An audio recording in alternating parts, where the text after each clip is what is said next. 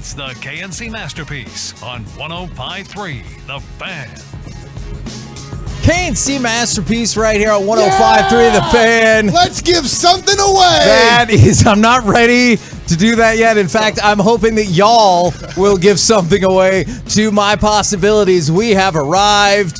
Go ahead and check in with us all day long. 877-881-1053. Hour number 1 of the 9th Annual Piece-A-Thon. We will be going until 7 p.m. today, ladies and gentlemen. Today, that's a tonight. Tonight. That's right. We're here when it's dark. We will leave when it is dark again. Hey, Twizzle just checked in on Twitter, and we have some check-ins already happening. He's a great fan. Yep. So here's my question to start off the 5:33 in the morning, because I don't know why, but when I was driving here, I was thinking of like Boys to Men. And you know how Wait, that's weird. Why were you thinking? people like Boys Because to Men, Mike is jacked up right now. they make love songs, right? Yes. And they'll talk about making love until the sun comes up. Sure. Do you know how miserable I would be at this point that the sun hasn't come up? Like, I wouldn't be crying because of joy. I would be crying because I can't do this anymore. The sun's just not coming up. Do you think there was a time, by the sun, do you mean your ding-dong?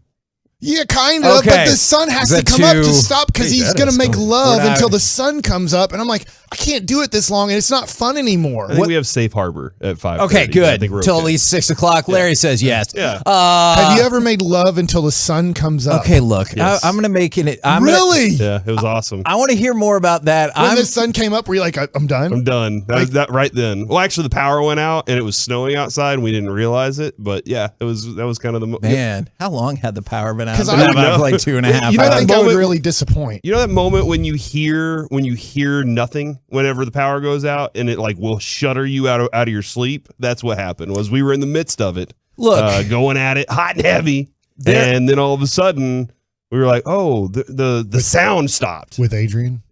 Yeah. Okay, good. Good. That's a good answer. before marriage. Derek Holland's here. I mean, What? after marriage. Yeah. Hi, guys. That's Cory Mageors, Mike Bacsik. We've got Larry Flores with us until 10 a.m. I'm Kevin Hageland, and we have, for the first time ever, for the whole Piece-A-Thon, so he says, it is We'll see. Derek Holland. Welcome, good sir. Hi. I can't believe this. This is, I beat you guys here. Yeah. The I hell beat you guys here. The hell you did. You didn't. Have Were you ever made go love walk? till the sun comes up? Yeah. I don't. Yeah. Here's the Like, and it started at it's- nighttime? It started, and Well, you just I mean, kept going? it always starts at nighttime. Yeah. Well, like I mean, I'm sure there's like a 10 to 15 Does it minute count? Hey, baby. Does I it love count you if it's so like- much. refractory rate. Does it count if it's, you still haven't gone to sleep yet? And That it's counts. I think super that's early. I'd want to go to sleep. Yeah. Yeah, And after. We've done it. Yeah. We're good. Now, After. Let's you go smoke to a sleep till cigarette the after sun you're done? comes up. this I'm you gonna never make had a moment. I'm gonna where make a Boys to Men song about going to sleep until the sun Yeah. comes up. never had a moment where you're like, let's go Turn again. the lights out. You never had round It's two? time to Like, round two's kind of fun set every once in a while. the alarm. Do you smoke a cigarette when you're done too? I've never smoked a cigarette, and I told my wife she can do a lot of things to me, but if she smokes a cigarette, we're getting divorced. Wow. Oh my god. That is. That's She knows. She there knows. wouldn't even be like a conversation. Be No. like, hey, don't do it again. That's cheating on me. Oh my God. Okay. So, Cory, I know you I'm won't here. be surprised by this. By the way, it is also listener's choice at this point. Oh, yeah. 877-881-1053. This will be the least surprising thing you've ever heard from me. Whenever people are like, we stayed in bed all day long. And I was like, seriously? You didn't have anything to do? Like, I got things Those are I the need. best days. I have things I need to accomplish every day or I'll Why? go insane. Why? Because of how I am as a human. Just know that. enjoy I the can't. bed that day. I can't. Everybody can. From the 214, just I driving my can't. forklift, listening to my favorite show, KNC Masterpiece. Love y'all guys. Ray at Honda with his forklift right now. Very cool. Ray nedes to have a Honda, or is it a Honda forklift? It's a Honda forklift, probably from the 972. Oh my God, you got Derek there. This show's going to get banned. So maybe it's a For possibility that by Wow. noon What they did I do take to us get off us air banned? today. Let's Just look all at the it. fun. Just so much fun. Has anybody donated yet? Mike. oh, I came yeah. prepared. So 1053thefan.com/Piece-A-Thon if you want to go check out everything that we got going on, all the auction items, and if you want to donate. Yes! That is the biggest thing. I appreciate everybody who bids, but if you donate as well, that's fantastic. I'm going to start the donation off Oh, right out my. the gate. Okay. I want to be the first. Okay. I was the Well- first one here. Nope. Don't even say Don't it. tell All him. Don't tell him. I want to put $1,000 right now. Nice. Let's go. Mike, there you go. Yeah. Can In you your add face, it into Kevin. the official portal so I can register it? I'm not going to lie to you, Derek. I appreciate that. Somebody sent me a message and they're like, hey, I donated $89 of my possibilities. I think I did it wrong. I went to the website and I was like, who do I need to contact to make sure that goes into our category? So wait, ain't getting to us. I know. Hold on. Can you tell me, is there numbers in this website that I need to type? Oh my God, don't One start with me. I can't handle All numbers. /Piece-A-Thon. Even the comms numbers. All right, Corey, I need you to run a tracker of when I'm going to need to just take a break and just walk out and just let you be. And that's at that point, Kevin, that's when Mike will say, all right, time to go to internet.com and start doing stuff. We're And going to it'll be so fun. screwed. From the, in your face, Kevin. It's already started from the 903 as it is listener's choice. Thoughts on the Stars game tonight. All right. I do have thoughts on the Stars game against Chicago, and I'm going to tell you a story about my mom, but also, oh my God, but also we're trying to figure out a way. Derek has season tickets, and he wants to give those tickets away for people that donate a certain amount of money. We're still trying to figure out the logistics of that, but if you have an idea, I'm definitely here to listen. So my family grew up in Chicago. My mom and all her family grew up in Chicago. The story as it was told to me, that's right, the North Side. They went to a Chicago Blackhawks game, my mom and my dad. I believe, if I remember the legend correctly, she was pregnant with me at the time. Feel free to get your jokes ready. Is a puck came off the ice, flew into the stands. My dad, not the greatest human being who has ever lived. So the story goes, but close. Ducked out of the way, and the puck hit my mom in the head. Your dad ducked out of the way? Yes. Oh, man. And the puck hit my mom in the head. So just remember what a different time it was. Different time. It was a different time, yeah. Yes. What the puck is, they ran up to her and immediately were like, don't worry. We got you the puck. So they weren't like, hey, don't sue or anything. They're like, hey, we can get somebody to give you stitches, but don't worry, we found the puck for you. Awesome. I still have that puck to this day. She gave it to me. It's on the back of the ticket. Awesome. I don't know if it was like back then, though. I think like the happenings like this. Well, how old's your mom? Don't you know? Yeah, don't you? You don't even know how old your mom is? I know how old she is. No, you don't. Yes, Do you think they had to steal prove that it. puck Yeah, from a tell us. little kid? Like they walked up to some little And- kid and were like, hey, look, this Was it a lady's Stars bleeding. game?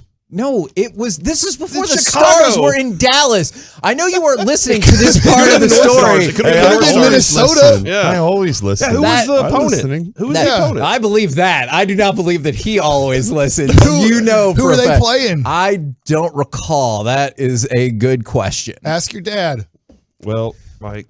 Mike, he's dead. But thank you. Condolences. It happened a while ago. I appreciate it. Good morning, I am Dallas. definitely not going to make it. From 214, Moody to Mayor, checking in, working 2 a.m. to 2 p.m. Holy cow. By the way, somebody did text this, Kevin. They said they will donate if we read this.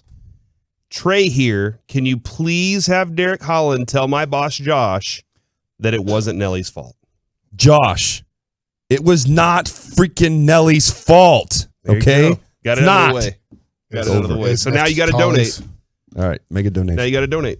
And from the 214, this person says they will donate $606 for Derek Holland's ticket. Larry, can you do me a favor? Can you respond to that person, give them a phone number to call in, and let's see if we can actually get that donation done, because that would be fantastic. And this is huge. We're going commercial free. This My Possibilities. All day long. We're no to Why that.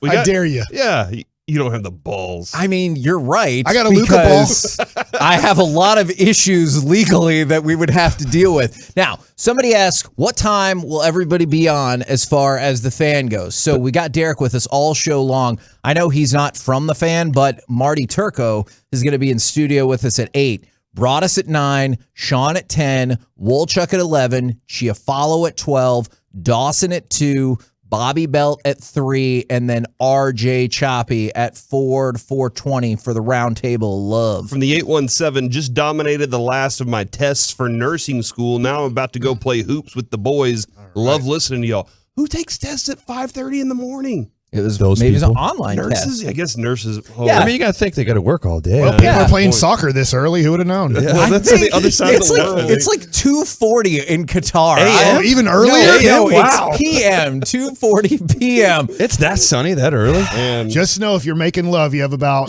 20 more minutes.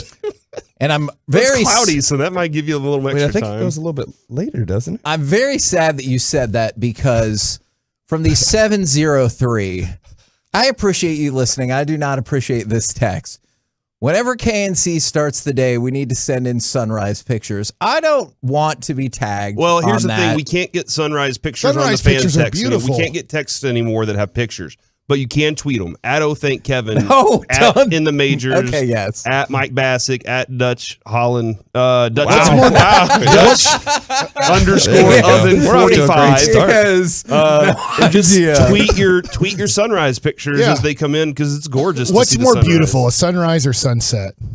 man? Set. You know what? Let's later today tweet your sunsets too. We'll accept We'll compare. both. It's Yeah. going to turn We're a gonna see versus both. Yeah, we'll see which sunrise one's bigger. versus sunset. Yeah. Maybe that's what we'll do. God. We'll just give the tickets away to the best picture of sunset. No, we will not. We need to raise money for my possibilities. Now, Cory, whenever you fill in, because they always try to break us apart by Yes. splitting our show apart when Yeah. they need somebody to fill in. You have the genius segment of what the hell are you doing up this early? And I think that's a great. What do you think the divide is between people working versus people cooking? Oh, here's what's really Today. fascinating. People going home.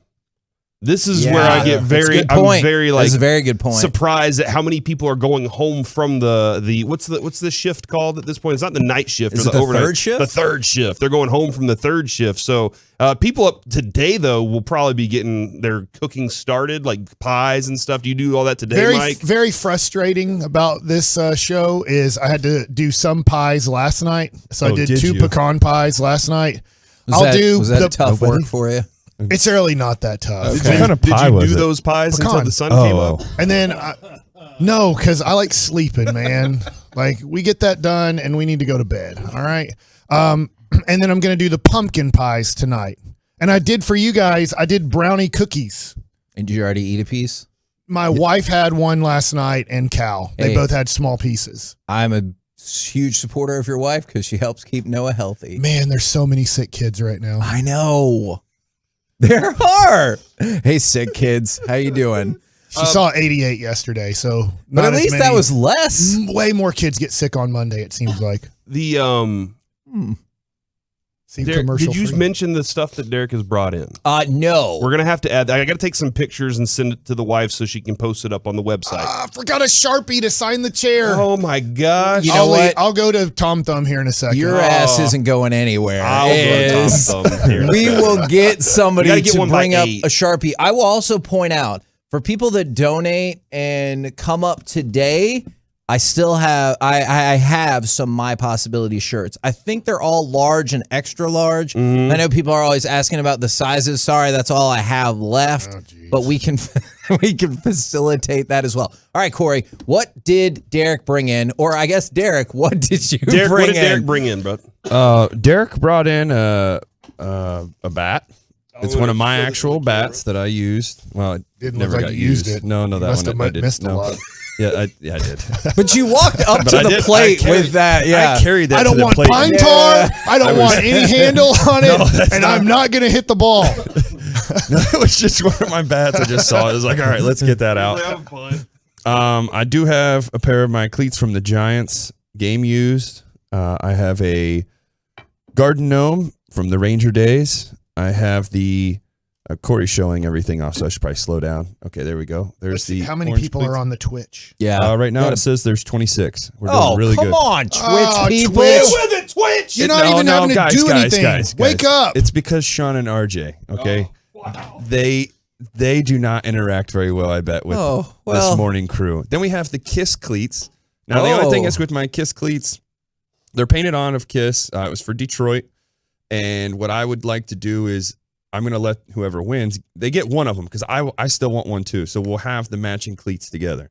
Oh my God, it's like a friendship Yes, locket. it is. That's exactly what it is. There's still mud on them. And yes, I know. Those are called game used. That's awesome. Where's the mud from? It's The from Chicago game? Detroit. No, it's from Detroit. Where your mom got hit? Now it was in Chicago. Yeah, that was Chicago. Oh, damn, I should have said that. I do have a Rangers jersey as well. One of my actual Rangers jerseys. The blue. Yep, the old blue. What number were you? 45. Mike, it's in his. That's how Twitter. old I It's in am. my name. This is my year of Derek Holland. It's on his Twitter handle, Dutch Holland 45. Oh my God. One. Oh, there you go. And then that's it, I think. And then we got the hockey tickets. That's awesome. And Yeah. a banana. And a banana. Are you two auctioning body off a armors. banana? I'm going to eat that one, Okay. actually. Sounds And a then good auction idea. it. And then I'll give the peel. How about that? I'll sign the peel. That is appealing. Is from the 817. I clean pools, so I'm up dealing with very cold water. Oh, man. Wait, when does that Yikes. start? You start now? I mean, You can't even see the leaves. Well, you can turn do you you can clean turn the that? light on in the pool, I bet, and then get Yeah, started Wake everybody there. up. Yep. That's a bright light. They're going to think the sun rose. I don't. From the 817, heading to work, boys. I work today and tomorrow, 6 a.m. to 6 p.m., so I'll miss my family this year. Glad I got y'all, and I'll be bidding on some items throughout the day. This is honestly, and Cory's brought this up before, and I think it's right on point. This is almost like our Thanksgiving, is folks who donate stuff will be bouncing in. People will be bringing food. My family is going to pop up here. Cory, I know your wife is going to come up here later in the day. So it is almost like our Thanksgiving. Should I just bring Bruce up here then? Because my family is not going to come up here. Bruce is Sure. welcome, dude. Bruce is always Should've brought welcome. Man, we got to talk about Michigan, Ohio State at some Yes, point. we do. 8 o'clock, Marty Turco's coming in. He's a Michigan guy. So Yes, he is. Do you invite Ohio State people to the game? I'm going to the game with my brother. He's I was a wondering Buckeye if you fan. didn't want to go with him because he's dots the I. No. Yeah. We're taking, it's a tradition. It's what we do every year. We go to the games. You went with Trevor Story last year, right? And my brother. Or Who no, did- my brother didn't go to that one last Who year. did Trevor actually. Story root for? Michigan. I had him decked out in Michigan gear. We were on the field for that game, and that was the first time that Michigan won in a while. And one of the coolest things was they stormed the field, and I got to see a grown man panic. Do He you, did not know what to do. He was like, he looked back and he kept looking. He was like, dude, they're about to come over. I was like, yeah, they're going to come over this. We got to get to the middle of the field ASAP because if we don't, we're going to get trampled. how do you get out of the building? You just walk through the tunnel with the players? Like, I don't Yeah. really. Yeah. I've And- always wondered that. that I would also Do you be have kind of to- terrified. Well, in the moment. what happened was we get out there and we're all jumping, celebrating, and like high fiving all the guys that are out there, and then all of a sudden it was like instantly like a swarm of everybody over top of each other, and then Story and I looked at each other and we were like separating. You can see him like his eyes got real big. He was freaking out like, "Oh my God, where's Derek? Where's Derek?" Because he never goes to these games. He didn't know what to do, where to go, when are we going to walk out. So it definitely startled him a little bit. But then when we walked out, we did see the Ohio State guys, and that was cool to talk crap to them. As they were leaving, getting on their bus. I have no doubt about that. Now, Cory, you asked a question. People have weighed in emphatically from the 817, heading to the fire station for my 24. Good morning, boys. Well, thank you very much. That definitely sounds more exhausting than this. Well, thank you for your services, too. Absolutely. Firefighter right there, taking care of the people. Absolutely. Well, we got a detective too. Up heading to the department. I'm a detective, and people ain't acting right this morning. Always got you guys on. Thanks for taking me in. I thought about being a firefighter. And then what happened? Yeah. And at 3:40, we're going to have a jewel thief on. So In I the hope. morning? No, 3:40 p.m. So I hope the detective will keep listening. What derailed you from becoming a firefighter? I really thought we were just going to skip that and just leave it like, yeah, what happened? And nobody said anything. We went to the next topic. You ride buses in the minor leagues, and you sometimes think about life and how you're not pitching well enough to really make it in this world.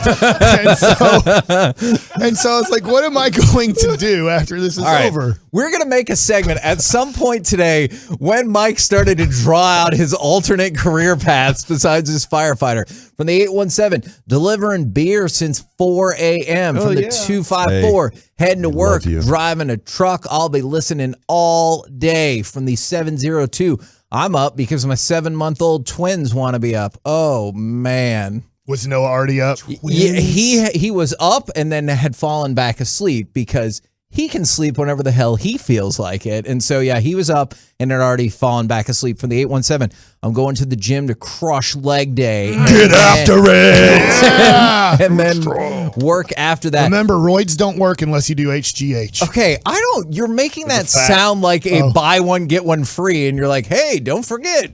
I mean, if your guy, has that deal going that day, that's the kind of the thing. And Derek, we have our good buddy Steven from Rockwall said he is going to donate $350 for the autograph run sheet today. Oh, and then we have 4. And then he will donate an extra $50 for every athlete who signs it. So, Derek, if we can get you to sign this, that would be a heck of a start. A lot of people going to the gym, headed to work. I used to go to the gym. It's a good thing. You start your day off. Let's go knock this out. Wednesday was my spin day where I'd teach spin. Derek went one time. I went once. How did he do? Did really good. Yeah. I did really good, yeah. Better than Mike? I got fired, though. Why did you get fired? I don't think you got fired as much as didn't they happened. just stop doing the program because of COVID? Yeah, that too. Okay. If you want insight into Mike's head, that's almost what's inside Really disrespected of his me. mind. I was teaching one whole day a week at 5:30, well, at 6 a.m., but I had to get there like at 5:45 to set up and get that music going. I understand. What's in Mike's mind is the question. Yeah. I feel like we just invented that. That is. I feel like I've given you a lot what's in my mind so far. Yes. No, that is very true. From the 972, I'm a Tolo. I'll be listening all day on my way to work. I build trucks. Ooh. From the 214. No, that's just, I'm sorry. So the way it sounded, Kevin, the way you said it sounded like he was building Tonkas. No, like I'm sorry. I build little trucks. That is fair.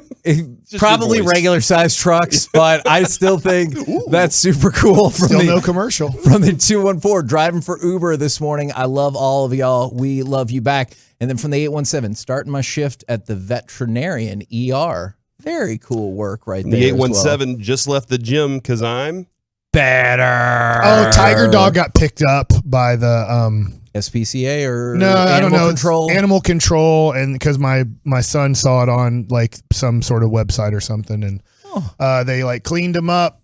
They did everything they needed to do, make sure his shots were up to date. So he's somewhere. he's available. Yeah. Okay. Nice. He's on the market. We're the KNC Masterpiece right here on 105 through the Fan. Coming up next, we will kick off hour number 2, technically, because that makes it easier. The key to the Cowboys' bounce back success the past 2 seasons. Is it McCarthy? We'll do it next right here on the Fan. Listen.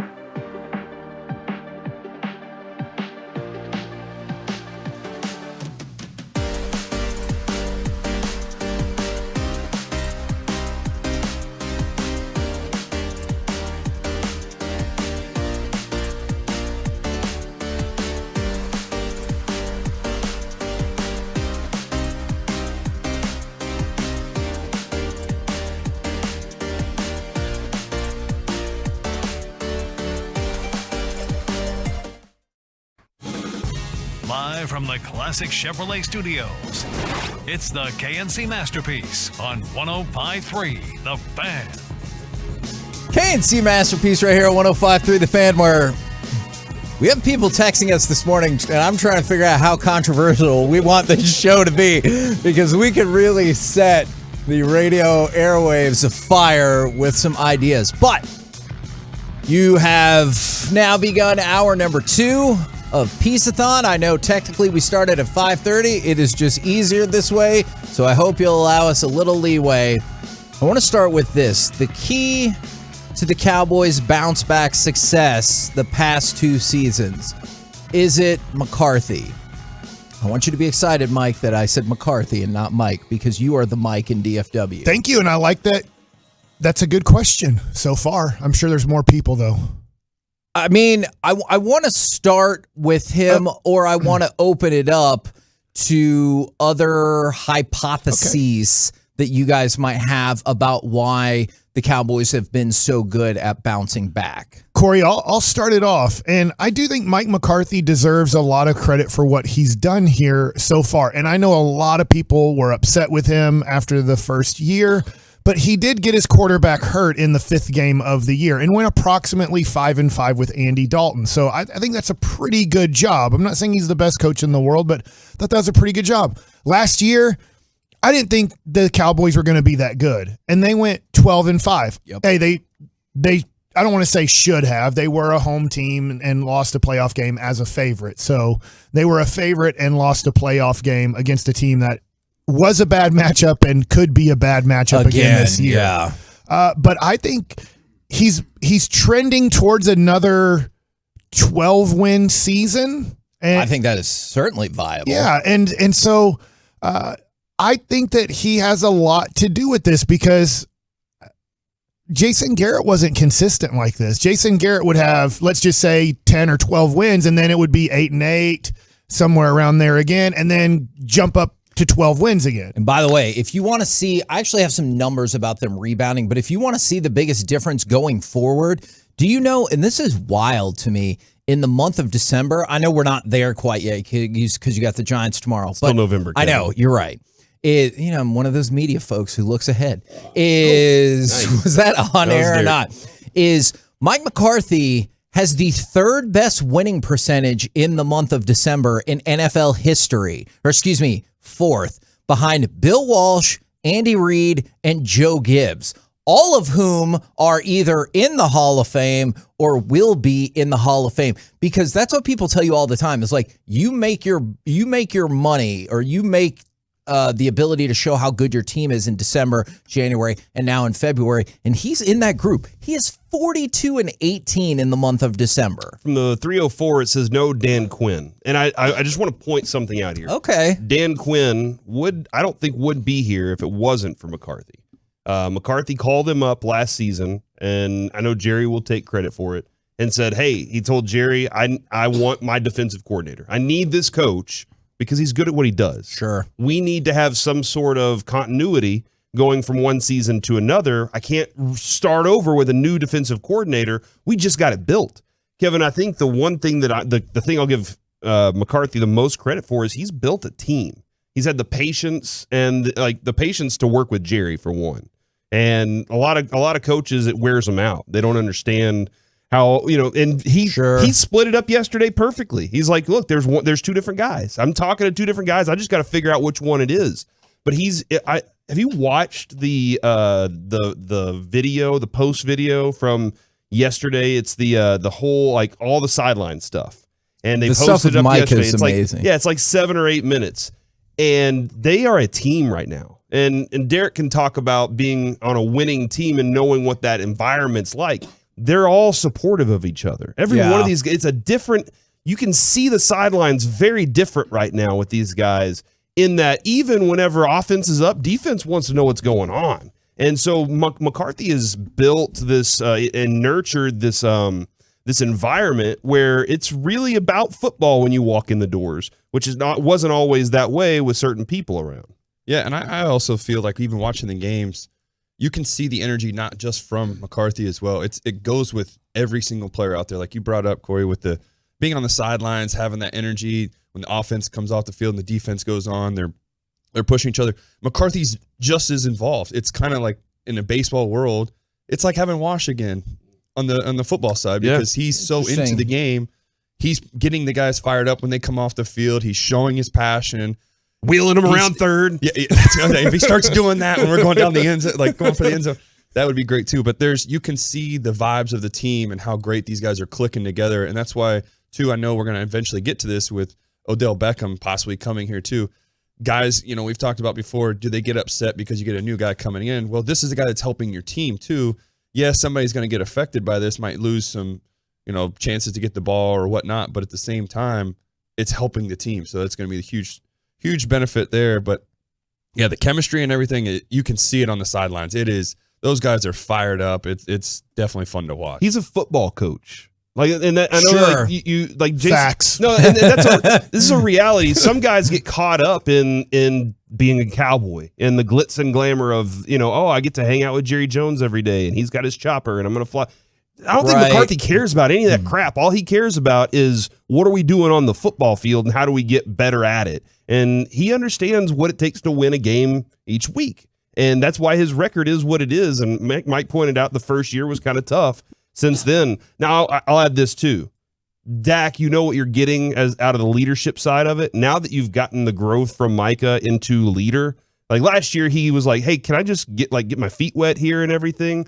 The growth that Mike has taken into this next level of I'm holding all of you guys accountable on this team and we're going to go at it. I thought it was really funny when he was like, I'm not practicing. I'm not going to practice if I'm not playing. If you're not going to let me play. And somebody was absolutely. like, you don't practice anyway. And he was like, but I, you can tell it's like, but I show up. It's one of those like, he knows I'm showing up each week. From the 901, I think they mean this as a dig, but I think this is exactly the point. Let's take a look at the tape after the Green Bay loss. Were they a team then? Yes, they were. They went in that locker room and tore each other up. Yeah, and guess what? Then they whipped Minnesota. They beat them down.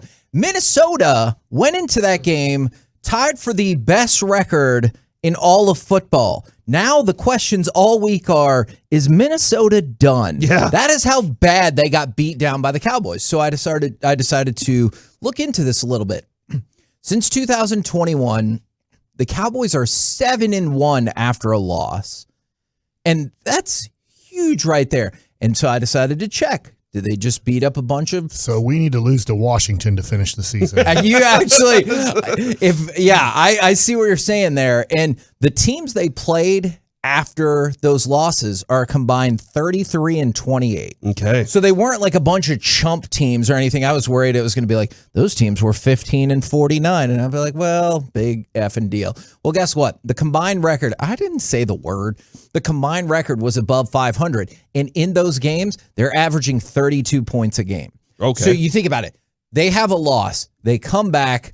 Not only do they win, their offense is clicking, which right now I feel like is it still that's more of a concern for people than the defense? Like maybe you're feeling great about both right now, but I still think more people are probably concerned about the offense if you had to pick one as opposed to the defense. I was kind of listening a little bit to what Broadus and G-Bag were kind of discussing yesterday, and I am a little concerned about this because that whooping that they put on them, that the Minnesota Vikings had done what they had done most of the year. They didn't change much. And so you went in with a really good game plan and there wasn't much adjustment from the Viking side at all. And I wonder how much that plays into it. If you see them again, will they just be like, we're going to roll out? They basically said, we're going to do what we're good at. And if y'all stop it, that's just the way that it is today. I don't know if they have something to go to, if they have a change up they can go to or not. That's a good question. But that is something that I kind of want to know. You had your game plan ready. What happens whenever a team says we are game planning for you? Because they did not run the ball. They did not stay committed to the run. Obviously, they had a real difficult time sticking with it because they were behind by so much so early. But they decided we're not going to do what we think y'all's weakness is. That being said, the Cowboys, if you watch that video again, you hear Curse on the sideline after the first one saying, you got to earn the pass rush. We got to earn it today. And they went out and did. Is that why they wanted to rush the passer? Yeah, they when all it was did. 37-3 and we hadn't quite closed. The game wasn't over yet. I mean, it was over, but it wasn't over. And they were like, all right, now go now. How many possessions are typically in a game for a team? Like 10. 10, and you had 7 sacks. You kind of almost end a drive with a sack a lot of times in that game.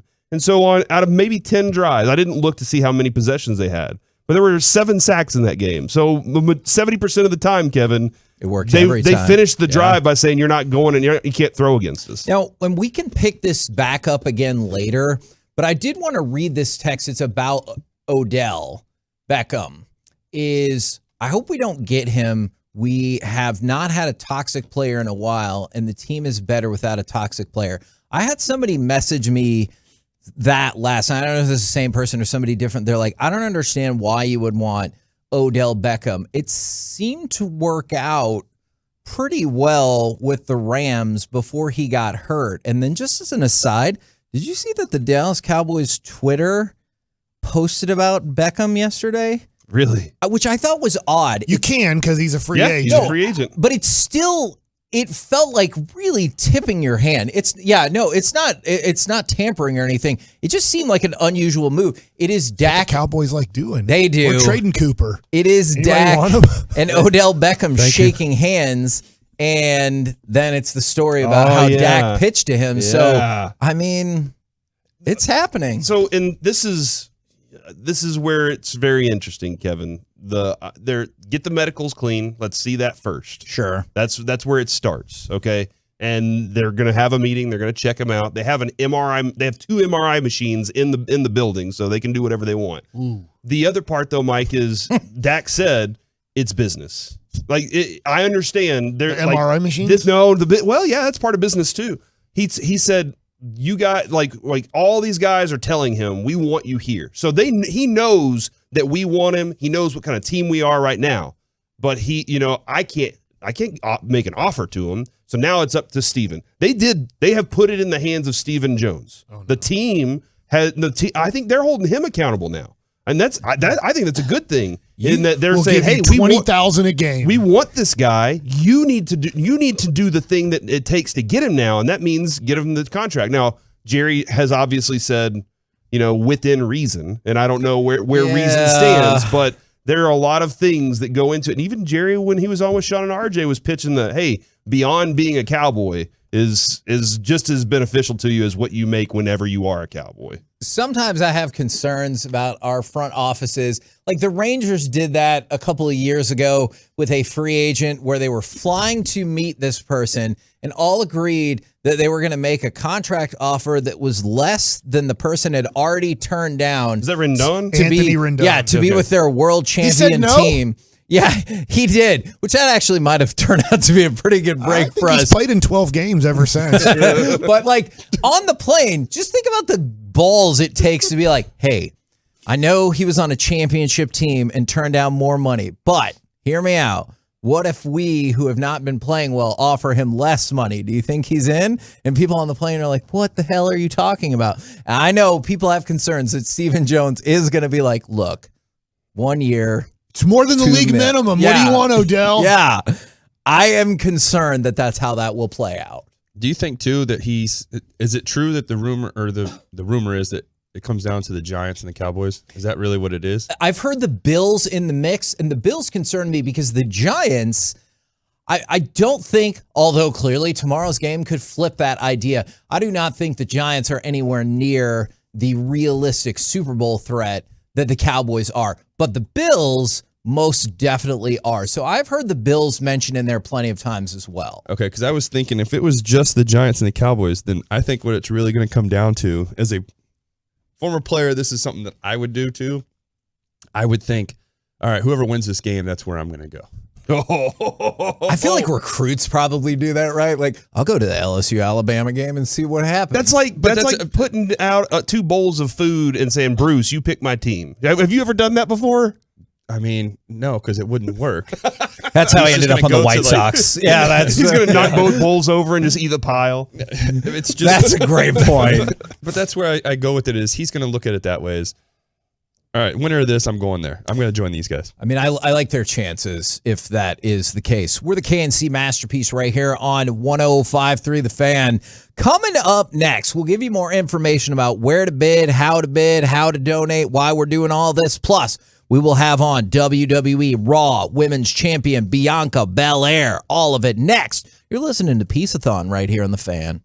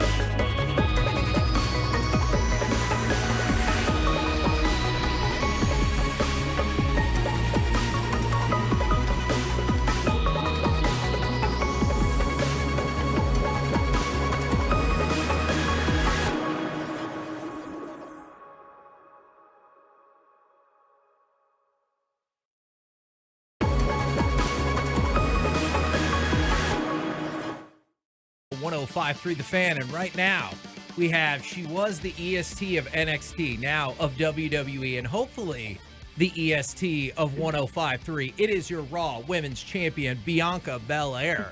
Good morning. Hello. Good morning. I like how that rhymes. I know, me too. I was very excited when I put that together. I know it's very simple, but I was still irresponsibly excited about that. He writes poetry in his off time. Now, tell us, to get started, how irresponsibly excited you are for Survivor Series this Saturday, not Sunday. Don't get it confused, old school wrestling fans. This Saturday. I'm very, very, very excited.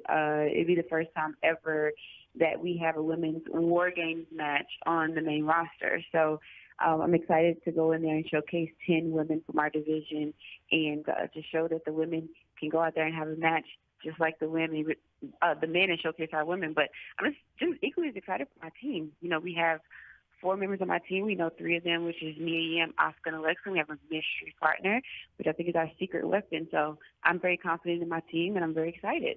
Now, I appreciate that you're excited, but at the same time, just as a normal human, it does seem horrifying to have to walk into a double cage. Yes, this is it's not your traditional match. You have 2 rings inside of a cage, and to top it off, you have weapons that anybody can bring out whatever they want: kendo sticks, ladders, chairs, tables, who knows, and probably have someone trying to fly off the top of the cage. But going into a match like this, you mentally just have to be in the space that it's going to take you there. You have to go to the dark side, and you're probably going to come out with some bumps and some bruises, but when your team comes out on top, in the end, it's all worth it. Can you explain the dark side just a little bit more? Because that's fascinating.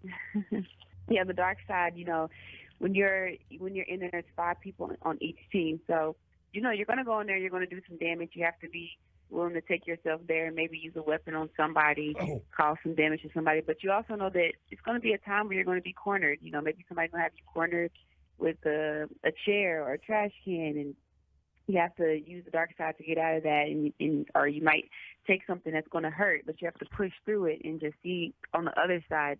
With these type of matches, they are brutal, they're hardcore, and you just have to have that certain type of mentality to be able to take yourself there and go through it and get through it. Come on, Corey, it's War Games. It's not friend games. I was just trying to do you tell yourself, okay, it's dark side? War Games, Corey. Now, no games, no rules, all war. That's right. So I was curious, because I've always thought this was a good idea. What do you think about the shift for WWE to start running a lot of their premium live events on Saturdays as opposed to Sundays? Because growing up as a kid, when I was a wrestling fan, I always was like, I wish this was on a different day, because I can't really stay up and hang out with my friends after the pay-per-view then is over. What do you think about the shift a day earlier? I like it. Regardless, our fan base and WWE Universe, they're always going to come out and support. It's always going to be, big events and big celebrations. Like you said, on Saturday, you can pregame before the show, you can party during the show, and you can party after the show. And so I think that moving into Saturdays makes it feel more festive, and it's like a day-long thing. You don't have to worry about kids going to school the next day or having to go to work the next day and having to go to sleep early. It feels like a bigger celebration on Saturday. Now, around this time of year, we got Thanksgiving, popping up tomorrow. What's your Thanksgiving setup like? How do you handle that? Because y'all have crazy travel schedules and everything. So how do you handle Thanksgiving time? Usually we're not home a lot of the holidays. It's usually a sacrifice being in this business, but thankfully we get to be home on Thanksgiving Day. Of course, we're flying out the very next day for War Games. But we're going to be home. But usually Thanksgiving in our house, Thanksgiving is usually undefeated. It always takes us down. But this year, since we have War Games, I have to mentally and physically prepare myself. So I won't be doing a traditional Thanksgiving feast, but usually Thanksgiving, it's all about the sides for us. Of course, you have the turkey, but you got to have the baked macaroni and cheese, the candy ham, and the greens. Mm-hmm. I feel like the side is like what makes Thanksgiving. I'm really Your family, of course. Family's number one. I'm really glad that you said. I mean, I Good agree, food. we all And agree it's about okay. the Food's family. good too, We all yeah. agree about the family. But I'm really glad you said that about the turkey. Why do we still accept that turkey is the main dish for this? Because it feels like people are like, yeah, turkey's fine, whatever. No, I feel like whenever you look at someone's plate, the portion size is always the turkey. That's like it's really the side, and then you get a bigger portion of everything else. Turkey's dry anyway. So. Yeah. What's got bacon? That's what's going on my plate. I was kind of curious. You kind of play a superhero whenever you step into the ring. Like you're already in that kind of persona. If you could be a superhero, that's already created out there, who would you be interested in being? I would be Storm. I like it. 100%. I think she's an amazing, powerful character. I love what she represents, what she stands for, and the aesthetic of her, the look of her. But I would love to be Storm. Would that give you an avenue to just chat it up with Halle Berry too? I just watched the episode of her on Hot Ones, and she's talking about Catwoman. But that would be really cool. Now, I don't know if this is confirmed or if you were just thinking about it, but is it also true that you have a reality show that is imminently going to come out? So far, that's what it's looking like. Kind of been in the works for about 2 years now. And so we're super excited about it. I'm more so nervous about it. I can't lie. Never thought that I would be like someone that would be, more so doing reality TV and opening ourselves up. But my husband and I were pretty much an open book, like even as who we are on TV, and it's exciting to pull back the curtain just a little bit, show who we are outside the ring and share our family with the world. But it's exciting, but I'm nervous about it. What's the most nervous thing? Is that people get too much access, or you're like, come on, cameras, I don't always need you there? I would say more so like exposing my family. My husband and I were kind of used to like being the public opinion, but more so just exposing my family who might not be as used to it. But we just plan on just trying to have fun with it and keeping it as positive and light and fun as possible.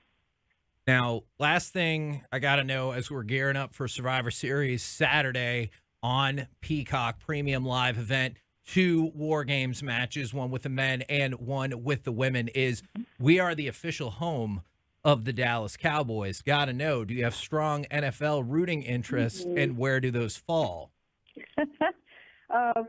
So I ride on the road with my husband, his tag team partner, Angelo Dawkins, and all they do is talk football all of the time.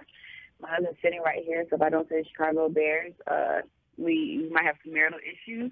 Oh wow, yeah, I understand. But so he's a big Chicago Bears fan, so he's like, he's sitting here looking at me right now, so I have to just say that because he's sitting right here.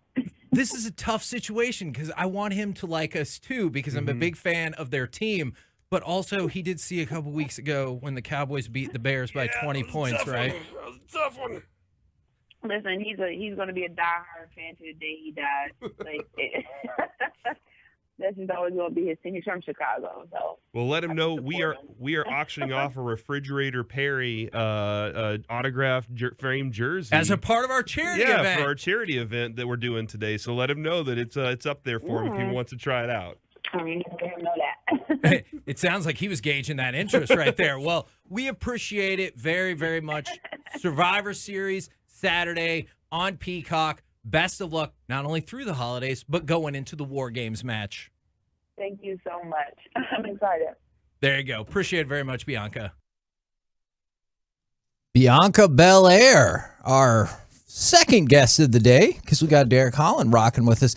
You're not even a guest. You're just part of the show all day long. I will tell you, one of the auction items we have at 1053thefan.com/Piece-A-Thon is a pair of lower level tickets to the Royal Rumble. I know Survivor Series is on Saturday. Royal Rumble coming up January in San Antonio. If you want to bid, so 1053thefan.com/Piece-A-Thon. We try to do this the best we can. Corey, I'm going to give you the first shot at it. Is there an item you would like to spotlight amongst the auctions? I was just looking at the Royal Rumble setup, Kevin. 2 WWE lower level Royal Rumble tickets, and its current bid is at $320.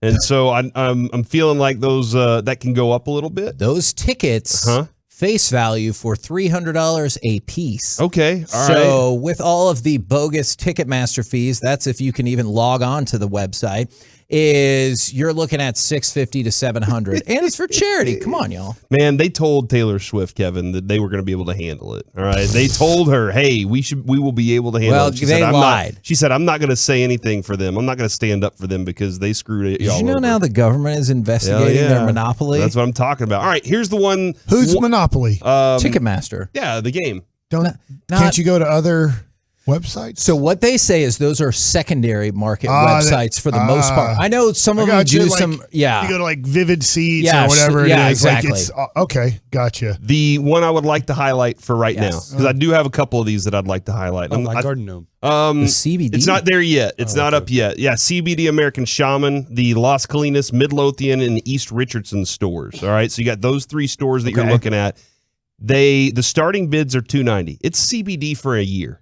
So you can go, you're going to get a $60 coupon for each month, and you can go in there and spend each month. You'll get that for that. That's a value of $720 for the year. So if you like going to CBD American Shaman, they got the Delta products. They got so many other things there. If you want to go to the Las Colinas, Midlothian, or East Richardson stores, you can get those. You got 3 different stores you can choose from. So you can win one and then tell your buddy or your friend or whoever, maybe your grandparent, because they're like, hey, I want to rub some of that stuff, that ointment on my elbows. Then that's a place you can go right there and get those started right there. Also, the Marty Turco thing, man, I think this is awesome. Yeah. And Marty's going to be in at 8 o'clock, I believe. Yeah, he is. You get a case of Kingsville Canadian beer. And I don't know if you've had his beer yet. It's really good. You get a Kingsville hat. You also get a bonus goodie. Not sure what that is, Kevin, but I don't know either. I love the surprise. That's just what he said. Add this to it. You get to hang out with Marty and have a happy hour beer with him. All right, so that's cool. And then on top of that, you get 2 Dallas Stars Lower Bowl Center Ice tickets.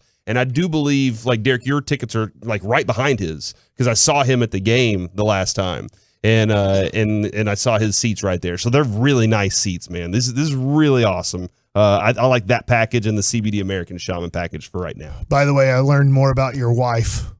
Oh, is she typing she in the loves Twitch? Bianca Belair, but she hates MJF. Okay, that's good. She does that. Who's MJF? MJF's the scarf guy that you like. Oh, he's the best. Mike loves MJF. He is now their world champion in AEW, by the way.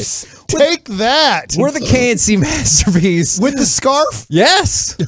Right here on 105.3 The Fan. It is the 9th Annual Piece-A-Thon. Coming up next, inspired by the Jacksonville Jaguars. Have you ever seen something at an eating establishment that made you want to leave? 877-881-1053. Let us know. We'll do it next right here on The Fan. Sean Shreve.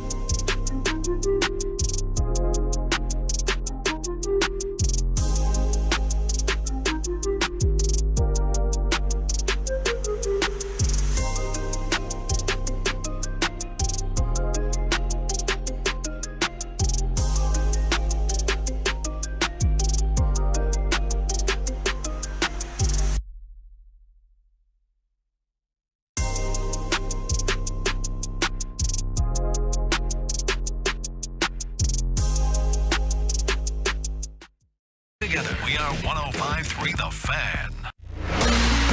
If you are in need of traffic control or barricade rental, Buyers Barricade is a full-service provider taking care of your project or special event, no matter the size, from start to finish.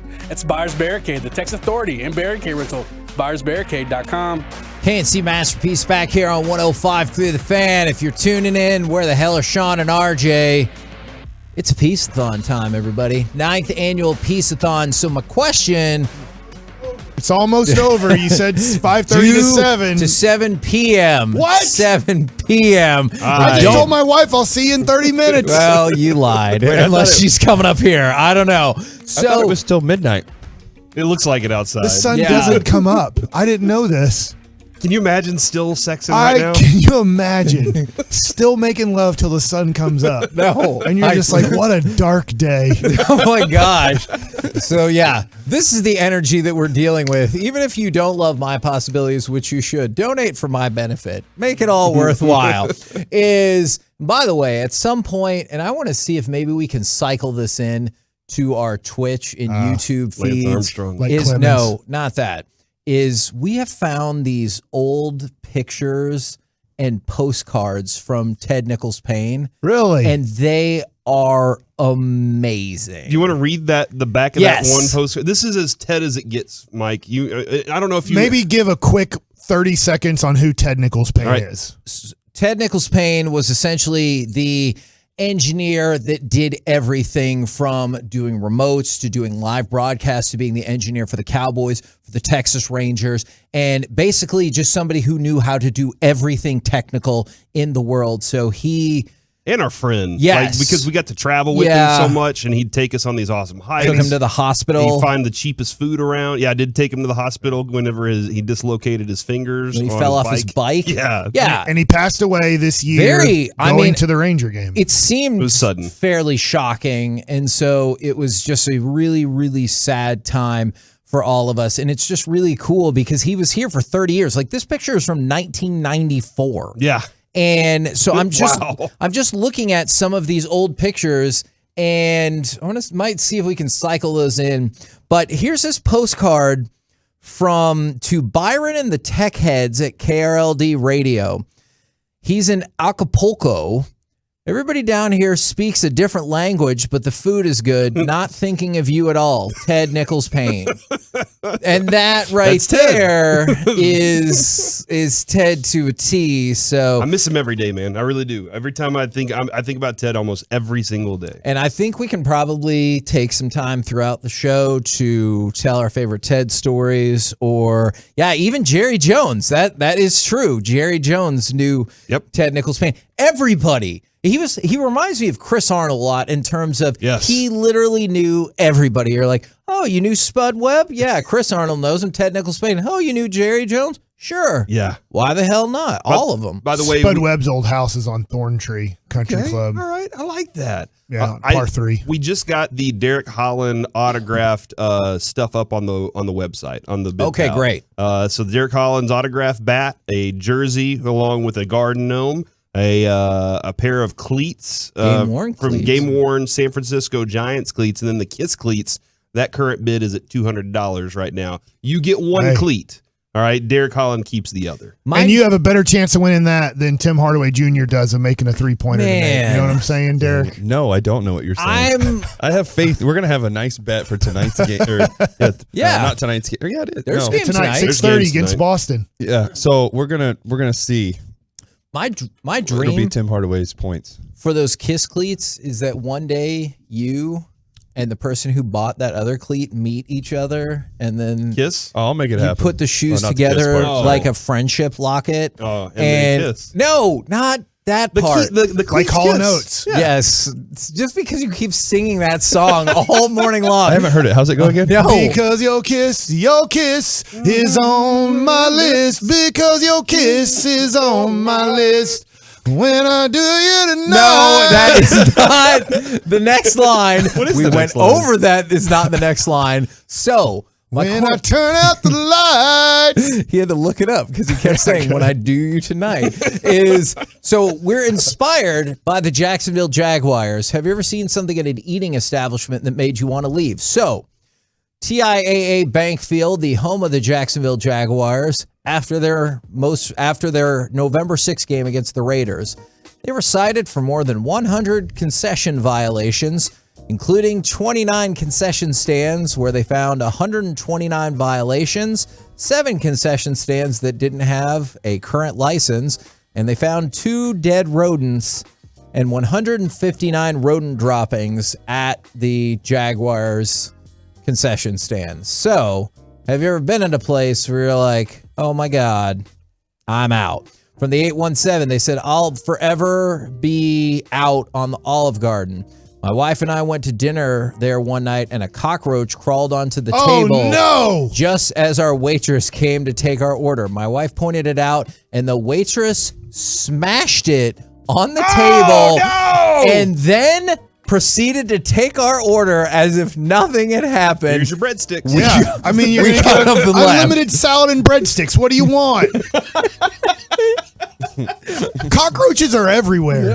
That's a fact. That If you think that a place doesn't have a cockroach, I mean, so it was on your table. There might be a few more at that Olive Garden than normal if they're that comfortable. How many cockroaches do you think you've eaten in your sleep? Yeah, and don't you know even what? What? People I eat thought it was cockroaches spiders. around the world. That too, yeah.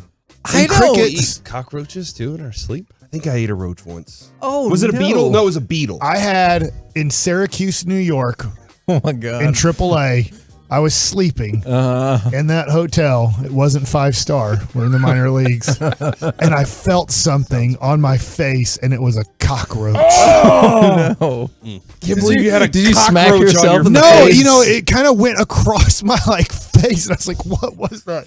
You know, you wipe your face and you kind of wake up, and then I turned on my phone to see, like, what was that? There's a dang cockroach next to me. Dang cockroach.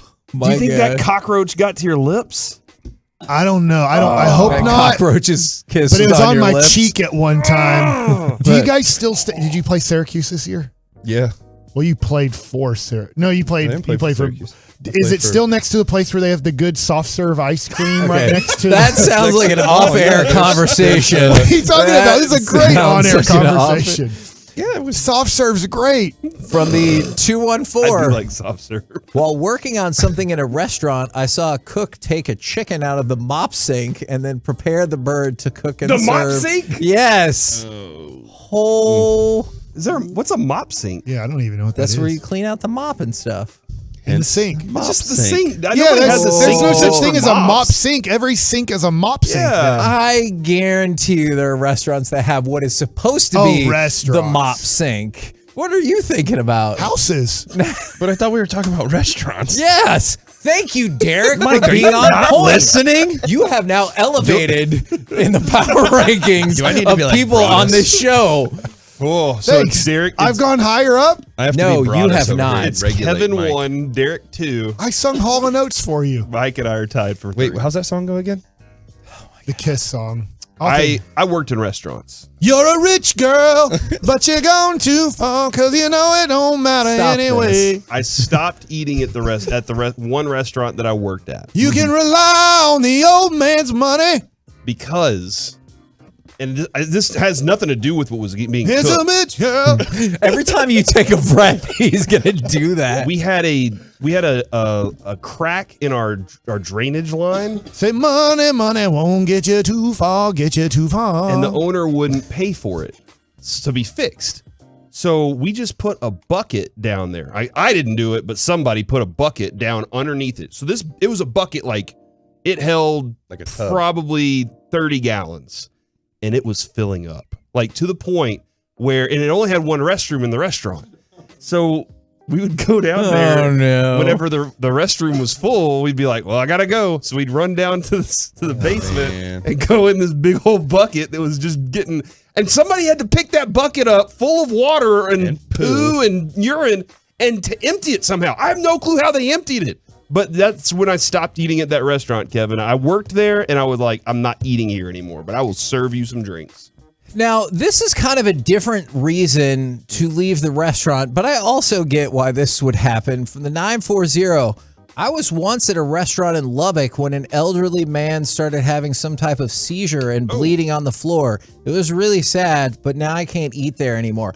For sure, because then all you would think about was that guy who had a seizure at the restaurant that you were going to. Private eyes are watching you. I've never heard this song. They see your every move. So basically, Mike is taking the best of all of these stations here off of North Central The Notes is Expressway. I great. can't wait till he sings La Grande songs. Then he's gonna start giving us traffic and weather together, and like we're really gonna incorporate all of the Odyssey properties here in the Metroplex.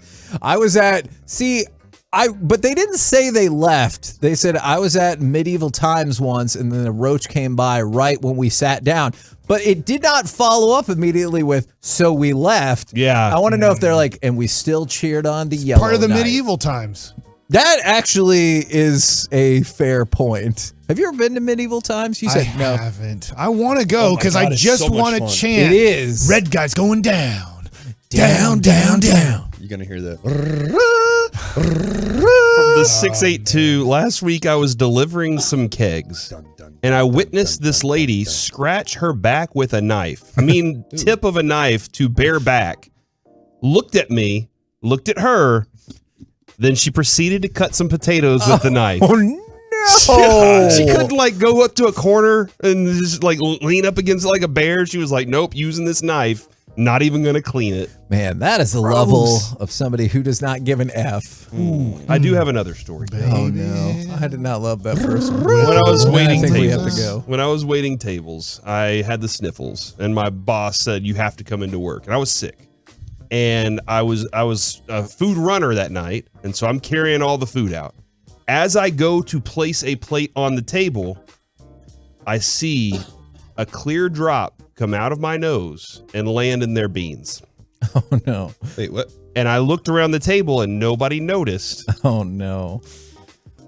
You did not serve those beans. Was her name Sarah? And I quickly left the plate on the table. Oh, gross! And it wasn't my table. I was just food runner that night. So I set it down and Going out to dinner doesn't sound so fun anymore. Yeah, that's why we're asking. about this now. That's why we're asking people to bring us food, so Oh, Cory's yeah. snot stays away from our beans. All we've had is coffee. No, we haven't. and Who's your we? and your brookie. Yeah, I made brownie cookies for you guys. Who are you telling that to? Dude, Why they're are you good. looking at me? I know that. they're really good, Mike. Thank you. Thanks. And by the way, somebody said they will donate. Can I donate $500 to have Mike sing for the next hour? As long as it's not consecutively and it's like interspersed, we might be able to make that happen. A lot of Hall & Oates fans listening. Hall & this Oates are morning. great. I want to go to their concert. Okay. Are they touring?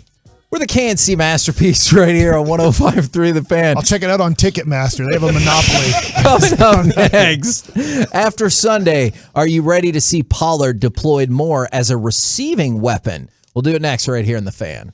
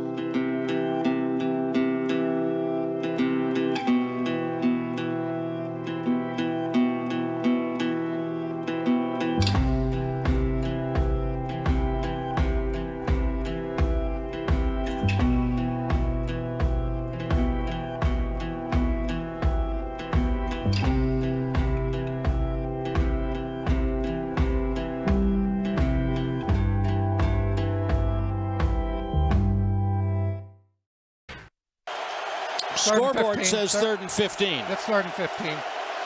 It is third and 15 because they lost yardage on 2 straight plays, and the crowd has gone double bunkers. Snap back to Prescott. He's got a lot of time.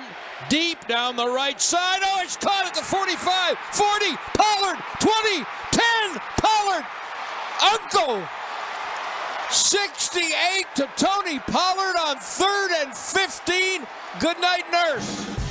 Live from the Classic Chevrolet Studios, it's the KNC Masterpiece on 105.3 The Fan. KNC Masterpiece back here on 105.3 The Fan, but did he score a touchdown? Yeah, nobody knows. Hour number 3 of Piece-A-Thon go until 7 p.m. The 9th Annual Piece-A-Thon, 877-881-1053. Feel free to check in with us on YouTube, on the Twitch, or right here on the text, and let us know what hour of Piece-A-Thon you are on. And if you want to donate or bid on the incredible things we have going on, 1053thefan.com/Piece-A-Thon will get you there. And people are also asking about donating to request songs for Mike to sing. Yeah. I guarantee I we love can this. make that happen. Is it all Hall & Oates? Is that all they want? I don't know.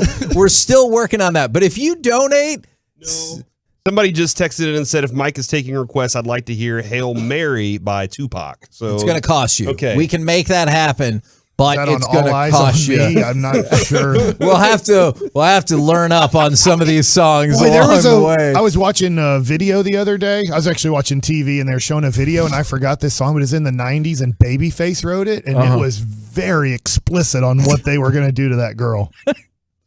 I was like, wow. Can you sing that for us? I have to find that song, and I don't think I can, but I guess I can. It was a song that was on the radio. All right. So all right, Kevin, I'm going to share this real quick. I know we have some sports topics to get into and everything, but I wanted to share this that just came in from a Tolo who actually has been here for Piece-A-Thon before. The reason we're doing what we're doing today, 13 and a half hours of radio, is to raise money for My Possibilities, which is it overlooks George Bush in between Coit and Independence. They take care of students, hipsters is what they're called, with IDD, and that is Down syndrome. It could be brain injuries, so many different things. But that's why we're here today. Tolo Brent sent this message and said, "Can you please share this story?" It's not incredibly uncommon for people with Down syndrome to have a condition that causes excess red blood cells. I've treated quite a few over the last couple of years, and my most recent one was particularly special. Her and her mom were talking about her school. I don't remember exactly what it was, but something about how they were talking about it, it made me certain that it was My Possibilities. I asked her if she was a hipster, and her face lit up with excitement. You could tell she was proud to be called a hipster. She then went on to talk about how much she loves it. She was particularly excited that the annual dance gala was going on after being canceled for the last 2 years due to the pandemic.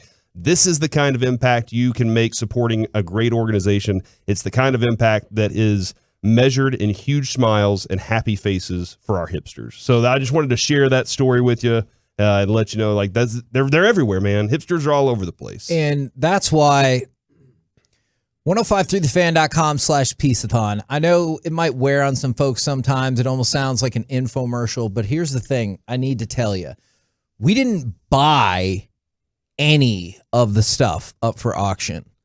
We got it all, whether it's CBD, American Shaman, whether it's Blaze Pizza, whether it's Dallas Card Show, whatever the spot is. We have people across the Metroplex that donated, and Derek Holland, obviously, that donated this stuff to us. We do not take a single dime. There is no overhead. Anything that we do that costs any money, we all pay out of our pocket. So literally every single dollar from the bids to the donations goes directly to My Possibilities. This isn't a thing where you have to wonder, oh, are they going to throw a party? How much is that going to cost? Nothing. $0 will be spent out of the money that you guys bid, donate, whatever. And like you said, the donations, man, like that's all the kindness of people like Derek and Marty, and that's out of their hearts, and we really appreciate that. 1053thefan.com/Piece-A-Thon. And do us a favor, spread the word. If you know anybody that is impacted by these types of difficulties in their life, or they love somebody who's impacted by these kind of difficulties, or they just love charity, please spread the word. 1053thefan.com/Piece-A-Thon. Now, Derek, I'm going to go to you. I do want to talk about Tony Pollard at some point, but we got a long time. We were talking off air about the pressure on Mike McCarthy, and I was hoping that you could elaborate on that. Yeah, it was when we were talking about this before, you guys were diving in, is what was some of the great things that the Cowboys have done and what's going on, their accomplishments this year with last year and everything. And something that stood out to me is I also was thinking, and this wasn't like an accomplishment, but there's pressure on McCarthy. Obviously last year, they still had a good year, but they didn't have what they wanted. Yep. And on top of that, going into this year, it was all about who cares what McCarthy did. Like he could go undefeated. We're going after Sean Payton. Yeah. So I just felt like this whole time for McCarthy, it's like the dude's got a target on his back. It doesn't care. Nobody cares what he's doing. He could be as successful as he wants. They're ready to move on and go get Sean Payton. So that's why I was curious. Do you think that plays into the major factor too of with McCarthy? It's like there's so much more pressure on him because they're already kind of trying to move on from him. I really do. I think he is, and I could end up being very wrong about this. I think he is a wild card loss away from getting fired. See that? I'm not.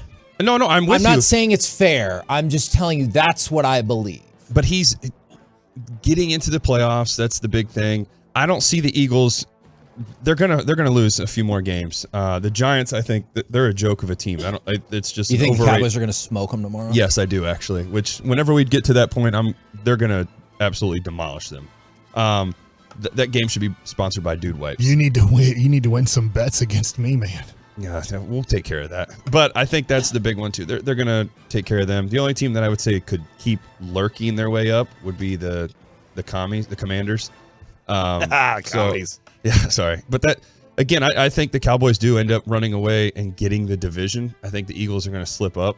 They're barely getting through it right now. Okay, to help facilitate that, then I decided to do some research to see if it matches up with our perception. Our perception is that when Zeke and Tony Pollard play, Tony Pollard never gets more carries than Zeke. Is that a fair perception? That is a fair perception. I bet it's true.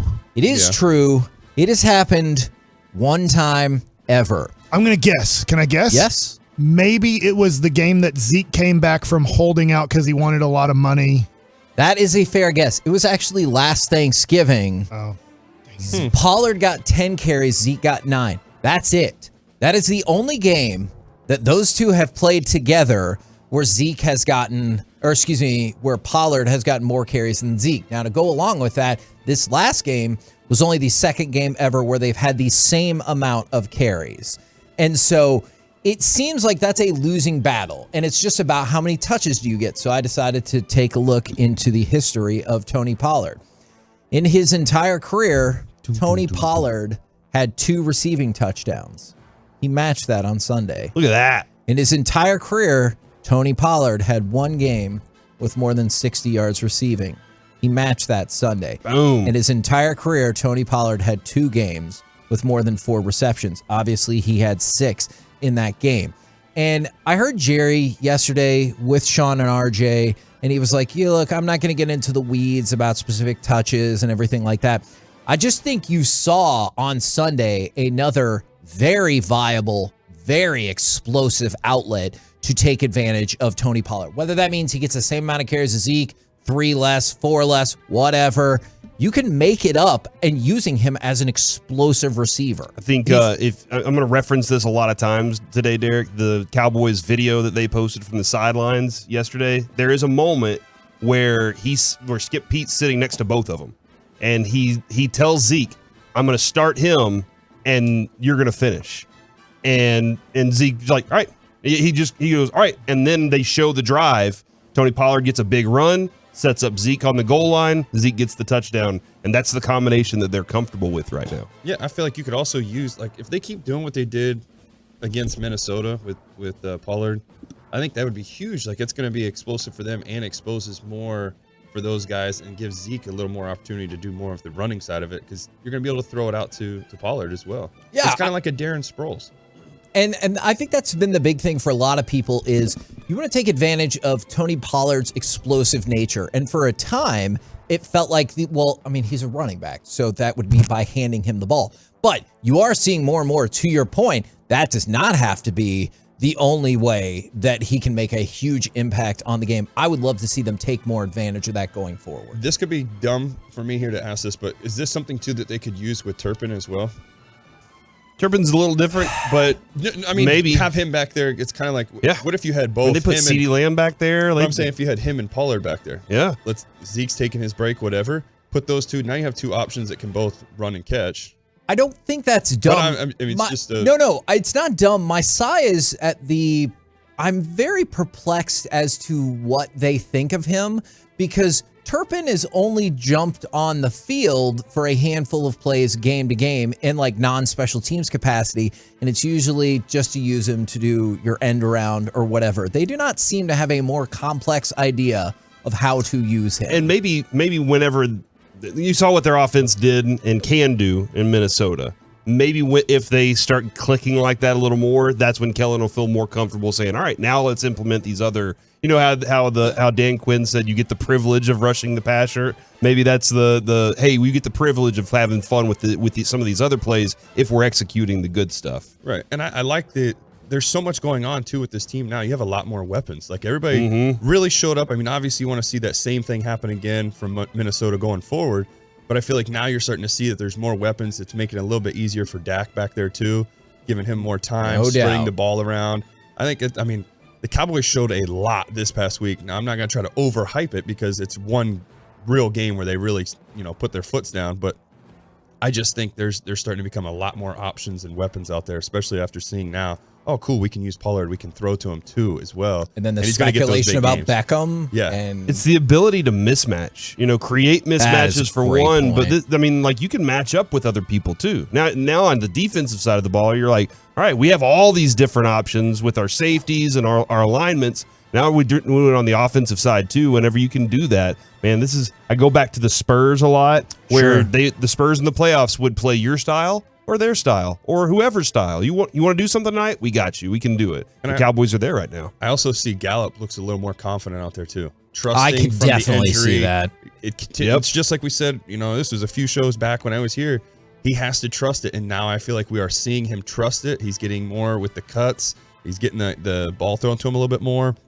So you're seeing a lot more from him. So that's continuing to get more of that progression. And also I think that comes down to the guys as well on the sidelines believing in each other and continuing to push each other and show that motivation, that love that's giving Gallup even that confidence as well too. From the 901, not sure if my app is messed up, but it's playing KNC in the morning. That's right. Oh, no. What is happening? It's Annual better. Piece-A-Thon. You got me, Kevin Hageland, Cory Mageors, Mike Bacsik. We have Derek Holland in with us for all of Piece-A-Thon. I thought it was Dutch Holland. Dutch Holland. Can you believe we pre-recorded this whole show? Twitter?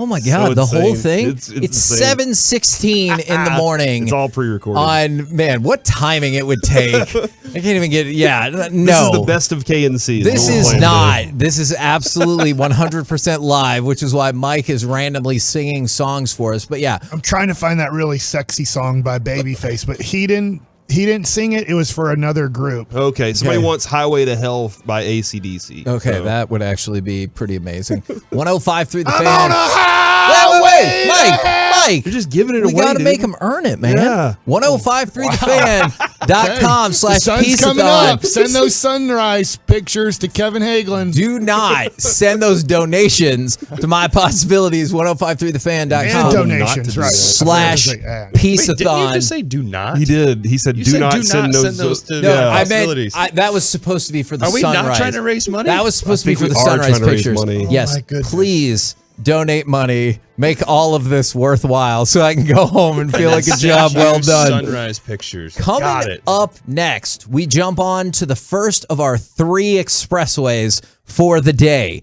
The history of the NFL on Thanksgiving, and what is your number one Cowboys Thanksgiving memory? 877-881-1053. We'll do it next, right here on The Fan. Keep the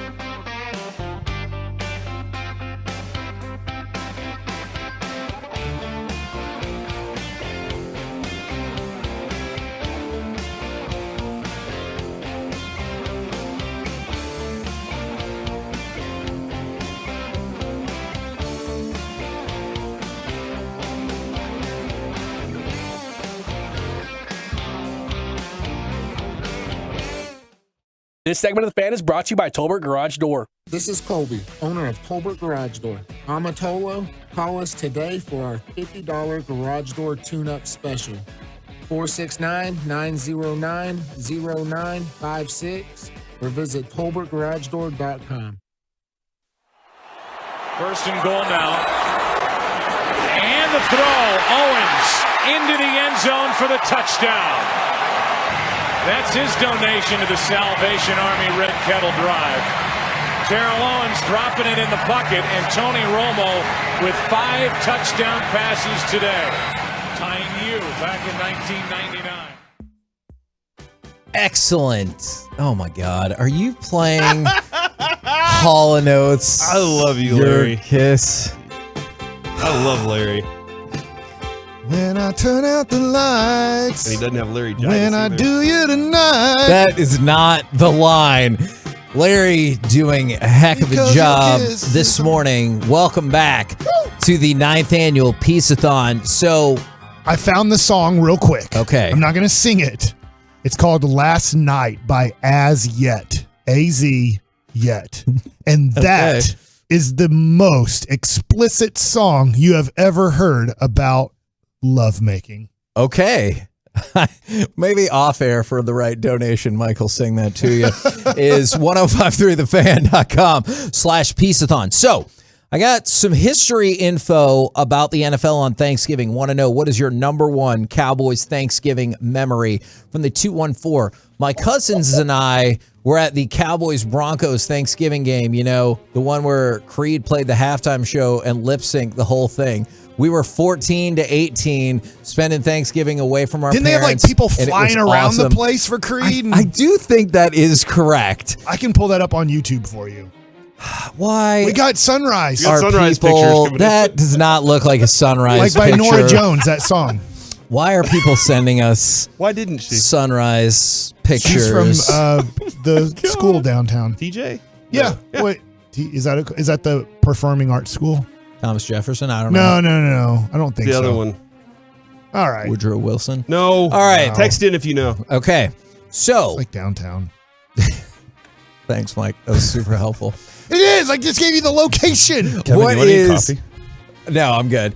Also, I like that first you go, she's from that place, and just Booker T. pointed out Booker the window. T. Booker That's it. T. All right. He just pointed out He the just window. pointed out the window. He's like, yeah, right there.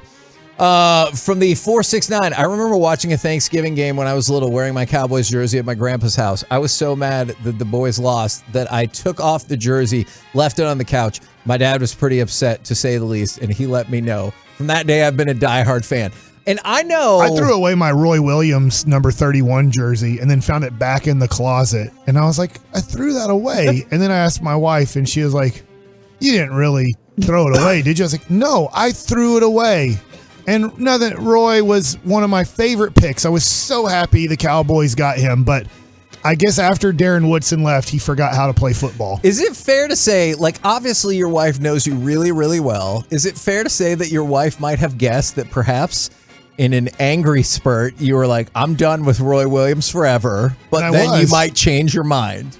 I didn't change my mind. Okay, but you could see a scenario in which you could have changed your Yeah. mind, right? Yeah, for sure. Okay. I'm pretty frustrated with Luka right now. I know, you have turned on Luka. I haven't turned on him. I still think he's great and everything, but I would just like for him to care a little bit about his teammates and defense and hustling. From the 972, bad timing with the World Cup. He's just going to watch that and be like, see, that's just what I do. Germany and Japan are playing. That's right. Don't forget, at 9 o'clock, we'll have Flula on. If Germany wins, you have to imagine he'll be more amped up. I don't know if that's a They thing. were allies in World War II. I'm presuming he's in California. Germany and Japan, that is true. He just texted me a few minutes ago to confirm the number to call into, and he was as energetic as he typically is on text, Kevin. So I'm telling excited. you, that dude talks like that all the time. If you think he just does this for the radio, it's not just that. Creed was wearing a Micah Parsons jersey when he did this. I don't think Micah Parsons was there then, but Wait, from The Office? so no, not that Creed. From the 817, can we donate to have Mike not sing? Yes. If you're willing to donate to my possibilities, we'll try to facilitate whatever your dream is for the day. There's a guy flying. I knew it. I remember. I don't know if we're picking that up on the camera. That does look ridiculous. All right. from the 972 That's Derek. That's not even favorite or number one Creed. Thanksgiving memory. Doesn't have to be your favorite. Randy Moss lighting that ass up. Man, yeah, he hit 3 catches for like, I don't know, 150 yards. Yeah, 50 yards a catch, and he had 3 touchdowns. But the overwhelming answer, probably not surprising whatsoever, is Leon Lett. It's going to be Leon Lett. From Miami game. Yeah, 1993. I was so mad at that. And then my grandfather, who went to the game, I had his old LTD Crown Victoria that became my first ever car, and the door froze, so he took a crowbar to the door to eventually open it. It eventually opened, and you can tell there was a crowbar taken to that car. Wow. But then I hit an off-duty police officer a few months later. And What? Well, What is happening? He was in his Why are you car. so violent? I kind of slowly ran a stop sign because it was after baseball practice. I wanted to go to Aunt Stella's to get a snow cone, and I was a little bit distracted. And rolled through a stop sign and hit that car, and it kind of ruined that LTV. Is that your Crown Victoria. actual aunt, or is that a place? That Aunt Stella's? Yeah, it was a snow cone place, and there's one in Oak Cliff. Oh, I and one in also thought you Duncanville. were going to your aunt's house, and then y'all were going to get snow cones. And then so. also, just to go more into Creed and Thanksgiving show, I've never seen a bigger flavor saver than Creed's guitarist had. Okay, thanks for that. I wonder how many people are like, what the hell does that mean? Look it up, kids. All right, so I want to get back to some of these answers. The first ever Thanksgiving game for the NFL was played in 1925. Though some people try to tell you 1934. That is incorrect.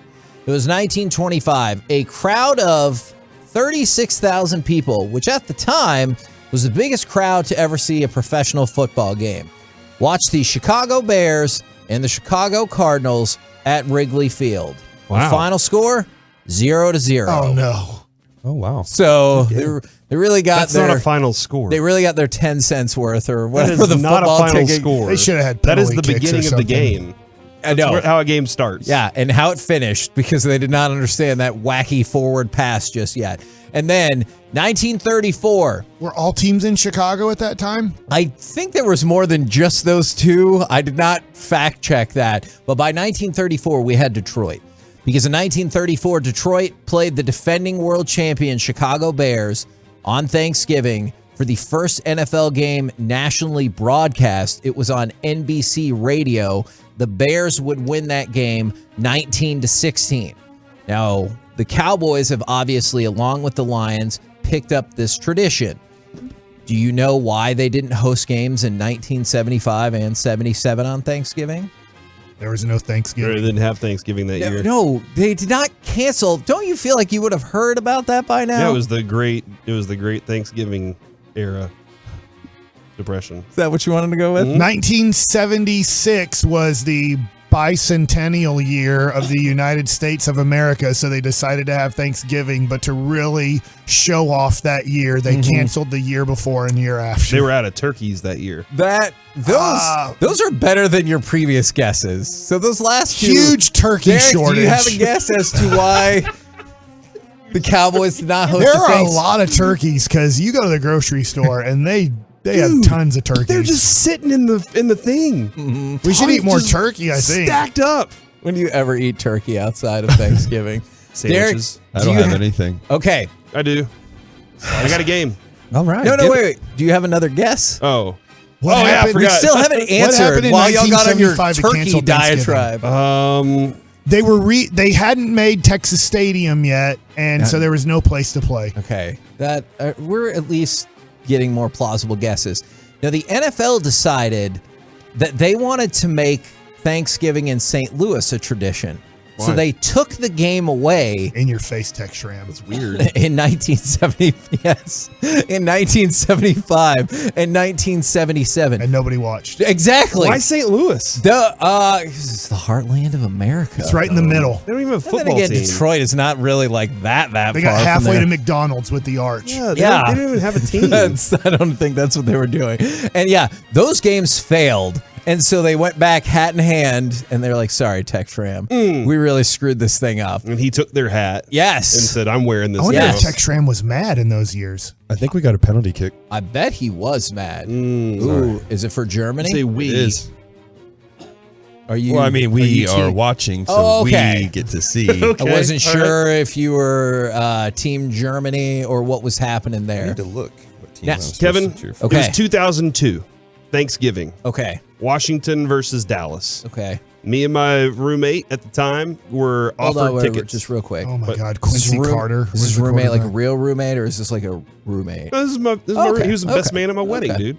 I didn't No, get this is invited. Chad. It was This is Kevin. Chad Hutchinson. I didn't get invited to his wedding. This is, yeah, that's true. Chad Hutchinson was your best man? No, God, Mike. Chad Hutchinson was the quarterback. Hutch in the clutch. He threw 2 touchdowns for 145 yards. Emmett Smith ran 23 times for 144 yards. Whoa. And Cowboys won 27-20.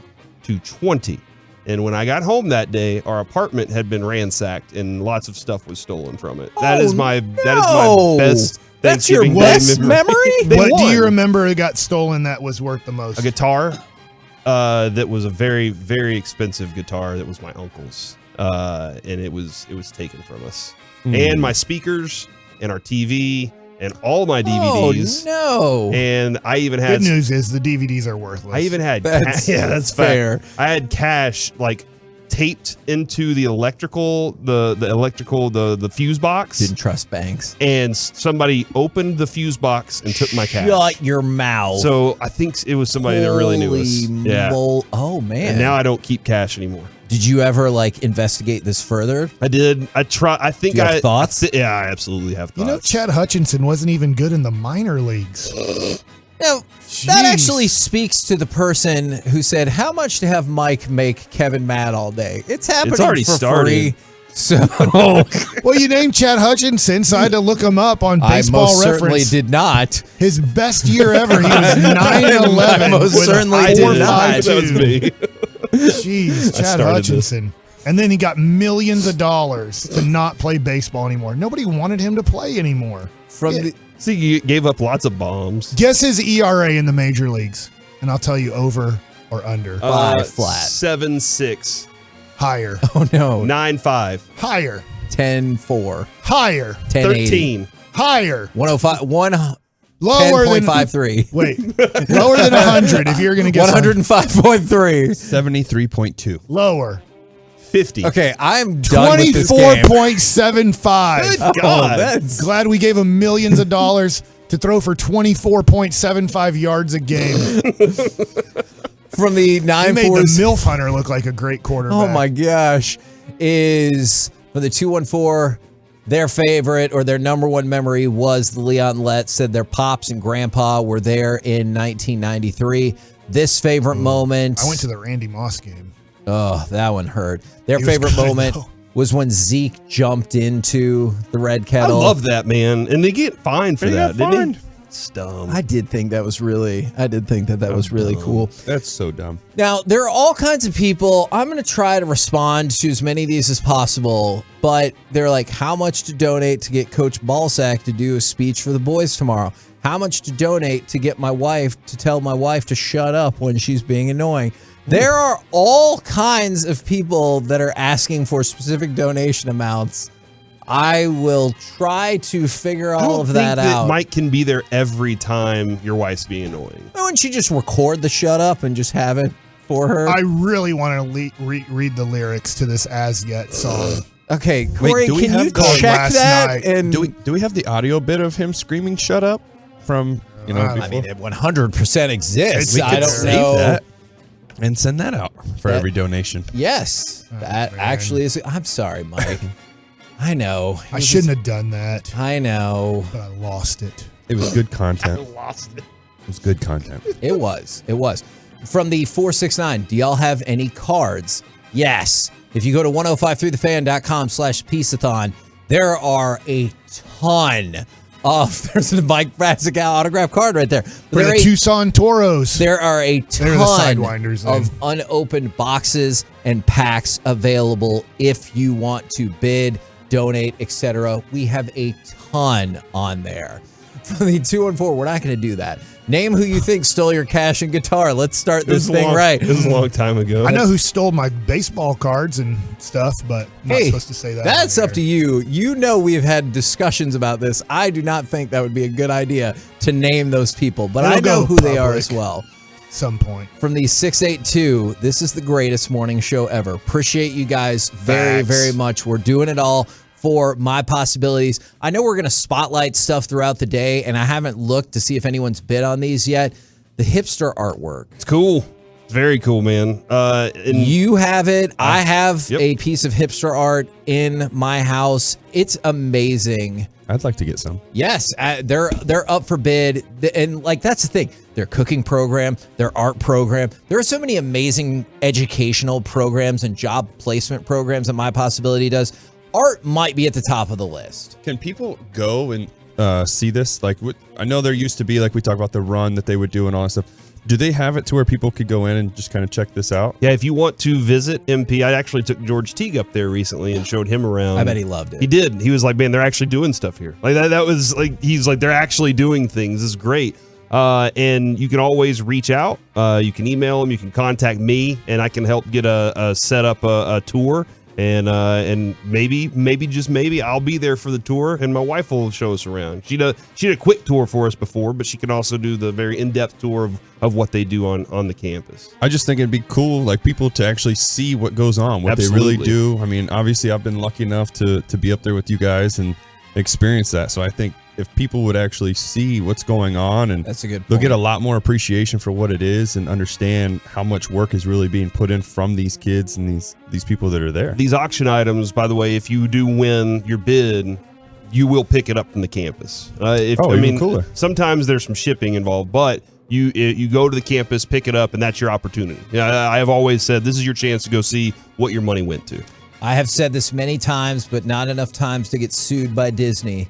I think that My Possibilities is the actual happiest place on earth. It is impossible to go there and not just feel good about the work they're doing and about like life in general. And by the way, if you cared, the Giants and Cowboys are meeting for the 121st time, and Dallas holds an all-time 72-46-2 lead. They can't overtake it on Thursday, That's can they? right. And the Cowboys have beat the Giants 10 of the last 11 times. They met on Thanksgiving in 1992. How do you think that game turned out? Kick their butt. They probably had Danny Cannell as their quarterback. They won the Super Bowl that year. Yes, they did. They had two third quarter touchdowns from Emmitt Smith. We have an autograph item from him up on the auction site as well. A big card. That is correct. In a 30-3 win over the Giants. Who is their quarterback for the Giants? I did not check that. I'm not guessing sure. Danny Cannell. That's my guess. But Collins. Maybe that's too early. He was drafted in. Oh yeah, he was at Penn State at that point. But Jeff you're Hostetler. Right. You're right. We did win the Super Bowl that year, so maybe Jeff Hostetler. Phil Simms. That is the direction. All right, let's see. I pulled up the box score Harbaugh. just for you guys. What's your final guess? My guess is Danny Cannell. Harbaugh. I have no clue. That's good because I have no clue who this person is. Kent Graham. Oh, of course. Otto's kid. An Otto 8th Graham's round kid. pick in that year's draft. That 8th round? Yeah, the round doesn't even exist. No wonder we won the in Super Bowl draft that year. Everybody anymore. sucked. We're the KNC Masterpiece right here on 105.3 The Fan. Guess what? No break, all content. Oh my God. I Fire totally forgot about that. off Oh no. that intro. I was going to go to McDonald's. You're going nowhere. Do you want McDonald's? Welcome to another edition of Masterpiece Theater, where we discuss theater with you. And now, two guys who know absolutely nothing about theater, Cory and Kevin. That is the fancy voice of Brian Waddle, our very first producer ever. What is he here doing? with the KNC Masterpiece? He works for the Stars. Yeah. Like the coach? Stats.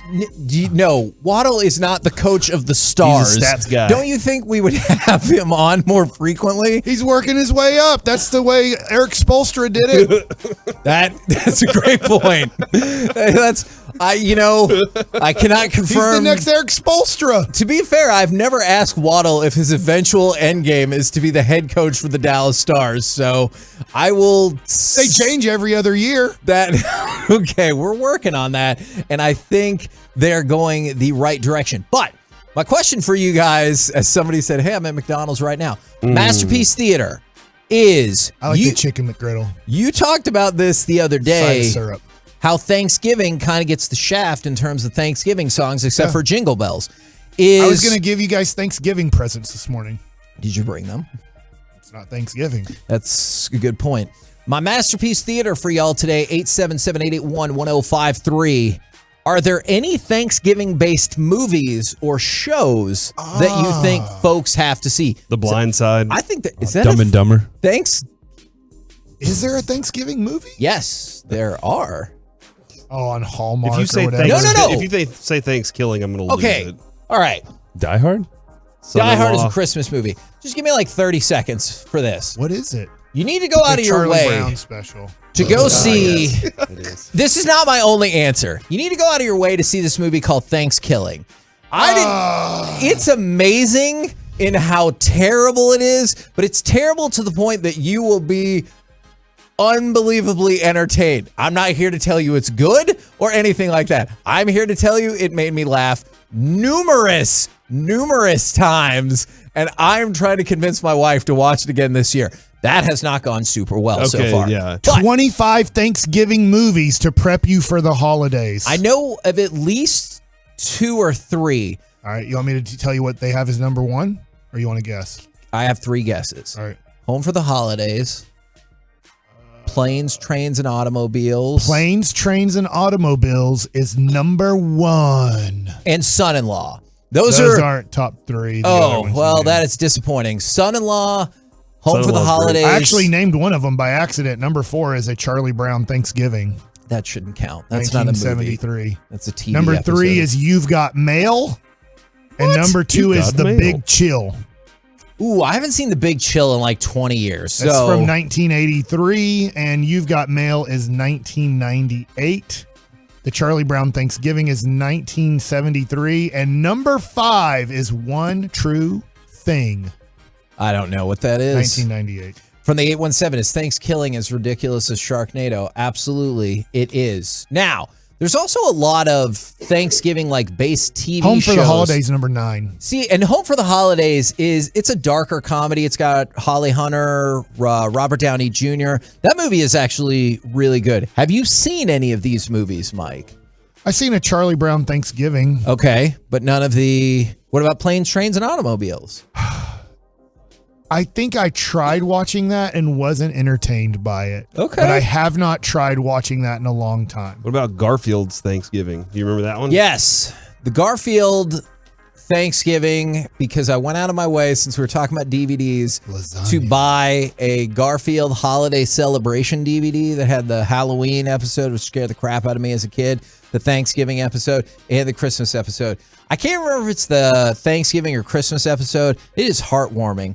So they go see the grandma, and she's sad because her husband died, and that's why I think it's Christmas. Garfield found a whole bunch of old love letters that the grandpa had written to the grandmother and put like a bow around it. I don't know how, because he's an animal, but it still happened, and presented it to the grandma, and she was like ready to cry, and it was really emotionally touching. So if you get the chance, go out of your way to see that. Not as touching as the As Yet song last night. Yes. From the 469, Son-in-Law is criminally underrated. That's another movie. Do you think I'll have a better chance to convince Jess to watch Son-in-Law tonight or Thanksgiving? There's a movie called Son-in-Law. Friendsgiving from 2020. Son-in-Law for sure. I'm not familiar. Paul Blart Mall Cop is a Thanksgiving movie. And that's where I think I don't love the way this gets done sometimes. Miracle on 34th Street. No. That is a Christmas movie. I know there are elements of Thanksgiving in it. Tower Heist with Eddie Murphy. That is Hold not on. Did you just say elements of Thanksgiving in it, and it's not a Thanksgiving movie? There are elements of Christmas in Die Hard, but you will fight to the death that it's a Christmas movie. The entire movie is set on Christmas Eve. Grumpy old men. Also, who is having their Christmas office party on Christmas Eve? I dispute that.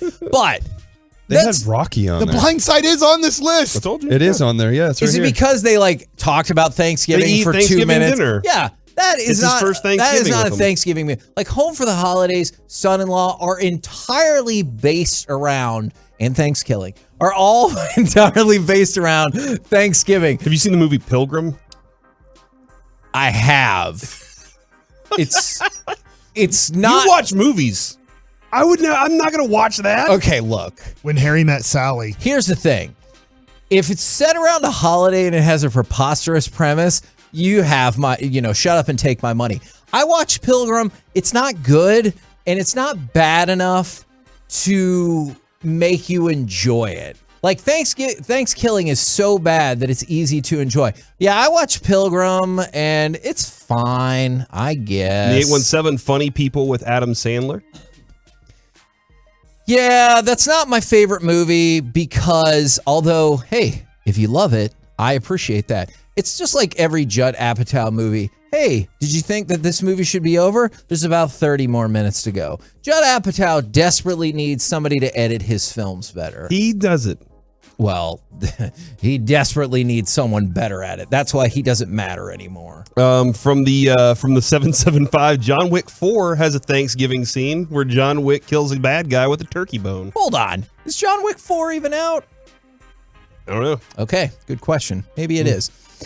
I got something cool that happened. Okay. What did you order? Because there's lots of cool Thanksgiving TV shows, I will say. Tony Pollard has been named NFC Offensive Player of the Week. Congratulations, Tony in Pollard, your dude. face, Zeke. Well, I mean, his teammates. Do you think it's because Of us? He's on my of the fantasy 7 team? o'clock segment? It's because of the 7 o'clock segment, absolutely. Oh, I thought it was because he was on my fantasy team. Oh, that could be possible, too. I just wanted to throw that out there. Congratulations to TP. Germany just scored again on Japan. Oh, Dang it, I missed 2 of them. That's good.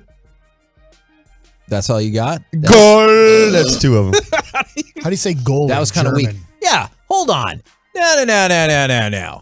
We're going to go ahead and litigate all these things in the fan text today. What's happening? Nutty Professor definitely is a Thanksgiving movie. This hour, I've learned that Kevin's movie opinion is horrible after he said Charlie Brown is not a movie. The Charlie Brown Thanksgiving is 25 minutes long. Okay, it can still be a movie. It's a short. Okay. It's a vignette.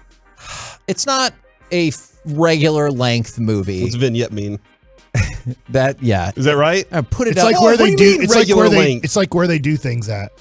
That's the venue. Now you're like size. You're just saying it different. Okay. Your movie needs to be at least an hour and 10 minutes to be like a feature length. And even that's like questionable. Adam's Family Values. Was that the second one? Uh-huh. Okay. From the Is 903. MC Hammer in that one? I think he does a song in that one or the second one. Somebody texted this in. Bob's Burgers has a bunch of great Thanksgiving episodes. So does King of the Hill. King of the Hill has some top-notch, and so does that 70s show. I don't know if we're supposed to be watching that 70s show anymore because Hyde. Man, I'd like to tell Sean and RJ this is the longest segment ever. we do this segment every day at 12:20. I like that time. Yeah, don't you usually make a sound like? Yeah. Man, people forgot to drive this morning. Which is interesting because this is the busiest traveling day of the year.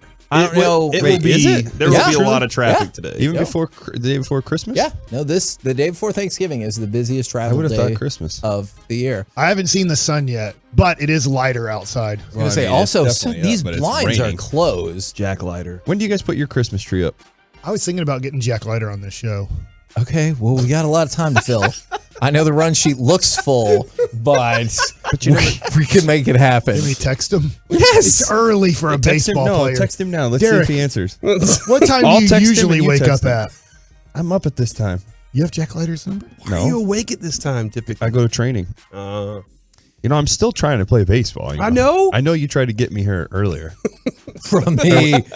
How's your flexibility? Tom House, I was watching. That sounds like an off-air conversation or another segment conversation. from the 214.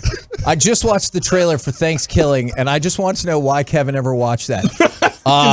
Not only have I seen it, I have seen it multiple times. Haven't you also seen a movie where a tire attacks people? Like a tire? No, there's a pair of pants. Sharknado? A pair of pants? Dumb. It's dumb. Tirenado. There's a pair of pants. It's called Slacks, and it has 2 X's. Let me tell you something right here, right now. Right here. Watch Right now. the Right here. movie Right now. Slacks Right here. with 2 X's. Why? It's like an hour and 15 minutes. You will love it. It is entertaining as all get out. And didn't realize that Kevin was the movie gatekeeper. However, that's followed up with Kevin is 100% correct. Charlie Brown is not a movie. It's a Thanksgiving show. It's still a Thanksgiving show. It's a movie. It's not a Thanksgiving movie. Is there commercials in the 25 minutes? Yes, depending on where you watch it. If you watch it on Apple TV now, probably not. But back in the day, when it was on ABC or whatever, then yes, there were 100% commercials. So yeah, watch Thanksgiving. If you like terrible movies, you'll enjoy it.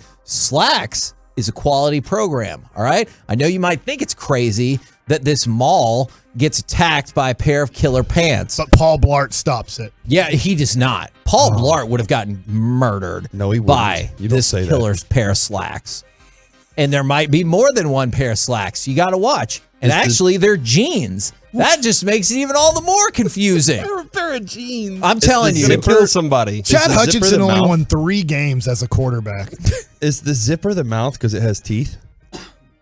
Derek's into this now. He's Yeah. like, hold on. I like this premise. I'm just trying to figure it out. Where's It is the mouth? not a cartoon special either. And now, Corey, I know you're going to make fun of me for this. Yeah, I will. Never.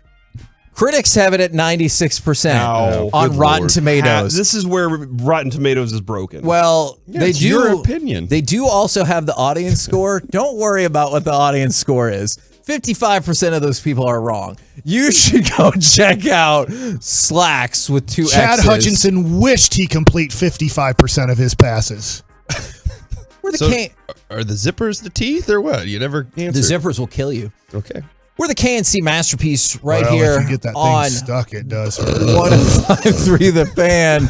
Remember, 1053thefan.com. Mike, can you touch your toes? /Piece-A-Thon. I can. If you want to bid and donate. Coming up next, we will have Marty Turco in studio. So let's talk a little bit of Buckeyes Wolverines. We'll do it next right here on The Fan.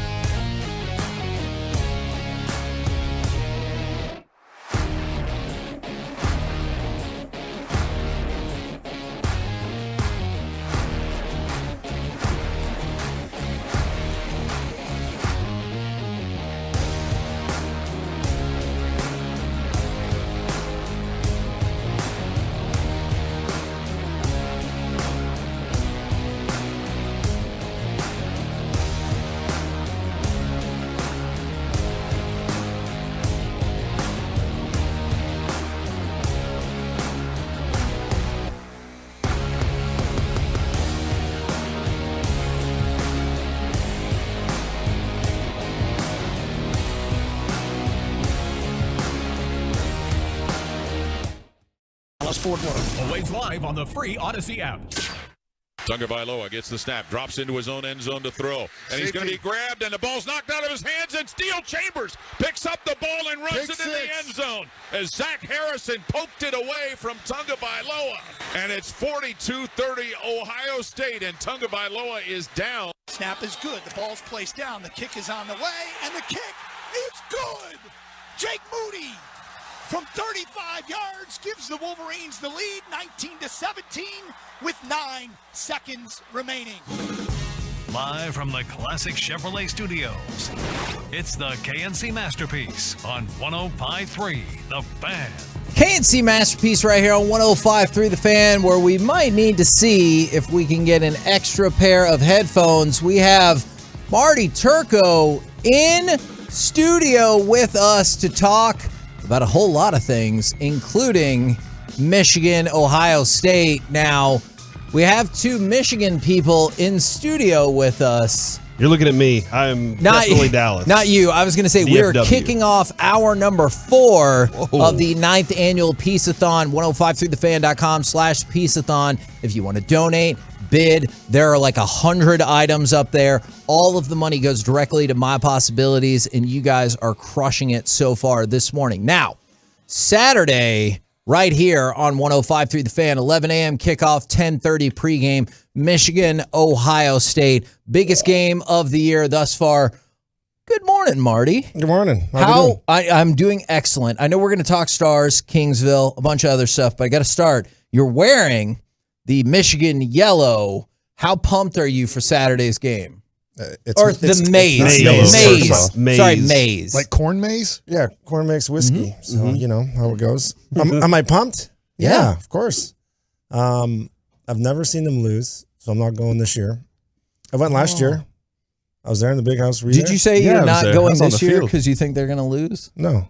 He said he's never seen them My lose. girls are home from college, and I'd rather hang with them, watch it on TV. Okay. 4-hour game. Remember that thing last year? Do you get emotional? Do you get mad? Do you get excited? I get excited. But if they're not playing well or something, you're just like, whatever. I mean, I might kick my dog once, but...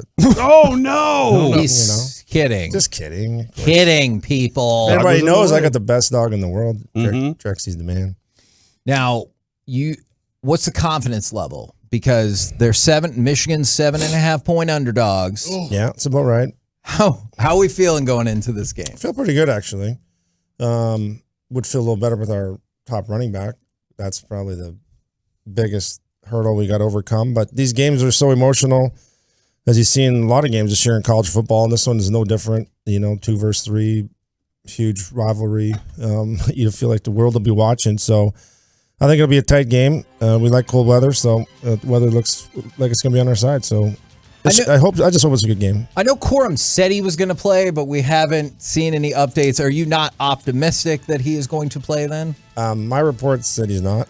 Oh, no. Yeah, which is sad. But you never know. These guys are young and healthy, and maybe they can make a really good comeback.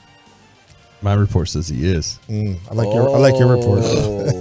It's a big game. I mean, you know as well as anybody too. You've played sports. This is a big moment, big game. You're gonna get out there for the guys. You want to be out there and support your team. Well, we know he does, and he's had a remarkable year.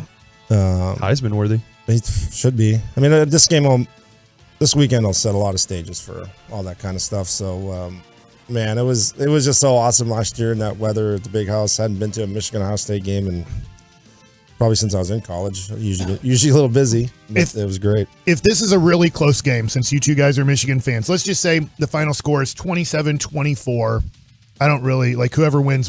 Do you think both teams would still make the Final Four, that it was that close of a game, or is the loser out? No, what'll happen is one of them will drop out. I think let's say it was Michigan wins, Ohio State will be 5, is what would happen. And then it comes down to USC would be somebody. 4? Yeah, LSU is ahead of USC right now. Which is weird, but you're going to put a 1 team. You can't put a 1-loss team, not a 2-loss team. Doesn't LSU have 2 losses? Yeah, and so it's kind of tough to put them up there. USC could still potentially be in a conference championship game as well, or win their conference championship. And I think if LSU does, though, the thing about that is if LSU beats Georgia, they're going to get in, even with 2 losses. But I think if it's a close game, like you were saying, I do believe that the loser can still get in. Yes. And again, they still have to play a Big Ten championship game. Everybody else is playing their championship games. Somebody's going to lose. Something can happen. They would get to slip right back in. Marty, when you won your NCAA championships at Michigan, was that 92, 93 or? No, 96, 98. 96, 98. All right, I'm looking at 96, 98. Man, he really thought you were old. No, I was looking at something else on I got a couple of gray hairs. Wikipedia's all broken. Because you said your girls were home from college. He was like, all right, let me age him out just a little bit. Won the Citrus Bowl one year that in 98. 96, they lost the Outback Bowl. Why are you bringing you got to reverse this. So 97 was my senior year. Okay. It was my 98. We won a the national Rose champion. Bowl. Yeah, there you go. Is that like Tim Biaka-Batuka days? Am I in that area? Yes. Yeah, Charles Woodson, Greasy, Chris Hutchinson. It was pretty solid team. Last time we won one. So our senior year was awesome. The basketball won the inaugural Big Ten basketball playoff championship. It was the first time Tractor they ever trailer. had it. Yeah, he was there, and Travis Conlon and those crew, Maurice Taylor, Maceo Baston was from Texas. Anyway, it was a really memorable senior year, to say the least. Yeah, being on campus must have been insane. It was pretty crazy. Probably the craziest thing for us is that we lost 9 seniors the year before, and we had 11 freshmen come in, and we snuck in the tournament and just got hot and ran the table. That was probably the craziest thing. It was supposed to be a rebuilding year, and we capped it off with a second national championship. So it was crazy. What is the vibe around the campus for the college hockey players? Because that's not something like down here we're particularly familiar with. Like then. We don't have people bouncing around the SMU hockey team or anything that we know at that level. So what's the atmosphere in terms of recognition and everything like that? Obviously bigger than you'd think. Brendan Morrison, who won a Hobie Baker for us at 97, he was as popular athlete on campus as anybody. Wow. Yeah, Derek's been there. It's an amazing building to go play. We had trouble getting tickets ourselves. There was only 6,800 seats my last 2 years. But obviously football rules, and we were on the heels of the Fab Five. But you guys actually won something unlike them. That's true. Yeah. Shots fired. Well, they're there for 2 years for the most part. But they changed a lot of things, and they're pretty remarkable. Iconically speaking, but it was good. No, we were as popular as anybody on campus, but obviously winning helps. It's big up there, and they're really good this year. They've been good in the past too. Just last year they had, I want to say, 5 guys got drafted in the top 10 of the NHL draft. Well, here to be more specific to your point, we had 1st overall, 2nd overall, 3rd, 4th overall, and 5th. Holy crap! And then 23rd overall. So 5 in the first round, but 4 of the top 5 in one draft. That's freaking believable. The atmosphere is electric. Like, he's been trying to get me to go up with him, and I definitely want to go up there when he goes, because obviously he's very iconic up there. And dude, the atmosphere is unreal. They are very into it. They're very passionate. They love their hockey team, love the players. They're very well known up there too. So it is a big deal up there. You know what I don't know is, when it comes to hockey draft, like I know MLB draft, let's say your top 100 high school kids, your top 100 high school seniors, 70 of them are going to sign pro. They're going to get drafted high enough, get enough money that they're not going to go to college. What is it like when it's high school kids, 18 years old, going to college versus just going into professional hockey? That's a good question. Every sport's a little bit different. Ours is different 2 ways. One, it's 18 only. Anywhere in the world, puts a lot of stress on our scouting department, right? No matter where you live, if you're playing hockey, it's our job to find you. But for the players themselves at 18 years old, majority of the draft picks don't come from college eligible or college bound players. They come from major junior leagues in Canada. And so, it's, for these top picks, more now they're going there for 1 year, maybe 2. They're probably going to sign. The teams want them. They're good. Back in my era, it isn't even still now, maybe a 2nd, 3rd round pick. When you're going to schools like Michigan, and especially when we had Red Berenson there as a coach, like they're going somewhere great. They might not get 80 games a year, but they're getting just a lot of maturity, they're working out. They just got a lot of great tutelage and coaching. So it's A lot of pro teams kind of weigh that in, say, hey, do we really need this player? And if we do, then great, we'll sign them. But a lot of players want to sign now because of they want to get into the system so they can get out of their entry level deal and start making money. And if they're good enough to play, that is too. So it's I think it's case by case scenario, but that's kind of the general sentiment. We've got Marty Turco and Derek Holland in studio with us, and as we get ready for Saturday's game between Ohio State and Michigan, y'all have made some allusions to it, but I was hoping you could walk us through what the atmosphere is like in the Big House when Ohio State is there. Wow, I totally forgot. I mean, I remember from my playing days, which were big games too. You know, we were undefeated and they were undefeated 2 different times coming to the Big House. And so last year when I was there anyway, I was so glad I took my family because there was just nothing to experience it like it before. We were freezing our butts off and we just couldn't wait to get inside. And it was it was over a 4-hour game and nobody cared. Obviously, we won and that was great. And they had a DJ in the corner and the whole crowd was singing the whole time. And we played out of our minds. So it's pretty magical. And then you look at the TV numbers and you just realize how many people pay attention to these games. It was the #1 TV show of the year last year. And there's a reason. You know, people hate the Buckeyes and people love Michigan. Is that the assumption that we're going off of? No, it's true. It's a fact. These are facts. Okay. Yeah. Hey, I hate Ohio State. Most so people do. I like you do hate Ohio State? I hated Ohio State more when Urban Meyer was there. Now he made it easy. The hate dissipates. I don't understand why you would hate Urban Meyer, man. Because he's never a piece of trash. Just because he wanted to go be with his family when he left Florida, but not really. He had all because kinds of conditions. Yeah, because he faked a And they keep medical popping condition because his team didn't have a quarterback anymore, and then he was home for 8 months and was like, "Well, I can't freaking stand this." And then ESPN ran some sycophantic little piece, and they're like, "We made a contract for how much time we spend together. We could spend more time together if you don't go back and take another job. You're a multi-millionaire whose legacy is established. You don't need it." And then when he does go back out on the road, he's fondling some gal up at the Hooters or whatever. And he's like, "Oh, I don't know what happened. She just danced up on me." And then another angle of the video, and he's trying to do an oil check on her. Like, those are all things that happen. What's an oil check? That is probably you gotta questionable use the enough dipstick. as is. The dipstick. I feel like I need a chair now. Yeah. I get you. I need a chair. I'm standing here. All right. I'm nervous. So, Derek, same general question. Your experiences in those environments. I was just kidding him with the chair. No, we're not. Because of how amazing that was. He's afraid Urban Meyer might ride up behind him. You never know. He's going to bring a dipstick. He will. And never mind what happened in Florida, too. Don't forget that one. That was nasty. It's that was bad. He's a bad dude. It's an unreal atmosphere. There's a lot of trash talk. I've been lucky enough to be on the field for all those games. And I remember one of the things that happened, Zeke got tackled right in front of me. I was on the sideline, and he was literally just screaming. I'm in Michigan gear.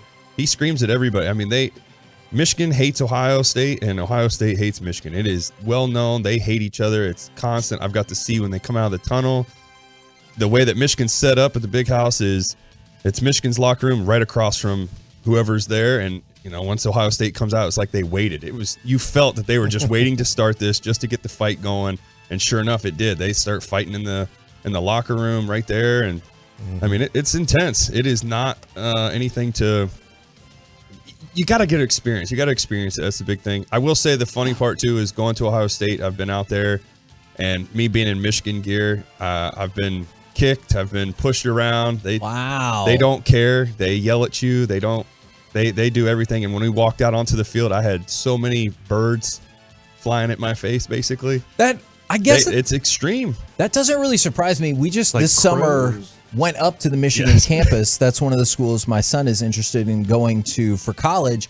And they showed us this, I can't remember if it was the law library or where we were, and they had all these individual glass panes that used to represent every single school in Division I. And they said they had to like start doing things because every year before that game, the Ohio State one would get broken every single year. Well, Ohio State does. So when you're in Columbus, they take any word that has the letter M in it, they put an X over it.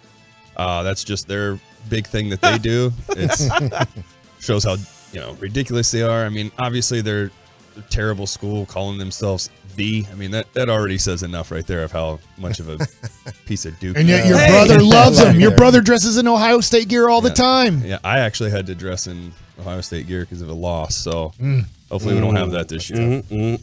He's trying to put up a Ohio State flag. That's the new one he wants. Because I have a flag hanging up in my yard, America, and he wants to put the Ohio State flag there. Oh, man. Yeah, I saw in Ohio they're having newborns that are wrapped in blankets to say "Beat Michigan." Yeah. So, I mean, if you listen, their mascot is a giant nut. Come on, Poison too. It's a poisonous nut. It's a poisonous nut. yeah. Very, very dangerous. Who does that? and they stick it on their helmet and they think they're cool. It's like, I do think the stickers are cool. I think the stickers are pretty. And I mean, you would like nuts on your helmet. UNT is my school. We are a liberal arts college. But I think the stickers. I've always, as a kid, I always thought that was really cool to see those stickers. And was it Florida State? Florida State had that. Yeah, no, I've always thought that's a cool thing to do. Well, why doesn't baseball do that? You've grown up. Or have you? Maybe you should grow up. Is all the point is. I mean, we're all doing it. We all like stickers, but the one, especially the scratch and sniff ones. When you listen to the players talk, and this has been for 50, 60 years, they say we come to Michigan to play in this game, and vice versa. I mean, they talk national championships and Big Ten wins and Rose Bowls back in the day. But it's really, you come to play in that game. It's the last game every year on the schedule, and hopefully it's what it is, like it is this year, 200 feet a team. It's not always the case, but it's been pretty important. We finally got our act together to make this game relevant. That is true. And it was a tough stretch there, but it's this Saturday at 11 o'clock. It'll be amazing. And 10:30 pregame starts right here on 105.3 The Fan if you want to tune in. We're the KNC Masterpiece right here on 105.3 The Fan. Coming up next, there's a former Stars goaltender in studio. So how about we talk some Stars? We'll do it next right here on The Fan. Coming up.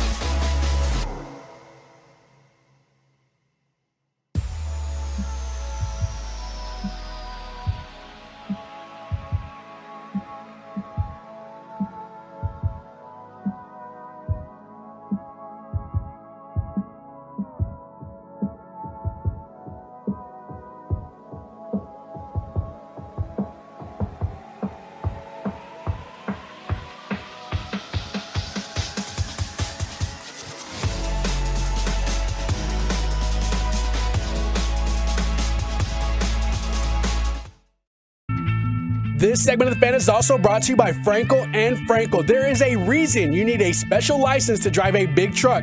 So companies that hire drivers and put them in a big truck should be held accountable for what happens when one hurts you. Frankly, you need Frankel and Frankel. The consultation, it's always free. Visit truckreg.com. Half minute to go. Miller fakes a shot, gets it to Hintz. Now down low, Robertson. He scores! KNC Masterpiece back here on 105 through the Fan. We have Derek Holland in studio with us all Piece-A-Thon long. And right now, we have Marty Turco in studio with us. I want to talk a little bit about the Stars, of course, but go ahead. That was a Robertson clip there. Help get us a point. And my kid, whenever Derek gave us his tickets, and we were sitting there, and Robertson, I think, had 2 goals in the game against the Rangers. And he was like, "Is he the greatest player ever?" And I was like, "He's on his way." Yeah. But like I saw a list of his expected WAR for this year. He's already surpassed it. The hockey version of WAR. He's already beyond it at this point. It's insane that this kid is doing what he's doing, man. It's awesome to have him. He's the first time he played for us, and wasn't expected to make the team a couple years ago. And I was just watching it. I was like, "Who's this guy?" I mean, this guy's a gamer. How I describe him is, if this place is to freeze over again for 2-3 years straight, that'd be awesome. And you had a pond hockey game, he should be number 1 overall. The guy he knows how to play at every little situation. He always steals the puck. He's just in the right place, and he's bigger than he looks. He's pretty strong, but he's just gritty, and with obviously high end talent. Do you think he's still salty over being screwed out of Rookie of the Year? Yeah, we were trying to get him that. So No, I don't think so. Okay. He got paid really well, so he got over it. He deserves the money, and I think both sides are really happy. I know our owner's like, really, 1 good year? But that's the way it goes. And I think the better conversation is how that line works with Pavelski and Rupe. Yeah. I love Rupe. I know. He's so good. You're always looking around, you're like, which one makes this line tick? And you could put all the hockey experts in the world, or you guys, and you look around. Fair. or you look around and you'd say at the beginning of, a couple years ago, you wouldn't pick those 3. It wouldn't be your first 5 options to say these 3 are the best, and they might be the best line in hockey. Like, they're all really good, but collectively they are crazily stellar and exceptional. And it's we're just very fortunate to have all 3 of them jive together like that. Now, less fortunate is the division looks really stacked this year, does it not? Yeah. Well, when you know what, there's 2 ways to look at it. One, when I talk to like guys like Rick Gosling, used to say, like last year, the Cowboys, right? He wrote this article and he's like, yeah, they won their division, but their division was terrible. Back when they're winning Lombardi trophies, they had Hall of Fame coaches, and all they did in the offseason was to try and beat your division. And the playoffs are easy. And I love having good competition. We play every team in the league, home and away. We don't play our division a little bit more, but I just think it motivates you and pushes you when you look at the standings every day and you're like, okay, I'm third place. We're playing really well. We just got to make the playoffs. And so our team is really good. We've been in and around the playoffs for a better part of 10 years and went to Stanley Cup Finals a couple years ago. And this is obviously one of the better teams we have, and probably starts in the back end, having that confidence of a legit starter. We just hadn't had it for a couple of years, and this guy looks good, and our team looks really good, but the division is tough. You're right. And I do want to talk about, we've also started our Vezina campaign for Ottinger. Yes, we have. But something else that happened about a week and a half ago, and I know he's back and everything's okay, but when Wedgwood went down, did you know immediately, like, his back, it was a back issue? And, like, did that ever happen to you? Because it looks scarier than, like, it turned out to be, I guess. Yeah, like getting locked up or whatever. Just, when guys can't move, you never know. I didn't know. I was looking at it, and I like this guy a lot, Wedgie. And so nothing's really, it's happened to me this morning, get out of bed. Right. But I'm old now, so it's like, it's supposed to happen. I think I missed 18 games my whole career. 16 were for a high ankle sprain my first year as a starter. And the other 2, I couldn't even tell you. One of them was for a swine flu they never have, which I got to hang out with my kids for Halloween one year. That was nice. But I did have a T4 fissure fracture that I couldn't move waist up for about 10 minutes. This was in Sweden. 1 year playing the World Championships. So there's things that happen. How scary is that? Like, did you think that might be a wrap? Wow. I was out cold for a little bit, so I didn't have all my faculties to think about it. Yeah. So between the heavy concussion and not knowing that I can only kick my feet for a little while, just thinking about it is pretty scary. But probably part of the goalie pitcher demeanor, right? Just short memory, get back out there next year and play, and not just still be fearless. That's just how I'm wired. Good, bad, or indifferent. But yeah, it was scary to think of it. But I just felt more fortunate that it could have been a lot worse.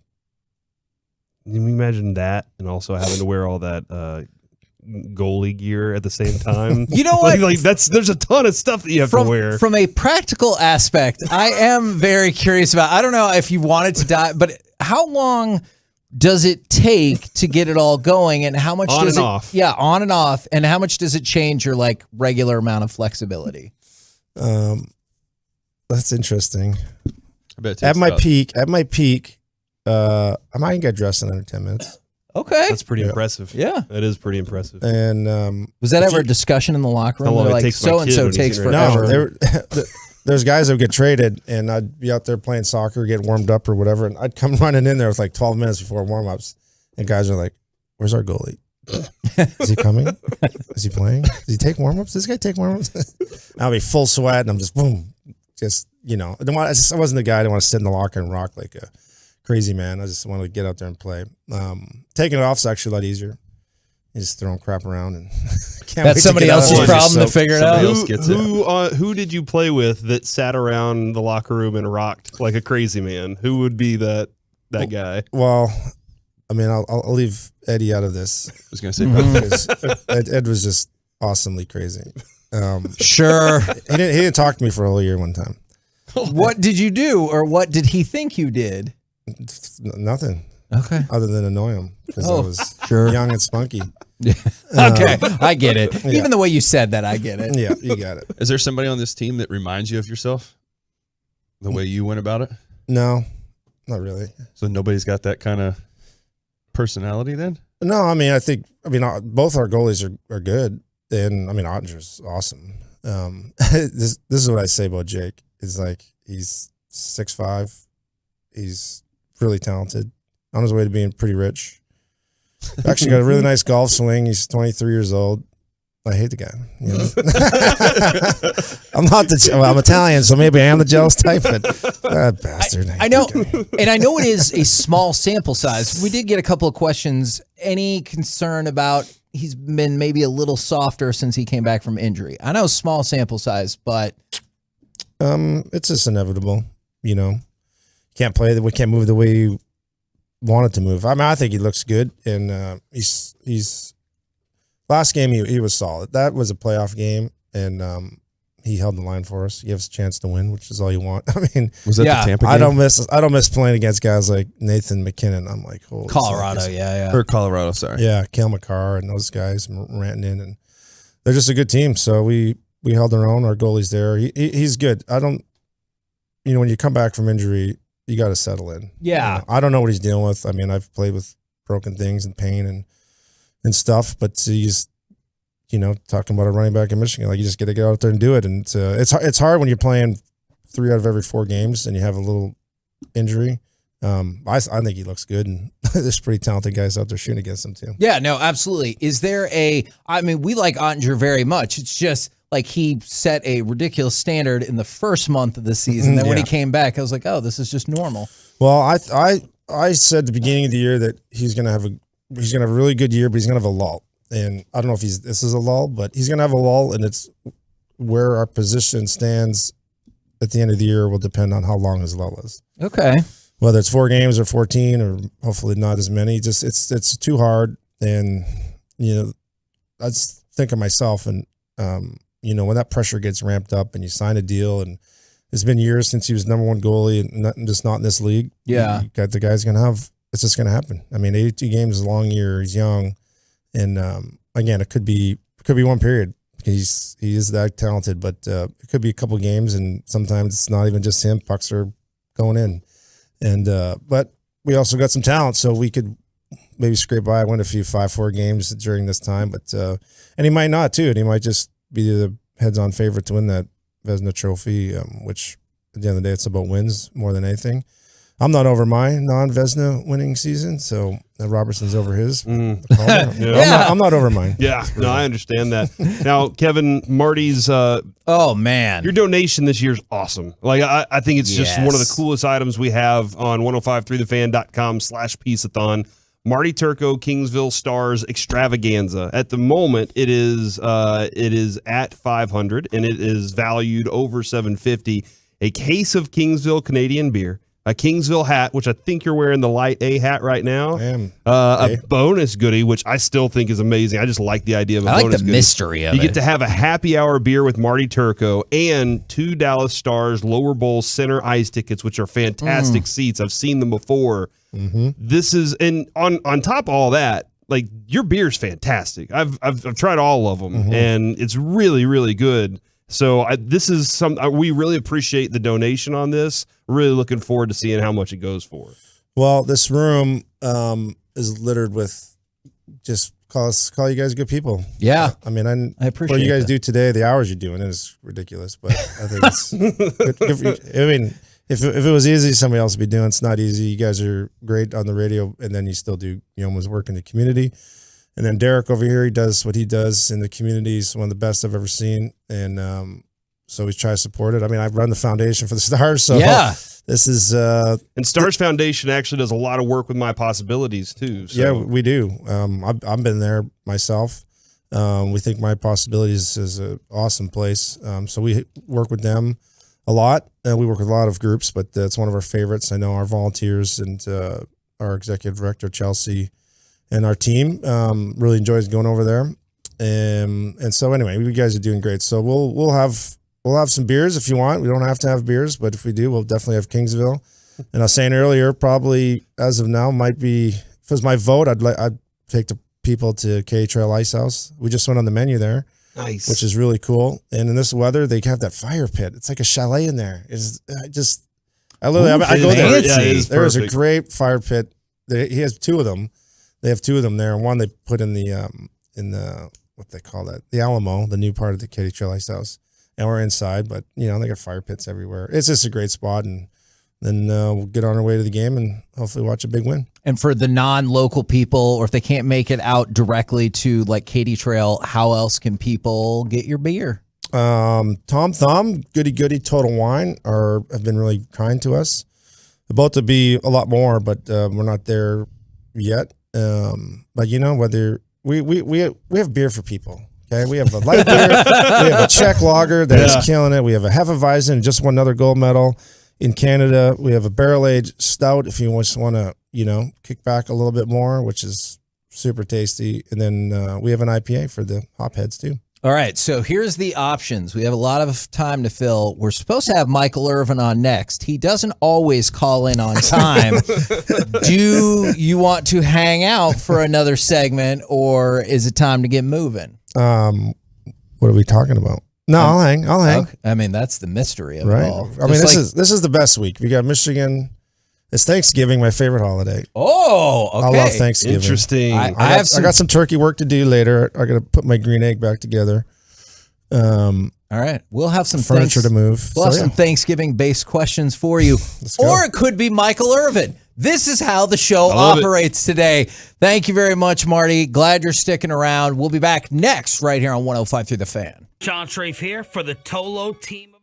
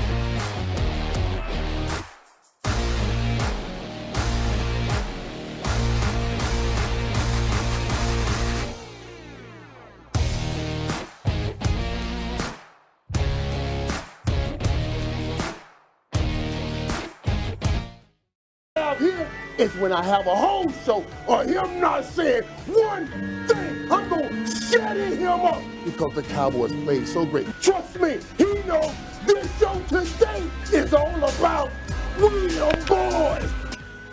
God, I love it. Right now on the line is that man, Odyssey NFL insider, Michael Irvin. Insider Calls brought to you by Driveway.com. Looking for a car? Go to Driveway.com where you can get pre-qualified, buy a car, and get it delivered. Good morning, Playmaker. Hey, what's up, guys? How you guys doing, man? It's all good, man. It's all good right now when the Cowboys play like they played last Sunday. How satisfying was that victory lap? Not only that they won, but that you could shove it in other people's faces. Well, it's not just that they won; it's also how they won. You know what I'm saying? That was, and I said this on TV. They really that was close to playing the perfect game. The perfect game. You saw every bit of what they have on the field. You saw some power. You saw some explosiveness. You saw domination on defense. That was pretty much as close as you can get to them playing the perfect football game Sunday. I heard you, Michael, last week with Sean and RJ say that Justin Jefferson, you were told he's just as competitive as you were whenever you were playing. I heard that story. I thought it was great. When I watch Micah, I feel like I'm watching another version of Michael Irvin from when I was a kid watching you play. And Michael has that too. And I'm gonna tell you something. The last couple games, the last 2 games, I don't know. I said, and Ryan and a lot of guys who were talking about this. It was like, man, what are they trying to do? Are we overthinking this? You got to leave Mike dictating. Don't let nobody dictate what you do with Michael Parsons. You let him be the dictator. You see what I mean? And that's what they did. They got back to it last week, letting him dictate on that line of scrimmage, letting him get to the quarterback. And when he's doing that, nobody's better. Nobody's better. He is that great competitor also. You're right about that. Now, as much as the Cowboys defense has shown the ability to harass passers all year long, what's your concern level for Saquon Barkley and the run defense going into tomorrow's game? Yeah, and this worries me.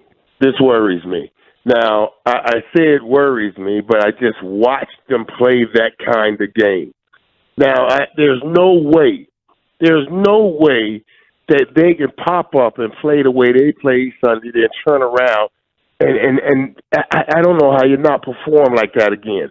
Like, once you know that you've hit that step and you would play that way, why can't you play like that every week? Or very close to that every week. So, yeah, as happy as we are about what we saw Sunday, these guys have to be looking at themselves and say, why can't I play like this every week? Why can't we perform like this every week? And if we perform like that every week, then they would have a chance to do some incredible things.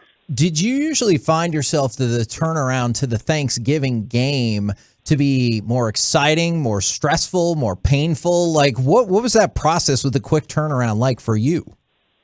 All of the above, and that's what was so great about it. But also, you knew this, and think about the Detroits and all this. This is as close as you can get to a playoff game, playoff atmosphere. You're the only game on at that time. Everybody's watching you. These games were so incredible, man. We were talking about them the other day, how much I enjoyed playing on Thanksgiving. There was nothing like it. We got a chance to do it every year. Sorry. I was going to introduce you. I was going to give you the introduction. No. Michael, we are doing a charity show today, 13 and a half hours to benefit My Possibilities. And former Texas Ranger Derek Holland is in part of the show. He would like to ask you a question. What's going on, Mike? Okay. Hey, what's up, buddy? I got, so I'm curious, after that loss to Green Bay, you think that was the big moment that really turned the Cowboys around, putting the chemistry together? You see, obviously it's been one game playing against the Vikings. You see the group, the camaraderie, everybody getting together, showing a lot of support, the motivation, the passion. Do you feel like that's taking the Cowboys to the next level, that going into this Giants game, I mean, we're going to see, in my opinion, another dominant game by the Cowboys against the Giants. I think the Giants are very overrated. They're not a very strong team, in my opinion, especially with the quarterback position. I just feel after that loss and hearing how Micah was saying we got to be more accountable, we got to put more on ourselves. Do you feel this is the thing that really turned the Cowboys around defensively big time when it came to the running defense? I heard all week last week when they talked about they have to do all of these things. They got to be able to stop the run. They've given up back-to-back 200-yard days, and they can't go a third day. I heard all of that, but I didn't necessarily buy into it. I was like, okay, now what are you going to do this week that you didn't do last week or the week before that? And they got over 200 yards. So I was so happy to see them back it up.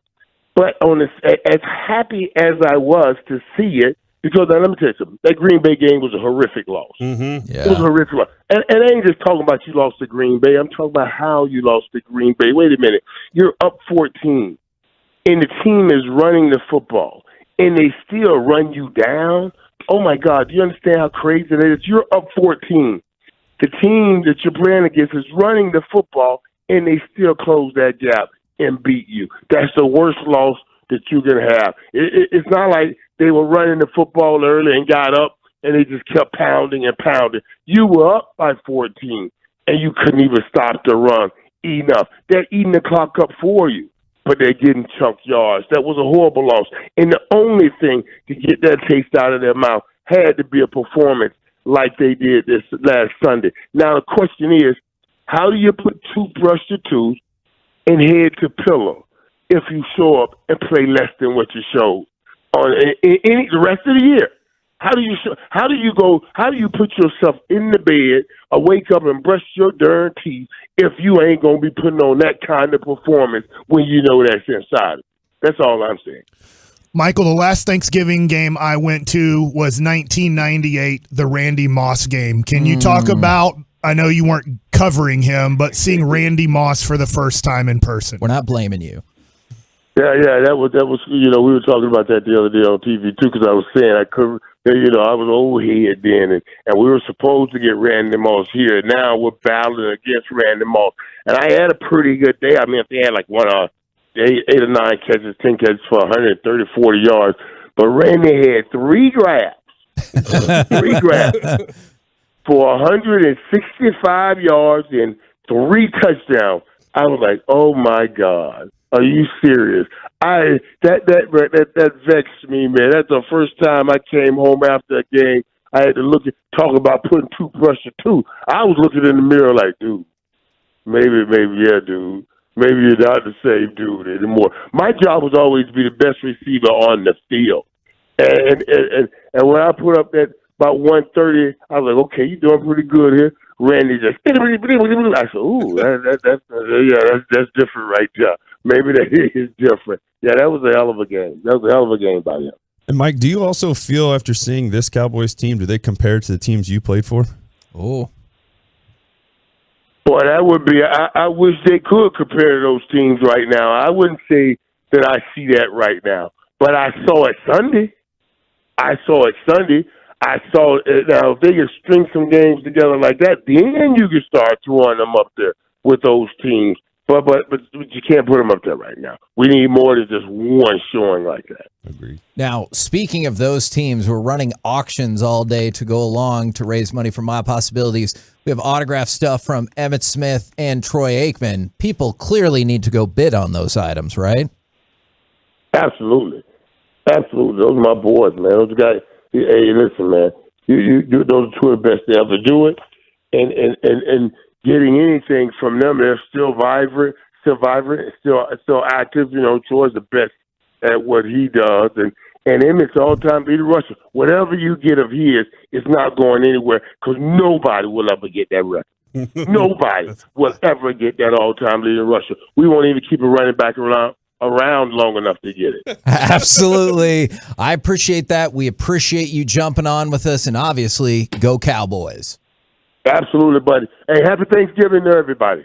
Happy Thanksgiving to you, man. Happy Thanksgiving to Michael Irvin. That was Odyssey NFL Insider Michael Irvin, as if you didn't know. Mm-hmm. Insider calls are brought to you by Driveway.com. Head to Driveway.com today to shop more than 25,000 new and used cars in Driveway's nationwide inventory. You can go to 1053thefan.com/Piece-A-Thon if you want to check out those Emmitt Smith and Troy Aikman autograph items. We also have a set of 5 replica Dallas Cowboys Super Bowl rings. Coming up next, we will welcome Brian Broaddus, as well as world-famous actor, DJ, and Mavs superfan, and maybe sad soccer fan. It's our friend Flula. We'll do it next right here on The Fan.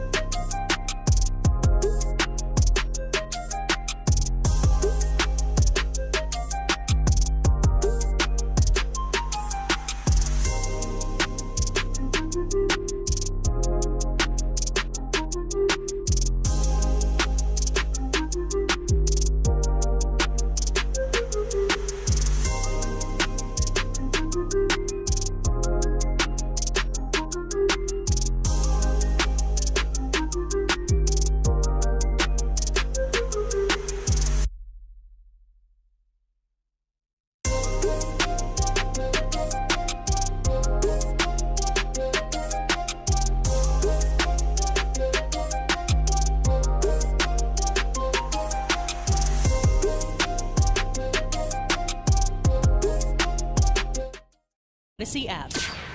Boom chicken what Thanksgiving freestyles from the dome of my top. Look at the passes, yo, they are roughing. Dallas Cowboys are playing better than stuffing, and nothing of this, yo, I feel so wavy. I like a sweet potato casserole and some gravy. Please give healthy Cowboys, make some noise. Rick Carlisle in the house, oh boy. Live from the Classic Chevrolet Studios, it's the KNC Masterpiece on 105.3 The Fan. KNC Masterpiece right here on 105.3 The Fan. That was the lyrical stylings of world-famous actor, world-famous DJ, Mavs superfan, and potentially sad soccer fan. I'm not sure. It is our friend Flula. Good morning, sir. Well, terrible morning, as you know. Just some seconds ago, the sadness occurred on the pitch. I'm sorry. I thought you might be coming on after a Germany victory. How invested are you in the World Cup, and what did you think of this match? It made me want to become a referee so I could stop the match at 71 minutes. Therefore, we would have won. Instead, we lost, and it was sad. It was like the Germans were wearing actual lederhosen. What was happening? Do you think they're done for, or can they rebound in the group stage and still make it to the knockout round? I think just like Charles Barkley or Dennis Rodman, we can definitely rebound. I'm not so concerned. We have 2 more matches. We can do this. Okay. There's a lot of stuff to get to. I just want to tell you right now, my little 3-month-old baby, Noah, is sitting on my lap while we do this interview, so he is getting to hear you as well. Hello, Noah. Be sure to empty your bowels on your dad's pants.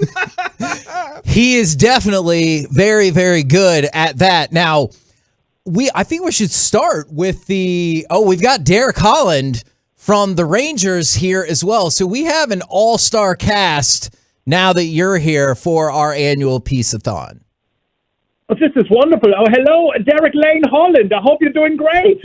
He said my full name. Yeah. I'm doing fantastic. I got something for you. Ikaba Durshva. Oh, nee. And you know who else does? Noah. I don't know what that means. Yeah. It means I have diarrhea. Oh, okay. Oh, Right. no. We're kind of hoping, fingers crossed there, Flula. Well, for people, I know... I did not anticipate that. Very well done across the board. I know Thanksgiving, family time for a lot of folks, but if some people got some free time, would you recommend they make their way to Peacock to check out the brand new Pitch Perfect movie that I do believe dropped today with you? Absolutely. Please immediately download, install Peacock, start watching the show, and just let it, you don't have to watch it directly, let it watch on the background, like a NASCAR race, or perhaps, who knows, like Wimbledon, I don't care. Just eat your stuffings and gravies and watch the show. Now and then replay it again, yeah, maybe. Absolutely. Yeah. Is Thanksgiving a holiday that Germany sees too as well? How does this work for you? Well, for me, I love a thing called calories. Okay. And so for me personally, this is my favorite holiday in the history of holidays because it's like the excuse to just put all of the tasty things directly in my mouth over and over and over again. Well, as we continue to Americanize you, don't you feel like we already kind of do that as a country?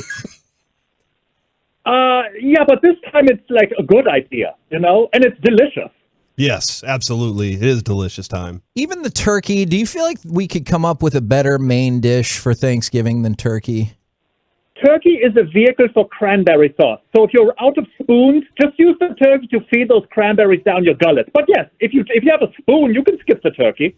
If you have a spoon, you can. That's all you need. That's the approach. I mean, you can get potatoes with the mashed potatoes with your spoon. You can get the gravy. You can get everything. You don't need the turkey, Kevin. That's a good point. That's correct. I bring a spork everywhere I go. Yeah, that's a good choice. Are the cranberries and the cranberry sauce, is that your number one Thanksgiving food then? And if not, what is number one? Number one is something called sweet potato casserole. If you put this into a blender and just fed it to me every morning, I would, like Noah, deliver very nice goods onto your lap. That is awesome. Noah's is vocal. I don't know if that came across He is on vocal air, baby, but he's a very awesome vocal baby, and we appreciate that. Flula, can you explain, were you always a singer? Like, did you always know you could sing? We all knew that you're multi-talented, but I didn't know, are you doing your singing stunts, or is somebody else doing those singing stunts for you? I'm just concerned, can you trade, it sounds like there's a pterodactyl in your studio. Yeah, he likes it when you walk around with him, and I am not capable of walking away from the mic right now, and so that got upset. And then somebody asked, my wife took a picture and said, "Hey, please post that picture of Noah crying with Kevin." Nice. That is very sad. I like for that. me. I like that. Yeah. No. Were you always a singer, or did you have to take some vocal lessons? How did this work for you? There's some magical things called auto-tune and producers. Any of us can get in the booth and just lay down some things. And if a man or woman knows how to use software, you can sound like Beyonce. I was watching a little clip of them asking y'all who said what on the show, and you nailed it almost every time. Who's the favorite person to work with on the Pitch Perfects? Oh, I would think it's Norm from Cheers. Was very fun to work with.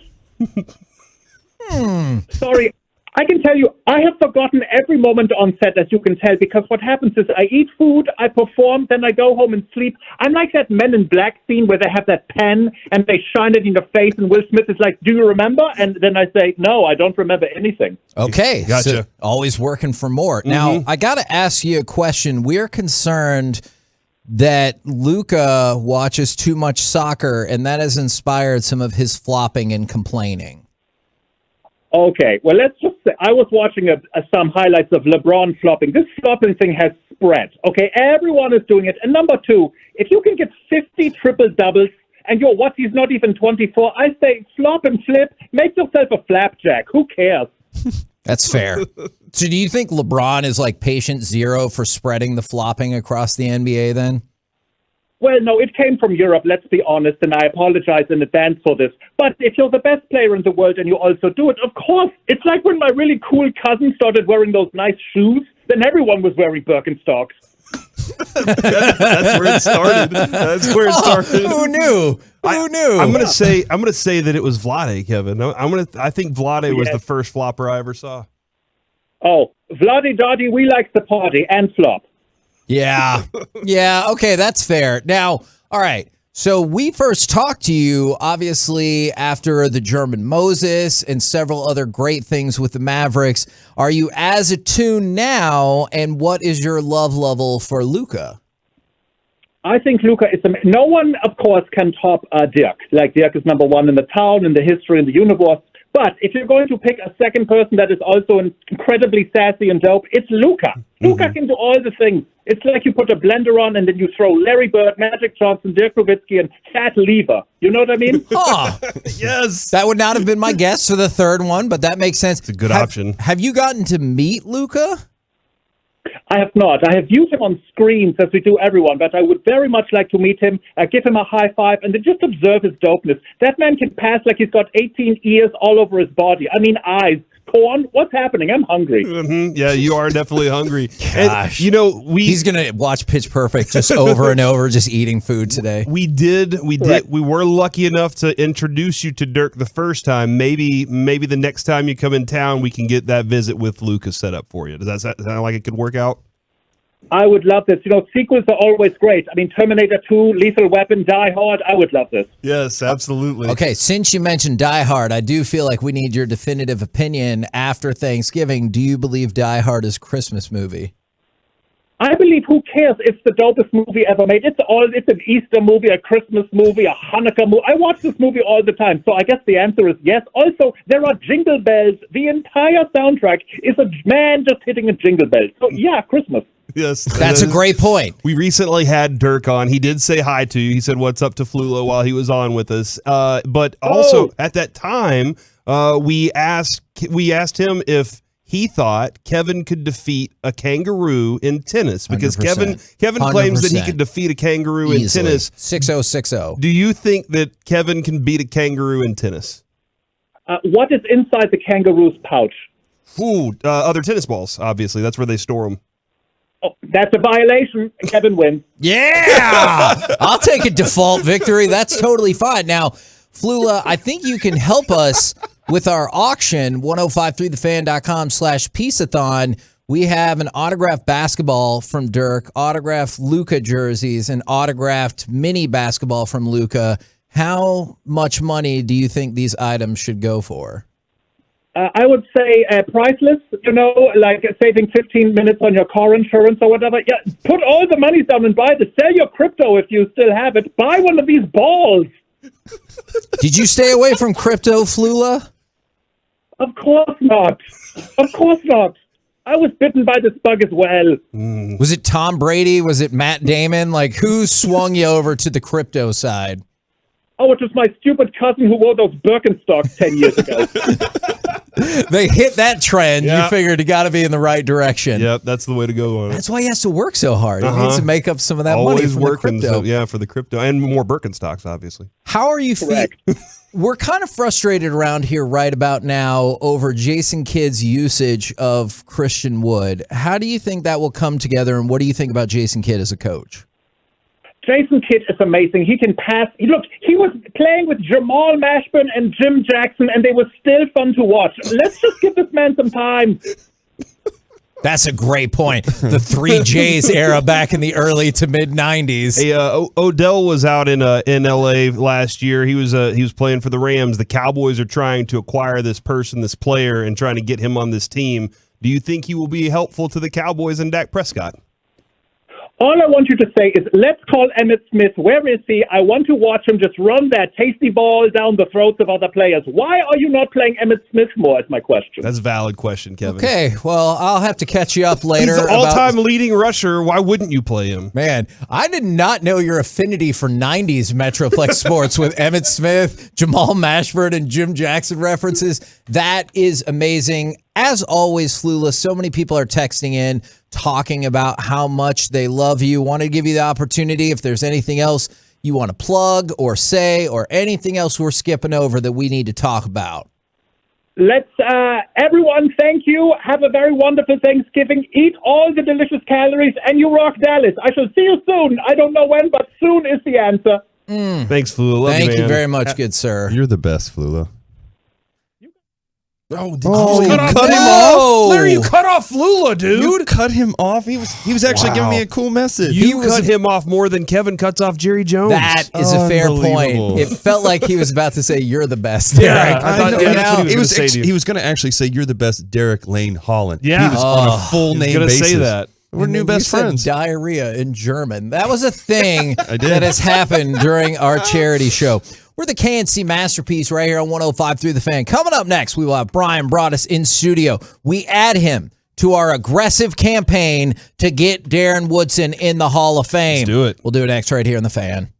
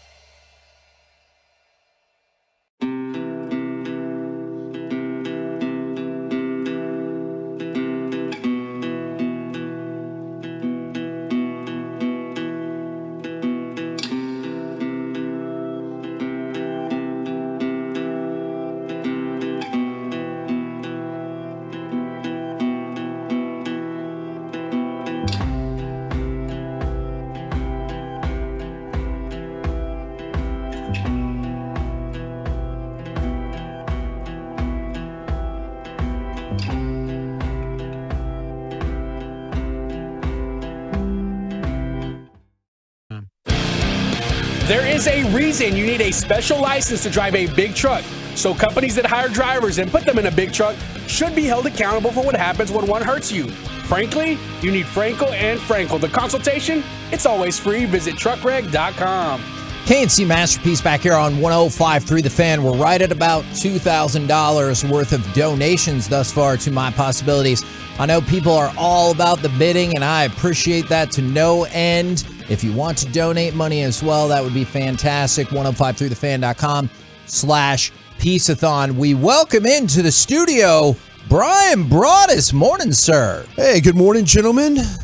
You've already been working, even though we haven't heard it just quite yet. Yeah, no, I tell you what, I appreciate you guys throwing me into the mix. I know you guys got something coming up later with that. Mike and I did a little side work there, got some things done. Really enjoyed that. So you want to tease that? That's Zach so Lowe. Coming up next, NBA senior insider for basketball, NBA genius, Zach Lowe is coming up. So we'll figure out some more of this math stuff. But yeah, I need you to help me figure this out. I think we've discussed this before. They put out the Hall of Fame semifinalists. My guy Darren Woodson on that list. Once again, Darren Woodson is on the list. I think it's rude how they map this list out, Kevin. Darren Woodson, because of position, is at the bottom of the list. Oh, wasn't alphabetical? No, okay. Okay, then. We need to change his name. Okay. He needs to be at the top of the list. So, also disrespectful, NFL.com's Adam Rank put together a ranking. He'll struggle ranking at times. Yes, he will. He has Darren Woodson as 14th on the list of worthy Hall of Famers. Adam hadn't watched much football, I don't think. Yeah. No, I mean, Adam's probably a nice guy. I'll just say this, because I am far older than anybody in this room. I saw Darren Woodson play. I think we've all kind of seen him play and stuff like that. I was part of the process that scouted him at Arizona State, saw his collegiate career. He's my favorite player that I've ever been around and favorite player that I've ever watched play. Why has that not translated to the voters? Because it seems like they won the Super Bowl 3 times. Yeah. 4-time first team All-Pro, 5-time Pro Bowler. Yeah. Is he on the All-Decade team? And that's the problem, I think. He played in an era, though, too, where they started to get the guys like the Ed Reeds and the Troy Polamalos and guys like that. You know, Ronnie Lott was kind of towards the end right there. But yeah, I mean, you know, there was a really a bad bias towards safeties for a long time. Every one of those guys I named, you know, are very capable. Say, you know, Charles Woodson going to play safety later in his career and stuff like that. You know, Woodson. You know, there's been guys that there just hasn't been a lot of love for safeties in the Hall of Fame, and you're starting to see a little bit more of that. But I mean, I just challenge anybody to go back and watch Darren Woodson play. Go watch all the things that he did during a game. Darren Woodson also played on the special teams. Darren Woodson never came off the field. I can't tell you how many times I sat there on the sidelines of the game, Packers and Cowboys. I'm like, this guy's killing us, and then he's covering kicks, you know, and you're like going, wait a minute, he just had like 3 tackles on that last series. Now he's covering, now he's doing this, now he's doing that, and you're like going, what the hell? And if there was somebody in our stuff off field, you know, I've had a great chance to talk to him off field too. If there's somebody that I was going to say, here, carry this NFL shield around because you're the perfect representative for it, that's the guy. Like he was on and off the field. I felt so sorry for him the latter part of his career when I finally got with him in the early 2000s, and he was still playing at a high level, and we just didn't put enough great players around him.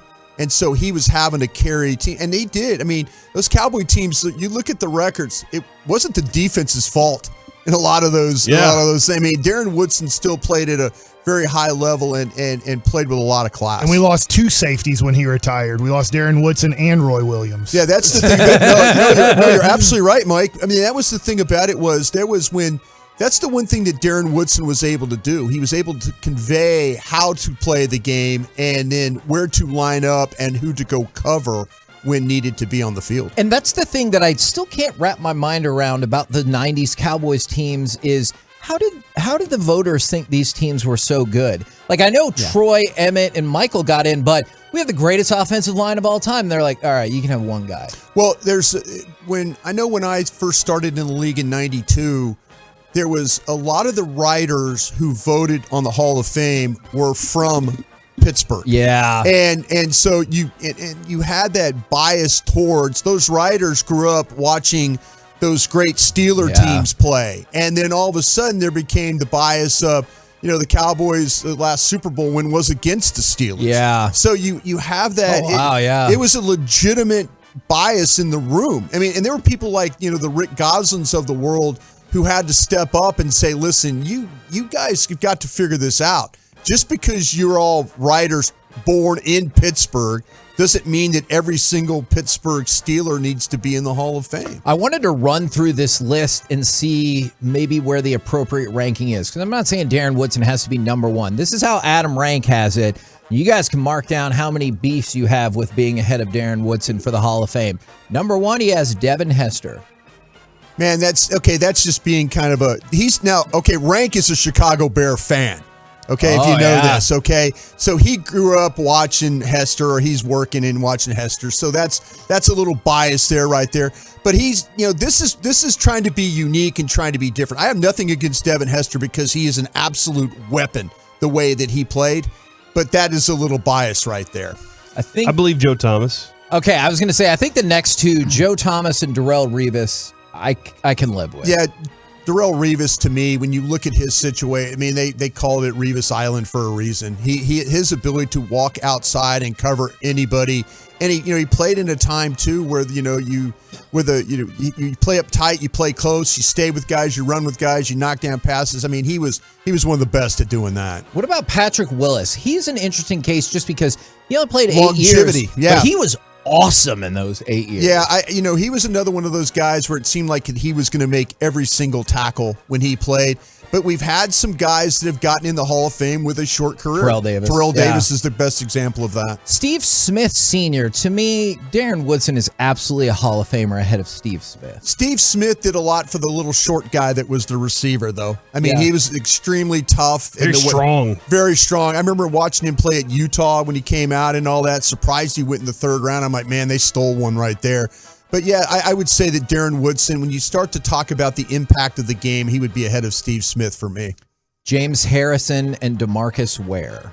Okay, DeMarcus Ware, now that's the one that I think would be over the others right there. I mean, and Harrison, I mean, he was, man, you talk about a physical point of attack player that was mean, nasty, all those things.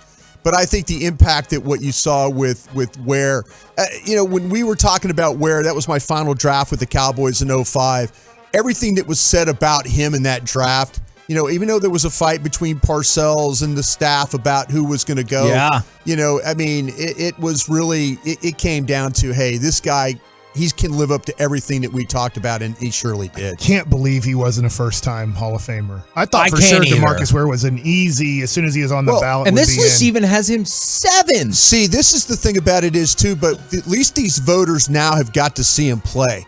This is not trying to evaluate somebody that played like in 1970s, like trying to get Harvey Martin in. It's everybody who's voting has seen Ware play. And to your point, Mike, they should have all voted him in after watching play the way he has. No, I'm with you. Now, a pair of wide receivers. Oh, yeah, Dwight Freeney. I don't have a beef with Dwight Freeney going into the Hall of Fame. Yeah, he was a little bit of an offensive coordinator's nightmare. You always had to prepare for the way he played. What about Torrey Holt and Andre Johnson? Again, these are all people ahead of Darren Woodson in terms of Hall of Fame credentials. I do not care for either one of those. I'm not disparaging them as players. I'm not buying. I tell you what, of Holt, I'm surprised Smith, if you want to talk about receivers, I'm surprised Smith is above Torrey Holt. But I really like Torrey Holt. Who did you think was better, Isaac Bruce or Torrey Holt? I thought Isaac Bruce was myself. I mean, I know that Isaac Bruce, to me, when you talk about the way that he just was a glider, the way that he played down the field, he was like, he was just going up and getting the ball, high pointing it, route runner, securing the ball, all those things were so positive about him. He caught the biggest catch in that Super Bowl. I mean, there was kind of a dry Super Bowl, and then Kurt Warner finds him deep. Yeah. This is another one that's crazy to me. There's a couple defensive players we'll get to. Reggie Wayne. There is no way in hell that Reggie Wayne is more of a Hall of Famer than Darren Woodson? No, I don't think so. I think Reggie Wayne, another good player. I think Marvin Harrison on that team was a much better player. Yeah, absolutely. And then Jared Allen and Zach Thomas. Like, as long as we're talking defense, I know Thomas is in that era, just off a few years. How do we feel about Jared Allen and Zach Thomas versus... Jared Allen was kind of like your modern day Bosa. Okay. He was like when you look at the way, he was a guy that really, he could change the game with a pass rush. He was one of those guys. I always had a lot of respect for how he was able to play not only the rush the passer, but he was a good run defender too. He had that length to him. He wasn't the biggest guy. He was really tall, kind of thin, but he had that kind of that rodeo mentality about the way he played, and that toughness right there, I think, helped him along the way. And then Zach Thomas, I can live with that. He the is a hell of a player. Yeah, Zach Thomas is for a short player, makes every single tackle. There's guys that we've had in history, like the Sam Mills and guys like that a little bit of a shorter player, but was always to the football. You evaluated him, I'm assuming, as a scout. Yeah. And it was just because of size and speed that he fell? It was height. It was a lack of height that a lot of people, but I don't know. Like you say, in this day and age, he would have been a top pick just because we've seen quarterbacks that are 5'9" get drafted first overall. There was a real, you talk about a bias. It's like, size, speed. That was something that was always talked about in those war rooms in the 90s. Man, one of the things that when I talk about Darren Woodson, when I was talking with George Teague recently, he said, one of the things was Darren would say, "I'm going to go make a play, George. You got this." Yeah, and then he'd go make a play, and that's what I like when I think of that. Guys that say, "I'm going to go do this. I'm going to go make a play right now." It's not in the defense for it to be called, but I'm about to go make this happen. Well, yeah, and I'm doing it. You're absolutely right, and that goes back to his days when he was at Arizona State and playing really as a linebacker, at like 212 pounds and playing. So he was very comfortable. I've never been around a player that reads the scheme, the offensive scheme, faster than what Woody did. He could see just by formation what you were going to give him, and then he was going to be able and then get everybody else in position, but then him realizing, okay, I got to go make a play here, and he was able to do that. And was Parcells was the one that walked up to Jimmy and was like, "Where'd you find this guy?" Dave Campo deserves a lot of credit. Absolutely. Dave Campo was one because he was going to who was the other corner? Felipe Sparks. Yeah. Felipe Sparks was at Arizona State at the time, and Dave was down there. And Dave tells a great story about it, and he's absolutely right. They were looking at him in the second round there, and basically Dave said, "Well, you're probably going to have to go a little early here. You're going to have to try," and it worked out for them. But we loved him at Green Bay. We absolutely loved Darren Woodson at Green Bay when we were there. He would have been the epitome of a Green Bay player too, Kevin, if he'd have been there. And that's what sucks about all this is I'm starting to resign myself to the fact that it's going to be a veterans committee or a revisiting kind of thing. That's the hope. Well, if you can't, that's the great thing about guys like Rick Gosselin, who lives here. And Rick has taken it upon himself to make sure that the guys like Rayfield Wright and Bob Hayes and other Cowboys that don't get their due by the committee, that the seniors committee, Rick Gosselin carries a big stick in that room. He does. Because he's seen most all these guys play here, since the early 1970s. And Rick was a unique guy who, you watch film because that's what you do. Right. Rick went to the Kansas City. He went to them and said, "Hey, I want to learn." And so that he became more in tune with what's going on the field. He was one of the first, and when I started in 92 with the Cowboys, there were 7 guys that covered the combine full time. 7 guys. That was it. Now you have over 2,000 people show up for the combine media-wise.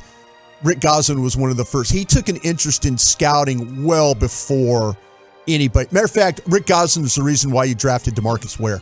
Oh. He talked to Jerry Jones. Thank you for that, the night Rick. before the draft. He broke the tie between Sean Merriman and DeMarcus Ware. Rick was the one that did that. Kevin, we were using the stats yesterday, I believe, of Sean Merriman and like what his a flame out. He had a couple seasons where he had great stats. We thought we were wrong. Parcells was like when he had that first year at rookie year, we were all like, did we just make a mistake here? It worked out okay. So we were talking about this earlier. Do you remember when the NFL boldly took away the Thanksgiving game from the Cowboys for a couple of years to move it to St. Louis and how that failed?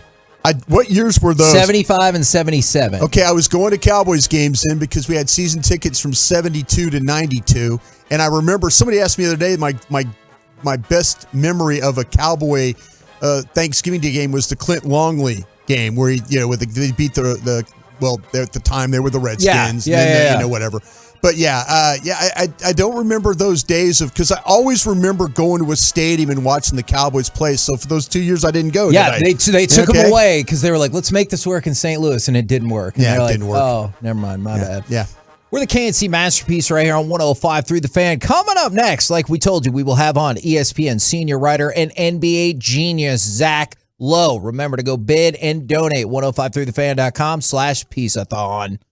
RJ Choppy here for my good friends over at Platinum Chrysler Dodge Ram Jeep, located.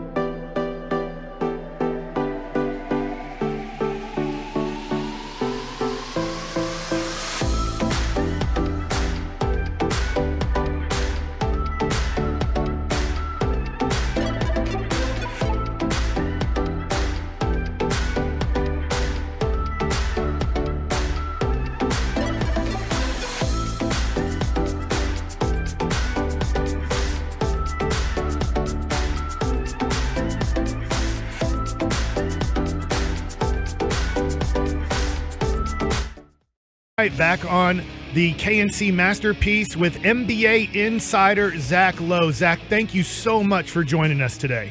Thanks for having me. Hope you guys are doing well.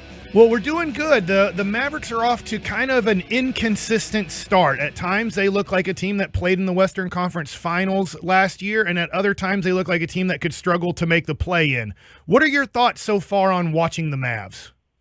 I think you just about summed it up, and I don't think that's surprising. When you have Luka Doncic, there are going to be a lot of nights where you look like you can make the conference finals again. He's that good. He's a one-man scheme destroyer. Any scheme you throw at him, he can figure out. And they are, I think, slightly better than their record, which is 9-7 right now. On the other hand, when Jalen Brunson left, their second-best ball handler, shot creator left. They didn't replace him with a perimeter shot creator, and so there are lots of nights, as you guys know, where it feels like it's the Luka show, and they don't have a plan B, and that's just going to get exacerbated by this Jason Kidd Christian Wood thing, because he's the second or third best shot creator on the team, and clearly the coaches don't trust him to play big minutes right now. Zach, did they clearly read the Brunson situation wrong with that? Were they really too cavalier, believing that he's just going to sign back, that we have no issues here? I don't think they misread it at that time. I think they knew by then that he was a major flight risk. If they didn't, we knew he was, so that they did something wrong. But I think they did. I think when they misread it is waiting too long to offer that 4-year, $55 million extension, which was the most they could offer him. And there was a universe and a time where he would have happily taken that. And they didn't offer it then. And by the time they offered it, he had clearly outplayed that contract, and it was too late. And I do think it's fair to say they misplayed their hand with him in that sense. Zach, as we watch it, and you mentioned this just earlier, that you feel like that this team is a little bit better than what their record is. Can you identify the struggles against teams that are without their stars on the other end? The Mavs have been losing these games, and it seems like that, others are out for their opponents, and they can't do anything with that. It's like they don't like any prosperity for their team this year. Yeah, I think one or two of those are on back-to-backs. And look, I get that as fans sort of obsess over every game, and that's what fans do, that's what they should do. Like the Pistons beat the Nuggets in Denver last night without Cade Cunningham. Just weird stuff happens over the course of an NBA season. Now, if we get 45 games into the season and there are 3 or 4 more losses like this, and it's like, well, does this team care? Are they going to bring it every night? I think it's fair to start having a longer discussion about it. But the regular season is such a grind. I don't read too much into like 2 or 3 individual losses like that. NBA insider Zach Lowe joining us right now. Zach, you mentioned Christian Wood and the Jason Kidd situation. I know it's only 16 games into the season, but how do you see playing this out? That he finds his role on the Mavs, or the Mavs are trying to move him before the trade deadline? I would say it's more likely the former, just because I don't I don't know what kind of value he's going to have in the last year of a contract, although he is extension eligible, midway through the season, into what team he's going to hold that value. So I think both sides have incentives to sort of figure it out and figure out what his role should be, how much he should play as the only big man on the floor, and just sort of let it fly and see how good these lineups are offensively, and whether they can survive defensively. I think it's more likely the former. And then the Mavs got destroyed last year in the playoffs on rebounds. So they went out and got JaVale McGee to start and probably play about 15 minutes, the role that he had probably with the Lakers and Jason Kidd as an assistant coach. And really soon into the season, he pretty much lost his spot in the rotation. Very successful in Golden State, in LA, last year in Phoenix. Why is he not successful in Dallas at all? Well, that's why I chuckled the other night when Jason Kidd said, we have a lot of big men. Like, there are just some nights where, the minutes aren't going to be there for Christian. I'm like, all right, let's see what big men you have. Maxi Kleber might be the best of all of them other than Christian Wood. He's injured. Dwight Powell and JaVale McGee have both been out of the rotation for portions of the season. So it's not like you have that many big men right now that are standing in Christian Wood's way of glorious playing time. But look, JaVale is JaVale. He's going to be a rim protector and a rim runner. And he hasn't been great. I'm surprised how quickly he got sort of yanked out of the rotation. And, he got reinserted the other night. and played okay. The way these things go, I mean, you've seen it with Dwight Powell. He's out of the rotation until he's not.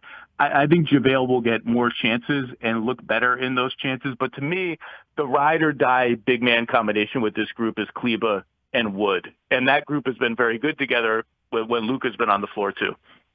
Zach, when you look at Jason Kidd as a coach, is his style, the way that he manages his team, conducive to how coaches need to be in the NBA? Or do you have to be more of a friend to these players and kind of manage the season, as you mentioned?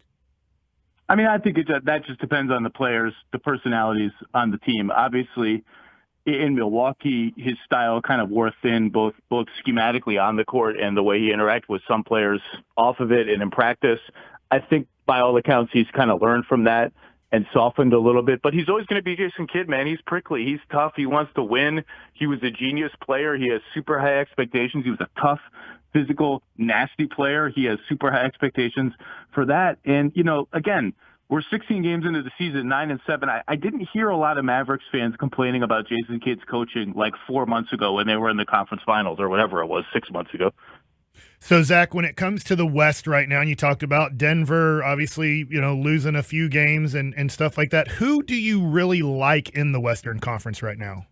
I thought the top three, in terms of when we get to the end, who do I trust as potential championship contenders, teams that can realistically win 3 series in the Western Conference? I thought it was clearly, in whatever order you want, Golden State, Clippers, Nuggets.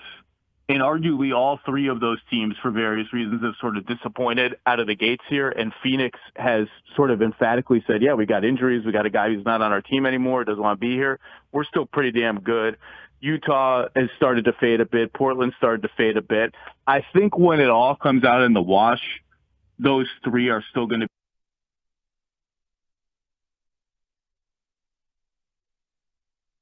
Oh, dear. They have the best offense in the NBA. It's crazy how good. Still, I don't think they're a threat to win the West, but certainly they've made the race for the top 6 a lot more interesting. Well, back to the Mavs in this scenario in the Western Conference, Zach. You have so much knowledge. What do you see the Mavs possibly being able to do to improve this team to maybe get into the conversation of a championship contender? I don't know that happens this year. Tim McMahon and he was on my podcast last week. We joked about how that Dallas's team holding pattern, and I do think they're still searching for that second guy that is the ideal complement to Luka. They've done a great job kind of cobbling role players together around Luka, although a lot of those guys aren't shooting and playing well as they were last year. I still think they want to search for what's the real co-star here. And as long as they have that pick hanging out to the Knicks, it's hard for them to go out and get that guy. It's hard for them to really compete on the trade market with some other teams who are searching for that same kind of player. So I think, they'll certainly look for little incremental upgrades here and there. I think in terms of big stuff, this is going to be more or less the team. They always surprise you, so you never know, but I would bet on this being basically the team. Zach, if you talk about the perfect second guy to go with Luka, because Luka is on the ball so much, who would be a guy that you think would be a really nice second guy for the Dallas Mavericks? I get to pick anyone in the NBA, or do I know maybe Greek Freak. I get, but I'm just wondering, maybe the type of player, because I feel like Luka has to get rid of the ball more, and the ball has to touch other people's hands. I think even Jason Kidd has kind of talked about the usage rate just being insane right now. I'm just wondering, is it like a Brown for Boston? Is it what type of complementary player would Dallas maybe be realistic in being able to get in the future? Well, I don't think they're going to get Jaylen Brown out of Boston, but that is a wing who defends and shoots threes and can take some of the ball handling load. I mean, every team is trying to get that player. Kind of peak Paul George, I think somebody like that would be an ideal name. I'd also be interested in kind of going the other way and is there a big man who's just an A+ defensive player and maybe right now a B+ A- offensive player who moves the ball, but he doesn't hold the ball. So, like, if you could find someone like Bam Adebayo or what Evan Mobley is becoming, somebody more like that, okay, if this guy's on the floor, we had a chance at having a top 5 defense, and he's a decent to very good offensive player who moves the ball, so he's not going to really take it too much away from Luka. But, we're talking about players who are hard to find, obviously. Yeah, Zach, and how if you're identifying these players, and I think you did an excellent job there of describing the type of guy they need. If you're the Mavs, how far along? Again, we're really a little bit into the season. How long do you take to identify that? Hey, we absolutely have to go. Is it going to be all the way up to the trade deadline, or is that something they need to identify quicker? Oh, every organization is already having those conversations every single day. They've got a whiteboard somewhere of names, or a document somewhere of names that they like and player types that they like. It's just, as I said before, sort of a matter of when and with what assets and who are we competing with for players X, Y, and Z. And it's more of that to me than them sort of, I think they know probably what they would like to accomplish. It's just how and when. Man, Zach, we really appreciate your time and all the insight, and hopefully we'll get to talk to you a little bit later in the season and have a happy Thanksgiving. Yeah, I may be headed down there. I'll let you know if I get down to Dallas, but happy Thanksgiving to you guys too. It's a shame you have to work with McMahon like you do, and you've got your place in heaven for having to do that for sure. Tim's the best. You guys know that. Like cranky and curmudgeonly, just like me. We're like 2 peas in a pod. All right. Well, you guys do a hell of a job. Thanks again, and happy holidays to you, sir. Thanks, guys. Friday.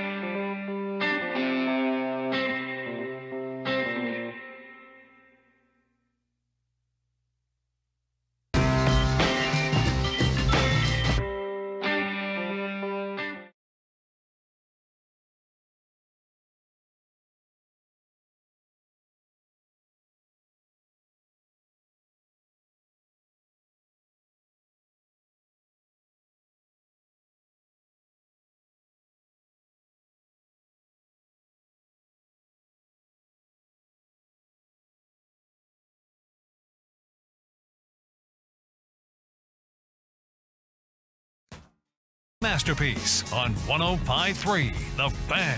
KNC Masterpiece right here on 105 through the Fan as we kick off our number 6 going in to Piece-A-Thon. We will talk with Charlotte Jones imminently. In about 7 to 10 minutes is what I've been told. Oh, okay. Right now, we bring to you the man who I hope drank all of that giant bottle of liquor last night. It is Sean Sharif. Good morning, sir. What's up, guys? How much did you get of that tequila? How much did you finish off? You know, I didn't want to tell this to RJ, but when I went back to Maryland, I bought that bottle. It's the Michael Jordan tequila, and wanted my dad to drink it, and I don't like it. Oh no! So you could have donated it to our auction. Is what I guess I could have. I'm a big regifter these days. Oh yeah. So with the holidays coming up, maybe I'll regift it. But the bottle looks cool. Bottle looks really cool, but I don't think it's that good. I really don't. Okay. Have you had it, Derek? The MJ tequila? I have not. Okay. Could have brought it in. We could have tried it right here. Yeah. Well, I'm going to be here for a while. Brought in pig instead. Look, you could drive all the way home, drive all the way back I many could. times, Yeah, I and could. we'll still be on the air. A real friend would do that. Oh. From the 817 checking in. Hope you guys are doing good. From another 817 checking in for our number 6. He just mentioned that he brought in pig, and thank you very much. I saw the videos and the pictures on Twitter yesterday. I was like, man, I hope he brings some of that tomorrow. And you did. You delivered. It was awesome. I had to get rid of it. I haven't tasted it yet. I'll have it later this evening. How do you think it turned out? I think it was good. Nice. I think it was good. Getting the skin crispy, I can never do that. That's like my big nemesis in grilling. Is I wonder, getting the does that have crispy to be over skin. fire to make an actual it's like fire? Drying it, salting it, and then my in-laws were like, make chicharrones out of it, and all these tips and all this advice. But I can't get the skin crispy. But it was good. I had to chop the head off. I couldn't look at the head anymore. No more eyes. No more ears. I can't deal with that stuff. I'm Aren't the squeamish. cheeks considered like a really good part of it? Beef cheek, Beef I cheek. know, That's barbacoa. but the cheek and the pig. But man, I can't do it. I can't look at that stuff. Claws, and I flipped it over, and one of the arms came off in my hand, and I was like, ah! I freaked out over that. So I can't deal with that. I'm not a man. How would you handle that, Kevin, if a pig claw came into your hand? I would fist bump it because the pig would also be glad that Zach Wilson has been benched. Oh, so we talked about this yesterday. Adam Schefter says during a team meeting minutes ago, which means that got leaked to him immediately. Jets players were informed that Zach Wilson is not starting Sunday's game against the Bears. Now, I don't know how long this lasts. I imagine part of it will have to do with how the replacements do. But yeah, Zach Wilson, Jamarcus Jr. is benched. I think they have to do it because they're 6-4. If they were 3-7, just let the kid play, let him learn. Maybe 4-6, but Saleh has loved Joe Flacco. Can we talk about that real quick? You know it's Salah. You just said team meaning, so I don't know if you should be correcting me too much. I will say this. He has for a point. for a few months now, Kevin will come in and sit down in that conference room and go, should I tell Sean today? So like every day he's been wanting to about Salah. So he waited until you came onto our time slot so that he could say something. What's the about sports name you guys butcher the most? All of them. Yours is Wembanyama. Manti Te'o. I never could get it right. Okay, like Tua, I still won't say his last name. I can't do Antetokounmpo or however you say his name. Good one. Yeah. Good one. I think it took me a half a second before I realized it wasn't Daniel Hunter and it was Daniil Yes. Hunter, and I was like, oh yeah, crap, that's pretty bad. So that's What about Carter? Even though I called him Parker, Carter Freeman. That's tough. Yeah, no, I've messed that up. Very already. tough. But now Parker is here, so your I head know, must be I'm- exploding. yeah, I know. Allegedly, I don't know if I'm the Spider-Man meme now. Yeah. Like, they're just pointing at each other. Mike, did your name get butchered by all any the time. managers or teammates of Bacsik or Usually Bacsik? basic. Oh, that's is usually- fancy as hell. Basic? Usually they just go to basic is usually what they'll say. Sometimes they'll go Bacsik, which is close, but I'm like, it don't matter to me. I understand. I don't have an easy last name. Is there any chance you can start calling him Bacsik? Because that was amazing. Bacsik? Yeah. That really sounds French or Maybe something. for a day or two. Okay. Hageland. How do you ever go back to Zach Wilson? As soon as you're eliminated. As soon as you're out of it and starting next year, game 1, you go back to him. That's how. You got to figure it out. If you feel like you're good enough to win, I look at it going, he's done. He's done as a Jet. They're gonna go and try to get Kyler Murray, or they're gonna go and try to get somebody else, and they're going to Josh Rosen him and move him along very quickly and stop this. I think it's over. I think the players don't like him. I don't think they like the way he responded, and so I think that also for him, I don't know him at all, but it seems like New York is such a tough environment to be successful. And I think you have to do more scouting if you're going to be the quarterback of, let's say, the Giants or the Jets, he does not have the mentality for that hardcore city. I would like to ask these two something real quick. Yeah. Did you guys hear the Steve Young, Booger McFarland debate? Boog on... When RG3 was like, oh my God, this is so uncomfortable. Oh, RG3 was uncomfortable over something? They were talking in the pregame, and they were talking about growing up, with money in your family. Okay. And Boog automatically took that to Zach Wilson's not accountable. He's not going to work as hard. Of the guys that you guys played with. I'll tell you what, we will have to, I'm sorry, Sean, we will have to revisit that in just a minute. You're going to bump me for Charlotte? I am. The whole city? Because Dallas Cowboys Executive Vice President and Chief Brand Officer Charlotte Jones joins Piece-A-Thon. Good morning. Good morning. And I would never set anybody up on this show, so that was certainly not my fault. Oh, very rude. We're happy to bump Sean for you. Yeah, we'll take the blame. Sorry, Sean. We'll take the blame for sure. Now, obviously, going into a big game tomorrow, not only against the Giants, but the spectacle that is Thanksgiving, I wanted to see if you could confirm something for me. Is it true that in 1997, you talked to Dick Ebersol about setting up the Red Kettle Kickoff, essentially the halftime show?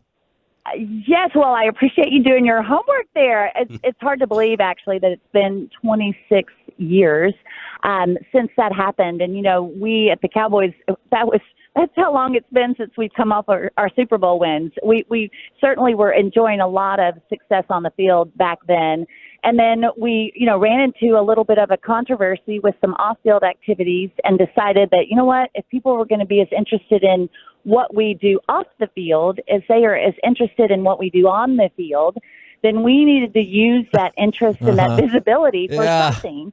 And that's when the Salvation Army came along, and that's when we decided to launch the National Red Kettle campaign. And we went up to NBC, and I met with Dick Ebersol, asked him to give us 15 minutes of airtime in the middle of our Thanksgiving Day game so we could talk about the Salvation Army and that we could encourage the millions of people that watched us on Thanksgiving Day to give to something significant and to really help their neighbor in need. And that's what this has become, an incredible tradition to help the most needy in our communities. At that point, Charlotte, had you done a lot of pitches like that before? No, it was my first. Naivety is a beautiful thing sometimes. That is a great point. I think you're spot on there. Now, if you'll just indulge me for 1 second, one more potential historical question is, I know it's an older show. My wife has been watching the Dallas Cowboys cheerleaders making the team show. Like we have a newborn baby at home, and that's been her binge show. Is it also true that you would drive up from Little Rock every weekend the first year Jerry bought the Cowboys to help out with the cheerleaders? Well, I'll tell you what, I had a little further commute. I was in Washington, D.C. Of all things, when we bought the team, you may or may not remember this, but our first year of ownership, we won one game, and it was in Washington, D.C. And I was up there working on Capitol Hill, and about a year into it, my dad first gave me a call to ask if I could get Chad Hennings out of his commitment to serve in the Air Force. Wow. And I had to promptly tell him, no, it doesn't work that way. And then the next call I got from him was about the cheerleaders, and someone had created this rumor that he was wanting to change their uniform, which he didn't even know, where they practice. So he's like, come down here and help me out of this problem. And sure enough, I came down to Dallas and figured out about the rumor and everything, all the chaos that was going on. And while I was here, he asked me to stay. And I looked at him and I said, I don't know anything about running a professional sports franchise. And he looked at me and said, that's okay. Neither do I. And so with that, he asked me to come down and stay. And I've been here ever since. And you're going to take over at some point? How's that going to work out for you? Wow. Oh, you're just going to hit it right there, aren't you? Actually, Charlotte, you and I had a chance to have a one-on-one out in Oxnard, and we were talking about the jerseys and the throwback and the matte black. And I'll ask you about the matte black in just a moment because this is something awesome that you helped us out with. The throwback unis for tomorrow, though, everybody's in love with them right now. How did that come about? Right. Well, so we finally got the go-ahead from the league to be able to add a second helmet. And I don't know if you remember a few years back, they said, you couldn't change a helmet. It was a concussion protocol, a lot of things like that. And of course, safety is our number one most important thing. But it came to bear that it really wasn't a factor on the field in terms of safety. And so the league allowed us to bring in another helmet. And so we decided to bring back the one that we used to wear, which is the all-white helmet with the star. And so we are bringing that back tomorrow. And I think our players have certainly gravitated. There's actually only one player on the team today, and he actually won't be playing tomorrow, and Tyron Smith, that has ever worn it. So everyone else, this is a new thing for them. So the players are super excited. And I think their energy and enthusiasm about it has certainly bleed into our fans, and they've gotten very excited about them showing up tomorrow in it. Now, outside of just tomorrow's game, obviously y'all are coming off another WrestleMania at AT&T Stadium. We're all hoping that one of the semifinals or final for the next World Cup will be at AT&T Stadium. And y'all just landed the 2030 men's Final Four. Can you tell us a little bit about that? Yes, just yesterday we heard the big news, and we are super excited about that. As you know, we had an incredibly successful Final Four here a few years back, and we still hold the attendance record for that weekend here for the NCAA. And we are honored to be able to get that tournament back here. I know our fans are super supportive of it. Our community is supportive of it. So that comes in 2030. That seems a bit of a time frame away. Right. I'm not sure that you guys and I will still be working in our capacities in 2030. Did you just call for our I think she jobs? did. Is that I what think she just was like, happened? you guys Oh, are no. done after Piece-A-Thon. It's kind of one of those things, right? All good things. But in all seriousness, we are so excited to bring that tournament back here. You also may have realized the day before that Dallas will get the women's Final Four in 31. Yep. So we are big on the radar of the NCAA and excited to be able to host that again. Charlotte, what's your second favorite sport? Oh, my second favorite sport. That's probably a hard call, but I will have to say it must be basketball. And a lot of that, I think, you either kind of get that naturally growing up, or if you're fortunate enough to have kids who play sports, then you kind of fall in love with the ones that they play. And that happens to be one of them. Basketball, next to football, of course, would be my second favorite, although I must say I'm a huge sports fan just in general. Which is why we're going to get the World Cup. Yeah, of course. But Exactly. We've also seen you on the sideline at a lot of Mavs games too. So we've seen you down there, making sure you're cheering on our Mavs. Now we do have the matte black autographed Micah Parsons helmet. Thank you very much for helping us get that to auction off. It's already at a great price right now, helping out our hipsters. Who my wife did mention, if you want a tour, the hipsters will love to show you around the facility at My Possibilities. So just let us know and we can put that on schedule. But the matte black, that helmet, is that Michael loves it. He wants that. Is there a possibility we can get that petition started to get the NFL to say, all right, we'll give you 3 options? Well, if you can help me with the petition in the NFL, then I can help you on the black. How about that? All right. Got it. Gotcha. Oh, no problem. Absolutely. I love paperwork.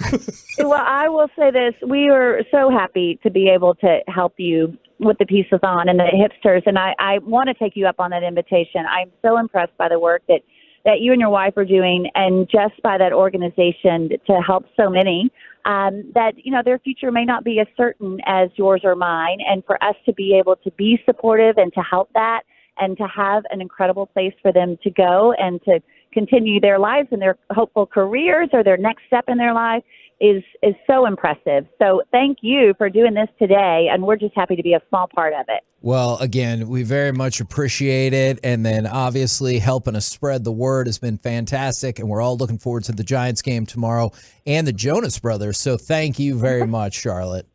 Yes, well, we're hoping for a big day tomorrow. I'm not sure it gets any bigger than the Cowboys and Giants on Thanksgiving. You want to go ahead and predict 40-3 again? Yeah, we can do that right now. Because I'm sure you all predicted that last weekend. Yeah. Uh-huh. Yep. As long as you have no follow-up questions. Yes, I did. Thank you very much, Charlotte. We appreciate it very much. Awesome, guys. Thank you, and good luck today. Thank you. Yes, ma'am. There you go. Charlotte Jones right here on 105.3 The Fan. She has Was that infectious okay? energy, dude. Was that okay to bump you out for that? Okay. You know I was what? waiting for an Odell question. How many Odell promotions does Charlotte have ready to roll out? Probably You know 100. what? That's a great point. And since you're here, coming up next, the hell with the press conference. Let's just stick around and hang out with Sean Sharif. The Giants are hobbled, but what challenges do they still present? Maybe we need to talk some more Odell. We'll do it next right here on The Fan.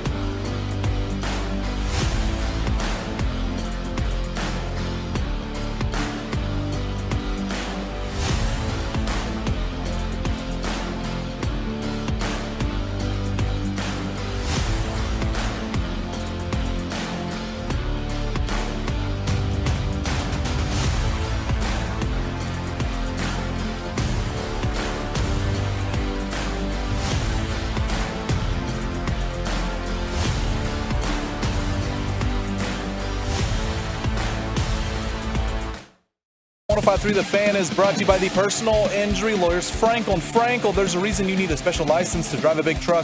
So companies that hire drivers and put them in a big truck should be held accountable for what happens when one hurts you. Frankly, you need Frankel & Frankel. Visit truckwreck.com or call them 214-333-3333. KNC Masterpiece right here on 105.3 The Fan from the 903 auction update. Tell Gavin Dawson to stop bidding on the Cheech and Chong autograph. I need it for my smoke room. Tolo. 877-881-1053 if you guys want to get involved in the conversation. Also, 1053thefan.com/Piece-A-Thon will take you to the spot if you want to donate money. Gavin should bid on something else besides wings to cook, like to learn how to make something else. Man, you're still salty about that. Still 0-2. salty. 0-2. How long ago have those been? It was a while. Okay. My mom, though, wrote me like this pep talk, and, she's like, you lost the first one. You can do it. You're not a loser. And why do you make her sound like that? Oh, my God. She was like trying to encourage me. And, Yeah. And I went out and I lost again. I blame Broadus. Yeah, he was tinkering with it. He's like, let's mix these sauces up together. And it was Wasn't his that fault. like 8 years ago? See? Maybe. I don't think it was that long. So when's the rematch? The third. I'm not doing any more wings. I got to get on the scoreboard. We're doing a whole pig next time. Whole pig. What about ribs? Do your brisket. Ribs or brisket? Oh, I think he's good with He is pretty good ribs. with ribs, Brisket, yeah. I know I'll dominate. Beef rib, maybe cook a steak. But I just don't see him cook anything else. He's one dimensional. He's like the Dwight Powell of barbecue. What do you think is Dwight Powell's one dimension? That's a really. I was hoping you weren't going to ask that follow up. Setting picks. Honestly, he's probably one of the best pick setters Okay. in the NBA. Just the way you said that, I was like, what is that dimension? Yeah, All right. I wanted to ask, do y'all still view the Giants in this game as a threat? Because the point spread started out at 7.5. It's up to 9.5, and it's keep jumping out, partially because of Giants injuries, but also because people are pounding the money on the Cowboys right there. Derek, you're shaking your head no. Yeah, I say no. I think the Giants were the most. They're overrated. There was nothing. They got lucky wins. They haven't really done crap to begin with. I get it. You got Saquon Barkley. He's great, but they still have nothing. Daniel Jones is absolute dookie back there. I don't Aren't like we that team. hoping that they would anyone in here be worried if they signed Daniel Jones to an extension? Wouldn't we be celebrating? I think that would be tremendous. Yeah. I was gonna say you guys should love that. I mean, he's not good, and I get it. He's trying to they're trying to do the Eagles offense with him, getting him to run like Hurts out there and everything. It's not even comparable. I'm sorry. I still think the threat and the worry is running in a close game. The Viking game didn't alleviate my run D concerns because they got up so much. I didn't feel like it made it any worse either, though. So What's that? I didn't make it any worse either, though. Who's the better running back, Cook or Barkley, in your opinion? Barkley. Right now? Right now, yeah, right now. Right now, Saquon. So you would say that's the bigger threat then? That's what you're more worried about? Yeah, I'm worried about the Giants running the football still. I'm still worried about the Cowboys' run defense. So I talked and about Daniel this, Jones running. I talked about this with Michael Irvin about. Well, do you feel that that was in your spot? Sorry, I got to do that. That was cool. You love Michael Irvin. I do. I really do. Did he come man. on this morning? Yes, he did. I was so pumped. I actually probably asked the longest question. I think I beat the clock on. You what's his Gio name? follow question. I definitely killed that. I didn't pick it up. covered Though. a I lot didn't of ground. go and then all of a sudden speed up at the end. At what I'd point say- did you go, man, I really haven't landed this question? When I looked over at Kevin and he was like barely coming over the computer, like, "Hey, look, I was wrap it like, up. Get to the point. We're on part 4, subsection B of this question. But my question is like, after the Green Bay loss, I said this to him. Do you feel this was the big turnaround now towards the defensive side? Not saying the defense was bad, but turn it around a little bit more, get them going. They're more accountable for it. Right. That's a good question. I think obviously we know they can rush the passer. Sure. Right? They're fantastic at that. The That will best. come up a Yeah. little bit, but I still am worried about the run defense. It's been one game, I know, but after hearing how Micah went after their defense and saying, we got to be more accountable, we got to do our job. If Dak gives us a lead, we have to shut it down. That's why I feel like what we saw, you can't take anything away from Dalvin Cook. He's a great running back, too.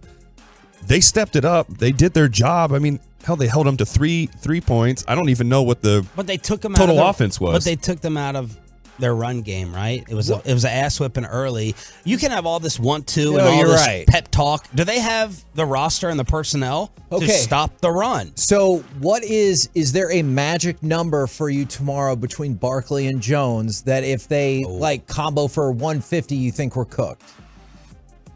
I got to do some math.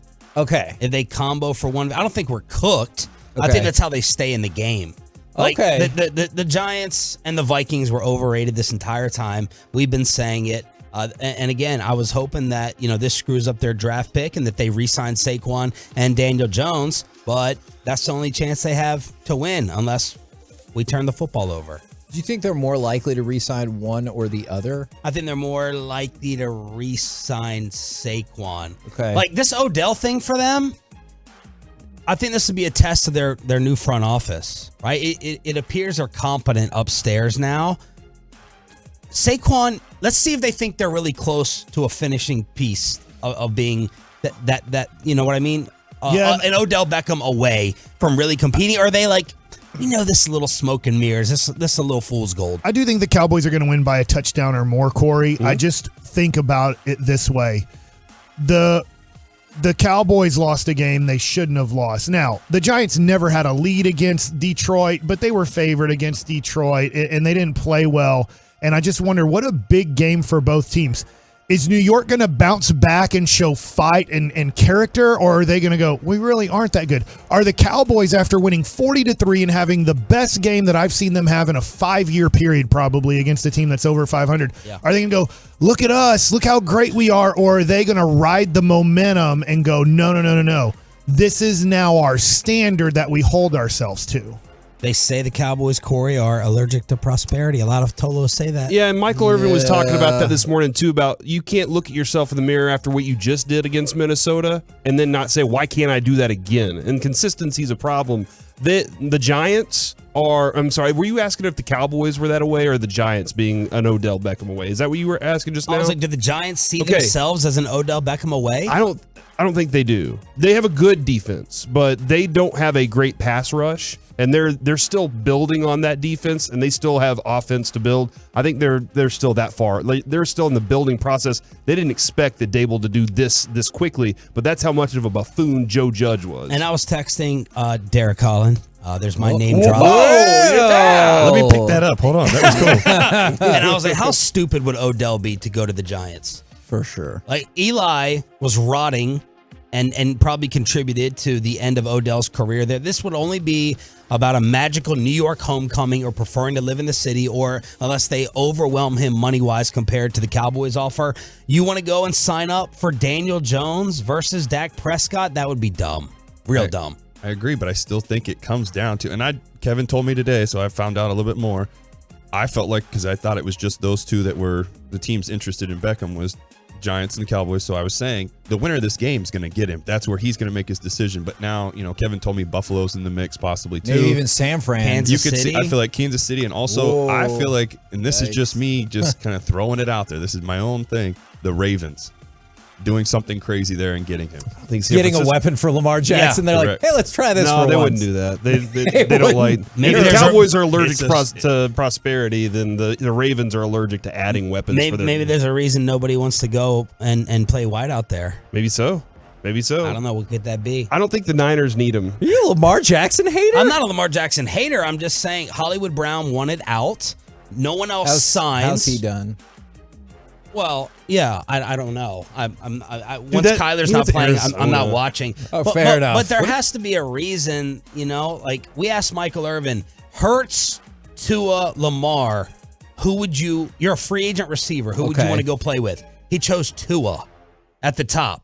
And Lamar Jackson was named number one Fascinating. best player in the NFL because he said Tua would throw the most and run the least. Okay, that makes sense. does make sense to me. But if Lamar's this MVP, superstar, badass that's respected by players more so than the media, why doesn't anyone go there to play receiver?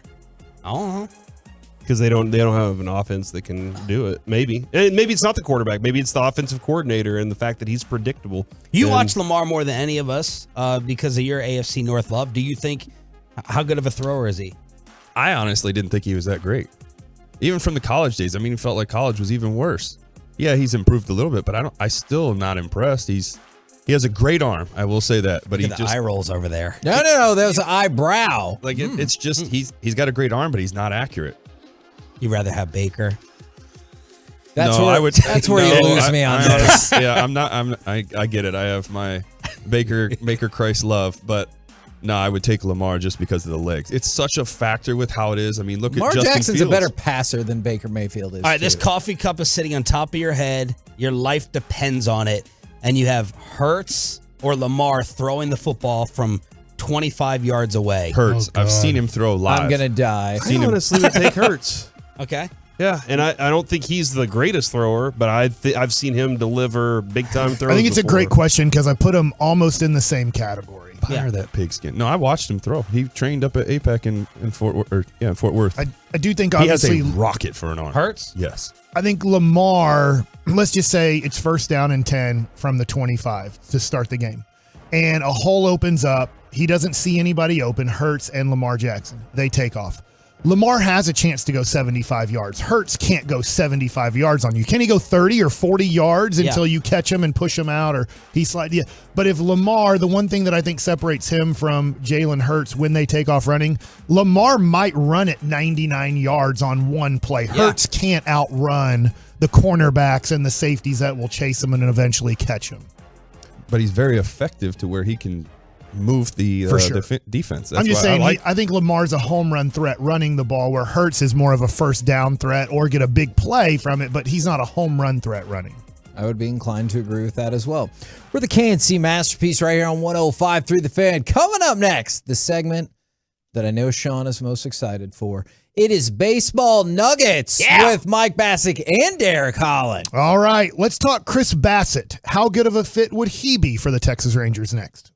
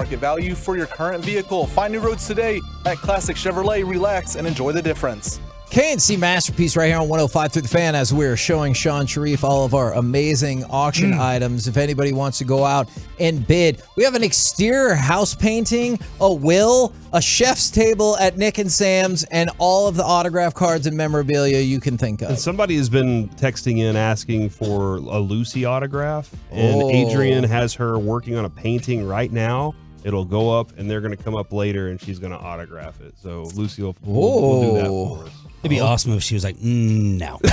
No autographs. Yeah, I could totally see that diva. I would respect that. Well, we've got Sean Sharif in studio with us, but we also have one former and one still Major League pitcher. Got it this time. Mike Bacsik and Derek Holland. So it's time for Baseball Nuggets. All right, so I found this article really interesting from MLB.com, and it's one free agent for every team. And yesterday we were kind of talking about free agency again and how the Rangers say they're going to spend a whole bunch of money, but you have to have players that say yes to your money. Right. Too, and you're going to have to outspend because there's no way if you're deciding between the Mets, the Braves, and the Rangers, it's like, well, the Rangers have the best team. You have to say, I'll go to you, but you're definitely going to have to pay the most because you guys still look a season or two away from possibly being where the Mets and the Braves are. So the one free agent for every team. Let's start with our team, the Texas Rangers. And I teased it. It's Chris Bassett of the New York Mets, formerly of the Oakland Athletics, if you remember him. He is 32-15 with a 3.13 ERA in 68 starts since 2020, throwing a career-high 181 2/3 innings in 2022 for the Mets. He has posted a 3.07 ERA in his career against the Rangers in 13 outings. I really like this fit. He's a really good pitcher. I wouldn't put him in the ace category, but I would put him in if he's starting game 2 or game 3 for you in a playoff situation. I feel like if he's starting game 2 for you, you still feel stoked. Right. And he was a game 3 guy for the Mets because of DeGrom and Scherzer. And he's not going to be in the DeGrom, Verlander, close to 40 or over 40 million category. He'll probably get, I'm going to assume, high 20s to low 30s per year, and it's not going to be a long-term contract. And I remember talking, Derek, to AJ Hinch. We played together in 2005 in Scranton Wilkes-Barre, and I know he was your manager in Detroit. And he was going to go into front office work. He never saw himself as a field guy. It just so happened that he ended up being a field guy. And we'd talk about how we would never give a 6-year or more contract to a pitcher because there's too much risk in injury. And this is back in 2005, whereas like 6 would be the max I would ever go on a pitcher. Yeah. So I'd lose out on certain pitchers, but I'd be okay with that because I think a Tommy John injury is kind of a 2-year injury where just you have a year you miss and then another year where you're kind of rehabbing and maybe back a little bit. And that's a lot of money to spend on a guy who's not going to pitch for you. So Bassett fits my plan of kind of a 4-year contract rather than a super long-term contract. Well, you brought this up earlier too, and I like Bassett. I think obviously he knows the division well. That's a huge piece to bring to the team that already knows the division. So that plays a factor for me when making this decision. The other thing too, you said DeGrom. You know, that was a guy that he's interested in the Rangers. I'd rather, as we said before we started talking about this just now, I'd rather see us go get Bassett, get Rodon. There's a few other options that are out there too. You know, there's Evaldi, who's another one I think is a good pickup. I also like Sean Manaea. That's another guy that knows the division very well. He's with Oakland for a while. Looks like he likes eating in the offseason. That's okay. Hey, it doesn't matter. You show up and you do your job, which he's been very consistent. He's been a healthy, reliable pitcher. He's had some really good years too. So I think he's a guy that I think stands out. And if we can't get Martin, you go get Quintana too. Wasn't Manaea like really bad last year though? Before he got traded to San Diego? San Diego. Once he got to San Diego, he had a little bit of a rough patch. And I will say he did get hurt, I'm pretty sure. But, I mean, that's the thing, coming back off of an injury. He could be cheap. He could be a guy like he fits into the Kyle Gibson, Mike Minor category. Which we excel at. He'd be your 3-4. Yeah. And so now that you have Martin Perez under a 1-year contract and you have Jonathan Gray still for 3 more years, I look at it bringing up Jacob deGrom. He's going to cost, from what I've heard from a former person that used to work in the front office, not for the Rangers, but another team. John Daniels.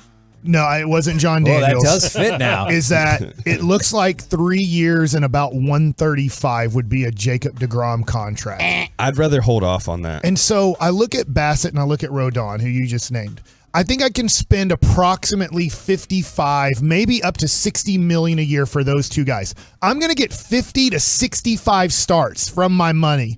If I sign Jacob deGrom, I'm assuming this because the Mets aren't really trying to get him back very strong. They want him back, but they're not going over the top, which should say a lot about what the team that's had him his whole career is saying about what they feel his health is going to be in the future. And a team that's close. Yeah, and they are, yeah. If they're healthy and they pitch well, they're a championship contender. And they're saying, I'm just not so sure about deGrom and giving him over 40 a year on like a 3-year deal. And so you're paying 20 starts for $45 million, or you're paying, let's just go up to $60 million for 50 to 65 starts. I like that financially a lot better. I do too. The other thing stands out that I will say for deGrom, the Rangers do have a strong training staff. Right. I mean, obviously being around it, I've seen how they are. They are good at what they do. They take care of their players. I just don't. It's like you said. I don't like that risk of what are we going to get. I'm hoping we get 20 starts at least out of deGrom, which that's not as much as you want out of what should be your number one guy. So I do, after Rodon has showed 2 years back to back of being healthy and dominating the game too. He's been very, very good. Bassett's also a very reliable source. He's kind of like a Colby Lewis. He's going to eat your innings. He's going to keep you in the game.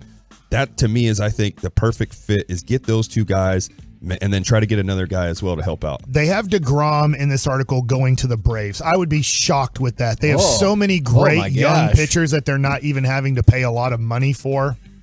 Spencer Strider was just awesome. He came up this year. Obviously, Max Fried is one of the 5 best left-handed starting pitchers in the game today.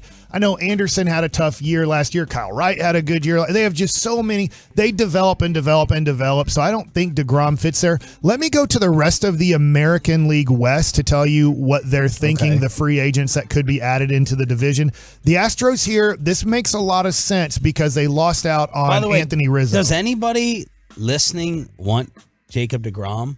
Like this is like I think it would be super fun. It sounds like it's like not even an argument. It's not even a debate. But I don't want to take away too. He is, when he's out there and he's healthy, he But puts it's up video game numbers. I know, but it's like if you and I, if I get a new house with my budget, I need to go in and find like multiple pieces of furniture. Derek Holland is like going in for his masterpiece, for his one picture above the mantle. Like, this team needs bodies. Yeah. This team needs pitching, bodies, and arms. And Sean, what you're talking about is this. If the Rangers were the Mariners, Jacob deGrom makes a lot of sense. I won 90 games. I'm maybe one pitcher away from winning the World Series. The Rangers are not one pitcher away from being a 90-win team. They're a lot away from being a 90-win team. As much as we want to think they're close, they only won 68 games last year. Yeah, they need pitching. Just They name the need rotation bullpen, out too. loud. Right now, it's Perez, Gray.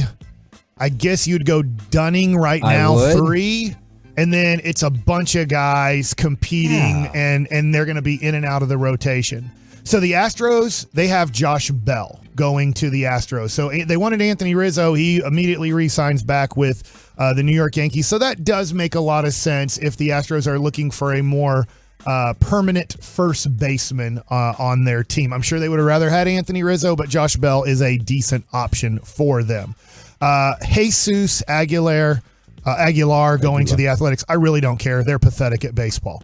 They're not going to spend. The Mariners. For a year or two, they always do this, and they come back and compete faster than we do in the West. Well, they do an outstanding job of developing pitching.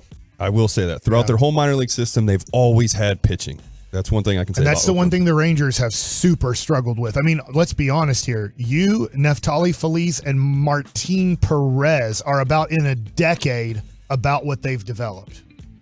Yeah. I mean, and maybe I'm forgetting of somebody else. Obviously, Scott Harrison got hurt. That hurt Matt Harrison. Sorry. But he wasn't. He was a trade product too. Yeah. So the Mariners, that is a very good team. They have Andrew Benintendi as a guy that they'll sign. Now, I've heard a lot about the Mariners. So think about this as the Rangers, and you think, hey, they're going to win 90 games. They're going to be great. And we think about the Astros. The Mariners have had back-to-back seasons now of 90-plus wins. And I've heard a lot of rumors that they're going to try to get one of the 4 shortstops on the market, that they're going to go strong after Carlos Correa, Trey Turner, Xander Bogaerts, and I'm missing one other shortstop that's on the list that I've just drawn a blank on. But there's 4 major shortstops out there. And the Braves guy, Dansby Swanson. Oh, Dansby Swanson. So That's your guy, too. They are going after one of those guys. So can you imagine the Mariners where they're at and how good they are if they get one of those shortstops? Like, how do the Rangers in 2023 or 24 become better than the Mariners? What do you guys do if you're Chris Young with the timeline? Like, do you factor in the Astros and the Mariners? I can't. Or do you you don't, right? You don't say, Well, let's plan for this 3 years away. I don't think he's going to do something like that. I think it's more of, and he's made that known. He wants to win now. So he's going to try to talk to the owners. We got to get the money. We got to get these guys. These guys are making moves. We got to do the same. The Angels just made a move. I mean, they're picking up their guys. They're starting to do stuff. The Rangers we cannot sit back and just wait. Here's where I do think it does factor in a little bit. And here's where I'm coming from. Being on the Cleveland Indians and coming up in their organization, they were division champs almost every year I was there from 96 to 01. But after 2001, the Indians, now being in the playoffs a lot, they weren't a developmental team, but they just looked at it and they said, we're not better than the Mariners. We're not better than the Yankees. As good as Bartolo Colon is and Jarrett Wright was having an up and down situation, they're as good as we are. They decided we just cannot compete in the playoffs with these teams. So let's start over. And then in 2007, they almost made it back to the World Series. So it does take time once you make that decision. Now, the Rangers have been in a weird situation where they're buying players without really developing players yet. Nope. So they are doing something really opposite of what you look at. They're trying to do what I call the San Diego Padres model when A.J. Preller went over there. And that is, I'm going to go buy a team that wins. And that failed so quickly that he had to start moving pieces left and right. One of those pieces was moving James Shields for Fernando Tatis Jr. Now, that looks like a genius move for a little bit, and I think it still will be, and Tatis will be a really good player for a long time as long as he's healthy. But it's going to be interesting if this works, because what Chris Young is trying to do is not the formula for winning ball teams. Well, they also have two right now. They're going to be spending. You have a lot of prospects, so you can start shopping now to get the stuff for now. That's why I think you might see a few guys go and make a nice trade to get more pieces. Go spend, like you said, get Bacsik, get Rodon. Okay, now we can trade and get maybe another piece, a closer, an outfielder, somebody else to help out. I'll leave it at this. I do think the Rangers are shopping hard right now, middle infield prospects. Josh Smith, Ezekiel Duran, Foscue. I'm just naming a few. There's a couple others too. Whether it is the kid that's not been very good from Baylor, who was their second round, Wenzel. Like they're throwing all those names out into the teams that are trying to rebuild and going, we have a plethora of infielders that we don't have any spots for the next 3 to 5 years. Excellent baseball nuggets, and thank you very much, Sean, for popping in and popping on with us. Help spread the word about our auctions. I've retweeted it as we speak. Yes. You gonna get the Blythe Beck deal? You gonna have a big dinner? He doesn't want to have dinner with us. What did you like on the list, man? What do you want to? Man, I love Mike Adams. Yeah, you go out there and golf and talk about anything with Mike. He's a big Tolo. The catering with the chef. That's a big time thing. The Micah helmet is sick. Yeah, I know that thing is through the roof right now. But all of those things I like. Great work, boys. Thank you very much, Sean Sharif, 5:30 to 10 a.m. every other weekday, right here on 105.3 The Fan. Coming up next, we try to replace Sean's gravitas with Zach Wolchuk. Will be in studio with us. Plus, we'll talk with Mickey Spagnola, give you some auction updates. All of it next, right here in The Fan. All right, let's talk about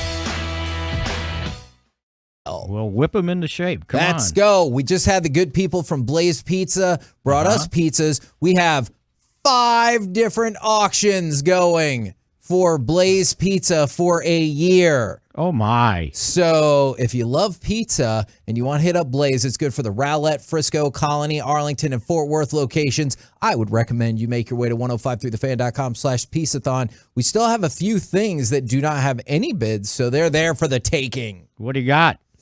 Golf outing with Mike Adams, former pitcher for the Texas Rangers during their World Series run.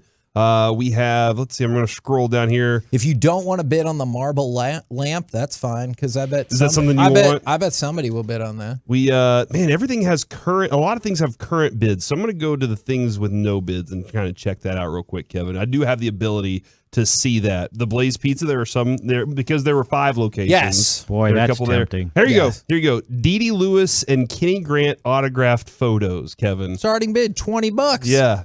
Kenny Grant was awesome. I loved him, Mickey. The Blast from the Past collectible cards. I got these at the card show. They include 1 card from 1927, 2 from 1939, and it's just a whole bunch of like cool old school entertainment cards. And Derek Holland's game-worn autographed San Francisco Giants cleats. Well. Just got those up. Yeah, we just put those up, so they're going to go very quickly. You know, I should have looked into some stuff of cards that I have. I could have given them to you guys. Well, if it's from the 90s or the late 80s, I'm told that Mike and Kevin always yell at me about that. And they're not worthy any. Somebody who's a fan of those teams might like them as a collectible, not a thing that you can sell. No, that actually is true. Right? Ooh, I like this I think idea. Mike would say they probably already have them if they needed because they them. printed so many. Yeah, of they them. might not have been born when I got these, right? No, yeah, some of yours may. Some of mine are 30-some years old.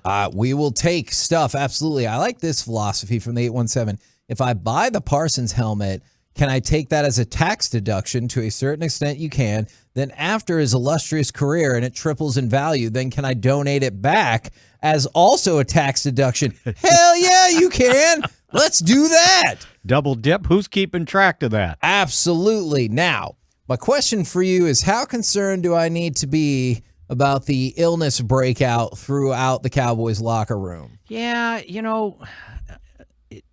McCarthy makes it sound like, while they're ill, I think he's hoping that everybody is still good to go.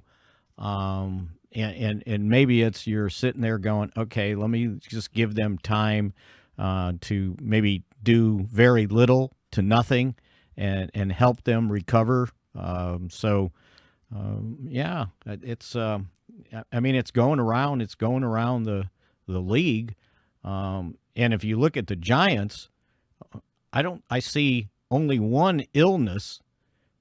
Andrew Thomas, by the way, their starting left tackle, didn't practice yesterday, but they've got all these other guys that are starters that have like serious injuries that could get in the way, and the majority are on their offensive line. Evan Neal, their other tackle, he's been limited with a knee. His backup has been limited.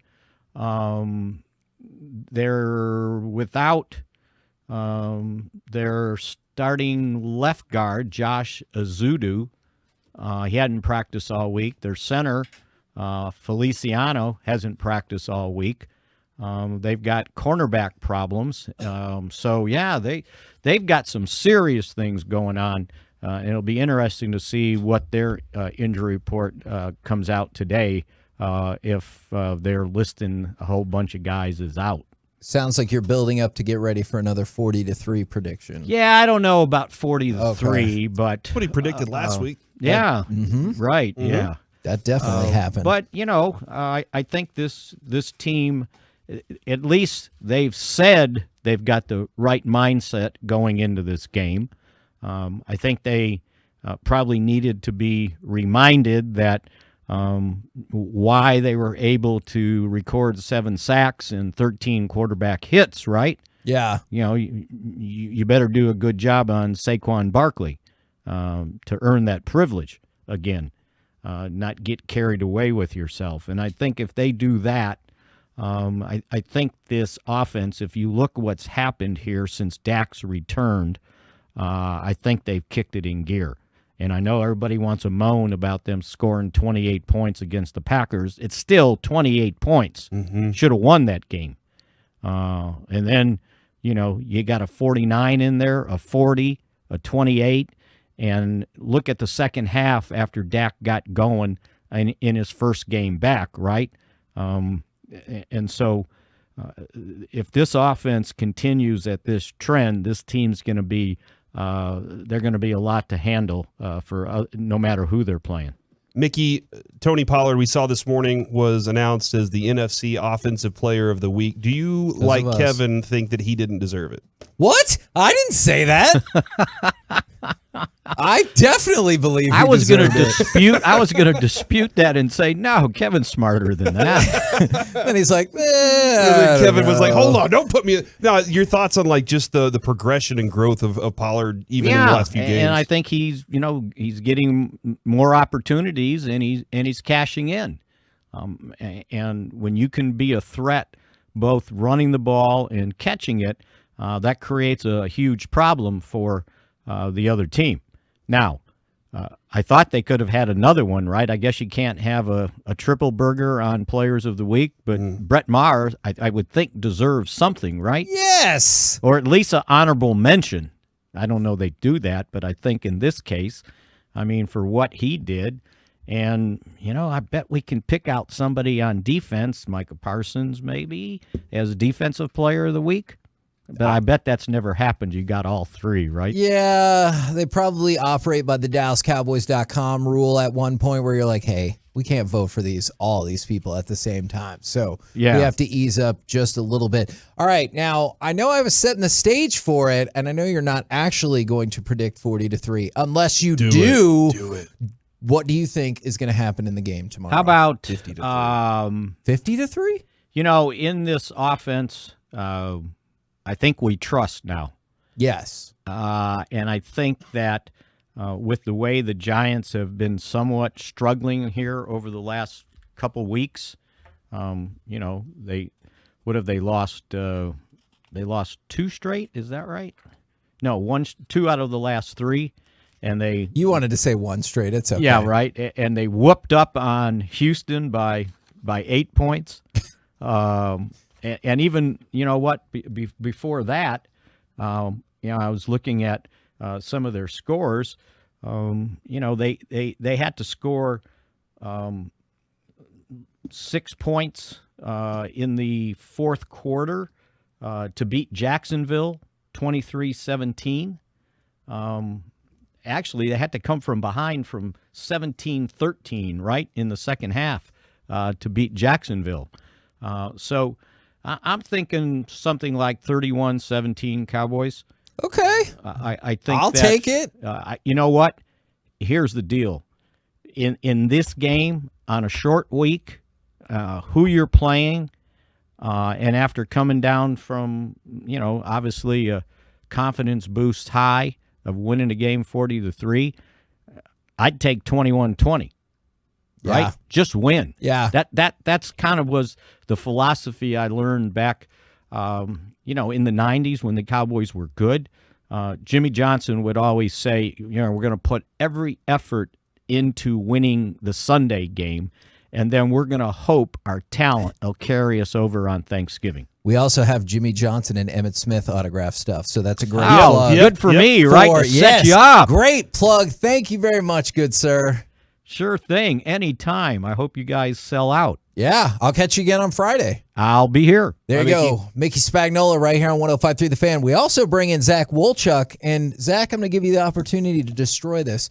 Have you brought any breaking news with you? Yes, I certainly have brought some breaking news. Is it breaking baseball news? Oh, it is, baby. What? Breaking news on 105.3 The Fan is presented by BetQL. Smarter bets start with BetQL. Download the BetQL app or visit BetQL.com today. Yes, we got breaking Ranger news on your home of the Rangers. The Rangers have announced. Did we get DeGrom? We didn't get DeGrom. Not yet. Rodon. We got Greg Maddux. Aaron Judge. Did we get Greg Maddux? Yeah. We got Mike Maddux. Oh, yes! Rangers have announced Mike Maddox as pitching coach alongside manager Bruce Bochy on his staff, and they've hired Dayton Moore as senior advisor. The Royals guy? The Royals guy. Not really a surprise. We know he's got a good relationship with Chris Young. So the next domino to fall will be Derek Holland. Do you want to make an announcement, Derek? No, it's definitely not going to be me. Come on. I'm going to be the last thing to fall. Definitely that's for sure. not. Yeah, definitely not. Well, it's the combo platter. It's you and Rodon. No, my ideal thing is what I would like, and this is just me throwing it out there, just me being me. I would love to just have a tryout. If I don't make the team cool, I can retire as a Ranger. And then, you know what? Get into coaching and hopefully be with the Rangers. We shall see. What do you think about Mike Maddox? He doesn't Love know him. I don't think. He did. He worked, Mike. he literally would walk out there and do the thing where he'd cover his mouth and whatever he was saying, and he put his hand on his arm. This guy pitch better. It was always this, right? 2 hands, and then it was like, Pitch better. say what you got to do, and then, all right, who do you got on a comebacker? Because there's always somebody at second, so it'd be like, oh, you and Elvis on a comebacker, pat you on the chest, and walk off. See, there it is. We That's finally a routine. know. And the funniest thing is, you can always do the fingers. You hear that, every kids? team I played for, the guys are like, oh, here he goes. This is what he's going to do. And they named everything off, and it's like, all right, this is normal. I forgot all about that until you literally did the motion. But the funniest But thing, that's it, because it's so strange, because immediately it always seemed like the pitcher was better right after. yeah, he's just getting you to calm down. Okay. Mike is great at what he does. There's no doubt about it. You think he's better always, at that than Costa Rica is at soccer? Yeah, I heard about that. Okay. Not going super well. But I will for say one of the funniest moments, you were talking about that. Yeah, it's not. Yeah, it's a close one here. Was he went out there, Joe Nathan was pitching, put his hand on Joe Nathan. AJ Brzezinski came out, he was catching, so AJ put his hand on Mike, and they had a circle. All their arms were up like this, and it was funny. A lot of circles and a lot of hands. I was going to leave that alone. I heard for AJ there. Brzezinski was a crazy man. I love that dude. Yeah. God, he was He's amazing. a wild man in that clubhouse. Yeah. Man, he was amazing. Yeah, I'm he just going to was. leave it at that. Yeah, okay. It's Yeah. a safe space. These next 2 hours are going to get wild. You got Eric and me back to back, Derek. Oh, okay. Yeah. I'm excited. We're tag teaming this. Now, that's interesting. Eric is bringing content. I hear rumblings that you have content, unless we have another guest next. I had a full hour prepared for you, Hagee. Oh my God! So, I wish you would have told me that last. Well, night. I did try to tell you, but you don't listen, so it's okay. Facts. I'm gonna flip through my phone real quick and see where. I didn't text you. He texted me and asked I didn't me text to you. I told you in person, but you have a lot going on, so it's not a biggie. But I'm prepared Valid. for whatever you want to do. You throw it at me, I'm here to party, but I do have content for you. So it might be Wolchuk content or my possibilities executive director and probably not part-time Saints wide receiver Michael Thomas. Right. Yeah. He's not. He's definitely not. Well, he's much more healthy. That is a great point. He is going to help us raise some money as well. He is healthy. Yeah, he's doing great. All of that next right here on The Fan. Ooh.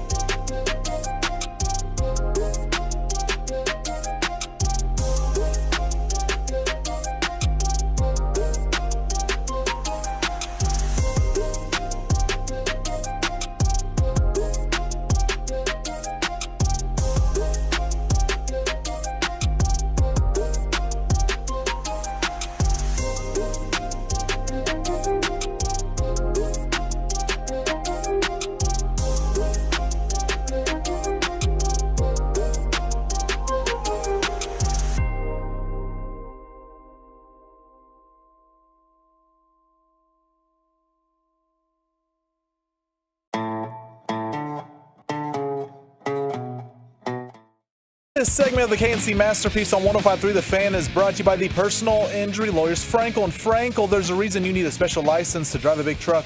So companies that hire drivers and put them into big trucks should be held accountable for what happens when one hurts you. Frankly, you need Frankel and Frankel. Visit truckwreck.com or call them 214-333-3333.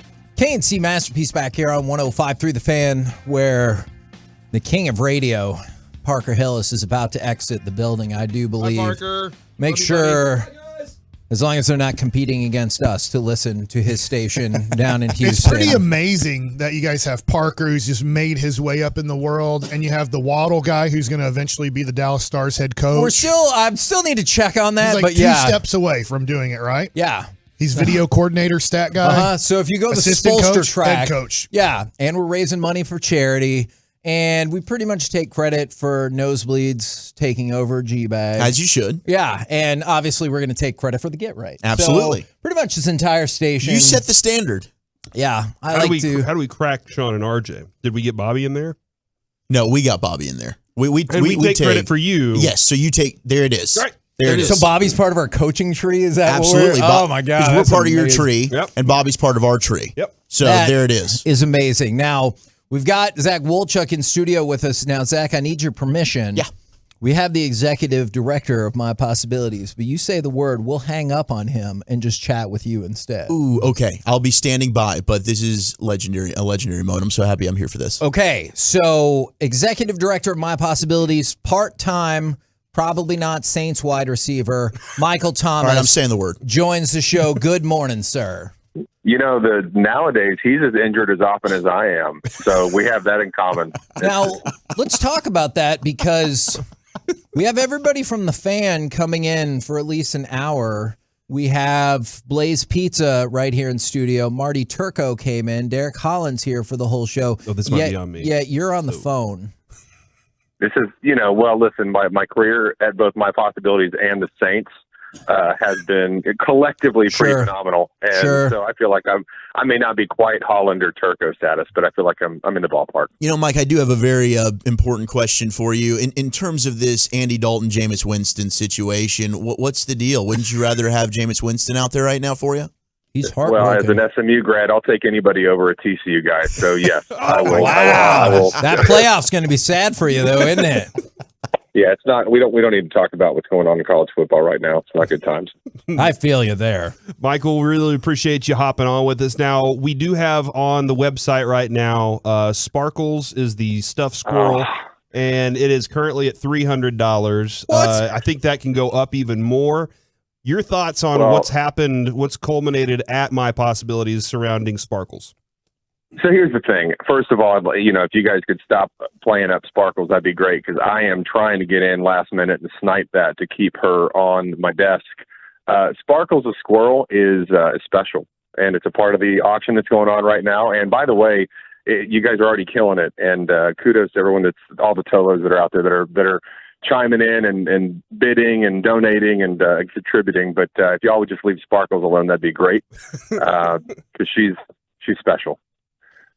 We've had a good morning so far. It's been a good run, but I always want the opportunity for you to highlight what y'all do so well, and what the whole responsibility you guys take on, and why y'all are so good at it. We had a story this morning that was shared from somebody who was working with a hipster outside of MP. It was a nurse that was helping out, doing some work with him, and he said, "Are you a hipster?" And he said her face lit up whenever she realized somebody knew, and that she took great pride in being a hipster. Can you talk about what you guys do? Man, yeah, I appreciate you sharing that story, because that when the term hipster, which stands for hugely important person, when that came about, the whole point was we wanted the adults with intellectual and developmental disabilities that we serve to feel proud, to sort of have a term or a kind of a badge of honor, something that they could identify with, and they are proud to be identified as hipsters, and to kind of affiliate that with MP. Having somebody externally ask that question and have that moment that is special. So we pick up in education and job training and therapeutic support for adults that have disabilities after they have graduated out of the school system. So these are North Texans, and these are sports fans, and these are magical people who have autism or Down syndrome or a traumatic brain injury. And regardless of their circumstances, they still want to live, work, and play in the community, and they still want to participate in all the stuff that we get a chance to do. So the work that we're doing today is not only helping us support over 600 families and individuals in North Texas, but it's on the front end of building our second facility in North Texas, which will provide job training to an additional 300 adults with disabilities in about a year. So we'll be serving close to 1,000 adults on a weekly basis this time next year.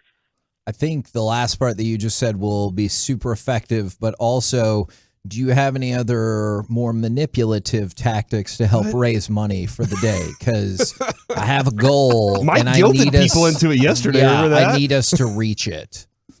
Yeah, I mean, I'll do whatever it takes, and I mean, I've literally tattooed my body with organizational brand. So you guys throw whatever you want up on an auction. I'm happy to participate. More tattoos, I guess, is what you're saying then, Kevin. Sure. Or piercings. I'd be happy to get another tattoo. I've also jumped out of a plane and I've shaved my head several times. So y'all come up with something magical and let me know. Let's auction it off. Yeah, that sounds like a great great idea. In solidarity, Michael, I will shave my head with you for My Possibilities. Could you grow hair out to benefit My Possibilities? Out.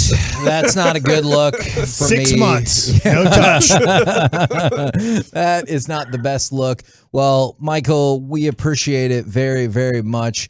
My Possibilities is an amazing place. If you want to go do a tour in Plano, we've been talking all day about how that can be set up. And then 1053thefan.com/Piece-A-Thon if you want to bid or donate today. Really appreciate your time, man. Hey, no, thank you guys. And again, thanks to the fans and Tolos, and again, everybody else that's been on today. that's participated in helping us raise money. It means a tremendous amount to me and also to thousands of families and people that are out there in North Texas. So kudos to you guys, and let's keep bidding on everything that is not Sparkles a Squirrel.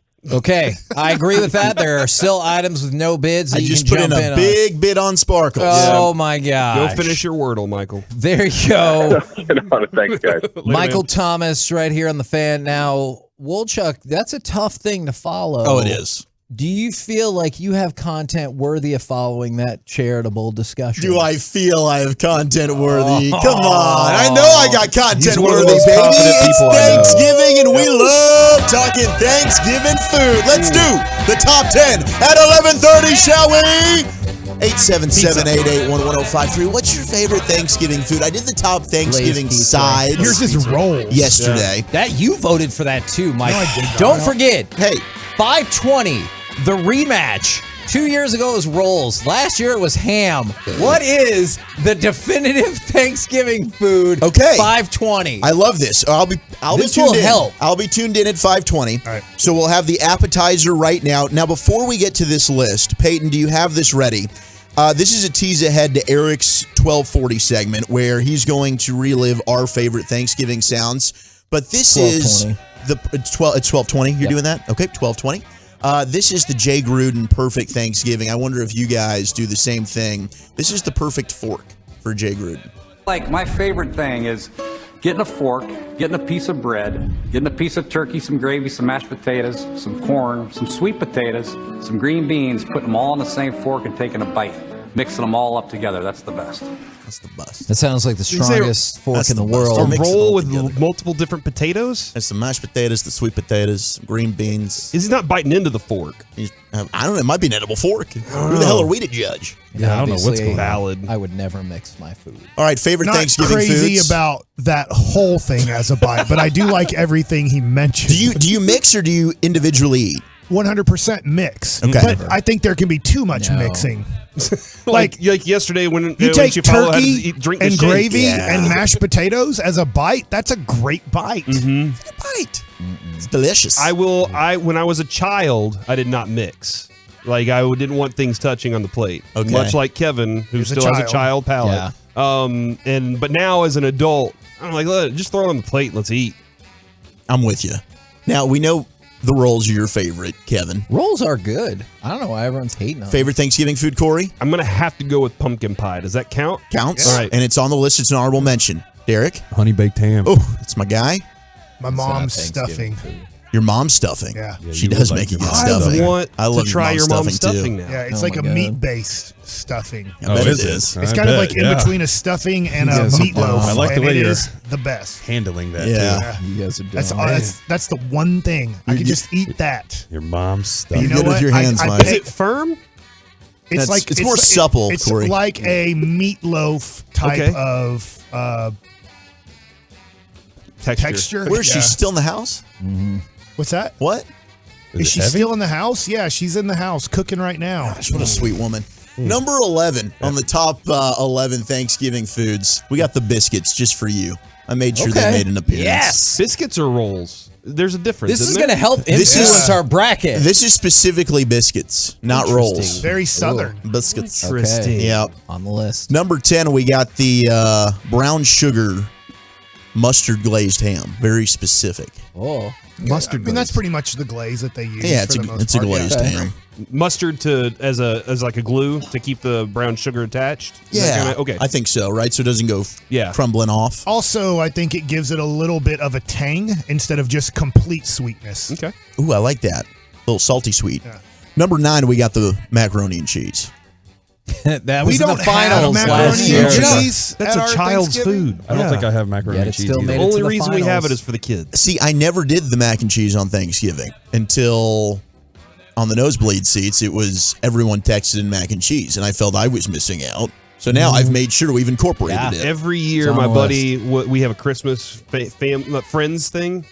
My buddy will always bring shells with chopped up hot dogs. And it's like the one thing that everybody's like, oh my gosh, I can't wait. It's insane. It's good? But I think it's more of a joke, but then everybody was like, no, it really tastes good. 5-0. Man. We're going to have to hustle. España's killing it. All right, back to you. Yeah, go fast. Number 8, the green bean casserole.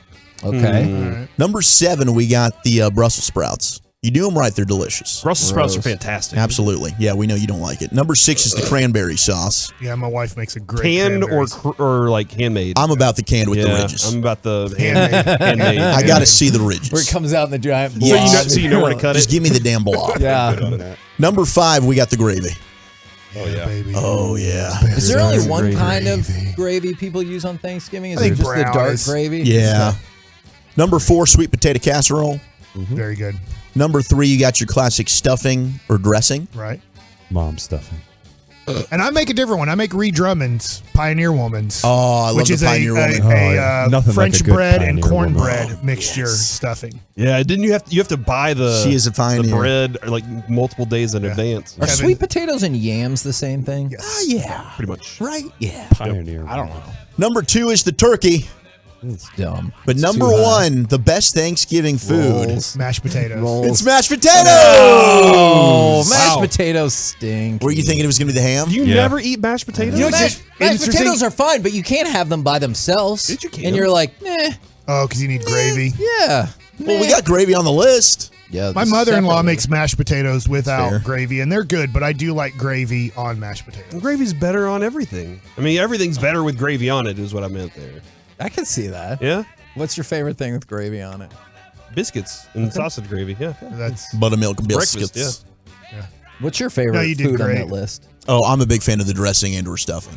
Because I think you only have it on Thanksgiving. Oh, that was a Pioneer list Woman? that you The created. Well, I prefer Mike's. Mom's. Pioneer Woman. Yeah. Did you wear a cup? Excuse me? Did you wear a cup for protection? Because at this For point, what? this From is the where stuffing? Kevin kicks you in the nads for going after the you're rolls? 1 The minute roll late, community? and this is where Oh, when we yeah. go to break. Have this you is- heard this show today? Do you think This is I- where Kevin starts yelling at you. This is my damn hour. I'll do whatever the hell I want. You see Think what? that's how that's going to play out? This Let is me damn know. right how it's going to play out. We're That at is 11:37:20 and counting. not I'll keep talking. how We'll keep going late, baby. That is going to play out. We're the KNC He's gonna call you after the Masterpiece show. right here. He's pissed. He's upset. I'm not. On 105.3 The Fan. Coming up next, how about, you know what, in honor of you, a little gridiron gravy. Yes. What happens in Mexico City apparently does not stay in Mexico City. We'll do it next right here on The Fan. All right, I want to talk about men's.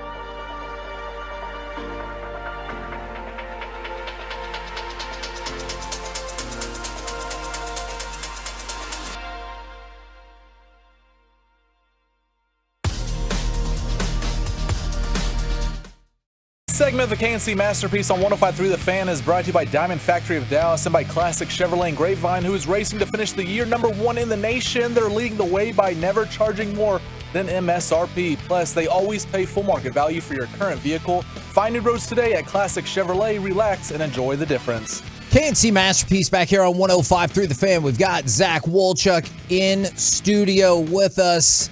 Zach, would you please encourage everyone to go to the website and bid and donate? Yes, please go to the website, My Possibilities Piece-A-Thon. You can go to 1053thefan.com/Piece-A-Thon and click the donation. Well, you can just go to the auction items. You can do both. You can either go to the featured items, all items, and you can also just make a donation if you'd like to. And those are numbers for the website.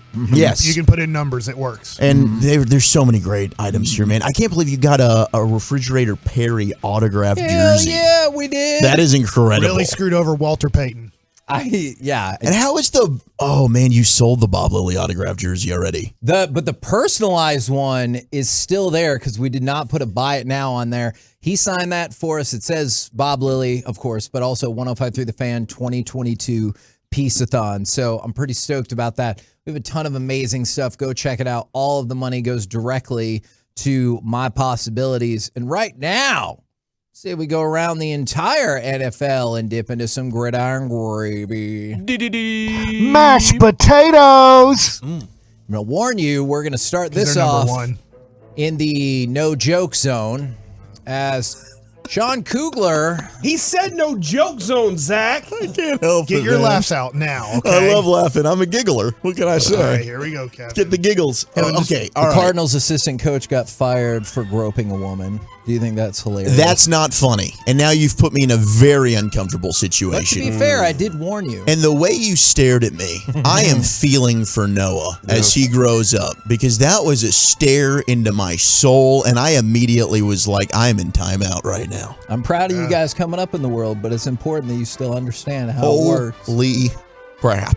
Also, I've been watching a lot of House of Cards. That was And chilling. they have nothing but tense conversations all the time, and I want that to be my life. Well, you're Kevin Spacey. It was pretty good there. Except for all that other. Did they edit him out of that show? No, they just did it last season. It was awful without him. That would be a weird edit. You're watching a game. Noah walks into the living room right in front of the TV, and you're like, hey, move, obviously. Or you say door, because that means you make a better door that's shortened. Sure. Do kids know that Do you, well, that's what I tell my kids. They know now. Then he takes his diaper off, poops on the floor, and walks off. What do you do?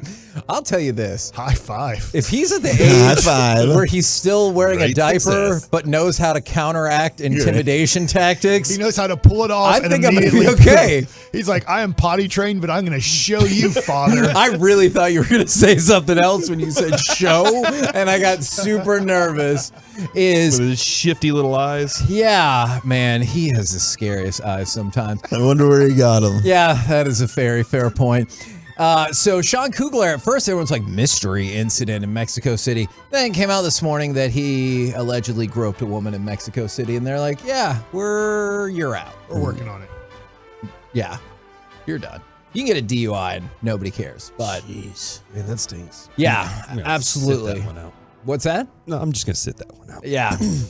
It is interesting that the Titans are like, don't worry about it. Like, you definitely should not grope a woman, and that's easily a fireable offense. It's weird that the Titans are like, it's fine. I don't really care. Go ahead. All right, speaking of people who don't care, the Panthers are going to start Sam Darnold against the Broncos. He's in the power rankings. I mean, it's interesting when the power rankings come out for quarterbacks. I'm like, oh, he's starting now? Like, just to give you an idea, like it has Mike White now in the quarterback What an power upgrade rankings. for the Jets. Yes. Getting work done. Let's go, Jeets. Now, compare Zach Wilson to Justin Fields. Did you see that Justin Fields, after their 27-24 loss to the Falcons, apologized to his team, whereas Zach Wilson was like, do you feel like you let the defense down by scoring 3 points? And he's like, nah.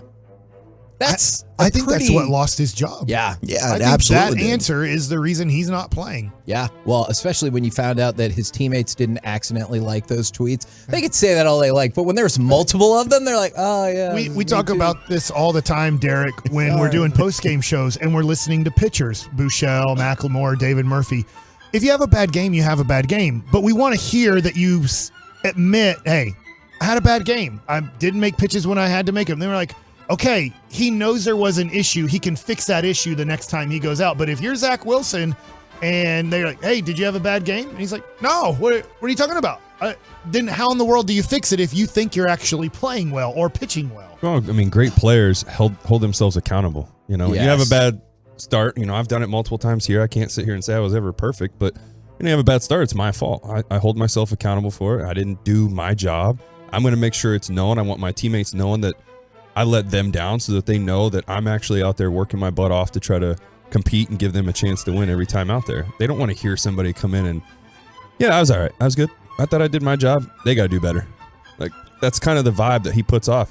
I agree. Nobody wants to play with that. No doubt. I think John Gray's the best on the Rangers, by the way. Yeah, he's giving explanations about what was working. Yeah, Martine does, but I love listening to John Gray after he pitches.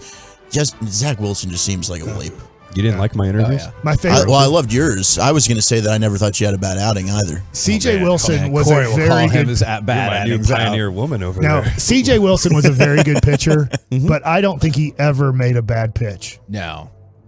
He had a TV bigger than his wingspan. That's the thing that you happened. gave up 11 hits. You didn't give up 2. Like there had to be one bad pitch today. Yeah, Derek but had still one good. bad outing in his career. Derek, it was the one game where you threw 12 pitches. Is that the one that you spotlighted? Oh, the World Series. Yeah, the World Series. That's They the only moved one. the plate. I swear they moved it. I know. I even said that. See, that was the thing, too, is like, one, I got pulled aside, Benji Molina, which shows so much about him as a catcher. It's my battery mate.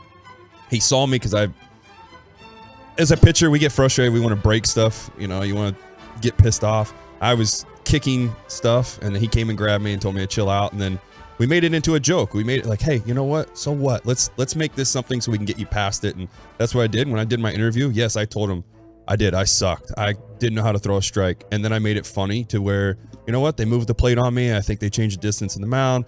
Made it so it was like, you know what? I'm going to be fine. I'm not going to let this affect me. And my teammates saw it too, and they were like, yeah, he knows. Like, he's better than this. He made it a loose environment for that, and we know that he's going to put that work in and get back out there. And I did. And you did. Bounced back. Absolutely. Since we're bouncing around just a little bit, Woolchuck, at what point do you think Costa Rica gave up in this game? It's now 6-0. Do you think it's at 3-0? They're like, yeah. No, 1 minute in. You think 1 minute in? Oh, no. I was going to say like the 25th minute, but you could be right. When they showed up to the pitch, they were like, "Oh dang!" I would just keep kicking the ball as far as I could into the stands at this point. Kaboom ball is what they will call that sometimes. Well, they just got the 6-0 blunt rule on them. Yeah, and then they gave him 8 minutes of injury time to break it down That's the even thing. further. What is that? You ever play FIFA shots? That's the rule. Now, he's saying Costa can we Rica just has like a lot hold of the ball? blunts. Oh yeah, Can we just hold it? Absolutely. Just kick it Hold it, around. just stand there. And I think I there's told no you delay of game. There was a soccer coach I covered in a tournament once. It was girls soccer. They were ahead 9-0 at half, and the final score was 9-0. And I asked the coach, I was like, "Hey, what? I know y'all dominated. What happened in the second half?" And she goes, "On the record or off the record?" And I was like, "On the record." And she goes, "Man, they really tighten up their defense, blah, blah, blah." Off the record, she goes, "I told the girls to just kick the ball around and not score any more goals." And I was like, wow, what a boring 45 minutes. You're like, can't score They just a goal. scored again. All right, well, there you go. Oh, 7-0. We put a tutty on there. Is there a thing like, can they do pace of play here? Can we fast forward Running this? clock. Yeah, but they do have a running clock. Dude, They're they're like, in we're just stoppage going to time add right it. You're right, they We're do. just going to add it. That's what a couple of schmucks we are. Why are they adding an extra Yeah. 8 minutes? Like, sorry, you have a chance to come back, so Nobody- we'll give you these 8 minutes. That's where you hit up Costa Rica and That's a you'd be good like, are you point. cool with no Let's just- stoppage time? And they're like, Yes. absolutely. No stoppage time. All right. The Bengals, The bungholes. Jamar Thank Chase, the bungholes. Is Jamar Chase going to be back at practice? Joe Burrow has said that he expects Jamar Chase to play this weekend. Awesome. So adjust your fantasy lineups or expectations accordingly. Are they wearing their icy whites again, or was that last week? Okay, I loved the icy whites. I like those too. I like those helmets. Some people were hating on them. I was like, I don't They see what you're were? seeing. Yeah. Yep. I think they're fantastic. Doesn't make any I think sense. it's the Siegfried and Roy look. Okay, it The is white a little tiger. bit. Yeah, it is the white tiger look, but I digged it. Did one of those guys die? Well, At least one of them. Yeah, one of them died. didn't they kind of deserve it? They were playing with tigers. Oh my god! They did. Oh my gosh. I don't know. All right, go play with tigers and see what eventually happens. Is that your take on it? You're like, you Yes, deserve to 100%. play with the tiger. Go swim with a whole bunch of sharks every day of your life. Eventually, one's going to turn on you. Were you mad that one time they said Michael Phelps was going to swim against a shark, and then you just found out of the animated shark? I watched the whole thing, It was Kevin. ridiculous. I watched the entire Were thing. you mad? A little bit. I got some interesting insight, but I was kind of mad. All right, Wolchuk, what would you like to promote or say out into the world? I would just like to say that what Mickey said earlier about this Thanksgiving game being close, come on. It's like a homecoming game. Are you kidding He did me? still say they would win by 14, even though which is close. There we go. That's not close, right? The Cowboys are going to win by 2 scores. Like, Dak owns the Giants. He hasn't lost to them since his rookie year. They went in on Monday Night Football, won that game with Cooper Rush. They didn't have Michael Gallup. They should whip the Giants' ass tomorrow. Isn't it said, too, that Daniel Jones is not good in big games? He's not. And if he throws an interception, the Giants are terrible. They're 6-1 in games where he doesn't have a pick. Yeah, so like as long as the 4 and Cowboys 15 and all that, exactly. something terrible. As long as the Cowboys get an interception, which I'm sure Trayvon Diggs will, they'll be fine. Thank you very much, good sir. Coming up next, we will have your compatriot, Eric Chiafalo, jumping on with us, and we will do Cowboys Combo Platter. Give us a Cowboys prediction for the game tomorrow, and then what is your favorite Thanksgiving food? We will complete the rest of this bracket. We'll do it Happy next. Thanksgiving! Right here on Thanks, The buddy. Fan. Listen.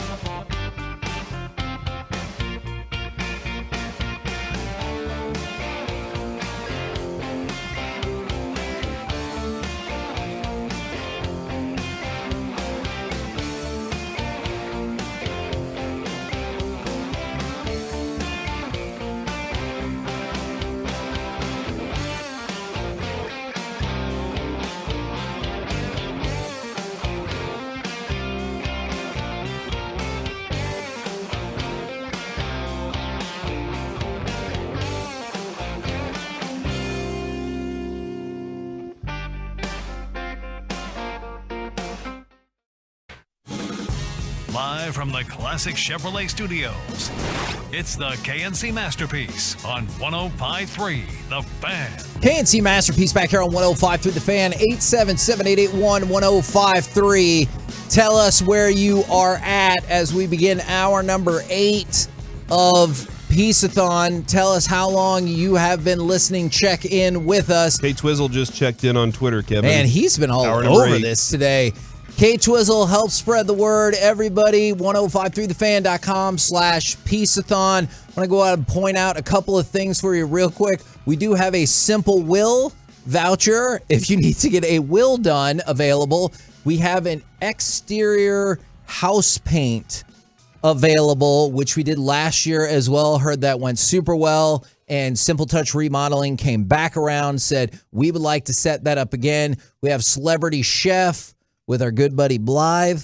And we have the CBD treatments all available. And the Mike Adams golf outing. Want to point your attention to all of those amazing things. Nick and Sam's chef's tasting for 6 with a wine pairing is on there. And Kevin, Trying on that one. I got that directly from Samir. Lucy's original artwork has been posted. So it's up there right now for, I think the bid is $35 at the moment. So I appreciate that. That's awesome. That's a steal. That is a steal. Right now, we bring on Eric Chiafalo from the G-Bag Nation. How are you, man? I am fantastic. I thought you were going to say, how is ya? I'm not disappointed because this is a great day and I can't be disappointed. You got to change it up. I do feel a little bit bummed that I'm not going to be able to come out of the gates as hot as Wolchuk did with breaking, bleeping Rangers news. That was pretty impressive. I apologize in advance for that, but the next 60 minutes are going to be glorious. All right, we would like to get you involved. 60 minutes on side. If it makes you feel any better, for 1 second, I thought he was going to name we signed a premium pitcher. Dude, yeah, sorry. I immediately went to DeGrom. So I think Hagee did the same thing. Yeah. I mean, I knew what the news was, but Yeah, I knew what it was, too. It was better to play it up. From the Yeah, we already knew Mike before you. I want to be honest. I don't know if you know this or not. We're really connected to the Rangers. You may work with them a little bit, but we know people. From the 903, I've been listening since 7 a.m. Larry and Leroy has been listening since 6:20. Leroy rocks. Absolutely. And from the 817, checking in for hour number 8. All right, Chief Follow, we're going to start it off with this. Cowboys combo platter, and you can help us out since you are now our food expert since drinking the Thanksgiving Shake of Doom. Thank you. Is give us a Cowboys prediction for tomorrow, and then what is your favorite Thanksgiving food? We're constructing our 16 food bracket. We have 14 foods on the table thus far, so we still have a couple more spaces. The defending champion is ham, which pissed people off. And then the year before it was rolls, which pissed people off even more. So I have no idea how this is going to go. Well, it's a controversial time of year. It always is when it comes to the spread, for sure. I thought you meant because of the history of Thanksgiving. Well, there's also that. I thought you were coming in hot. No, that would have dominated where Wolchuk It was just a meal with two cultures, I believe, right? Mm-hmm. Then things happened after that. Oh my! There was the after. The post game got a little bit weird. Yeah. This is your fault. I apologize for that. We'll move on seamlessly to a dominant Michael Gallup performance tomorrow. It felt like it was a little bit of a coming out party for him, where like the physicality really showed up, and it was like, Except okay. for the blocking part. Except for the blocking Don't part, do any yes. more wide receiver screens, because that was the one thing out of terrible. Sunday that It was did terrible. not work. Tried to block that out. I was Unlike Michael Gallup. I gotcha. Yes. Stop moving. That's what he was telling the guy. Can we get an over the top touchdown to Michael Gallup for like maybe 40 yards? That'd be pretty cool. I'm in. And then maybe we get the first 100-yard Gallup game coupled by a touchdown. How about that? Thanksgiving touchdowns for Michael Gallup. Is Odell Beckham number 13? Yeah, I've been wondering about this because you have Anthony Brown, who's number 3, which is what he wore in college, and then you have 13 is already taken. I don't know where he goes. I don't know where he pivots here. 88. Well, we'll have to switch. No, I'm just kidding. He's a veteran. As a veteran guy, you got to give up your number. So here's the rule, though. The in-season rule is you're not allowed to switch numbers. So even if Anthony Brown is number 3, wanted to say, "Hey, OBJ, you can get your college number back," and maybe you pay me for it or something, or maybe it's on the house. Either way, the NFL won't allow it. So that's the crappy part, I guess. If you're, I wonder if it's that way in baseball because I don't recall it that way. I don't know. I just curious. Learned this because of OBJ. So, what is your favorite Thanksgiving food? While we get this from the 817, listening to since 5 a.m. Just hitting the docks in my semi from the 337. I've been listening at work all day since 7 o'clock. From the 469, been listening to since 6:30. Scott from Forney, been listening since minute 1. And from the 817, listening from WinStar on the app. Hope your fortunes are going well. Yes, my fortunes will be going well tomorrow when I take on the mac and cheese. For me, the mac and cheese is an absolute home run. Derek is shaking his head over there. I imagine in disappointment. What are we doing? It's mac and cheese is not. I've never seen it at a Thanksgiving. Really? How did it make it to the finals of the bracket last year then? Because you guys voted. You vote too, Mike. Well, So I does get Cory. outvoted. It's a democracy. Did you put that in there? Oh, he did. He makes everything. Wait, so you're so Baskey's anti-mac and This cheese is on the Thanksgiving list as well? y'all can change. I'm not anti-mac and cheese. Mac and cheese is great, but it just 100%. doesn't feel like a Thanksgiving thing. Okay. It's not on Thanksgiving. You don't have you.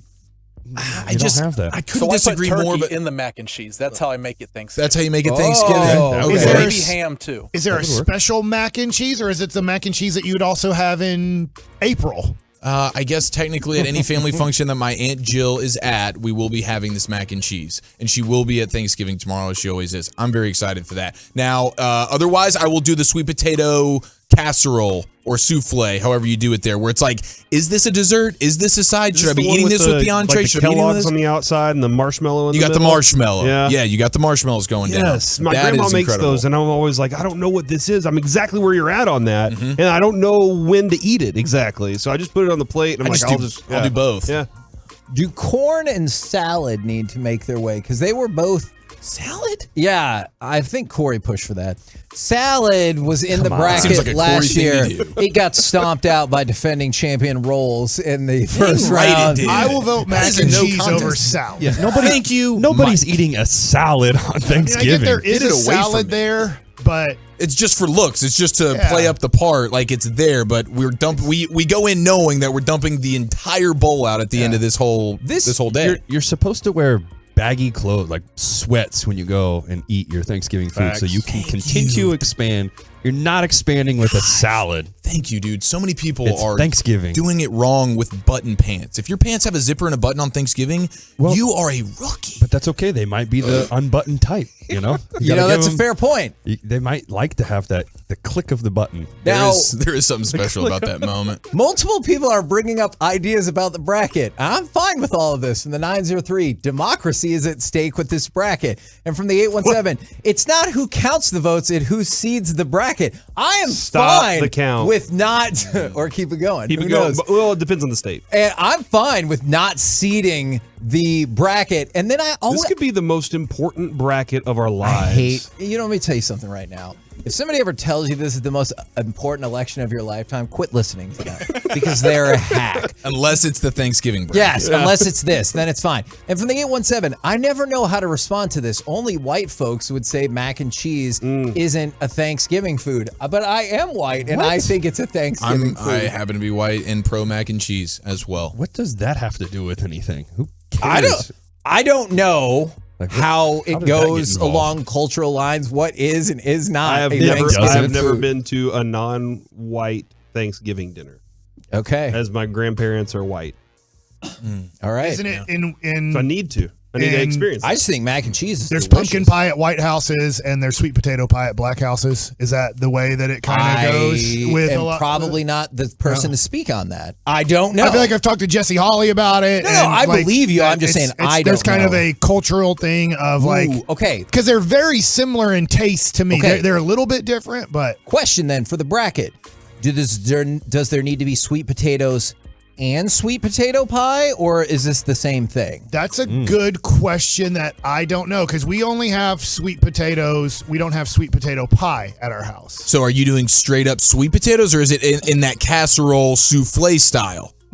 It's like my mom like slices it up, and it is like Brown in a brown sugars it sugar up. type of Okay. thing. There's not All right. marshmallows on top though. And to make the bracket more inclusive, this is a great question. I think this got suggested last year. Tamales. Does that need to be in the mix? Tamales, Yes. Lasagna. sweet potato.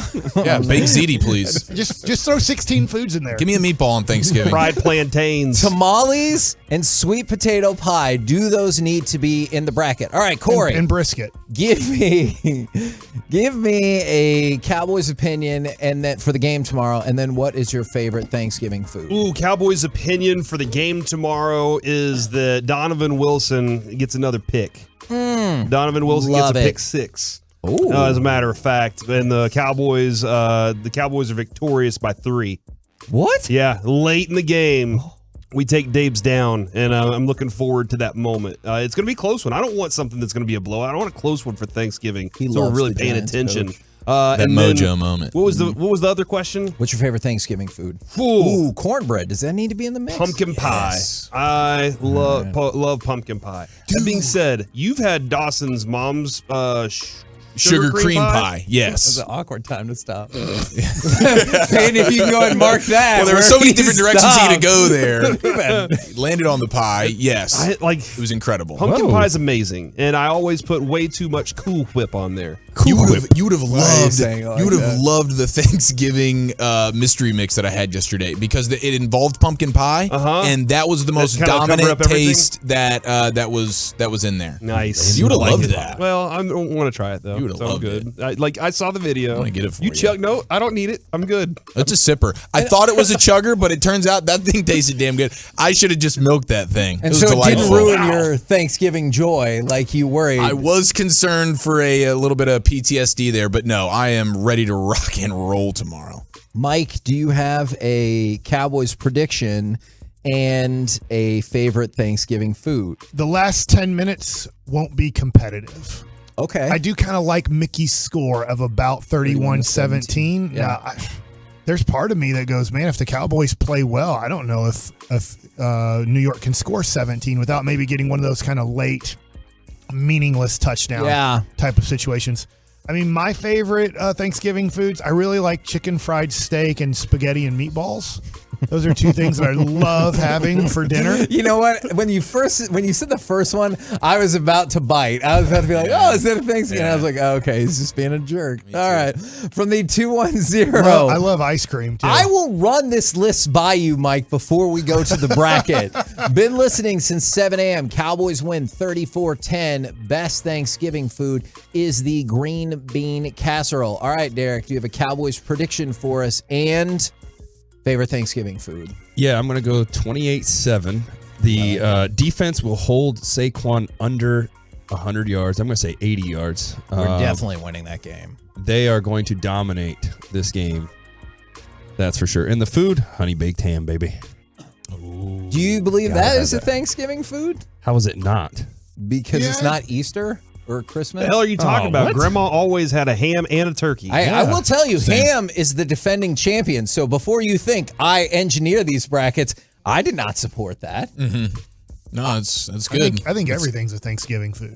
Yes, I'm well aware of what you think. Except mac and cheese, Yeah, people. except mac and cheese. I think ham should be the staple ahead of turkey. Cinnamon Toast Crunch is good too. Love that. Can I also say Daniel Jones will have, I'm going to say, 3 picks. Oh my God! Jeez. It's going to be a bad game. I know. Donovan Wilson's getting one. If he has 3 picks and 3 Saquon picks. doesn't hit 80 yards, we might win 40-3. I'm saying it's going to be a dominant game. I should have changed the score to. Yeah, you probably I'm should going have. to go with 40. It's going to be. You have like to take it into was. account that I'm telling you, Michael Gallup's going to have a monster game as well. That's true. So he has to So, factor let's in go- all of let's y'all's go, predictions? I think 40 so. We're going to go 42-7. There it is. I love it. From the 254, 31-16 Cowboys, and ham is for Christmas. From the 254, that 520 segment's going to be so contentious. 24-17 Cowboys and hash brown casserole. And then for the 214, this was like 5 years ago. I'm still mad about ranch winning the best chicken nugget dipping sauce bracket. That defeated. Was that on our show? That was You weren't before with us you were yet, even Mike. on our show, Mike. Oh, is when it's Seriously, called the KNC Masterpiece? 5 years ago. Yeah, they beat barbecue sauce. There are people still angry to this day about that. Ranch People is don't good. forget, man. Ranch is a really tasty flavor. Love ranch. You picking ranch over barbecue? I might even freak around with like some With honey chicken mustard. nuggets? Yeah, with chicken nuggets or like a honey sweet and sour mustard sauce. good, and bro? sweet and Why not sour's both? good. Combine them. They're all Thank good. you. From the Ranch and barbecue. So barbecue. Yeah. I'm ashamed of you for ranch. that. From the Ranch. 214 prediction, DeMarcus too. Lawrence. Nachos are great. Yeah, Mike, I might need you to run an errand at 5:20. DeMarcus Lawrence gets multiple sacks, and fried smoked turkey is the best Thanksgiving dish. And somebody's concerned about deviled eggs not getting any love. Deviled eggs is in the Thanksgiving bracket as of now. I'm going to run it by Mike just to make sure it does not offend him. I'm going to make my own bracket. Spaghetti and meatballs. Versus cinnamon toast versus crunch. Cinnamon toast crunch. Gummy Versus bears. chicken fried steak. Versus fried shrimp. Look how far you've come. You were a newspaper journalist, and now your editor is Mike Bacsik. Yeah. What a world to live in. We're the KNC Masterpiece. What's your favorite ice cream on right Thanksgiving? here on 105.3 The Fan. Coming up next, we move into the lunch rush, and I am told, at least the rumblings are, we will have some semblance of a Thanksgiving sports mix with Eric Chiafalo. That is correct, and we will ask all the important Thanksgiving questions. All right. Right next here on The Fan.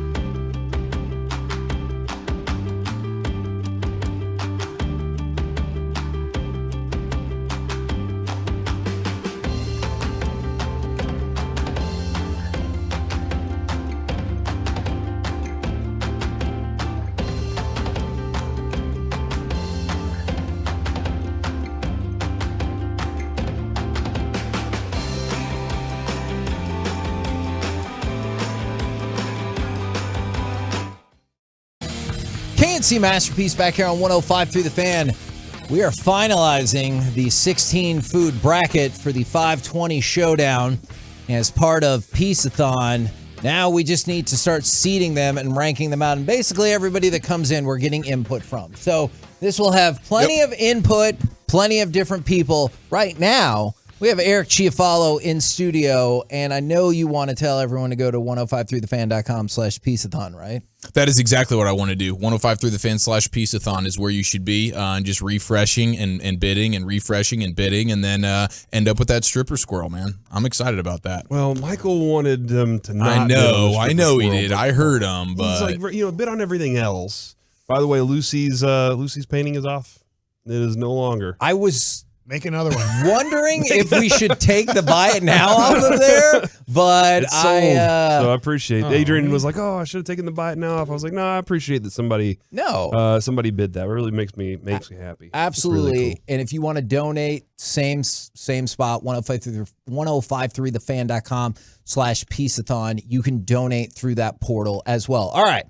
I hear the rumblings that we got the Thanksgiving sports mix. Is this accurate, and what do you bring us? This is an oldie but a goodie. In the nighttime in the nosebleed seats at the end of every week, we would send the people into the weekend with the best sounds of the week. We would do so by hitting the E spot, and I would be your host, Eric Chiafalo, for that wonderful excursion. And so I wanted to do, and we always did a Thanksgiving edition of this. So this is sort of a Thanksgiving edition of eSpot, a remembrance of Thanksgiving's past. And so right now, we will send people into their Thanksgiving with the best sounds in the world, in and out of the world of sports, courtesy of Thanksgiving. Right here, we used to, it is sort of like G-Bag of the Day or Masterpiece of the Week. Some say it's better, but most do say it's worse. Let's go ahead, Peyton, and hit the E-Spot.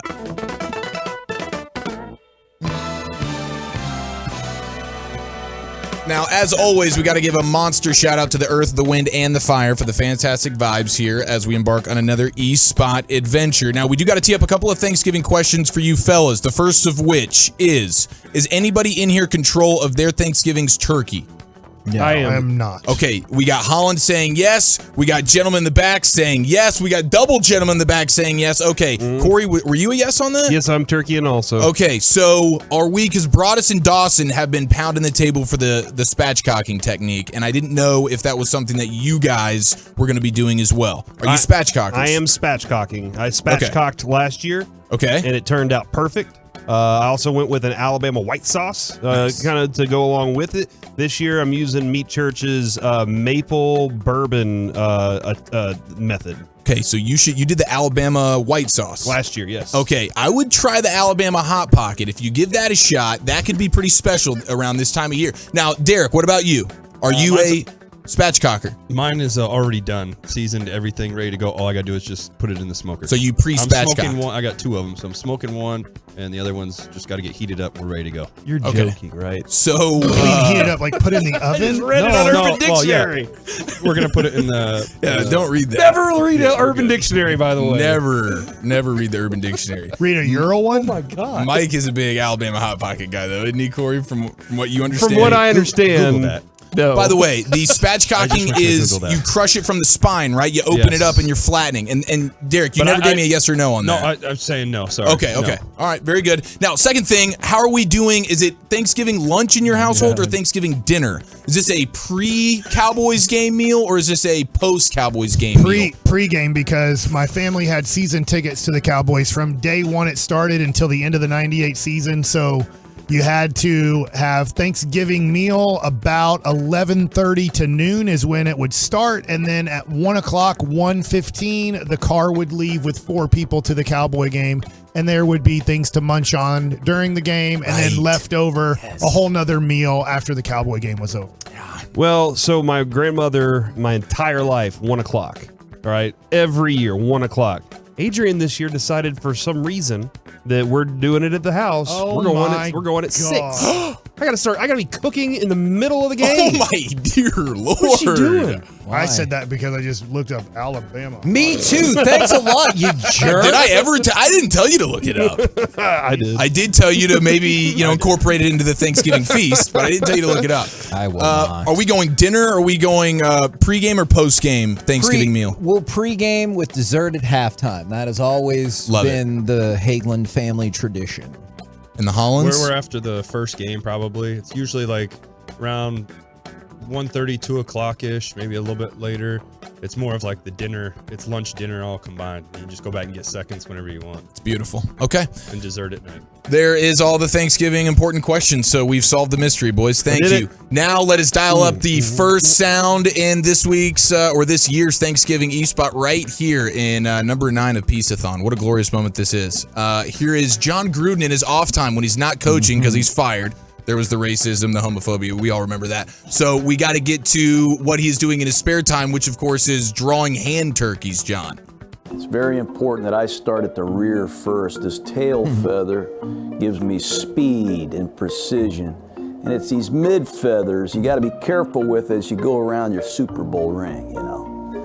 But these middle feathers are the brain of the outfit.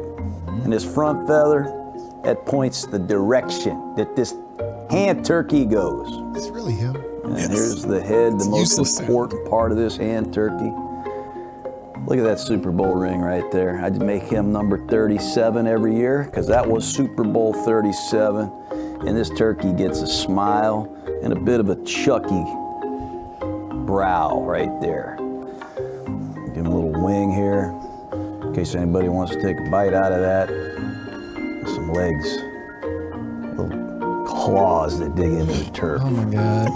Why is he still Is that talking? sweet or what? I mean, I can't make a better hand turkey than that. Happy Thanksgiving. Are you sure that wasn't Frank Caliendo? It could be. That is the real That had John to be. Gruden. That is That's the real John incredible. Gruden. I swear that's the real John Gruden. I love the feel way like he that's a was. bit. I love the way he was stunting on them. Or Reggie would say it differently. But he like the way he was just like that ring, that Super Bowl ring that you don't have, is what he kept saying basically. I mean, I couldn't believe they actually produced that. They brought multiple camera crews. I believe there was a television network involved there. It is the single most useless sound of all time. And unfortunately, John Gruden might make another appearance here for the turkey hole. We all understand that. Oh, But let's my get to a God. very John Madden Thanksgiving, shall we? Ooh. Well, you know, we had one before the game out there. We had one turkey there. We got, there's Willie, our driver, Dave, other driver, and there's a turkey. And if you notice, you know, like the girl says, here's a leg here and a leg here and a leg here. There's 4 legs. And I think this one may have, you know, a couple down there too. But we have these turkey legs that we're going to give out after the game. Little piece of pie gone already. Right there. Well, you never know. I don't know who's in that bus when I'm up here. I don't know who's down there. But I know that 6-legged turkey's there. Yep. And we're going to have those 6 legs to give out to the MVPs of this game. But we got a turducken, right? Yeah. This is a turducken right here where we got, you know what a turducken is? A turducken, this thing here is a deboned duck stuffed in a deboned chicken, stuffed in a deboned turkey, cut sideways, and you get a little turkey and a little chicken and a little duck. Now that's there. That's turducken. Then over there we have the turkey. So now here's the turkey. We got 1 leg, 2 legs, 3 legs, 4 legs, 5 legs, 6 legs. But anyway, here's how you slice it. See, a lot of people don't know. You have to goes slice 4 it down the fingers middle. into the turkey. And then you slice it across this way, because what it is, it's a deboned chicken stuffed in a deboned duck stuffed in a deboned turkey. Well, it's really 5 different things. It's a chicken, a duck, a turkey, and 2 kinds of dressing. And are you going to have one on your Thanksgiving table? Yeah, I'm going to have one. I have to bring it though, but you know because here's a picture of one. Turducken. Yeah, Picture. That is it. And you see, you cut it like right down here. Oh my God. See, and then this is what it looks like inside. See, so you got turkey, then duck, and then dressing, and then chicken. Oh. And then you just have to do it that way. If any of that makes sense. Now, can I get some hoisin sauce with that? That's unbelievable. This stuff is looking good and smelling good and tasting good. We got to dig in and start eating now. That John Madden. And they're going to honor him, I believe, in every game tomorrow. Jerry Jones yesterday is like, I think John Madden only did the Cowboy games. No, he did every other year the Cowboy games. They kept flipping from Detroit and Dallas. So if whichever team played an AFC team, it would be on the other channel. And then if it played the NFC team. So I was like, when I heard Jerry say that, I was like, no, like Madden flipped games every other year pretty much. Yeah, when he said it, I think a lot of people were like, I don't know if he really knows, but we'll just. But you didn't want to slow it down that much. Yeah. 682, man, I miss Madden. That's why. That's what we had that growing up. That we got to hear that as the explanation of sports to us. That was awesome. Also, this is a fair question. Sorry, Derek, from the 682. What the hell is this segment? It's the E-Spot. It's the E-Spot. That's right. It is. It was the Nosebleed Seats version of G-Bag of the Day or Masterpiece of the Week. Some said it was better. Most said it was worse. I mean, what do you want? Was he drawing too while he's doing this? I believe he was. Yeah, he was doing the yellow finger on the screen. Here, and then we got this one over here. Seal here and a seal there. That's create the alley. All right, here's Jimmy Johnson. This is beautiful Bounty Bowl. He fat shames Buddy Ryan, I believe. Here it is. Take it away, Jim. Winning and losing ball game, of course, concerns me. What concerns me more than anything else is when you take away from the integrity of the game. Having bounties on opposing players is not the way it's supposed to be done. We were told last night by a coach, and it was confirmed by two different players. There's a $200 bounty on Luis Zendejas, a $500 bounty on Troy Aikman. That takes away from the integrity of the game. And I would have said something to Buddy, but he wouldn't stand on the field long enough. He put his big fat rear end into the dressing room.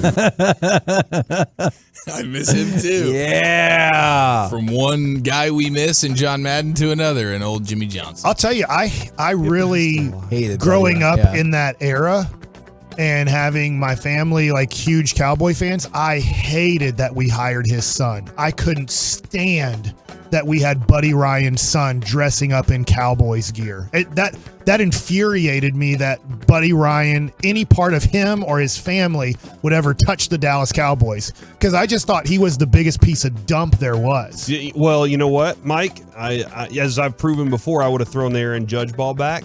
I'm a bigger fan. I don't even have friends named Ryan. That's how much I hated that. In your face. Really now what? I just that Jack nuts.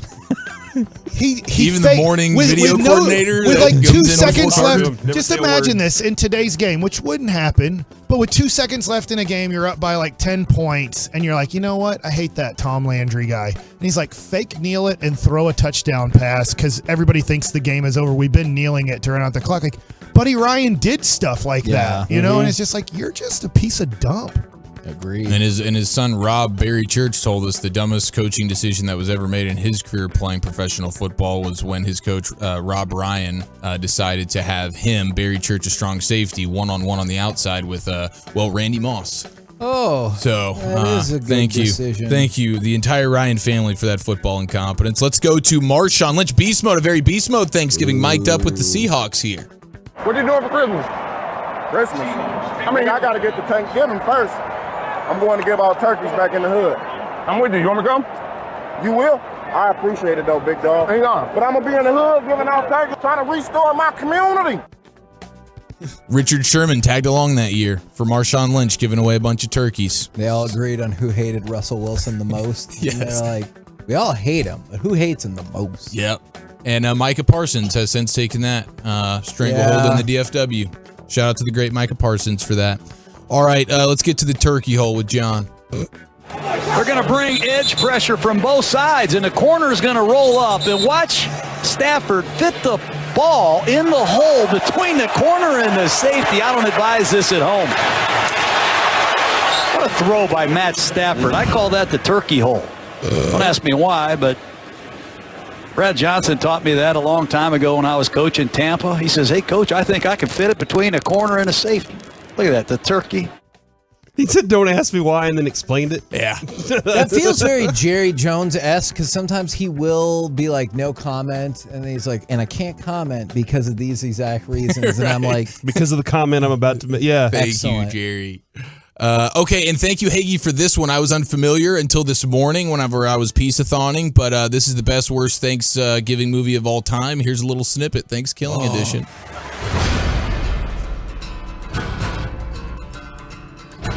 Back in the 1500s, in the settlement of Crawlberg, an old by the name of Feathercloud was dishonored by a pilgrim.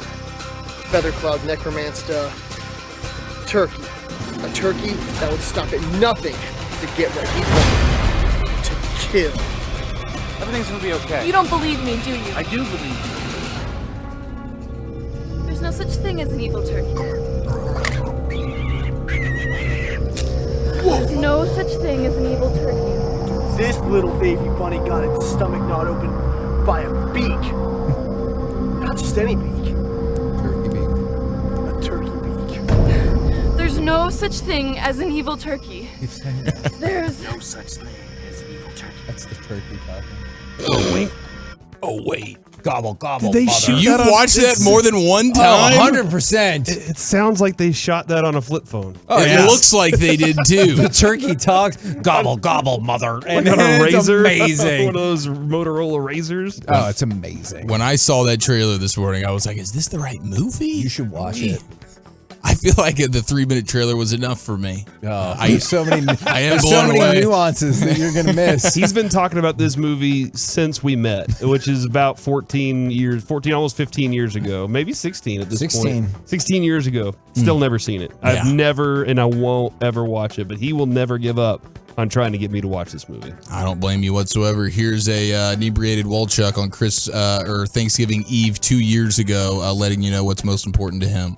I want the canned, disgusting, lubricant, Jello-like cranberry sauce, and I'm going to smother it all over the delicious bird that we like to call a turkey, and we're going ham, baby. That's my kind of Walchuk Thanksgiving.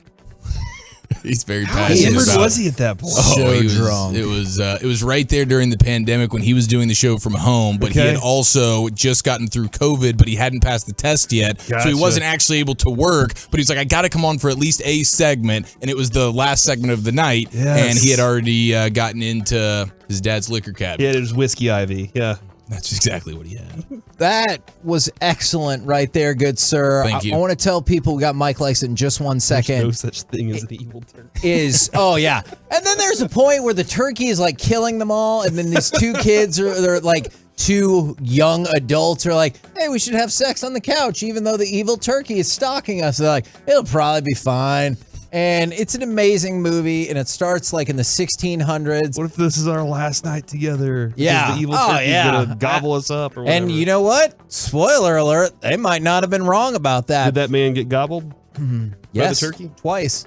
We have multiple things that you can still bid on that don't have any bids yet. And so I would encourage you to check that out. And then don't forget, we just added a whole bunch of stuff from Derek Holland, including game used cleats from San Francisco Giants game. Now, all at 1053thefan.com/Piece-A-Thon. Now, how about some Mike likes it? All right, so I do have Thanksgiving talk, but we've been doing a lot of Thanksgiving talk. So let me break it up with a little bit of Mike does like this. The Davis Mills got benched.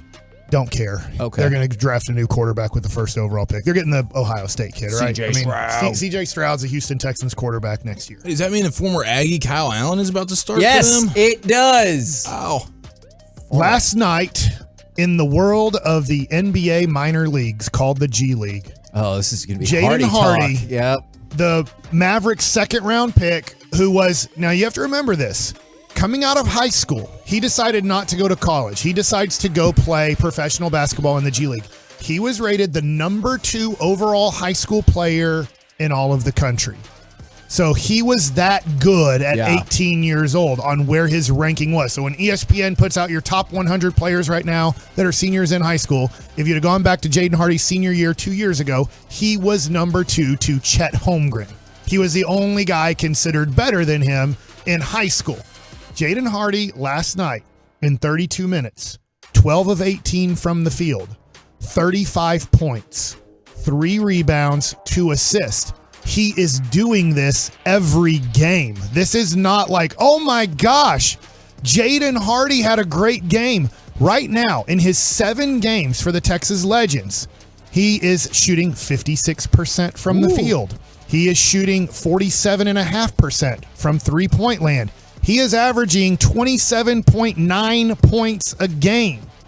Just to give you an idea of what our 20-year-old draft pick is doing in the minor leagues. Now, does that mean he can come up right now to the NBA and be a really effective, good player? Probably not. Yeah. But it shows that the number 2 overall guy 2 years ago in the United States of America might be somewhat a top premium prospect who went to the G League, stunk it up to start off his G League career. And then he started playing off the ball. And I said, man, when I watch him play off the ball, he really plays well off of Scoot Henderson, who's going to be the number 2 pick in the draft coming up. And man, this dude can drain shots.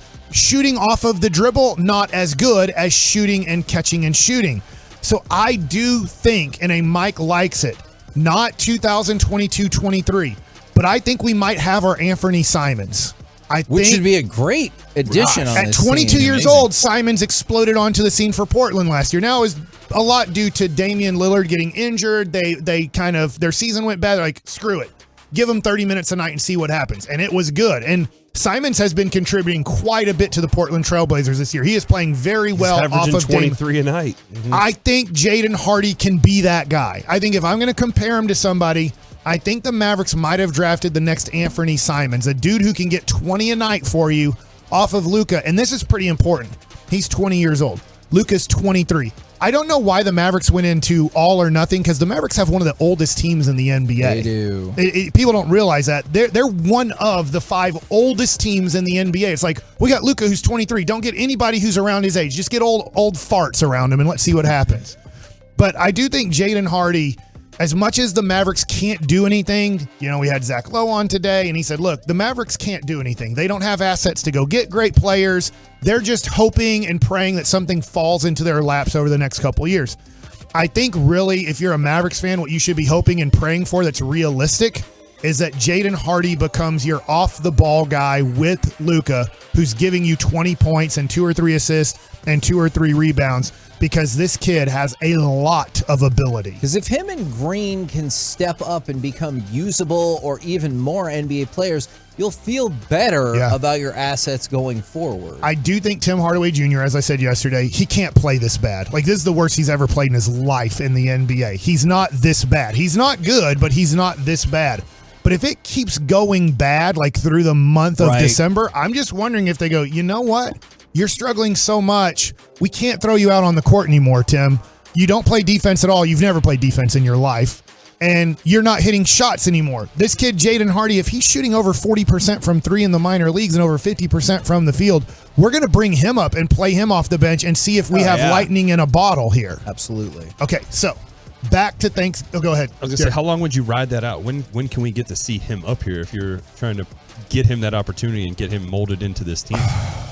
They did bring him up because they didn't have a game the other day, but they thought that they were going to blow out Denver and that they could maybe give him a free 5 to 10 minutes of NBA experience again, and then the Mavericks lost the game. Why not have him up for Houston that game? They can bring him up and down. I think they want him to get, what he's doing right now is getting 34 minutes a night, and I think they would rather him, kind of like in minor league baseball, we would rather have him play 30 minutes a night than bring him up and have him sit and watch. But I think in special occasions where Frisco has the night off, the Mavericks are playing at home, we call him up, he's on the bench with the team. But I don't know if he's going to contribute at all this year, but I do think the Mavs might have got a really good draft pick, and that's something that the Mavericks for more than a decade could have cared less about, was the draft. So it's good news on Jaden Hardy and what he could be for a future Dallas Maverick. But if he keeps doing what he's doing, you got to give him that opportunity. I do. It's just like having a prospect down in your minor leagues, and he's dominating. He's doing really well. I would give him December. I would give him the month of December to keep working on his game. Yeah. Let me slow you down just a little bit if I can play devil's advocate for how the Mavericks operate. Right. You have to give him this opportunity.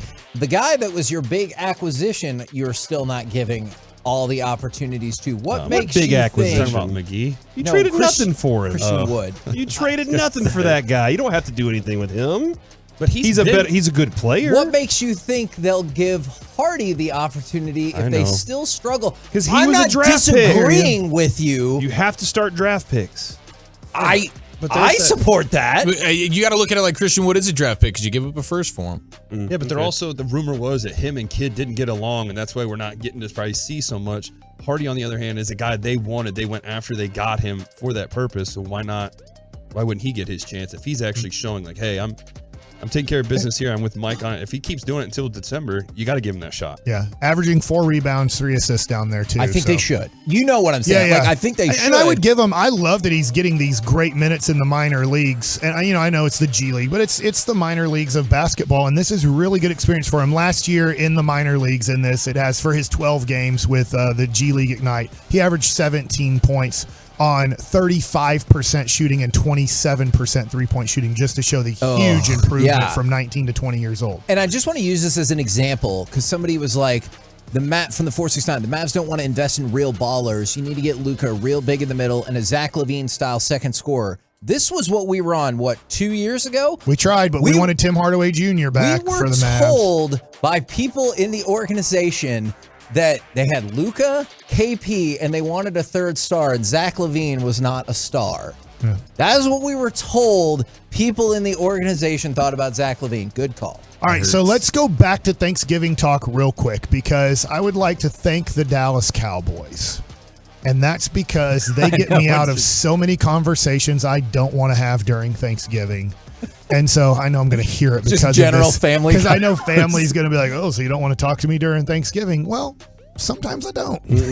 And so someone's like, oh, the game's on, I got to watch, and I'm going to be on the air tomorrow talking about it and stuff like that. Yeah, so for that 3 hours you're working on How many times do the Cowboys get you out of conversations that you don't want to have on Thanksgiving? It's a great question. Probably more often than I would even have realized. But I got so many dudes, I guess, in the family that we're all sort of so locked in. I don't know. Is there a little bit of house divided at some point? The fellas kind of just migrate over to where we're watching, and then it's all football at that point. Yeah. Well, go ahead. Yeah, like I love everybody that I'm around on Thanksgiving. So but talking to them. And yeah, I like talking to them too. Wow. And we're all talking Cowboys anyway. What a crock. No, I do. I get to go to I love my father-in-law. And like he loves the Cowboys, so I guess like it is just like us like bonding at that time. So that's always fun. My in-laws, not my mother and father-in-law, but they don't really care about the Cowboys either. There's plenty of people at their house. They invite over randos that I've never met in my life and will never meet again. Really? Yeah. They love just inviting over people. So Thanksgiving is their people potluck as well. Oh my God! Like, they went to church one day. They're at Thanksgiving now. I'm like, all right, great. And they want to maybe start a conversation. I'm like, I don't know you. I'm not going to make you say the name, but is it that, or do you have like particular family members that you immediately think of? I do not want to have to talk to this person. No, not necessarily. It's the randos. Okay. And I have made a rule. This is what we do now is we don't leave my parents' house during the Cowboy game. Friday we're going to be at RJ Duke's in McKinney off of 75 for a Black Friday kind of card extravaganza, which is super fun. He's opening early just for that. Awesome. But for usually what would happen is we would go down there Thursday night. Yeah. And then be there all day Friday. They live in the Glen Rose area. And I'm just like, look, we're not leaving until after the Cowboy game's over because I don't want to leave at halftime, get down there in the fourth quarter, and then everybody's, how's it going? So how's everything going? How's your daughter doing with college? We'll have this conversation after the fourth quarter's over, but then it's like, Mike, come on, you're just being so rude. And I'm like, no, it's the fourth quarter of the Cowboy game. I'm sorry, but that's what is important to me right now. That conversation can happen 30 minutes from now. The fourth quarter is happening now. I'm absolutely with you. There's no argument against that. I think the problem is sometimes people have different ideas of work, and it's hard to convince them, even if they know what you do, that watching the football game is work. And you're like, oh, because you got to talk about it. And I'm like, right. And I just want to make sure I understand what I'm talking about. Oh man, you know what? With my wife all the time. I just thought about this. This year, my wife has invited our friends from Israel over, and the husband is just now starting to get into football. Like he's watching Cowboys, so he's gonna have lots of questions. and I'm going to have to say, shut up. I don't want to hear you talk anymore in front of my kids. To your point, Corey, my favorite is when people that don't follow the Cowboys or don't follow the NFL, they're at Thanksgiving and they're like, oh, he works in sports. So, Mike, how are the Cowboys doing this year? You don't care. You do not care at all if it's Thanksgiving Day and you're asking me, how are the Cowboys doing this year? No. I hope they're like, how did the Rangers season go? You don't deserve to know if it's Thanksgiving. Yeah. You still don't know. Here's a newspaper. If that's Read your it. best question, think about your question. Wow. Man, Mike's hoping all the family members and people are listening right now. All right, Chiafalo, is there anything you want to plug or say or anything since you have graced us with your presence? I'm just very thankful. Oh, I did write that down. I think somebody brought up a couple Who taught you the Alabama Hot Pocket? So, because... I'm sorry? Who taught you the Alabama Hot Pocket? My gosh. I went to health class, was insane junior year. What a jacked up high school you went to. You're going to have to go to a doctor after that. My God. Was that while you were still living in Florida? I was living at my mom and dad's. Oh, okay, all right. I was not a Florida man. Okay, I was not a Florida right. man. That's a Texas school. Thank you very much, good sir. We appreciate it. Thank you for spreading the word on your social media about the auctions and everything like that. Coming up next, we continue the cavalcade of guests. The Fat Packs podcast reunites for the first time in, I don't know, like a million years on our show to talk collectibles, cards, and I'm pretty sure how dumb the Commanders are. We'll do all of that next right here on The Fan.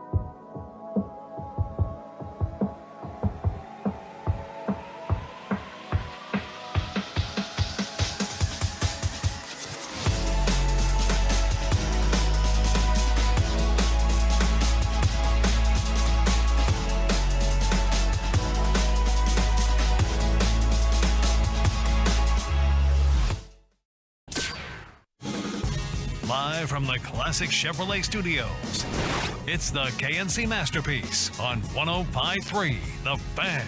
KNC Masterpiece right here on 105.3 The Fan. Let's make sure that these microphones are up because I'm going to toss it to somebody else for the intro. What is going on? I'm Eric. He is Paul. We are the Fat Packs Podcast. Hey, Paul, what's up?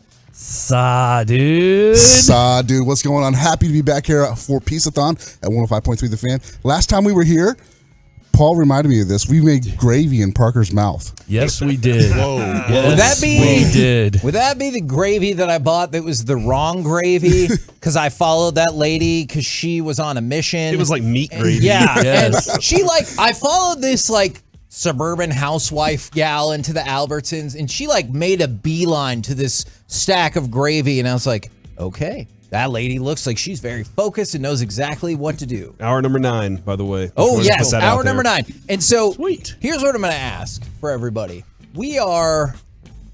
I'm going to be honest, I feel like we're falling behind the pace just a little bit. $4 away from $30,000. Yes. So let's go. We need to get to $50,000. I believe 6 hours. We will get to $50,000 today as we enter hour number 9. If you want to check it out, 1053thefan.com/mypossibilities. Here's the deal.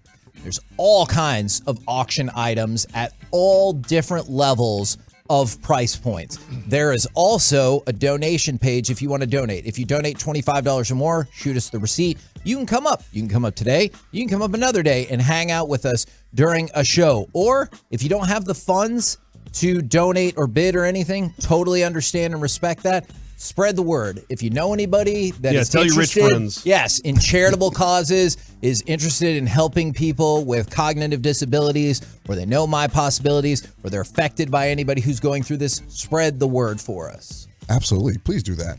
Now, how long has it been since the last episode of the Fat Packs podcast? It's been several years. It's been at least 4 years. The last time Paul and I did that was at the Dallas Card Show. And I won't name names, but there was a former Dallas Cowboy sitting beside us doing a radio show, and we asked him to come on, and he said no. Oh, dear. That is rude. Paul and I jumped into the Animal Kingdom and the sports card and a little bit of tattoo talk, who was sitting there as well, and had a lot of fun. But that's been 4 years. That was 4 years. The only thing we've done was the Dr. Beckett thing Dr. a few years story, ago or something during the pandemic, because we all had nothing else to do during the pandemic. Well, I'm glad that we could be the conduit to help reunite you guys, or it already happened at the Dallas Card Show, and we just took it to the next level. Either way, we have a crap ton of collectible stuff. Yeah. Have y'all flipped through our auction site, and is there anything that you want to tell people is criminally underbid right now that they need to jump in on? What do you think, Paul? I mean, most of this is...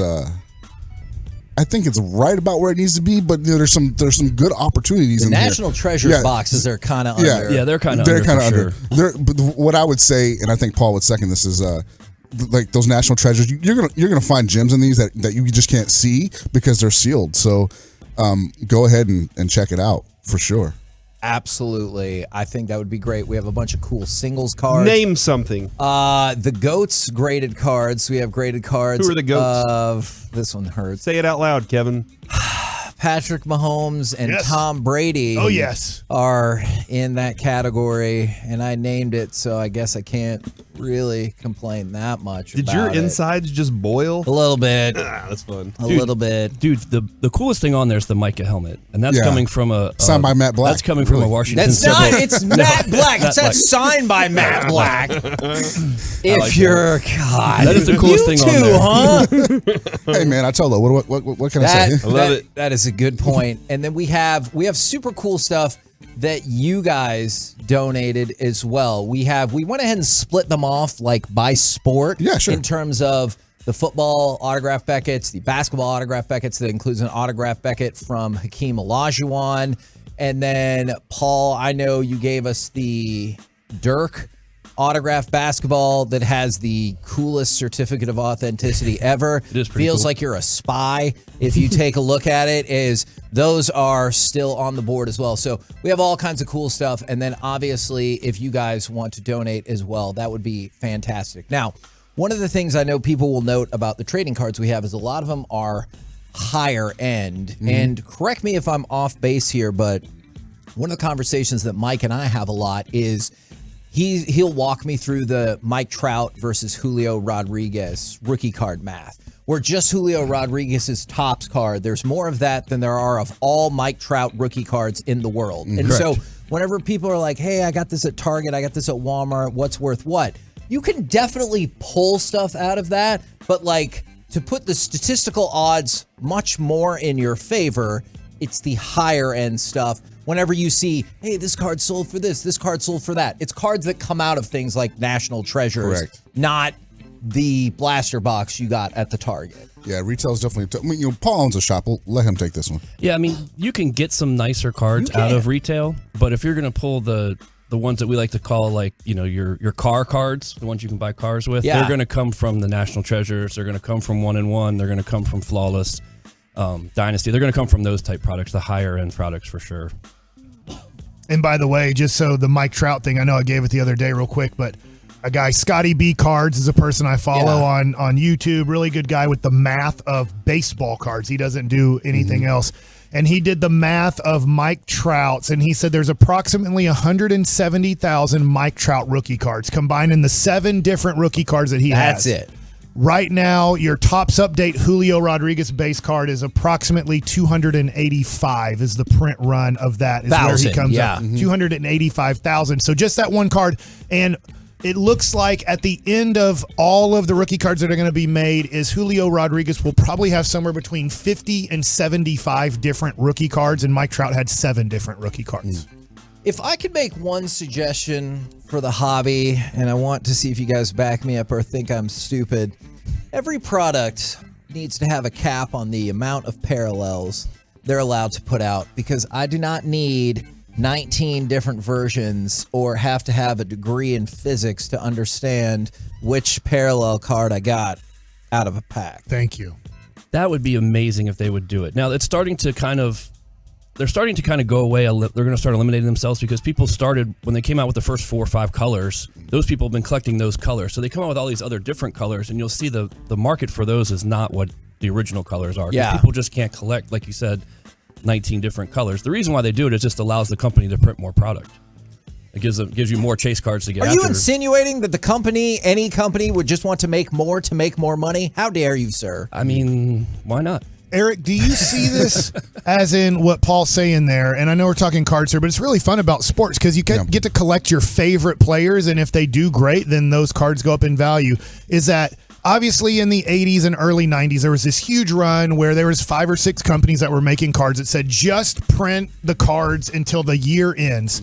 And I feel like we're in somewhat of that now, but it did eventually slow down. I don't know exactly what year, 96, 98, maybe somewhere in there. It started slowing down because Topps and Upper Deck and like, okay, we are now having to tell Target and Walmart and Toys R Us at the time, just put it at 50% off or 80% off just to get rid of the product on your shelves. I do think we're not there yet, but we have to be getting close to maybe the companies going, we are now way overprinting this stuff. Yeah, it's getting close. I think last year was the height of all insanity when it came to the hobby, and so you've seen a lot of that, and price gouging from not only guys going to Target and picking up every box under the sun and then turning around and trying to sell it, but then you saw it from manufacturers as well because they wanted to get in on it. Yeah. There definitely needs to be some more responsibility in the print run control, because it does hurt. Where now the silver, the silver prism is the end all be all for most cards from Panini. On the, if you want to call it a lower end, I'll call it a mid end because it's not National Treasures. How crazy is that Panini would now be considered like a lower? Prism. No. That Prism would be considered a lower end. Right. Like we're not that far removed from like, that's the best it is, you know.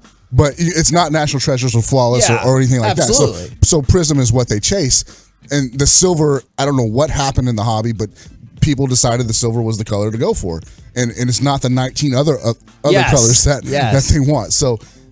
When everybody's chasing that silver, so there's print runs and print runs and print runs upon print runs. I'll tell you an interesting statistic.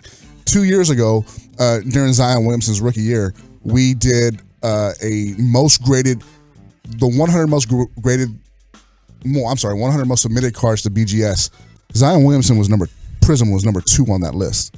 That is crazy. Right the year he came out. He was already... Was Babe Ruth number 1? No. That would be amazing. I would be like, who has all these cards? Now, to go along with this, I just want to... Mike, this is something I've gleaned from like how you like to collect, because somebody asked from the 682, what percentage of the time do you get a card that is at least worth the value of the pack? And correct me if I'm wrong, but... That's why you are not the biggest pack and box opener in the world. In fact, I'm pretty much over the last year or so been done with boxes, just because I think there's only at this point a 10% chance. I would say 90% of the time after you open a box, it's fun to open, but 90% at the end of the Except for the ones we're auctioning. Those are all going to be great. They're loaded. Well, for sure. And there's certain things that are really special, and if you have the funds...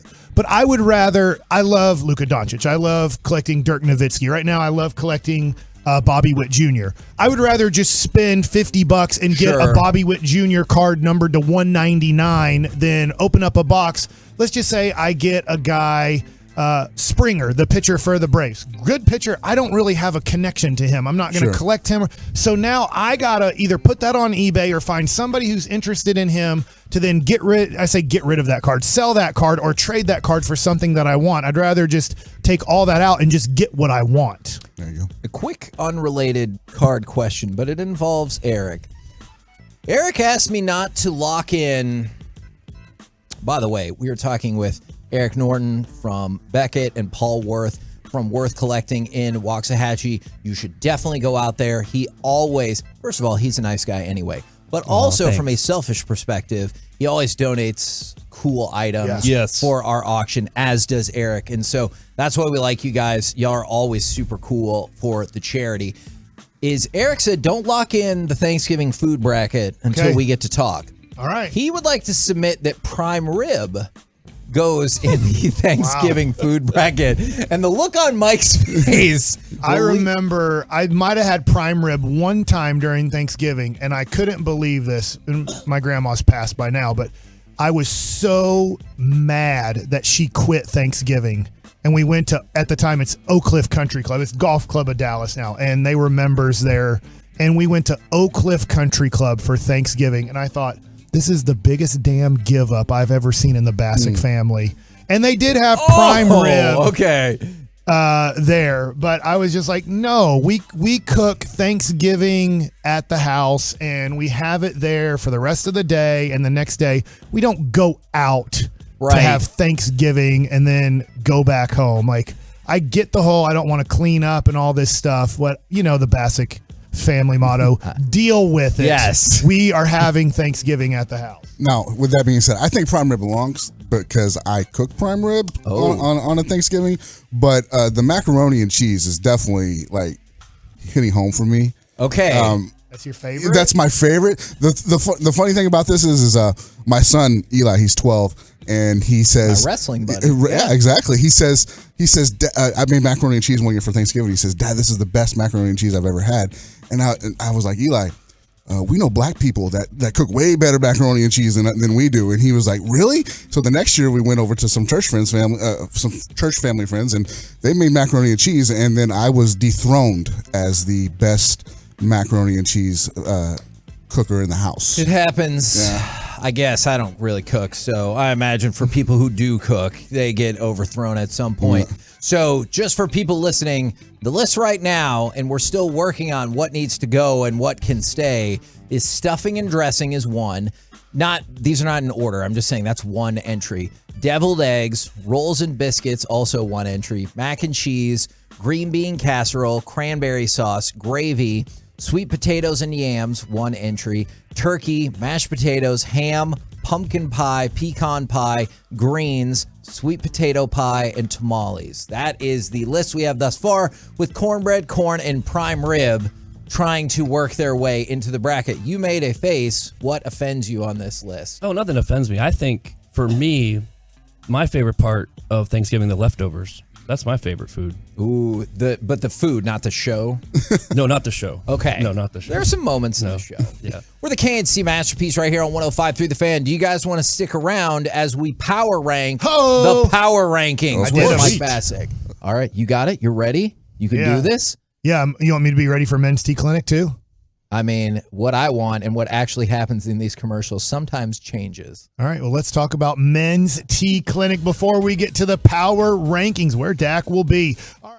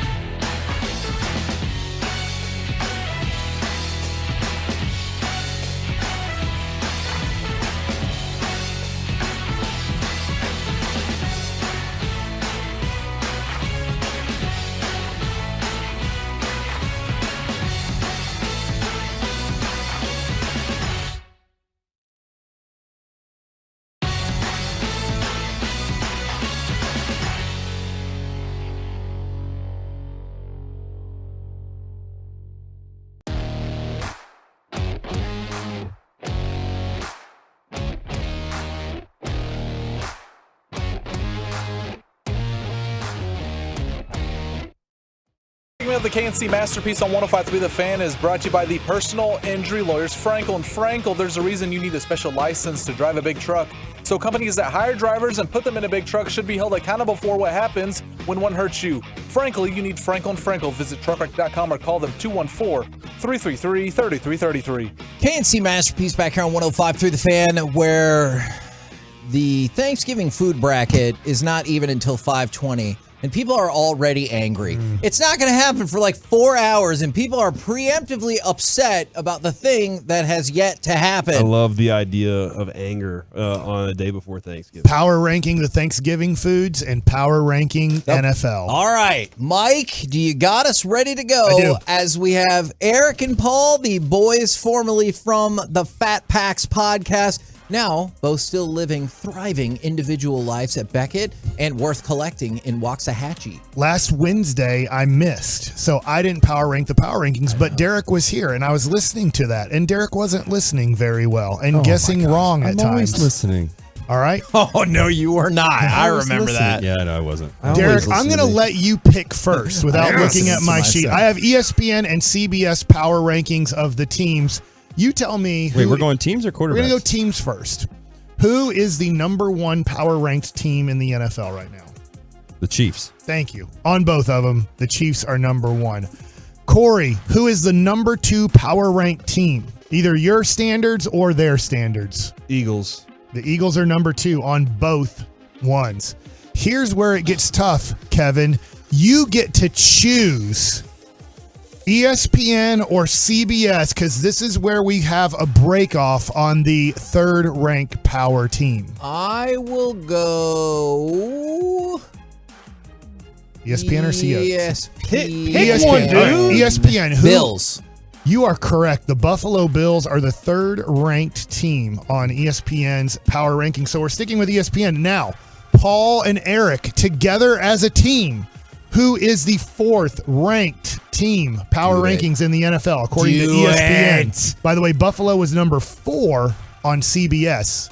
So 3 and 4 were flipped on both of these. So you have to pick the team. I'm going to let Eric take this because Kevin's just setting me up to say something that I don't want to say what it on, is, the, man. on the air. It is not the Commanders. The Falcons? Dallas?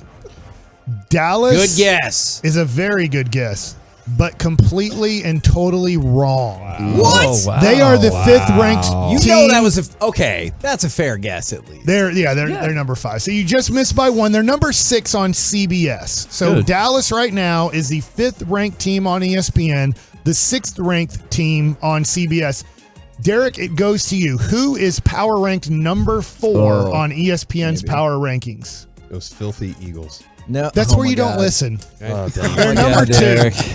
Don't pick. what? Let me They're tell you. number 2. Don't pick Kansas City. Don't pick Philadelphia.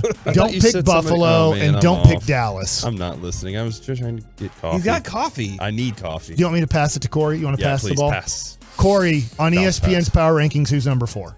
Miami. They are. They're number 4. Coming off a bye week? Paying attention. Dallas is number 5. Miami is ranked number 3 They're on the most CBS. fun team to watch the NFL. They sure right now. are. People will be quick So to tell it goes you. to a little bit of our conversation of the AFC East versus the NFC East. They have Philadelphia number 2, Dallas number 5. They have Buffalo 3 and Miami 4. So there you go. Yeah, and on CBS they have Philadelphia 2, Miami 3, Buffalo 4. I won't say 5 yet because they haven't gone, and then Dallas 6. So I can do this. number 6. I got it. To Kevin Hageland, which I'll just give you a hint because it's ESPN. You are going to get wrong. Shoot. Because I want to say the Baltimore Ravens, but now that leads me to believe Cool color. it is not the Baltimore Ravens. It's a very cool color. Oh, man. 49ers? No, way off. Are you going to guess Kansas City, Derek? Who Did you we wanna already guess? say? I really wasn't paying attention. Did we say the Titans? We did not say the Titans. And I you would've were remembered that. completely wrong on They're the on Tennessee a nice Titans. win streak. They're number 9 on ESPN's power rankings, but to make I like you, the answer, Derek. Derek, to make you feel better, Nope. they are number 5 on CBS power rankings. So there's a major difference on where each website sees the Tennessee Titans. So it goes to Eric and it goes to Tennessee Paul. is ahead of... Okay. Dallas, they are. I didn't make them. I feel like this is just Keyshawn Johnson's list. Like they just took his list and did whatever they did with it. We're at number 6 right now. It goes Kansas City, Philadelphia, Buffalo, Miami, Dallas. Who would be your 6th ranked team? Got to be San Fran or the Ravens, right? Minnesota. Minnesota is correct. What? The Minnesota Nice. Vikings, Minnesota. because they were ranked number 2 last week. Oh, So they did drop them, but they just didn't drop them that far, as maybe as far as 40-3 would make you think. All right, Corey, number 7. Baltimore. You got it right. Number 8. Somebody Now named this team. is it the Niners? It is. It's the Niners. Number 9 is the Tennessee Titans. Number 10, Eric and Paul. The 10th ranked power. This is it. This is the last one I'm going because then we got to go quarterbacks because we have a fun discussion there. Holy moly, Paul! Come on, you haven't guessed. I mean, I would say Happy Thanksgiving to give you a hint. To give me a hint, is Happy Thanksgiving? Yeah. Particle Man. Oh, interesting. They might be. What did you say? Yeah, Particle Man. They might be. Did you know that Istanbul is Constantinople? No, it's Istanbul. Well, No, I'm I'm tired drawing a of blank. thinking. It's the New York Giants. Oh, the Giants. The Giants are number 10. And, That was they might be Giants that we were feeding. Derek, where would you rank your Cleveland Browns on the power rankings? According to ESPN. Ahead of the Commanders. 24. Yeah, if you change that 4 and kind of make it a circle up top, you got it right. It's 29. Oh my So you know you write a 4 and then you put a circle where that part is, and You it makes it a 9. I didn't. That's a I'm just weird going answer. to 20. Mike, where's the Commanders? I have to know. So the Commanders are number 13 on All right. ESPN. Wow. All right. So All right. That's the legit. NFC East, according to ESPN, 2 is Philadelphia, 5 is Dallas, 10 is the Giants, and 13 is the Washingtons.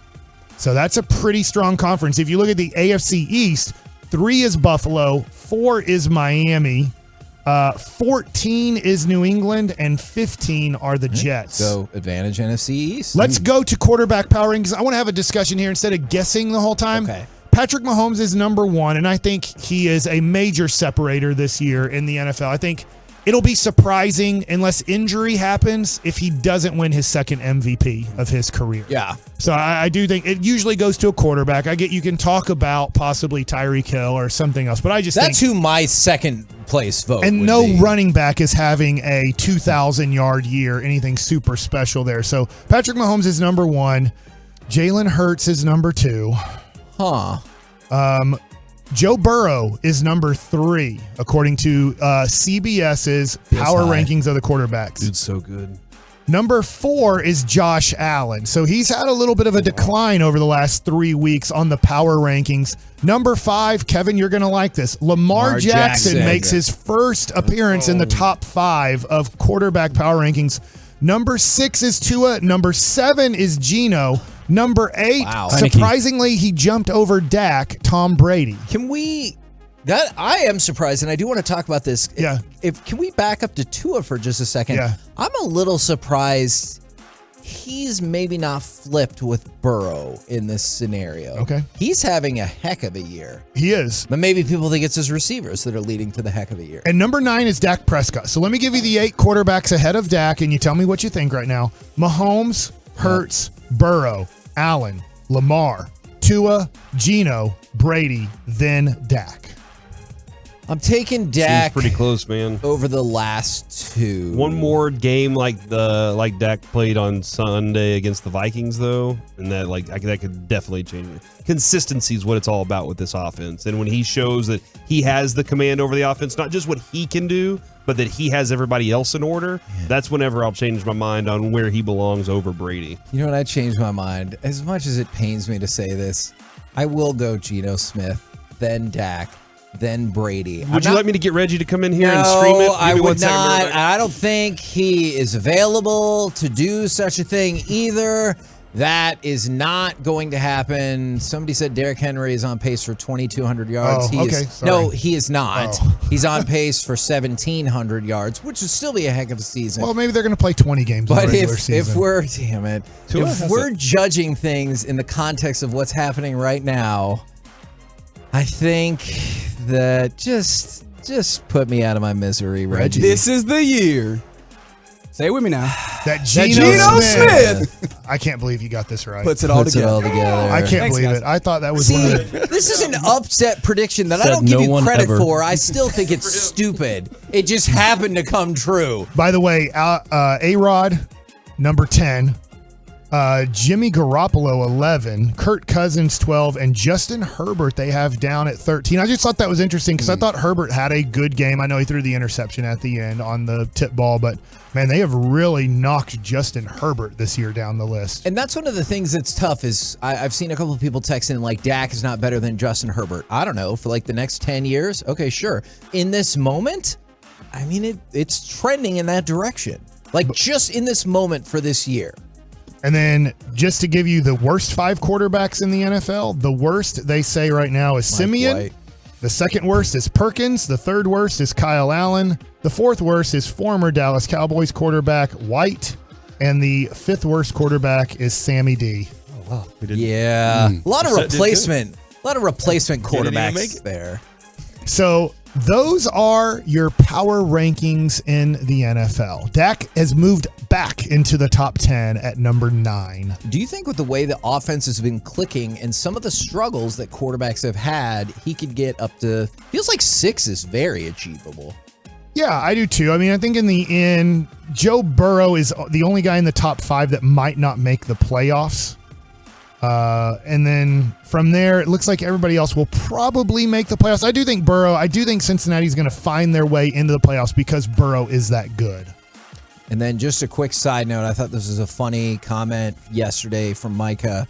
Get ready for Micah at running back because he was asked about taking a snap at running back, and he goes, that might be something that's coming up. Do it. And then he said, I don't know. Maybe I'm just taking snaps. How freaked out would you be a lot if you're on the other side of the ball and you've been watching him wreck shop all day, and then you see him line up in the backfield? You don't know if he's getting the ball or not, but you're just like, that's the time you go to Turpin, right? You got Micah in the backfield, and they're like, no, this isn't about to happen. And then you throw the bomb to Turpin. Can you imagine covering Christian Wood, and he's gone for 24 points on you in 24 minutes, and they're like, put in somebody else? Just real quick, I'm very alarmed.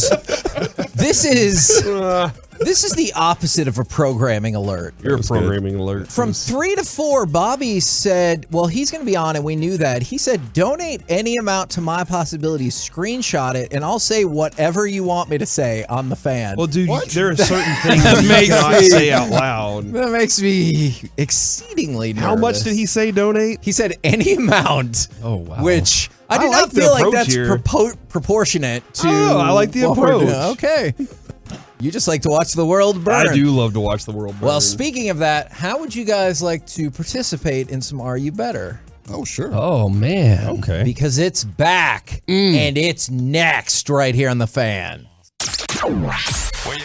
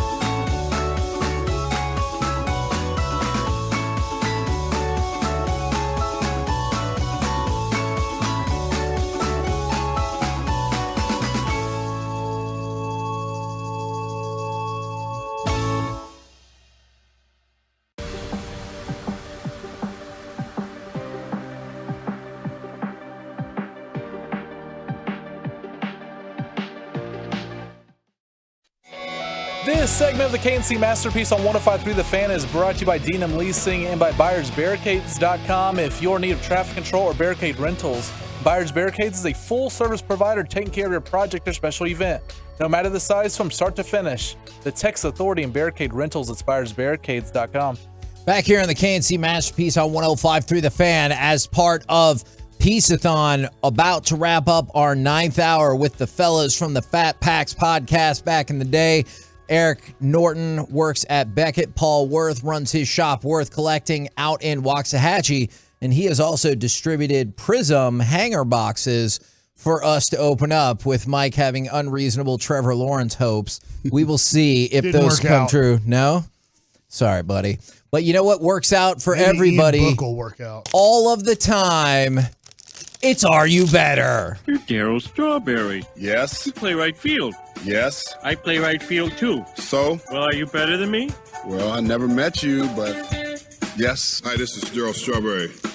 And yes, Kevin, I'm better than you. This is that segment where we ask Kevin if he thinks he's better than everybody born today, and that includes people that are born today. So we're going to go through that very quickly here. I just got a Dak Prescott card. Does that count? Is that a good card? Yes, I'm going to look through this. Card. I'll look through this in just a minute. That's better because I got a Daniel Jones card. So I think you're winning thus far. Man, that's all right. Well, I'll get to mine in a minute, dude. I lost. Oh no! I'm sorry, Mike. Why did you lose, Mike? I definitely won. I got nothing. Oh, I got a Jimmy Garoppolo. I got a Kyle Trask. Let's go, baby. Okay. There you That's go. your guy. Someday. You love him. Someday. If you think you're better than Kevin, you can text in right now, 877-881-1053, the Diamond Factory hotline. Or if you just want to disagree with Kevin on something, you can always do that. And you know what? You can't disagree on this. Oh. We're doing good things in the world today, Kevin. I don't know. This person might have donated $100. They said, just made my donation. Bobby needs to tell us who his favorite host is and why. Then who his least favorite is and why. I like For that. $100 a pop, that's fine.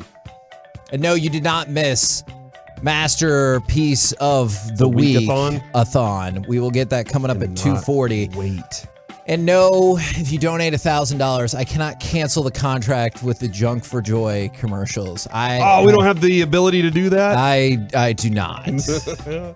All right, Kevin, we're going to start off turning 50 today. Chris Hardwick. The Walking Dead guy? The Talking Dead. You know what he was on first that I can remember, though? No. What was the Jenny McCarthy show? Singled Out? Singled Out. Yeah, that's it. Yeah. That's where I first saw him. You don't like Chris Hardwick? I used to, but you know what? I think I've taken out my Walking Dead fatigue on Chris Hardwick, because in the last 3 years, which have been nothing but garbage, but I've continued to watch, he's been like, oh my God, what an episode. And I'm like, F you, Chris Hardwick. That episode sucked. And so I think it's unfair that I've taken it out on him, yet here we are. Better. Okay. There's one on this list that I'm intrigued that you said has caused problems in the past. No, it's never caused problems. This is actually a good thing. Oh. Justin Turner turns 37 today. The burner. The baseball player. Third baseman for. He got COVID, but still played in the World Series. Which you're not. But then didn't get to celebrate with his team. That was so dumb. He actually Very did. dumb. He was out on the field. I saw him. What? He's here in Arlington. That's against the Mike, rules. What's dumber? The fact that they have 2 MVPs for their separate leagues in baseball? No other sport does that.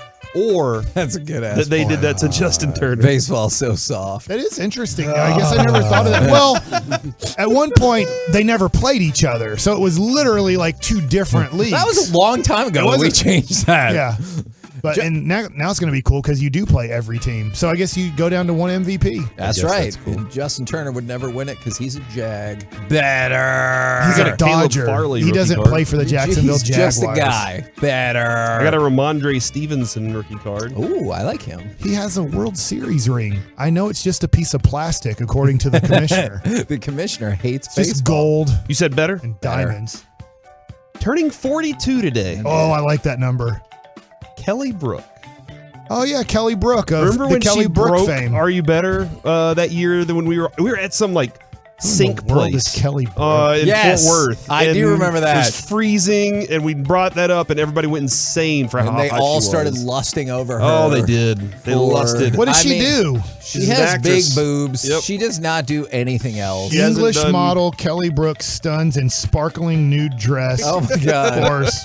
For Make Some Noise Gala. You're at work, Mike. You can't look at that right now. Well, she's not. It's in a nude dress, not nude. Yeah, I can't tell that she does anything of Oh, she does have huge boobs. I don't know if she does anything of note I mean, I wanna see. acting-wise, but she's yeah, we've moved on. My palate has grown more distinguished. Better! Turning My wife's prettier than that. 1869. What? What? Dead in 1869. Oh, Sorry, my gosh. bad. Franklin Pierce, former president of our country. Did you think the former president was 1869 years old? Dude, vampires can live for a long time. That is a good point. Abe Lincoln was. And he will kill them. Did you just say Abe Lincoln? If you're a president, but you're kind of a spare president, is that still impressive? I mean, No. Yes. You're a president. Oh, man, hold on. There's only 40-something of them. You know what? You This both is said no. What do you interesting. think, Mike? Does a spare president still get you the nod? I'm going to look up the presidential I feel like rankings. yes. You had millions of people vote for you to run the country. Even back then? Not in In 1869? You had hundreds of thousands of people. How do they even count votes? How long imagine did how much that take? space If it they takes had? this long with our technology, how long did it take for them to gather up all 13 colonies' votes for this? They probably still did it faster. Still less time than Arizona. Franklin Yes. Pierce ranked as the 41st worst president, or I guess best president of all time. So better. Miley Get the Cyrus F turns outta 29 here. today. Okay. This last ranking is Who? stupid. Miley Cyrus? Miley Cyrus. She's better than you. She has agree. J's on her feet. She does. Is that your favorite song, or did Wrecking Ball touch you emotionally? Like a wrecking ball. Because of last night or the night before Christmas? What's that movie that you told me to watch? The Night Before. Night before Night Christmas. before, yeah. It's a party in the USA. Yeah. She could be better than me. All right. George Washington is only the third best president? Do you know She who, gets the best of both worlds. you know who Vincent Castle is, Kevin? He's an actor. Yeah, he's kind of an Would actor I- that you would recognize his face. I just can't think of anything that he's in. Okay, let's see. Oh, yeah. He was in one of the Oceans movies. Oh yeah. Pass better. Gavin Lux turns 24 today. Oh, Better. prospect. What are you talking How about? much longer is he going to be a prospect before Oh. we're like, you're not that great? He was good last year. Can't be a 24-year-old He's solid. prospect your entire life. In, huh? in today's Yeah, game of baseball. he had- Yeah, he hits 248. He's Yeah. good, Mike. It's like 8 He'll points get paid a over lot. average. That actually He'll is get a big true. contract for that. He's a guy. Better. Jonathan Papelbon turns 41 Oh, today. and he came out to that Irish song. Dropkick Murphys. Yeah, I'm feeling good today. Better. You're better than Gavin Lux. Yeah. I don't even know how to spell his name. All right, this is where the controversy begins. Yay. There are two Oh, I controversial spelled figures here. Jackson, that's why. Somebody said they have better hair than me. Sure. Probably for a long time. Turning I can 60 see- today. Papa John. Gavin the Lux pizza batted dude? 276 this year. Yeah, the pizza guy.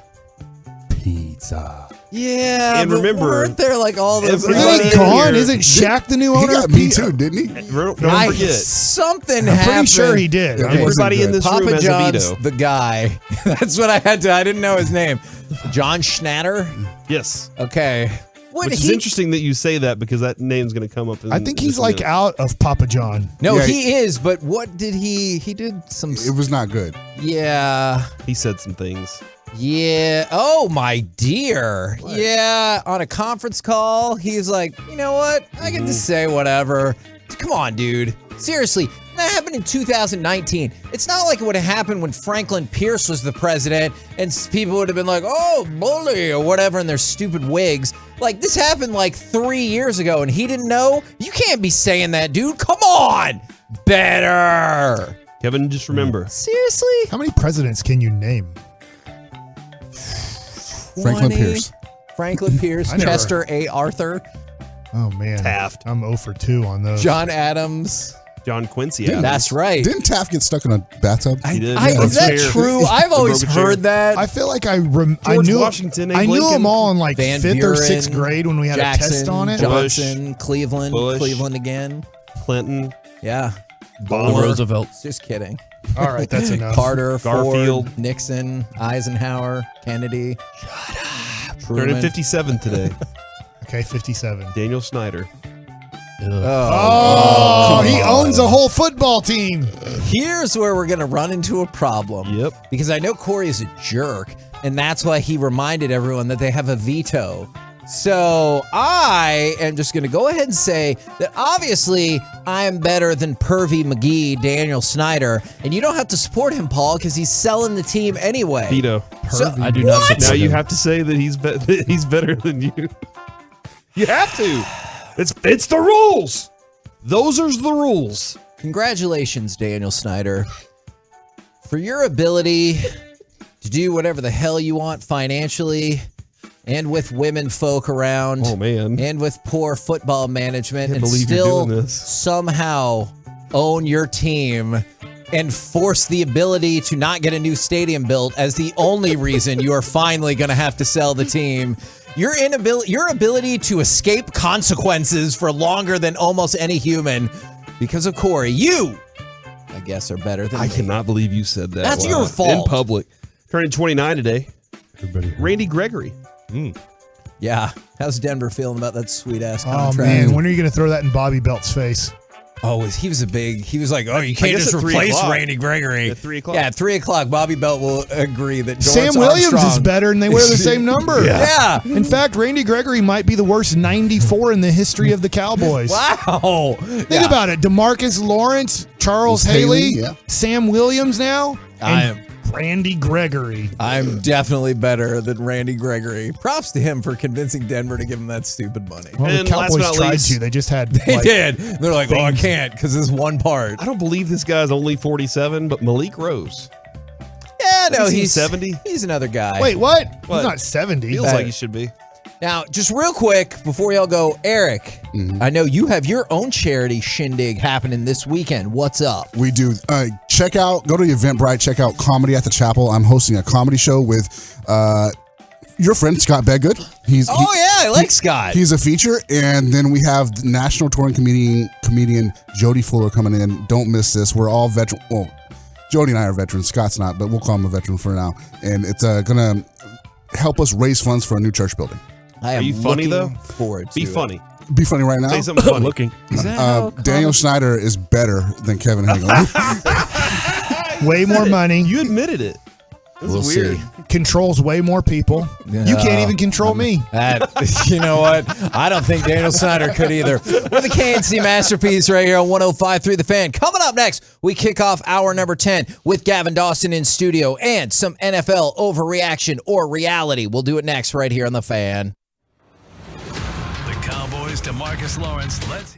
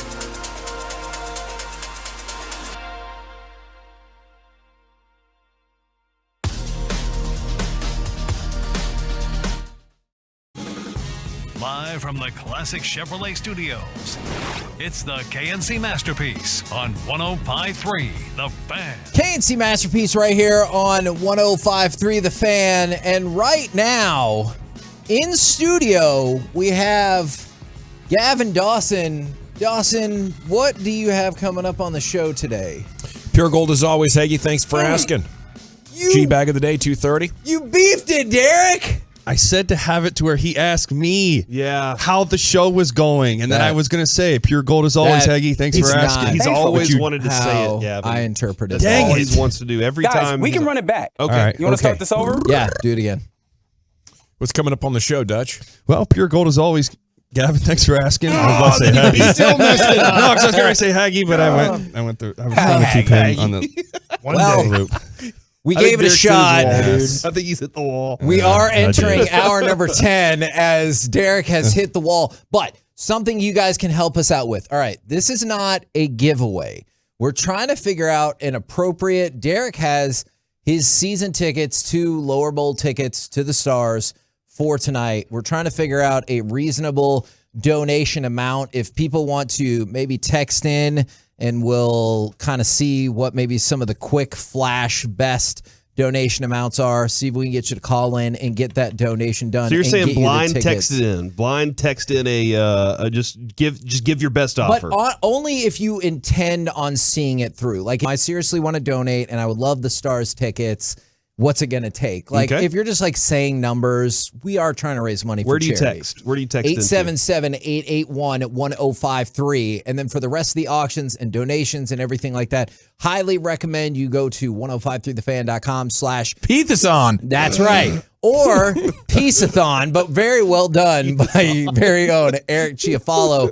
We still have a few items that have no bids yet, including, I'm surprised, this last year went for more than $2,000. The Simple Touch remodeling exterior house paint. I know somebody that wants to bid on that. Okay. They're kind of eyeballing it for a while. Because last year that went for more than $2,000, so it is available now. Gavin Dawson, welcome to the show. How is your Thanksgiving Eve? It's going terrific. It's going great. I've done a little bit of shopping. Okay. I do have one question. If I bid on Dutch's Stars tickets, can I have his amazing sweatshirt too? Oh, that's damn, a pretty cool sweatshirt. I know. I can't get rid of this. Yeah. Most people don't even know what about it is. Charity, Derek? Come on, Derek. You're right. Sorry. You may have my sweatshirt. Yeah. I apologize for that. Rocco's Modern Life for I'm the with win you on that. right The charity there. bowling is definitely the way to go. I got the turkey out of the brine. Okay. With minimal mess. So that was good. I got it all patted down. It's back in the fridge. It's drying off completely. I went to the barbecue store in Rockwall and got some coal. And I got a couple of rubs as well. So you feel prepared? I'm ready to go.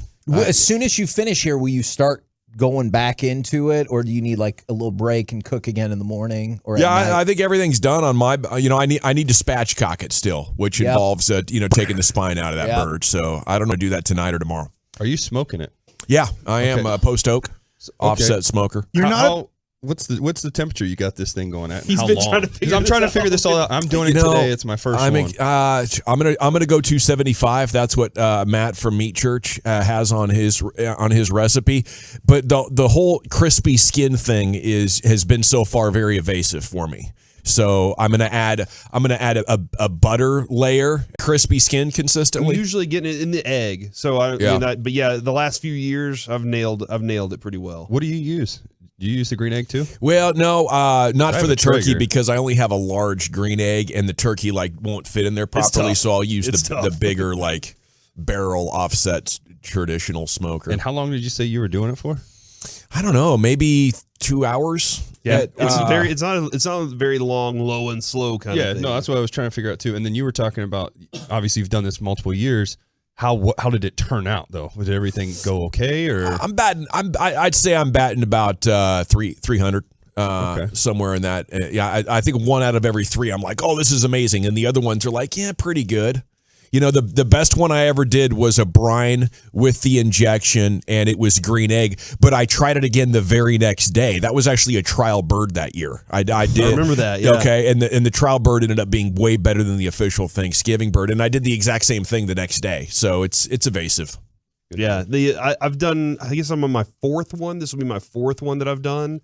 And I've been very fortunate that every year I've nailed it, at least what the father-in-law says. I've been like, Nice. yeah, I think it tastes great. I'm usually, 3 or 4 bourbons in by the time I start eating it. So I'm like, yeah, it tastes fantastic. But yeah, I'm pretty impressed with what we've been able to accomplish so far. I want to add this because you weren't here. Sean was kind of going in on you about the grilling. You only stick to one thing. So he admitted it had been that long, and he still can't get over it. He was holding on to it. So is there anything that any other foods I should say you do? Because he made it sound like you only do wings, and here's another bird. So I'm just curious, is there something else? Do we get outside the birds? Oh, yes. Lot of stuff. His Steak, ribs are pretty good. ribs. My brisket's pretty good. I don't think my brisket's as good as Sean's, but I'd love to take him on and try to humiliate him in that one as well.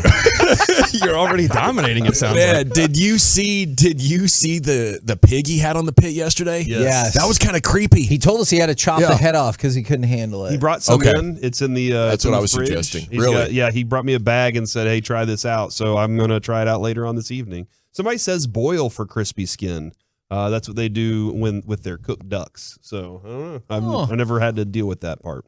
So there you go, Kevin. Interesting technique. That is very interesting. So a lot of people checking in as well from the 817, hour number 8.5 for me. And then from the another 817 checking in for hour number 10 and the 214 hour number 10. Holy crap. They've been listening the whole freaking time. That is amazing. And then from the 940, ask Derek Holland how it was getting smacked or smacking in flag football last night. Did you play flag football last night, and did it go well or poorly? I mean, yeah, we did get beat up pretty good, but it's not like they did anything to me. I don't recall anything bad on my side. Obviously, we couldn't complete some passes, but they were the better team. We missed a few guys.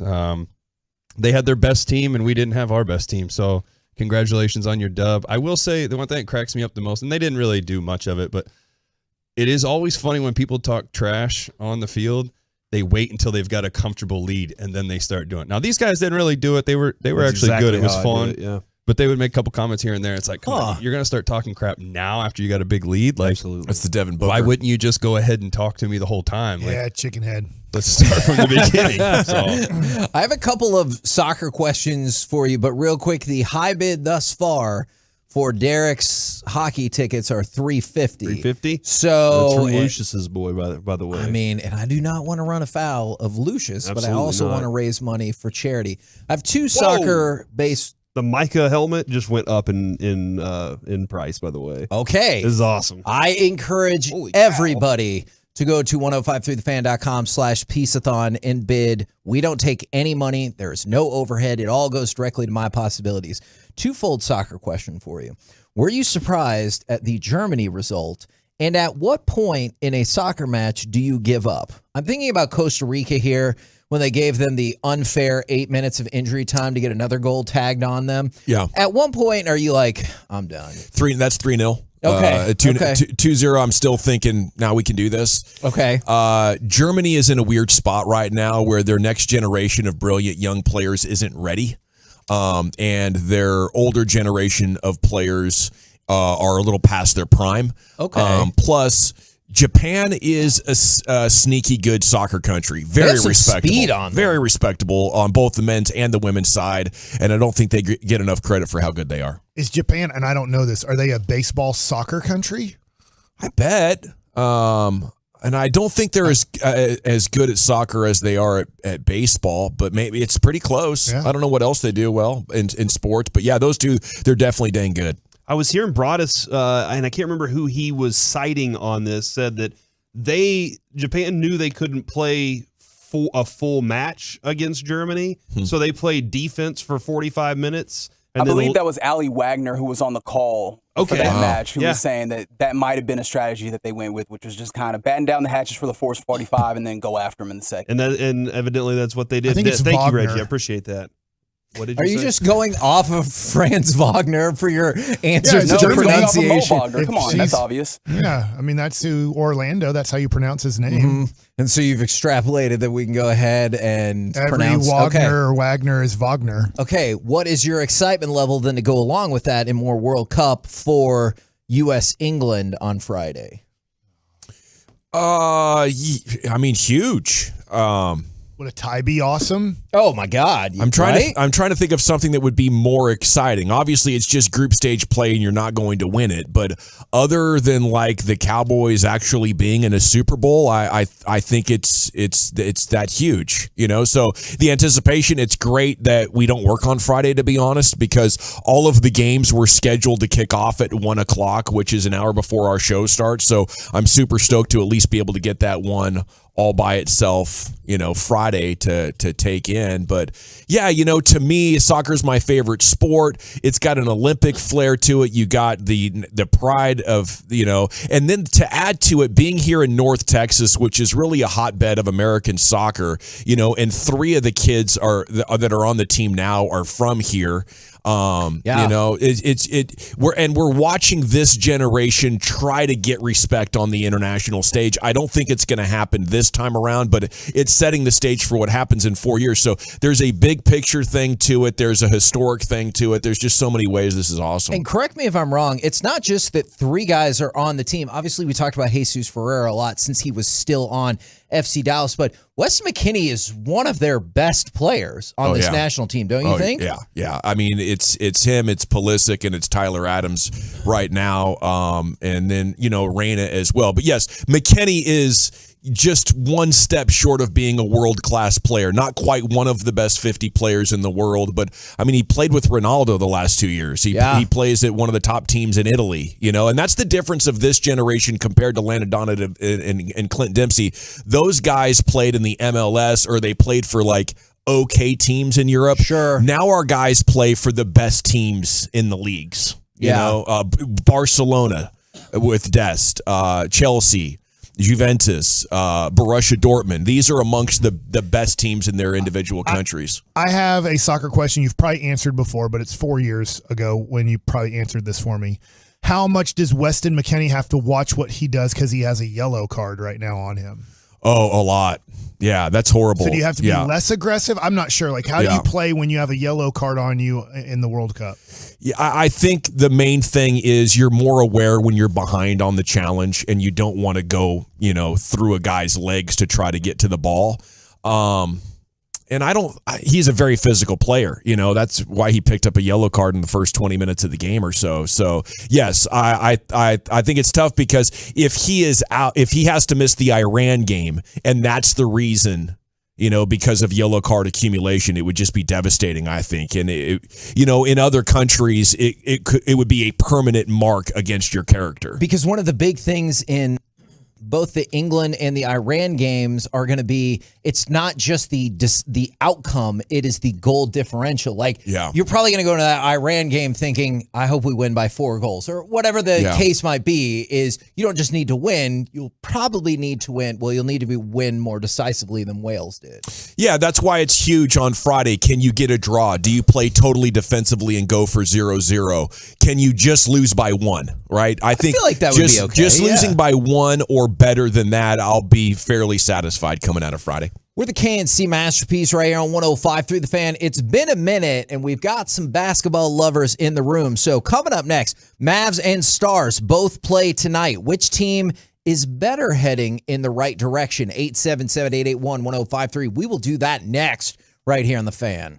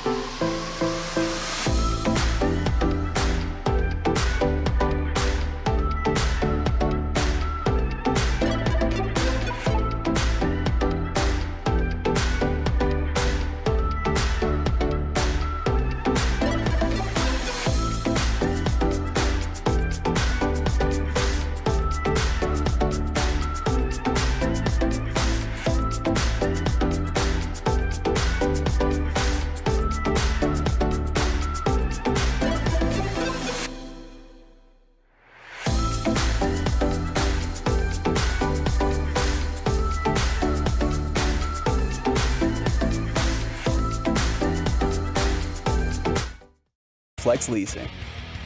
We're the KNC Masterpiece right here on 105.3 The Fan, where it is a family affair, and I do believe my wife and son are going to be back up here in a little bit. Brandon's already here. Yeah, Brandon's here. My younger son. Wow, did you already forget about Brandon? Wow. God, that's unfortunate. Extra Christmas present for Brandon. Brandon's sitting right there staring at you. Brandon, what do you want for Christmas? Yeah, do you want to watching put him on mic? He see has thoughts and things to say. Oh my God, he came up to the mic so quickly. He didn't hesitate. I just want my dad to remember me. Wow. And then he walked off. In tears, man. Do you call him That's a Hey G-Bag You? of the Day nominee, by the way. Do you call him Hey You? Oh, great. Thanks a lot. I'm glad we can keep contributing. And by the way, for the person from the 469, this is BS. I wanted a Lucy painting. Okay. And I feel like we could probably redo that. Sorry for the language. Lucy, everybody wants your artwork. You did a great job. I don't know if she wants to talk as well. You don't Next have to. year- No, she's not. Nope, she said no. Okay. Lucy, next year, could you do 3 pieces of art for the? You got to talk. You got to say words. Yeah.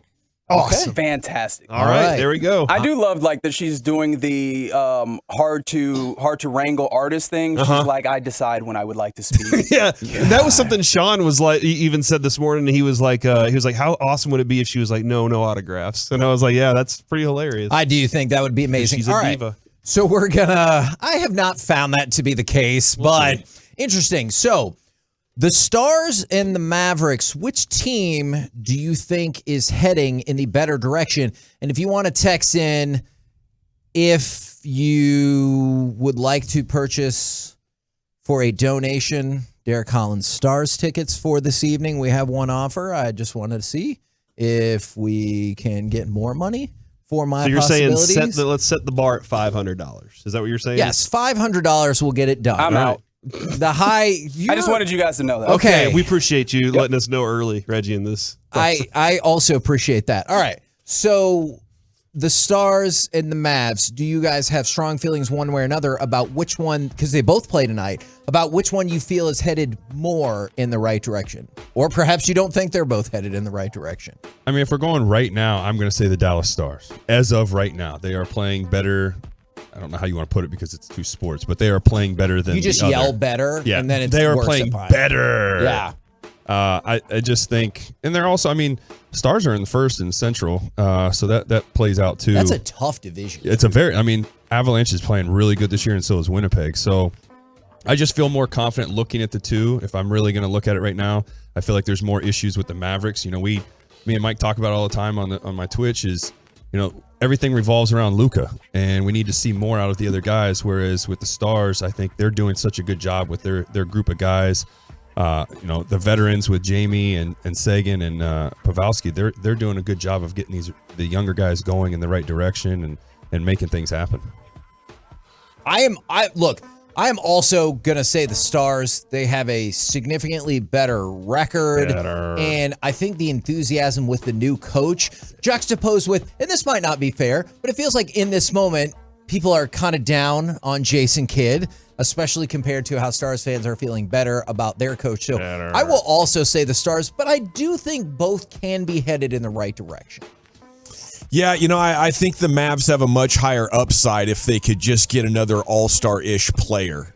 So long term, I think the Mavs have a better chance of winning a championship in the next 4 years. Okay. But right now, the Stars are playing as a team better. They're maximizing their potential better. What's interesting about that is the Stars have, like, if you could kind of swap out the main components, like if you could put, I know we're switching sports here, but if you could put Luka on a depth that the Stars have with, maybe Robertson would be their closest equivalent, but it's not that close. But with like somebody like Ottinger and Rope and Pavelski and everything, I feel like the depth on the Stars is what the Mavericks fans so desperately want in terms of more usable NBA players. Absolutely. I mean, if Luka had the equivalent basketball players as the Stars, then yeah, I think you'd be looking at a championship favorite. You know, and I know it's Thanksgiving and we should be appreciating, but I'm really mad at Mark Cuban for letting Jalen Brunson go. It's tough. It's Mike, brutal. You tweeted, was it last night or the night before? Yeah, after I think he had 34-9, I think for the Knicks, and I'm like, you know what? Now that this is playing out, I think you should have maxed him out because it's kind of like Jason Kidd does not like anybody outside of the organization.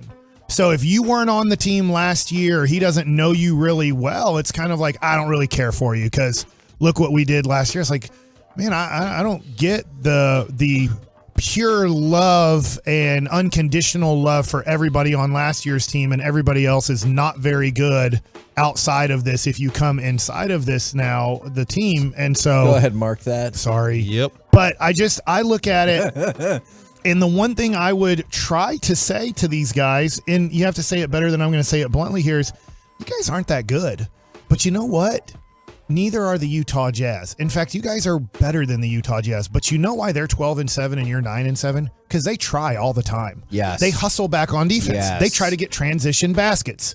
You guys don't hustle back on defense. You guys don't try to get easy baskets. You guys don't really try to get rebounds. You guys have to try harder. And I'm not saying you'd win a championship by trying harder. Trying harder ends up losing in the end. The Knicks tried really hard their first year under, I'm sorry, I'm drawing a blank on their coach right now. Thibodeau. But then you run into issues of, we don't have enough talent to actually compete in the playoffs. And I'm just frustrated by the Mavs. In 16 games, they've had 5 games where they haven't even been engaged in playing the game. And I think that's what the frustrating part is. I don't know if y'all are on the same page as this, as we talked about it. I know not every break goes your way in a season, and it is unfair to be like, if I could transfer those 5 games, but 4 of those games were against teams that played without at least their best player, if not their best 2 players. Those are all transferable to wins. You'd be sitting at 13-3, and the Christian Wood thing would feel like a more viable, slow-paced experiment. Like if the Mavs were 13-3, I feel like you'd be like, look, I don't love the way the Christian Wood deal's going, but I feel like we can handle it. But at 9-7, you're like, son of a gun. Yeah. What happened to those other 4 games? Well, it's telling the truth about their lack of focus, and that they're just not ready. The inconsistencies, the inability to like say, hey guys, we cannot let this game get away from us. This is a bad team that we gotta beat, like the so Rockets, we can hold our spot in the standings. It just shows you that it's not a mature team. It's not a team playing for one another. It's not a team responding to the coaching that well. There's weird stuff going on with this team, and it's not just the Jason Kidd Christian Wood thing, although maybe that's the point of awkwardness that's preventing them from coming together. I think that to go along with that is, do you ever feel like you wish Christian Wood had the same leeway as Tim Hardaway Jr.? Because Tim Hardaway Jr., he got hurt earlier in the year. He was not part of the march to the Western Conference Finals. I get if we're giving deference to everyone who got the team to the Western Conference Finals. That wasn't Tim Hardaway Jr. Feels like his leash is way longer than Christian Wood. I'm with you on that, except I will say this. He does treat Tim Hardaway Jr. the same way late in games. In terms of Jason Kidd's like, you're not playing the last 5 minutes. You refuse to guard a human being for 7 years in this league, and you're going to jack up shots. And when you're hot, it works. But he does go, you're not playing the last 6 minutes, Tim, because you don't play defense either. So he does treat him similar to Wood on I can't play you because you don't care about guarding a human being. And there's an effort thing where with Tim Hardaway Jr., he's doing his best and he's focused and engaged and locked in. He's just not good at those other parts of basketball. With Christian Wood, what we're hearing on the show, and I think coaches in the NBA protects him, but there is a lack of effort or buy-in or understanding, and it's sort of unclear if he's just not focused or has attention deficit, but he can't lock in and stay engaged in back-to-back days. Yeah. Some days it's like we're trying to get him involved, and he doesn't even want to play offense for some reason today. So it's a big mystery for them. I wish at this point, and I can change my mind on this. I'm not saying I wish they wouldn't have made the trade. I wish they would have kept the 21st pick, taken. It might have been Jaden Hardy who they would have taken there. I don't know. And then make another. I think it would have been. But then make another trade and get another young guy, because now it looks like, talking to Zach Lowe, You literally let Jalen Brunson go for absolutely nothing. You made your team worse. That's a mistake. And so now you're about to most likely keep Christian Wood on this team, play him 22 minutes a night off the bench, and then lose that $14 million. And it doesn't help you. You don't get $14 million to spend on somebody else. Now, this is something that I'm going to read you the stat. Tell me if that is encouraging to you or sad to you. Christian Wood this season, 16.6 points per game, 7.5 rebounds per game, 57% shooting, 43% three-pointer. He has the most points per game in the league by any player who averages less than 25 minutes a game. Is that encouraging because you see the room to build, or is it frustrating because you're like, and why is that? Like, why are we in that spot? Gavin. Yeah, I think that's a good answer. You know, his for the season, his over-under combined is plus 55. The Mavs as a team are like a plus 60. He is literally helping you win. Yes. The games that you are over 500. I don't care if his defense is bad. He has a better plus minus than almost every player on the team. You played 2 games this year where he had the knee issue. At Orlando, without Markelle Fultz, without Paolo Banchero, and you got blown out. Yeah. Not even a close, lost by 20. Then you go to Washington without Beal, without Porzingis. You don't have, and you get blown out by 20 again. You literally going, hey, we don't have him to play because he's hurt. We don't have those 20 minutes that we give him. You lost by double digits to 2 of the worst teams in the NBA with what they put out there that night. So it goes to show you, Wood has to be here for at least 20 minutes because without him, you'll lose to the worst teams in the NBA by double digits. Yeah, it's crazy. So the only thing I can hope for to like spin it back positive maybe is that Jason Kidd just has principles. And he's not messing up. He's just holding the line on what the standard to be a Maverick is. And this is what the culture is going to be. Everybody's locked in. Everybody's a smart player. Everybody's a good defender. And if you're not one of us. And over time, I guess it could work out. But right now, it's really frustrating. It's weird because he allows, and it is what it is, because Dwight Powell plays so hard. He's trying his best. Dwight Powell will give up washed-up guys or role players on teams 20 boards a game. He will allow, and Maxi Kleba does too. Maxi Kleba is one of the worst rebounding bigs in the NBA. They will allow another team's big to get 20 rebounds, and if you add the extra guy that comes off the bench for 15 minutes, they will give up 25 rebounds to the starting center and backup center per game, and that does not bother Jason Kidd at all. And here's the issue. There's 2 things that people texted in.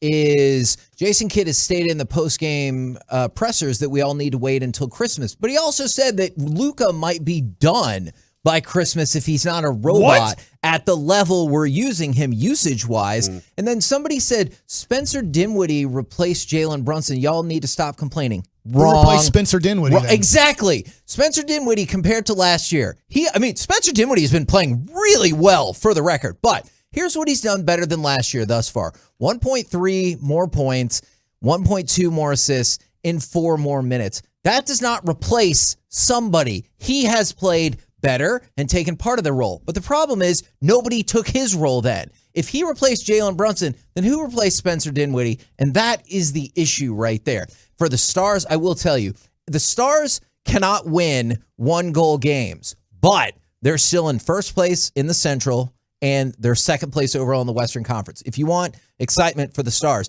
if they start pulling out some of these overtime shootout matches, or if they start winning 1-goal games, they're going to be even better, and they're already good. We're the KNC Masterpiece right here on 105.3 The Fan. Coming up next, it might be the most anticipated segment. I'm sorry, Derek, are you sad? That's fine. Let's Tell go. me, no. Tell me. No, I just want to say that we went out to go get a big man. We got Christian Wood, and then yet still our point guard is our leading rebounder. That's one thing, and I feel like, too, that the Mavs are really heavily relying on, all right, well, we've been here before. We're going to easily just do this. We're going to come back and just do what we did last year. We're capable. We're already, they have that confidence that they can just go ahead and do that again when that's not the case. They're lacking a lot out there right now. And even my issue with that is, even if all of that is true, I think it's fair to ask questions or be upset about certain things because it could be even better. Coming up next, perhaps what could be the most fun segment on an already fun day. It is Masterpiece of the Week-a-thon. Let's go. It is happening next right here on The Fan. If you've been thinking about learning a new language, now is the time to start.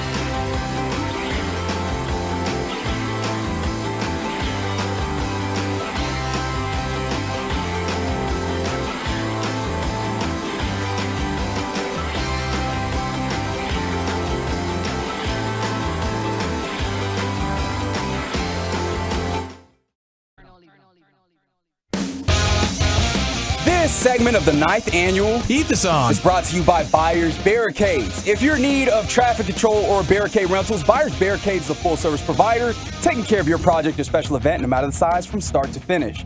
The Texas Authority in Barricade Rental, buyersbarricades.com. KNC Masterpiece back here on 105.3 The Fan. We've got Gavin Dawson in studio. I am very concerned because Bobby Belt is coming up in studio. And I already saw someone tag us in a donation, and this is what they would like Bobby to say. Bobby has been encouraging people to donate, and he will say whatever they want on air. I don't know if that's okay. Which I think could end up poorly for us. You know what? Let's just take the money. It sounds like it could end up richly. Yeah, you know let's just take the money and run, bro. You know what? That is a great turn of a phrase, and I can't hate you for that. Thanks. Is Dawson, how do you feel about sitting in for some Masterpiece of the Week-a-thon? It would be a bucket list item. Fire it up! List this. What's happening, gentlemen? Hey, Reggie. When did you get here? I thought you were Peyton. I've never been Peyton.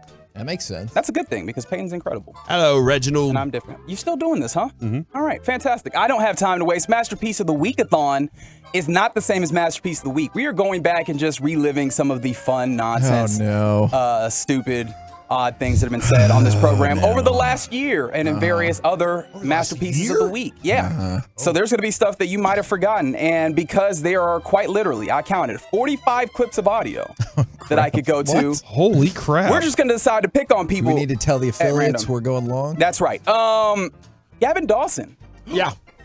I want to involve you in this process. So what's going to happen is you are just going to pick the person that we are going to pick on, and I will play a random clip based on that person. So yes, let's start this off. Gavin Dawson, who should we pick on first? Wolchuk.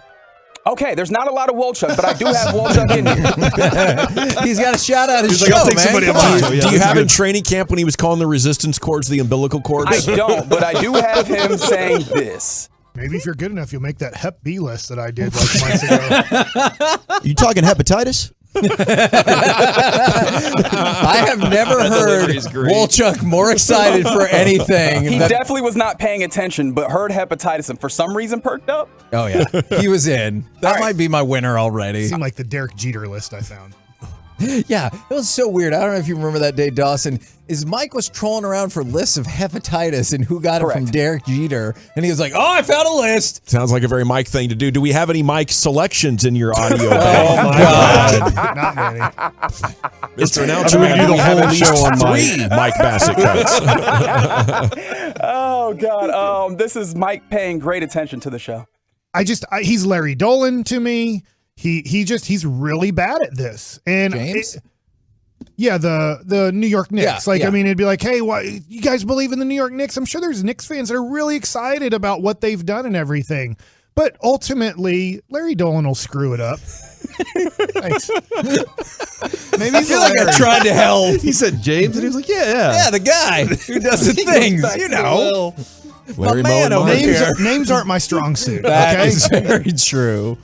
Anybody else on the program here that you want to He said he wanted at least on? 3 mics. I want there's going to be a lot Mike of them. Supercut. I want to hear what you have for yourself, Reg. Oh, I don't do that. Okay. I like it. He stacks the deck. I plead the fifth. I opt to not self-incriminate. Are there any of me?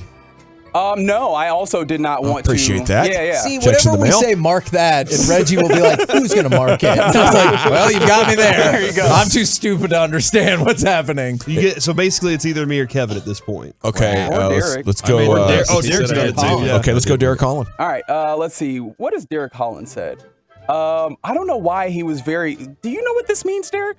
As crazy as this is, my Iron Man costume no longer fits because my legs are too big. I have a power bottom. Lots of strength there. Yeah. Yes, power bottom. Give me credit there. Power bottom. You're adamant about your power bottom. Man. Yeah. Are you familiar with what that means? Well, I mean, we're not going to discuss that right now. Sure. Because Eric told me what hot Alabama something. Oh, my means. gosh. Don't look that up, kids. Okay, what do you have for Cory Mageors? Let's see. Where should we go here with Cory Mageors? How about a collaboration between Cory Mageors and Kevin Hageland? I don't want anybody to get eaten by You a lion. are a liar. Okay, you're a partial liar. Man, I backtracked on that so fast. Why do I want to get somebody to get eaten by a lion? I'm That's just saying, real weird. like if you were in the Coliseum, there's no way you'd be like, I hope it's a good sporting contest. You want to see that person get eaten. That's what you're there for. 100%. Yeah. Murder. I'm leaving. Okay, well, you probably should have known what you were going to. All right, I didn't give you a full Cory Mageors clip, so I'll go ahead and make good on that right here. Okay. Can you imagine like coming home one day and all of a sudden there's just a bunch of old people making love to each other in the hot tub? No, I don't want to see that. Not today. Not today. What? Which day would you most want to see that? By the way, Dawson saw the lion murderer at the zoo. I did. I was there that day. Oh, yeah. No, you were? Yeah, we came around into that safari area of the deal, and they were telling people you can't go in there. We'd just been in there like 30 minutes earlier and saw the lion like coming up to the glass and like being on lookout while his bros were basically killing the only female in the enclosure. Oh my gosh. Yeah. That's insane. It was quite a day, you know, and then they lucky. Yeah. Did you call somebody? How do you handle that? I didn't know what was going on. Oh, okay, gotcha. Because there was an area where the people couldn't see into the enclosure, and that's where they'd gone to commit the murder. Wow. I saw on TikTok earlier today a male lion that had attacked his zookeeper. The female lion runs over and jumps on the male and is like, no, you can't do that. Like she knew hurting the humans would be really bad news for the pride, you know, so...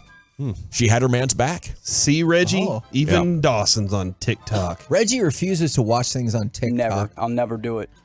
I mean, the Facebook and Instagram now are pretty much the same thing with their reels, right? They're trying. Yeah, they are. Yeah. Just a little less addictive. In your face, Reggie. Okay. I mean, I can throw things in your face as well because you had a very weird situation. Not going to do it. You had a very weird situation here as Mike was talking. Multiple people are texting in LOL and LMAOO. What does that stand for? Oh, my pickle leaked all over. Why are they? Like the bag leaks. Why, Cory? Adrian's like, that sounds like the house. A pickle leak. Listen, I have asked my wife to get Ziploc bags. Mm-hmm. She refused. You're gonna blame her right now? She's like, in front of her face. Just use. She's like, just use the. The sandwich bag. The sandwich bag and fold the flap up appropriately. And I'm like, you lick the end and roll it over. Yeah, and then guess what happens when I do that? I think you're making something different there. Pickle leaks everywhere. Pickle leaks everywhere. All in my bag. Oh my goodness! I really do like the timing on that because it was I was literally in my bag when it happened. I did not intend. I never found out what LMOAOO stood for. What's the other O for? Yeah, I don't know. Out loud, out loud. Oh. The chat. The fan text, everybody loves it. Chat roulette. Or I was not here that day, right? No, you were not. Okay. Am I going full walrus there? There it is. See, he heard it. He hears it. I think that was about. He was on a tangent whenever that happened too. That was about developing young players in the minor leagues to help you out in the major leagues. How do you remember this? Because a lot of times we want to spin. Right now, the Rangers want to spin. It's fine. But if you don't do it like the Houston Astros, or you don't do it like the Atlanta Braves, or you don't do it like the teams that contend on a yearly basis, you're going to find yourself in a tough situation. Were you drafted by the Rangers, Derek? I was. I am a Texas Ranger product. How'd you make it? He's the I one. worked really Just hard. pure talent. Yeah, I got. You listened I to got nothing fast the track, coaches to be said? honest. I mean, I did. Oh, what you I were was ready. told. And my velo jumped up. Good college coaches. Yeah, I would definitely say that. But I think the big thing was my velo jumped. I went from 91 to 98. So Roids kicked in. That's right. Nice I got job. Screwed on that one though. That I did a study a couple of years ago on the Rangers' history there. Yeah, Derek's the only one. I know. Yeah, like that's like the history is Derek Holland, and that's pretty much it over like the last 15 years. Was that I guess serious? Gallows made it, but that was. What about like CJ? Didn't work out. CJ Wilson? Yeah. Don't worry about that. Yeah, it was bullpen, you know, and then I can't remember how the study Martin went, Perez but kind of mattered. You were the one. Yeah. I think CJ Wilson was before the Maybe study. before, it was like yeah. the last 15 years, so about 2007 on. So CJ was before that. Like drafted before that or developed before that. Let's see. Now, was it? This is Masterpiece of the Week-a-thon. We'll discuss we'll this get a back little to later. Let's see if we can get some quick hitters in here. Here's Mike. I like that. I mean, do we also need to put a sound system Maybe in the hoops. football Basketball, too? So like when the ball is thrown through the air, we hear a zoom. Here's another search from Mike Bacsik. Some will tell you. Jay's such a crazy letter. That is true. Thank you, Mike. I'm so dismissive. Thank you, Mike. You're done talking now. Kevin has a science fact. Yeah, because the oceans are our big friends. It's true. They keep us from being invaded. We're big friends. That's a fact. Now, this is a question from Kevin Hageland. Yeah, okay. Yeah. And You you're can have the butter. Are you the biscuit? It's nice, yeah. Because, Mike, what were you describing? Like your body? Like, you said something about butter, and I was like, what? And I didn't understand what was It sounded happening. like you wanted to put butter on me. And I I agreed. Why would you agree to that? Don't let me put butter on you. Well, it's because You're of a what person. It's because of what Corey says here. I got him a big bottle of lotion I for use that Christmas. lotion all the time. I know. Has it helped your finger licking? Yeah, I mean, you tell me. KNC Masterpiece, the lickinest show in sports. Oh, no. I don't know if that's what I want, but fair In all enough. of sports? The show that uses the most tongue. I feel like I've been trying to Jess come up was with a here. catchphrase She's for coming so back. long. she's coming back. You guys gonna make out so I can see you open your eyes the whole time? No, What about why? donate money if you make out in shorts? Yeah. I did not bring up any shorts. Oh my I'm wearing god! shorts. Yeah, Dawson. If you want to know, weird Adrian, fun he keeps fact his about eyes me. open the whole time Yeah. when he kisses. He never closes his eyes. With eyes wide open. I don't know because I'm a joyless person, and Corey's like, "You need to get lost in the kiss," and I was like, "That's not me." Are you just concerned that someone's going to ambush you? They might. You got to know your surroundings. I like sitting back up against this wall because unless somebody parachutes in through the window, Which I've seen happen. Who could have predicted that coming? Better safe than sorry. That's a good point. See, you get it. I want to do this the rest of the show. Masterpiece of the week. I've got so many of them. All right. If you just want to call you know for what? one at any given time, I will give you a masterpiece of the week-a-thon. I will see I like it. if the round table of love with RJ and his gal doesn't go the direction we want it to. Maybe we can just gal? reboot. Oh, what? You say that? It's Sarah. You can't say Dude, gal? is it 1950? What are you What? doing here? Is gal offensive? Man, Oh, Kevin. man, I did not mean Now to we're be gonna have offensive. to take a class because of you. With well, it's payback. What is brought out? The dame? What Yeah. else? I mean, You come know what? on. Now that you're That old listing bird. those, We've gone too far. I do feel like maybe I shouldn't have said that. All right. Thank you, Gavin Dawson, guys. so Thank much you. for jumping in. Thank you Thank you a for lot. bidding, and I know you're helping us Boom. spread the word. 105. Oh, yeah, I hit the buy now. Yes, I'll okay. take my Cheech and Chong Smart art. move. Okay, Nice. good, Yeah, good, I good. didn't want Tolo stealing that from me. Yeah, that person was so mad. They texted in 3 times and be like, tell him to stop bidding on that. I was like, no. I don't control him. Yeah. I'm not his mom. I can't control Mike. I can't control anybody. We're the KNC Masterpiece right here on 105.3 The Fan. Coming up next, Bobby Belt will be in studio. We have some Cowboys updates for tomorrow's game that could be pretty important. Plus, are the Eagles displaying new vulnerability? We'll do it all next right here on The Fan. With Odie. Garfield With is a cat. It has the entire.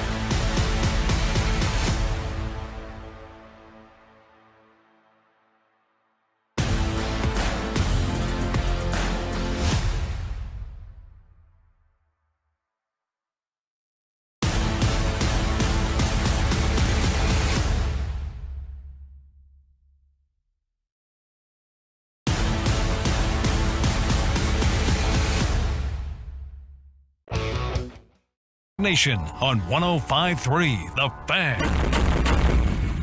No, you are not rolling with the G-Bag Nation, Reggie. This is the KNC Masterpiece. I mean, it's okay. Right here. Their show No is good. deal. Okay. On 105.3 The Fan. You know me, I'm like the Highlander at all points. Here we go. Classic Chevrolet Studios. It's the Thank KNC you. Masterpiece on 105.3 The Fan. I thought that's what he meant. Oh, no, I was talking about the humans. Okay, humans should not be pooping on the ground at the rodeo. Yeah, but should and do are different things. No. Humans do not poop on the ground at the rodeo. That does not happen. Got it. We did Thank it, you, boys. sir. Congratulations. All right, fine. I'm so mad about that. I love this show. I must have been out that day.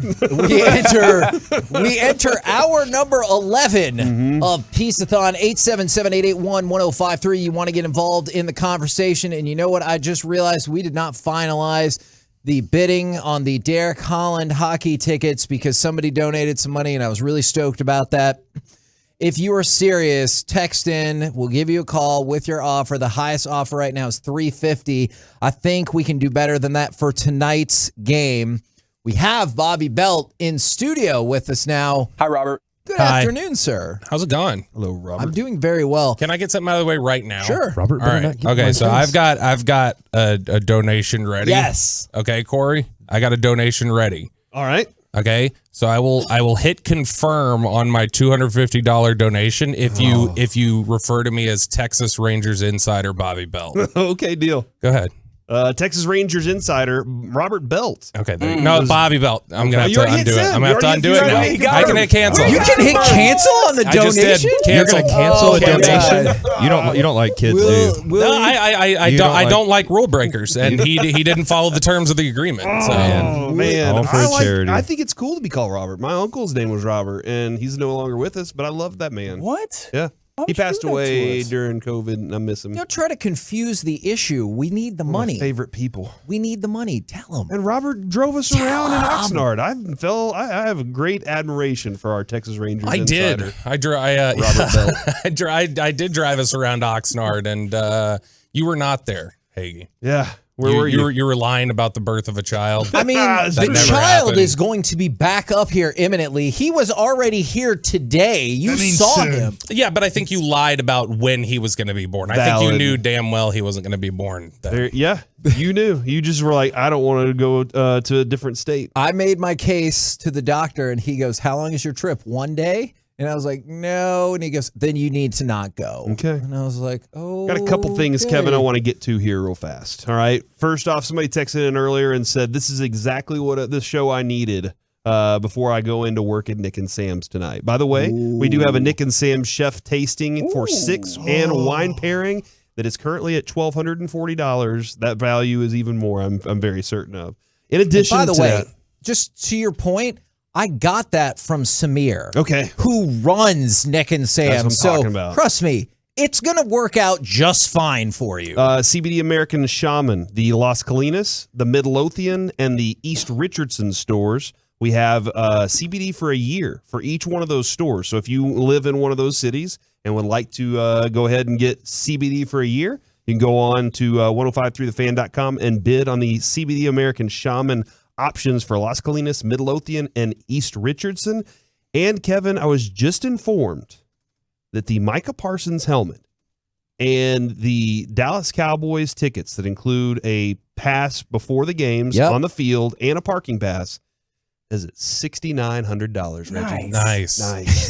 Guess what? What's that? Guess who just bid on Nick and Sam? Are you serious, and took Mike? the leader out.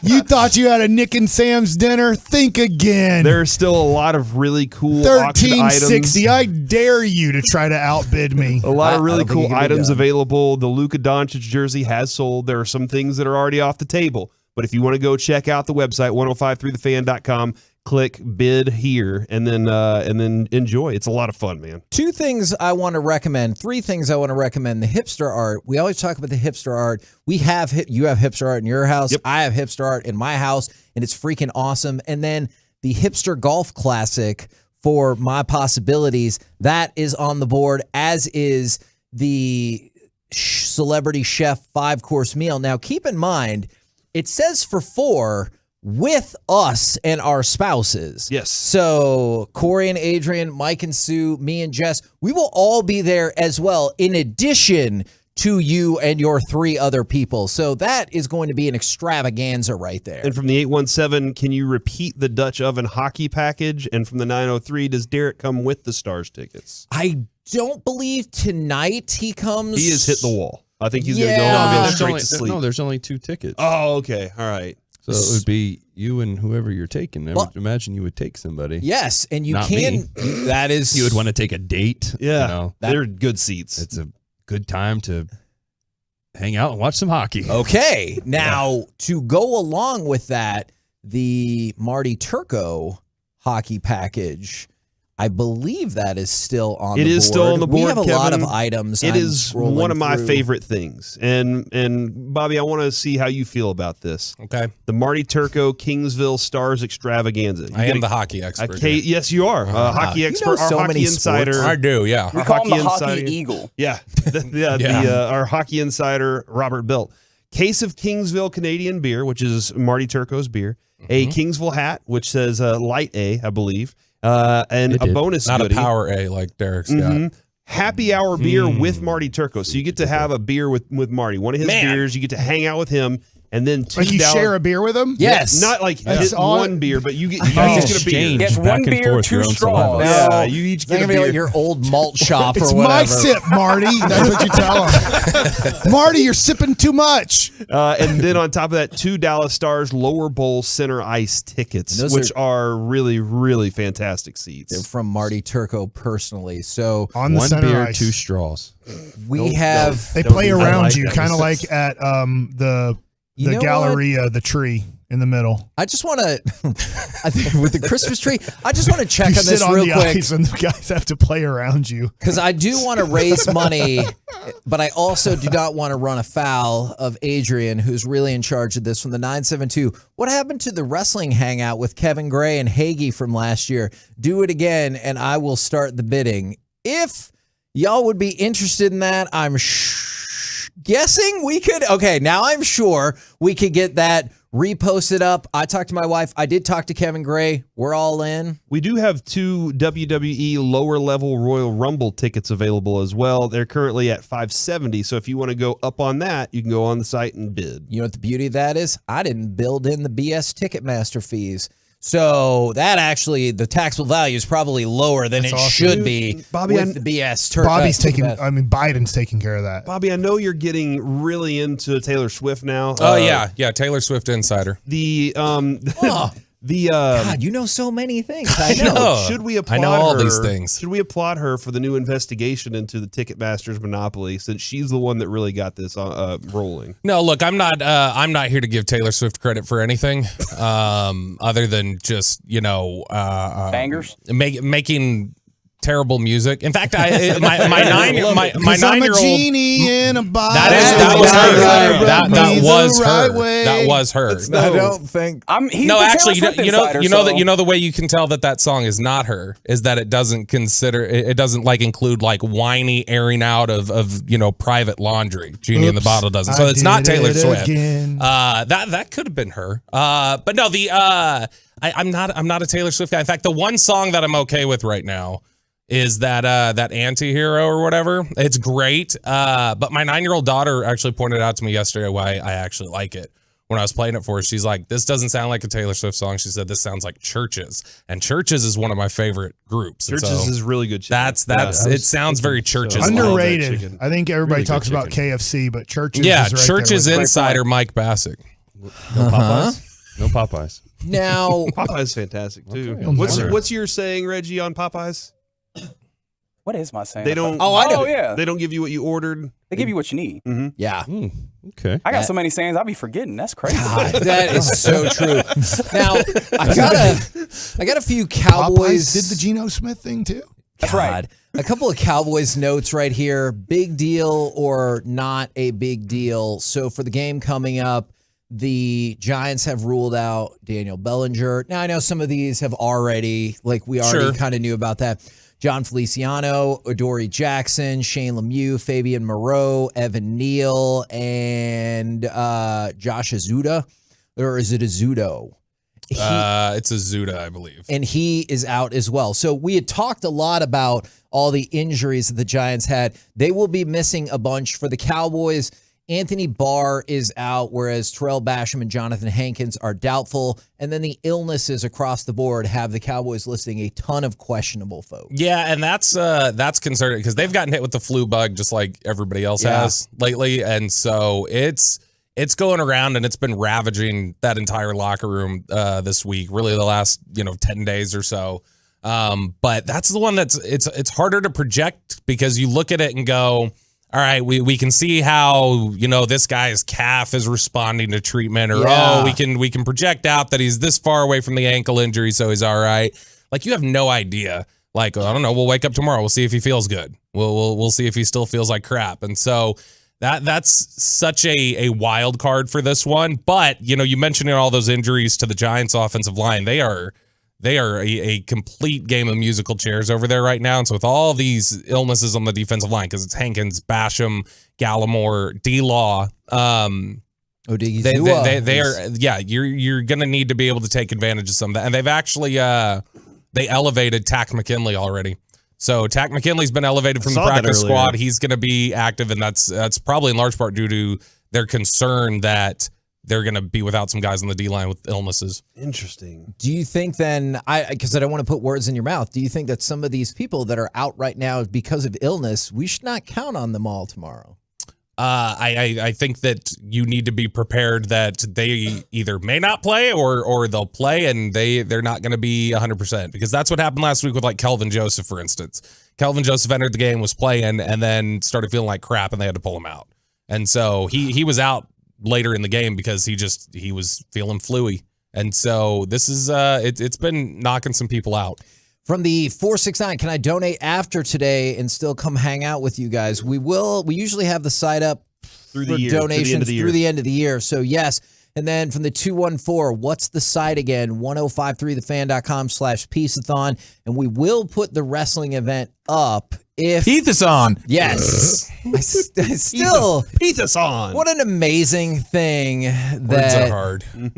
Yeah, that is true. Now, speaking of that, this is a great transition. How would you feel about doing My Buddy's an Idiot next, and then also asking and saying one of the things that somebody donated to hear you say? Yeah, let's do it. All right, all of it next, right here on Piece-A-Thon on 105.3 The Fan. Be a part of the show.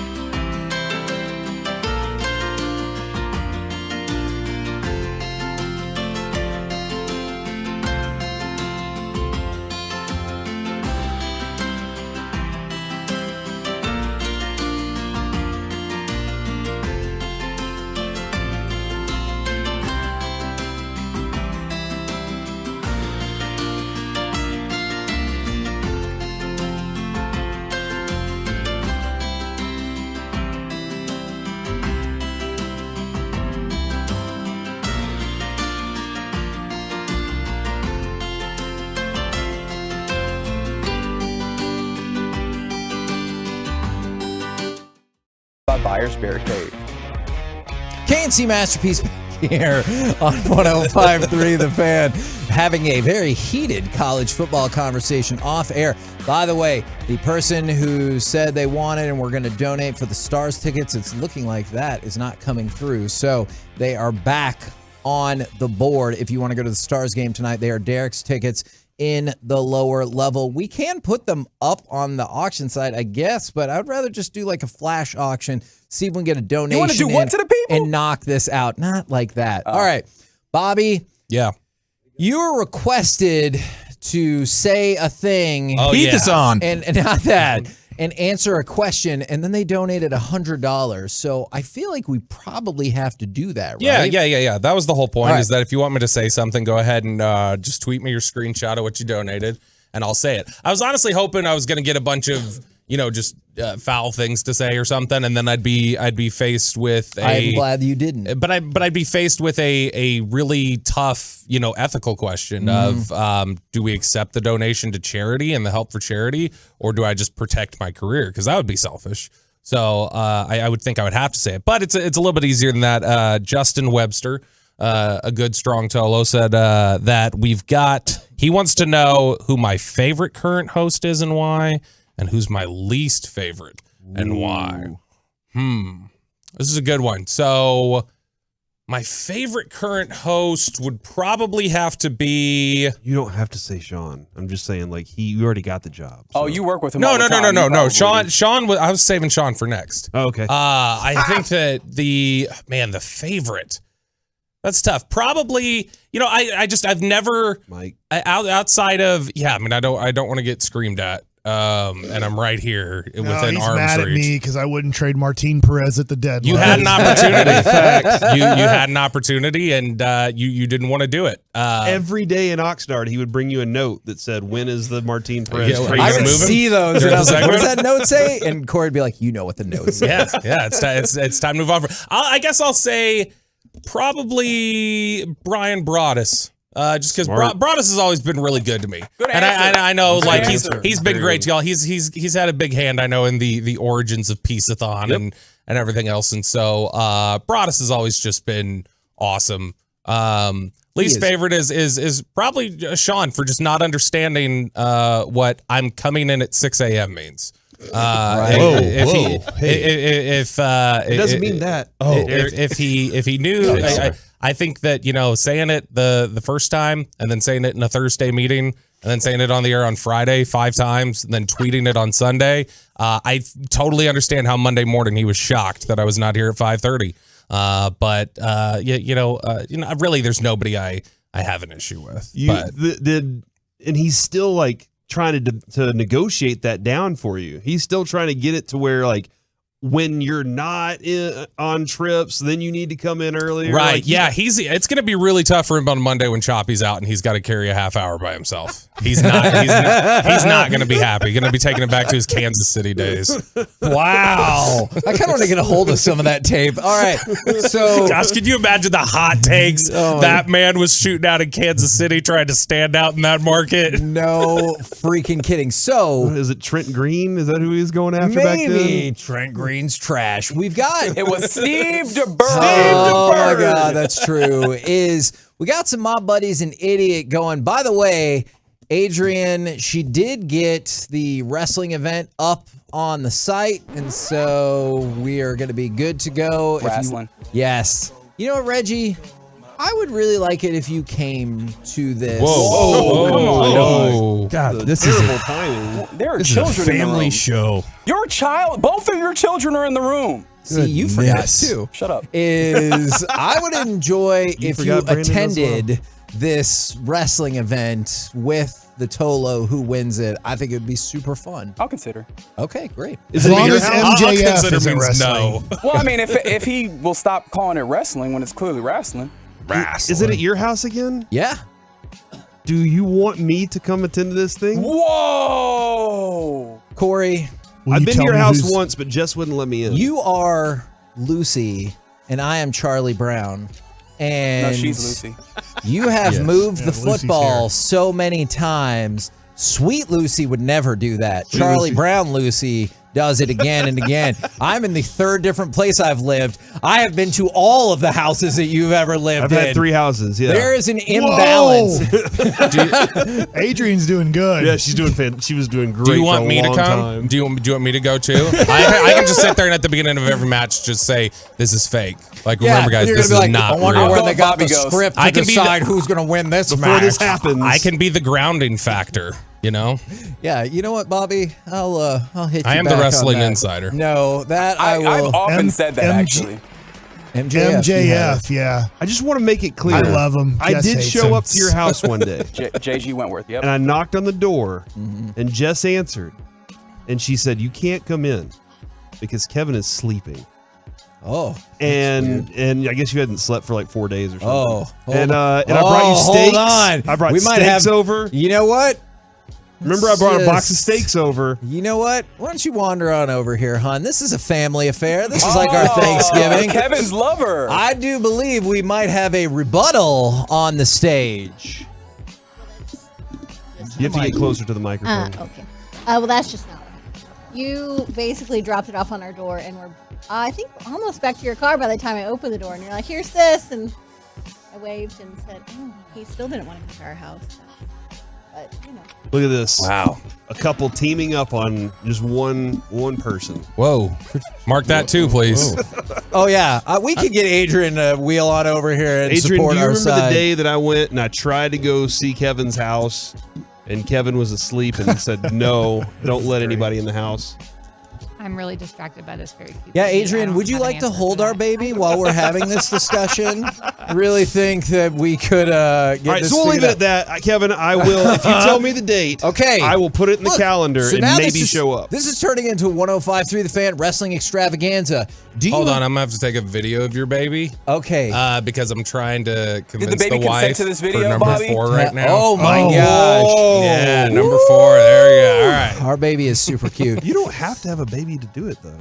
Or I guess if she's not going to check and find somebody Chia else. follow. Do it for fun sometimes. Do you have to be an idiot to get owned by Ryan Leaf? Please tell me you saw this exchange. That man turned his life around, Hagee. Did he? Is RJB tweeted out, this is about Zach Wilson. Really can't believe we picked Mormon Ryan Leaf.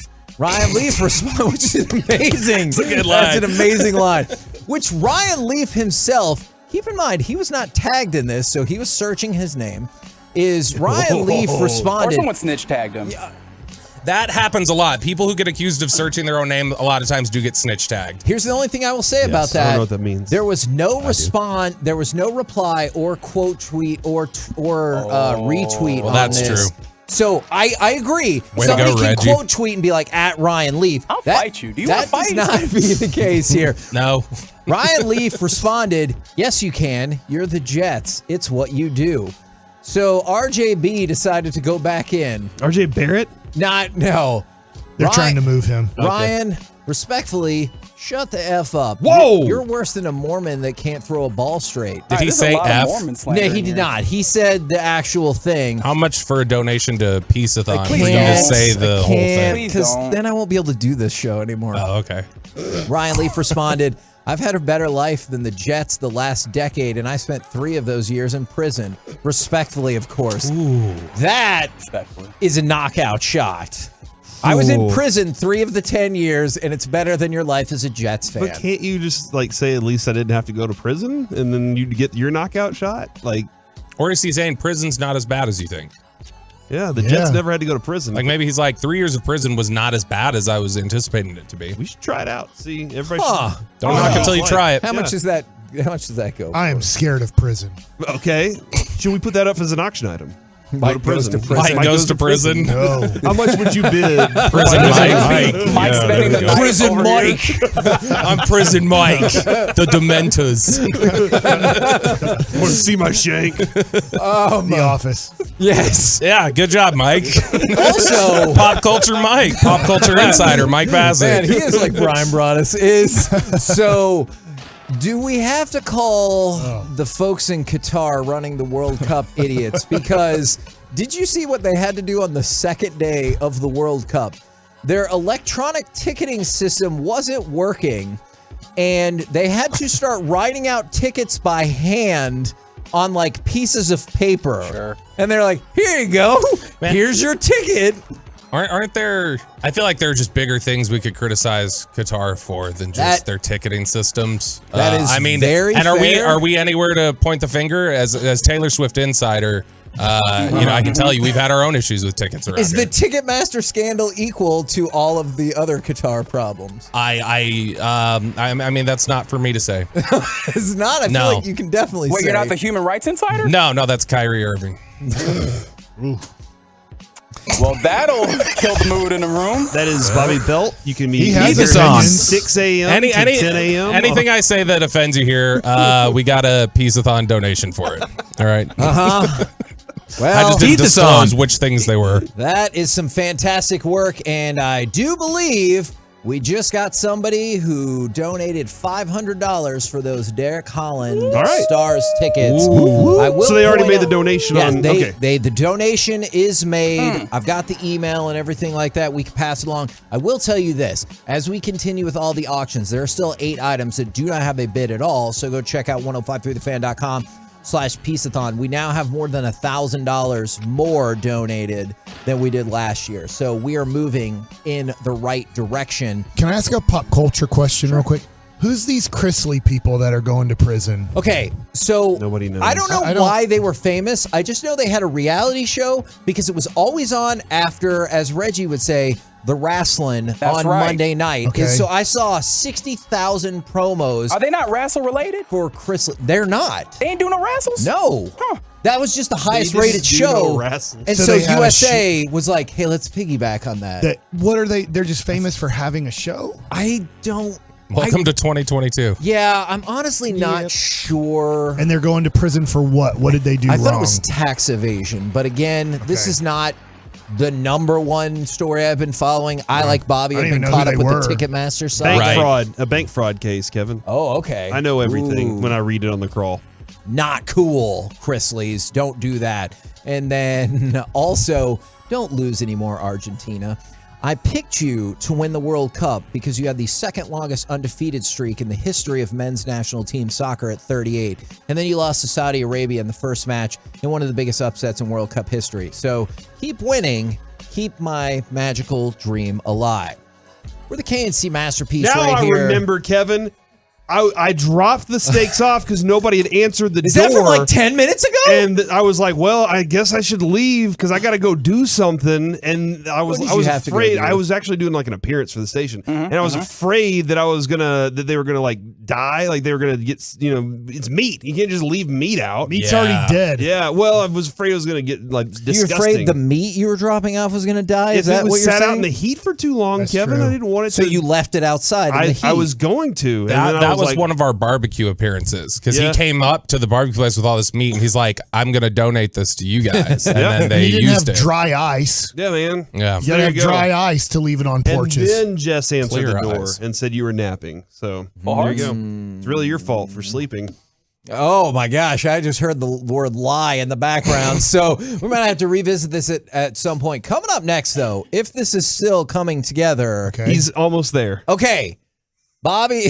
Yeah. Let's mark that too. I think you're going to like this next segment. We're bringing in former jewel thief turned author and podcaster Brian Sobolewski, and he should be in studio soon, hopefully next. Imminently, hopefully. We're working on it. Imminently, right here on 105.3 The Fan. Gavin Dawson here for my friends at the Frankels. I hope you have an amazing, safe holiday.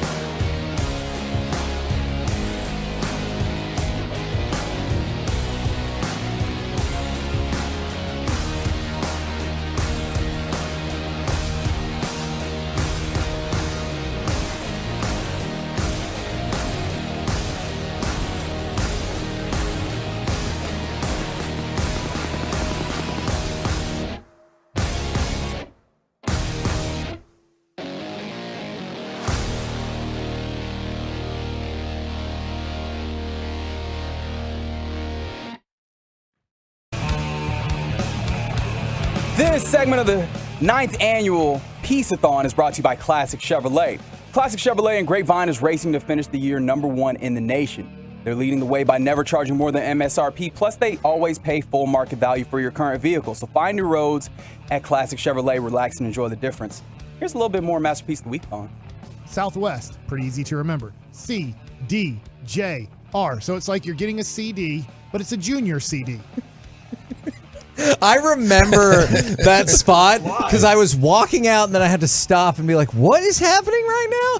By the way, SouthwestCDJRTexas.com. I'm glad you got it now. 2 more things that have been added, and Adrian was showing one of them off. I didn't know it's Carter's original artwork that is also up for auction, and the wrestling watch party. Is it an OU artwork thing? No.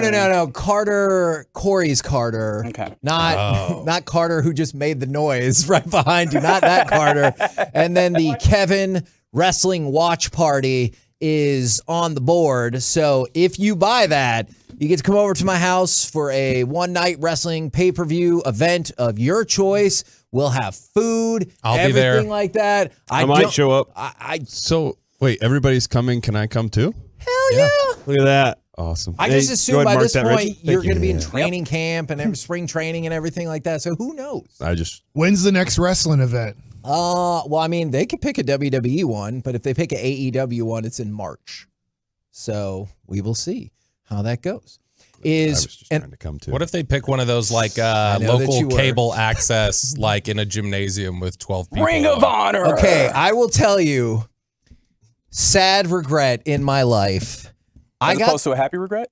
That's a great point. Regret in my life, thank you, and no, it's not a spend the night party, is I got somebody from a wrestling company here in the Metroplex who was like, here's what we would like to do.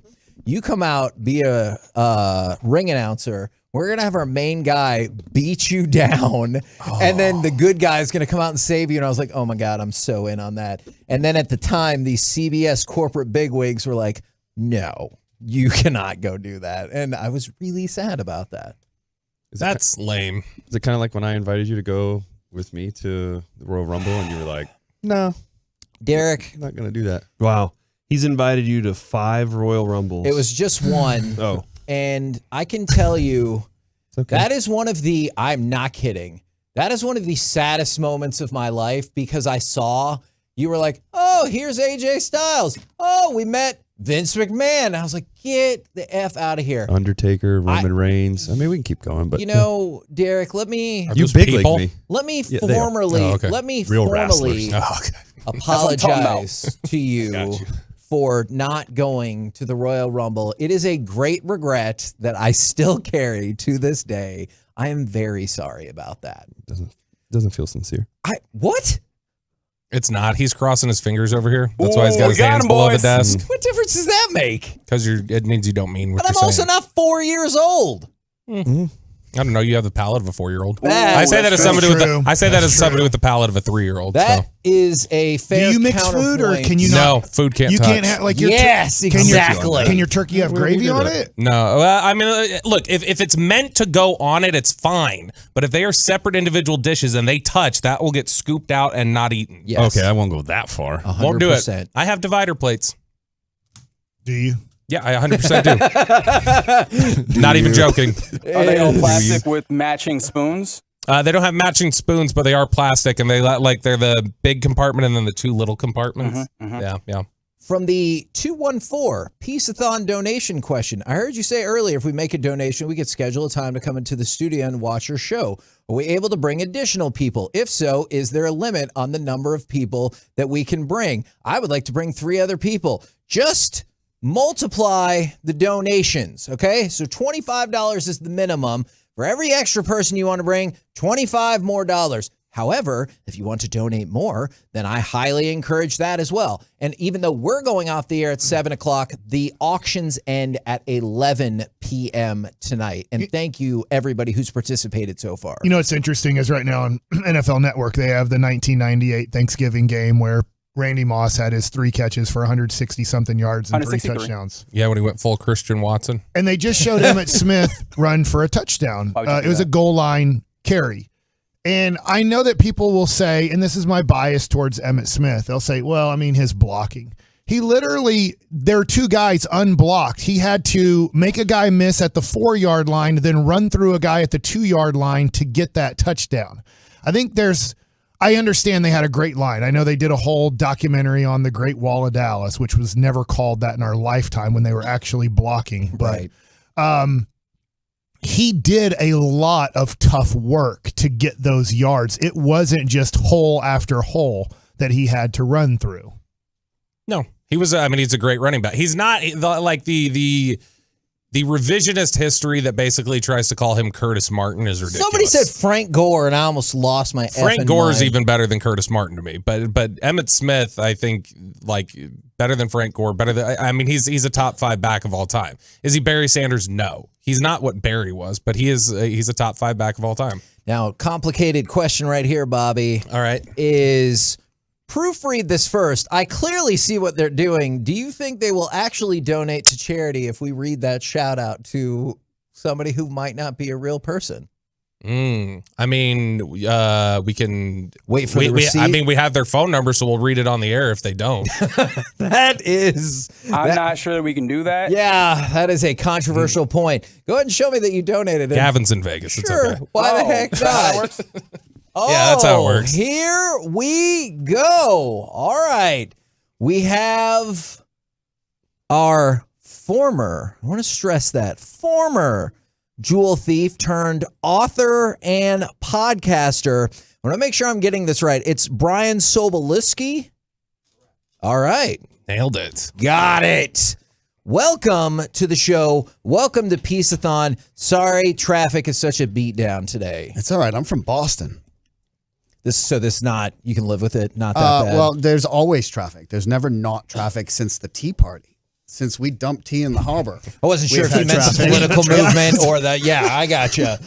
All right. A lot of buggy traffic back I've been looking forward to this. This is fantastic. This is interesting to me. Okay. And we'll start the conversation. We only got a few minutes, and then we'll carry over the conversation if that is good with you. I'm not here to run things, man. This is your show. Okay. I'm glad that you're falling in line. Is first, can you tell us about at least the one book I know about and the podcast, and then obviously we'll backtrack from there. Okay. I actually have written 5 books. The first book is called Family Jewels, and it was a book that I wrote. It was a memoir. And I don't know if you guys remember James Frey, who wrote A Million Little Pieces. Yeah. Okay, so this guy wrote this memoir, and it had a couple sensational parts of his memoir. He went to rehab. He said that he got dental work without Novocaine, which wasn't true. He said he crashed a cop car and beat up a cop, which wasn't true.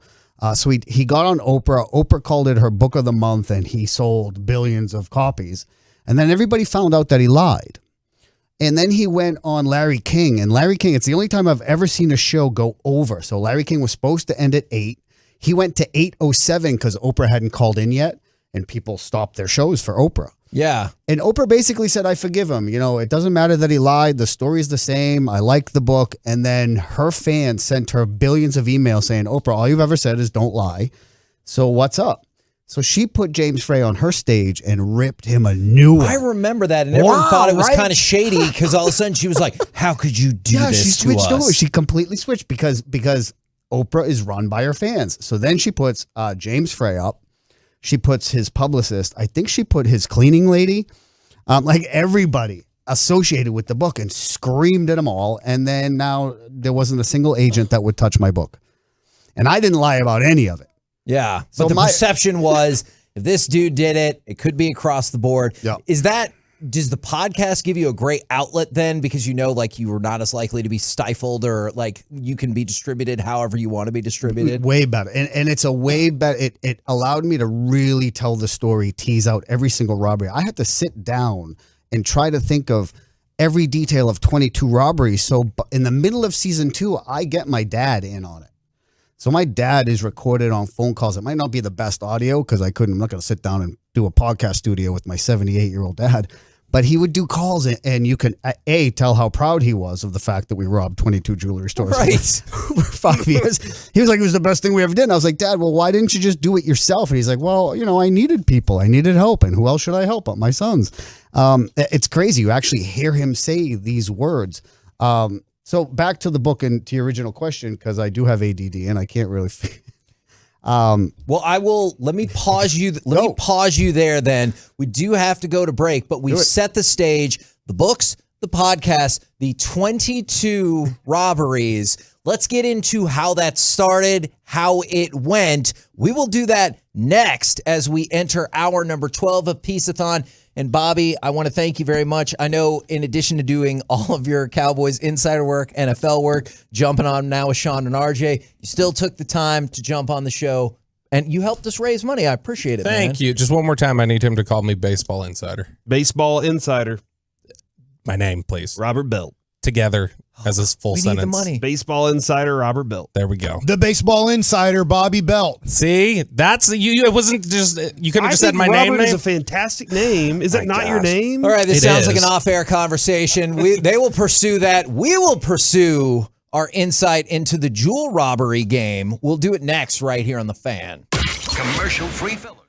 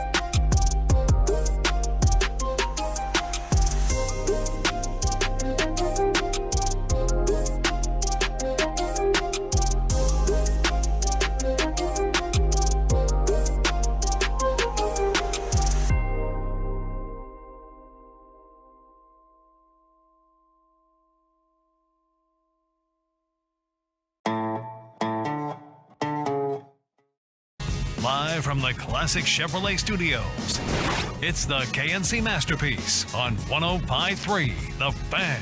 KNC Masterpiece back here on 105.3 The Fan. It is hour number 12 of the 9th Annual Piece-A-Thon. Piece-A-Thon. I wanted to give you a quick update and tell you my goals and dreams. Last year, we raised $44,000 for My Possibilities. We are now above $40,000. My goal is to get above $50,000. I still think that is accomplishable via the donations and the auction. So if you know anybody that is interested in any of our cool stuff or to donate to an amazing organization like My Possibilities, please pass on the word. 1053thefan.com. Oh, we got some donation money right there. I have $21 of crisp bills. You might have to give them to Adrian. We are probably not legally allowed to take that money. So you're the one that's going to be indicted when all of this.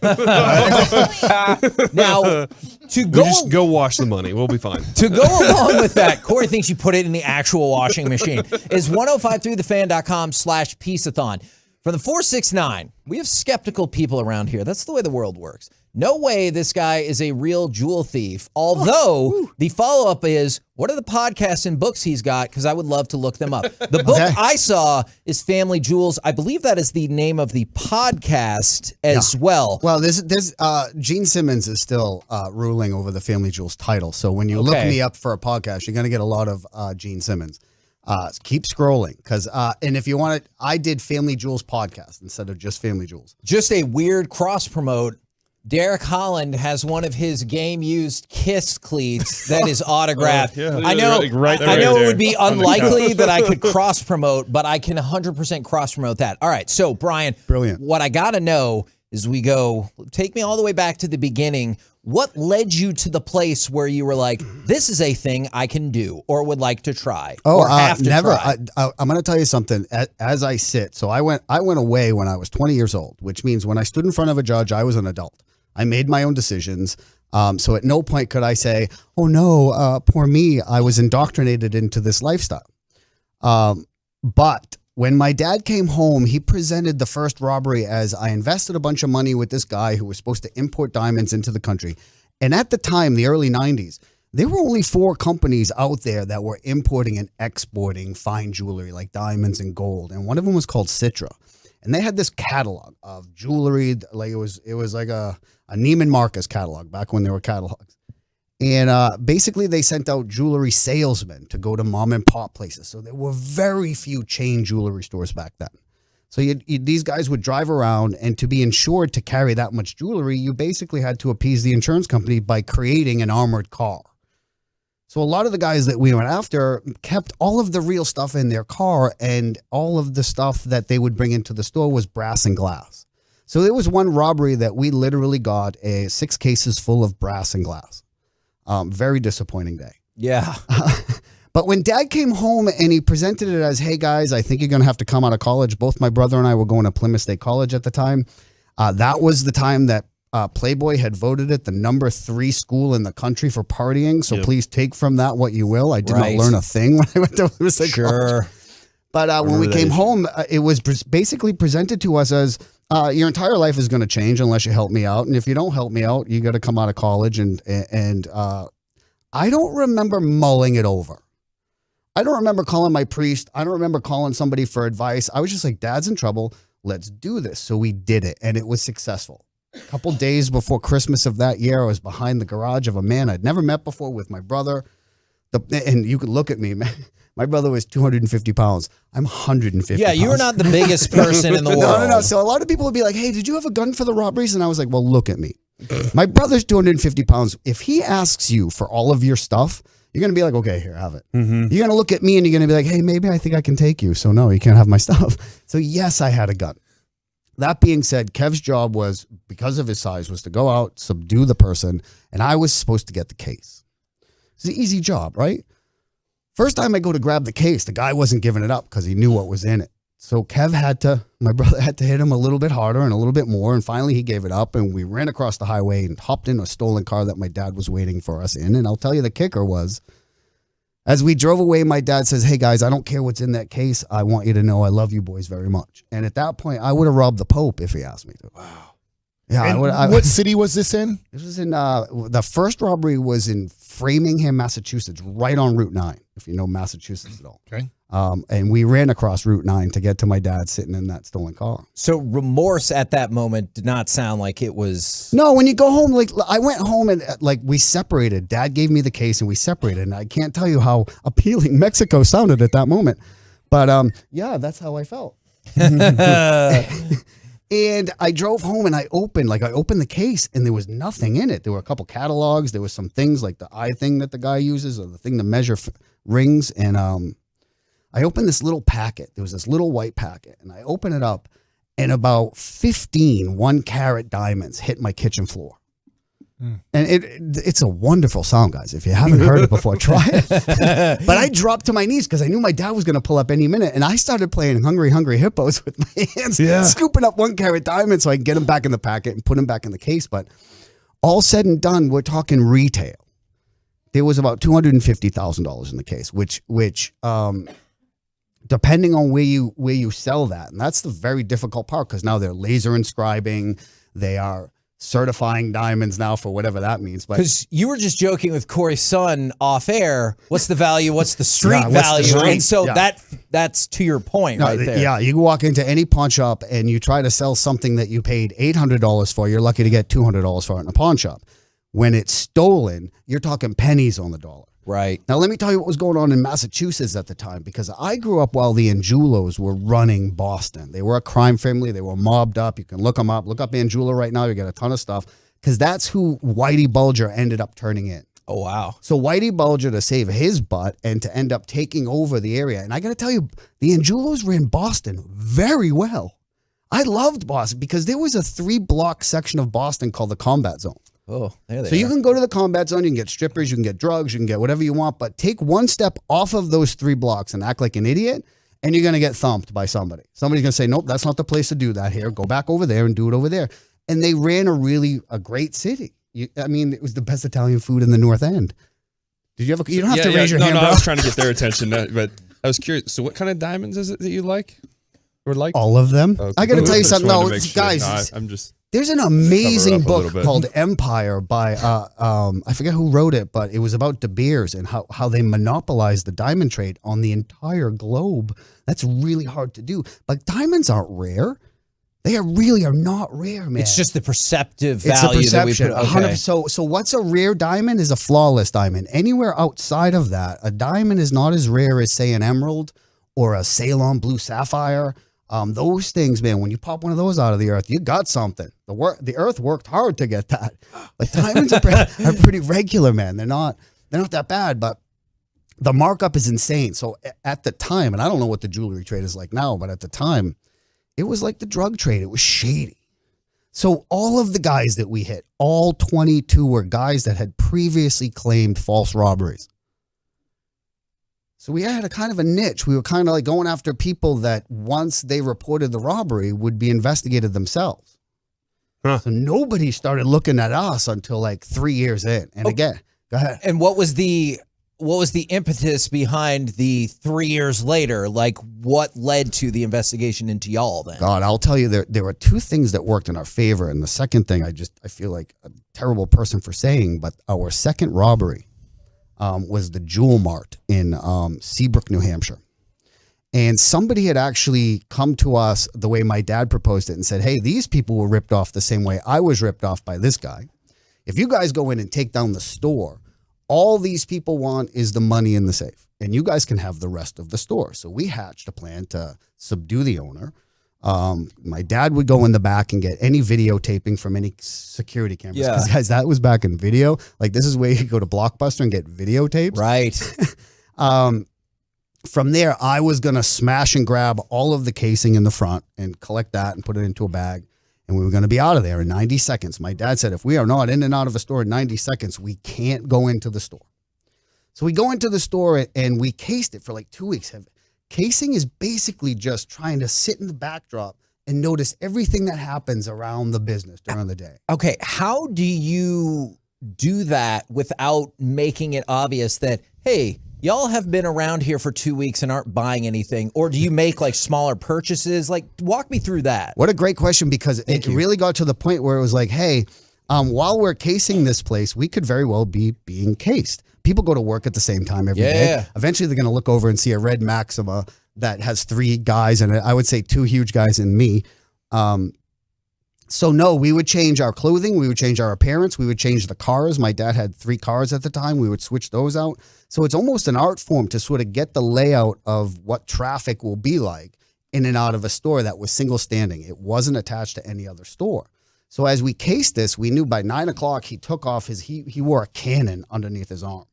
He had a 45. Wow. You get shot by a 45. I mean, like that thing just shoots through everything. And it frightened the hell out of me. And it was the first time we had to go in with guns. And my dad was the only one with a gun. And he had a 22. Much less than a 45. You can do the math at home, kids. So we went in, and when he came out, he still had the gun on. So long story short, we walked away from that. And about a week later, we were watching the news, and my dad came running down. And he said, put the news on. And apparently the guy's best friend went in and shot him in the head. Oh, my gosh. Yeah, cleaned out his entire store. You can look all this stuff up. I actually have, I bought the newspaper articles of his trial. He's doing life in prison right now in Concord State Prison. He was so dumb because he put everything in a duffel bag, including the murder weapon, including broken glass from the cases that he smashed to get the stuff out. The cops came to his house, and 2 detectives were questioning him while a uniformed officer was outside of his house watching. So during the interrogation, the guy says, I got to go to the bathroom, crawls out his bathroom window with the bag, goes to the neighbor's house, puts it under their porch. Now the cops don't even need probable cause. They don't need a search warrant. They can go over to the neighbors and say, hey, can we go under there and look? And they found all of the jewelry, the broken glass, the murder weapon, and now James Ronco is away forever. Long story short, again, that made everything easier for us for the next 5 years. Nobody, like the third guy we robbed, had the gun in his pocket, his back pocket, in a holster, buttoned, and the pocket was buttoned. Now, I want to know how many times did you guys go to a bank or a jewelry store, and go, it's just not for us. Once. That you had to, just one time. Once. Every time you felt like after 2 weeks or so, we're good to go. My dad was so mad. My dad was really mad after 2 robberies. That one and the first one that he tried without us. So in my comedy, I do stand-up comedy. In my comedy, I said, this is a situation where my dad made the decision that he was going to cross that line well before he ever brought us over the line. And he did a robbery at it was the Pheasant Lane Mall in Nashua, New Hampshire. He dressed up like a security guard. His brother, God, do you hear the Boston come out? I for sure heard it right there. You guys got me talking Boston. God, it's a wicked good story, though. I got to tell you something. I first got to Texas, and I have my Siri set to the English guy. And I said, hey, Siri, lumber liquidators, directions, please. He said, excuse me. What did you say? Really? I said directions to lumbar liquidators. He's like, did you hurt your back? I was talking about my lumbar. I said, no, bring me to Lowe's. My dad was furious after the first robbery because he sprayed the guy with mace. The guy fell on the case that my dad was supposed to get, and he couldn't get it out from under him. So he had to walk away from it, which prompted him to drive home and say, hey, could help? My sons. And that's when he incorporated us in that robbery where we walked away and it was very dangerous for all of us. My dad was very upset. So the third robbery was one of our biggest. It was the Burlington robbery. We knew everything about the guy. We knew everything about his car. His car had 3 locks on the back quarter panel. One of them opened the door. The other 2 set off the alarm. Once you opened the trunk, it only opened about a quarter of the way, and there was another padlock under there. So once we got the guy... I tell this joke on stage that I stopped telling, which was I taped this guy to a chair. And unfortunately, there's no directions on the duct tape that tells you how much tape it takes to tape somebody to a chair. Yeah. Like at least they could have told me how much it takes a squirrel to tape to a chair, and I could have done the math and maybe Sure. But I taped this guy so much to a chair that my dad had to tap me on the shoulder to get me to stop. It was the same tap I get from my ex-wife whenever I couldn't hit that spot. Like, that's the joke I ended up telling. But somebody came up to me afterwards. He's like, hey, that's a really funny joke. I laughed, but I don't want to think about you tying somebody to a chair. So we did this robbery and we ended up getting everything in the car, and it was 6 full, huge suitcases full. Like my house looked like something Johnny Depp might run into in Pirates of the Caribbean. It's interesting. Sorry, I just wanted to ask a quick question. It's interesting you described the different elements of, just the robberies versus we had to tape this person up or tie this person up. Is like, obviously you have gone through the time and everything like that, but did you feel different or feel bad or worse if it was one of those situations where you directly came into contact with somebody that you're like, we have to tie this person or we have to tape this person? It was all where my Catholic morality just got in the way. It just gets in the way. You can't be a robber and have any morality or ethics. I will tell you that if you listen to the podcast, my brother was more of the ethical barometer.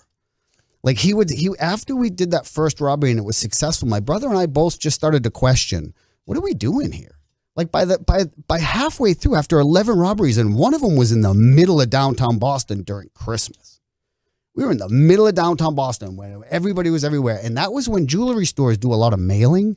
And we knew a particular jewelry store in the jewelers district was mailing stuff out to customers, and the guy had to walk down to FedEx. So we were going to do the guy in FedEx, but then we realized that's probably federal time. Let's not go that way. So let's take him outside of FedEx. But the robbery ended up being a bust. Like my dad hit the guy. The guy dropped all the boxes. I got so freaked out that I picked up the boxes and I handed them back to the kid. Like I wasn't gonna grab him and run through downtown Boston on December 23rd. I just wasn't gonna do it.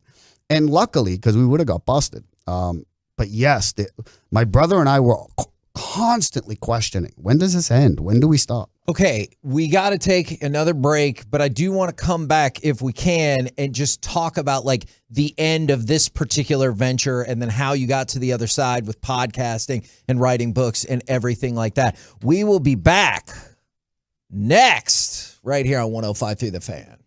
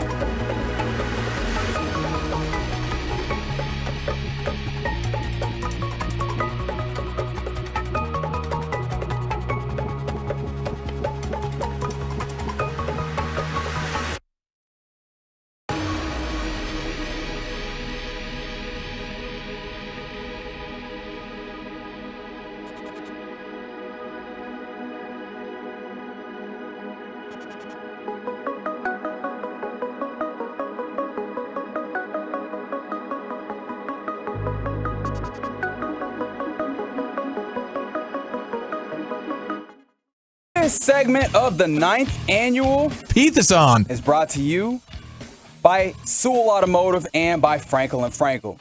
There's a reason you need a special license to drive a big truck, so companies that hire drivers and put them in big trucks should be held accountable for what happens when one hurts you.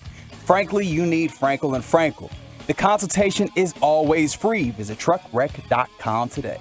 KNC Masterpiece back here on 105.3 The Fan. Right now, we are continuing our conversation with Brian Sobolewski.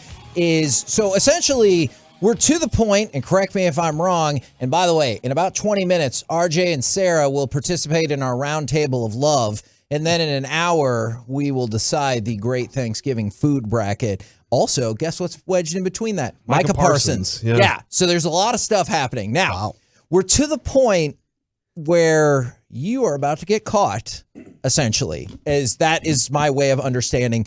How did you get caught, or when did you know that this was the only logical direction that was going to happen? Oh, boy. I don't think for a single point during the 5-year period that we robbed stores that any of us think we were going to get caught, mostly because of my dad's assurance that we were doing the right thing, going after the right people. It was about halfway through in 93 when a composite drawing was done of my dad. And my dad laughed. He's like, "Bri, wait till you see this thing. It doesn't look anything like me." And the second I saw it, I was like, "Oh, we're done." Because it looked exactly like him. Like my dad thought these sketch artists like were going to draw a stick figure with a smiley face and be like, try to catch this guy. I was really afraid. And that's when my brother and I, the last 2 years, really just kept asking, how many more? How many more? And the takes from most of the robberies post 93 were less and less. People were getting much more savvy and people knew that we were out there. When you say less and less, you can tell me it's none of my damn business. What are we talking about? Less and less money? Yes. One of them we ended up doing a job that we knew that so when you go into a jewelry store and there's two doors, like there's a foyer in the middle, I want you to notice that you cannot get an arm's length between the doors. Like you wouldn't be able to hold both doors open. That's a security measure, which basically means when one door closes and the other door closes, they can lock you in there. So if you rob the place and you're on your way out, that first door closes, they're going to hit a button and you're in there in a bulletproof chamber until the cops come. Wow. So we knew this jewelry store had that. So we were just going to order a bunch of jewelry from the place, have it mailed, and then just hit the UPS driver. So we're sitting there, and I was always the lookout. And it's one of the jokes that I tell on stage. Everybody had really intricate jobs, and I was the lookout. But I was sitting in a parking lot, and we were using walkie-talkies, and my dad said, "Hey, whenever I ask you if the gravel's on the way, like I'm a construction guy, just say yes or no to say if cops are nearby." Like we had the secret code. Well, it turns out that the jewelry store had a police scanner and was picking up our walkie-talkie transmissions. And the guy said, "Hey, you know what? Instead of sending out this $100,000 order of mailed stuff, I'm just sending out catalogs." And that's what we got. My brother robbed the UPS guy right outside the store, and we got 8 boxes of catalogs. So that's our worst. Those are worthless. Absolutely. They really are. We tried to sell them on the street, $5 a piece. Oh, interesting. Yeah.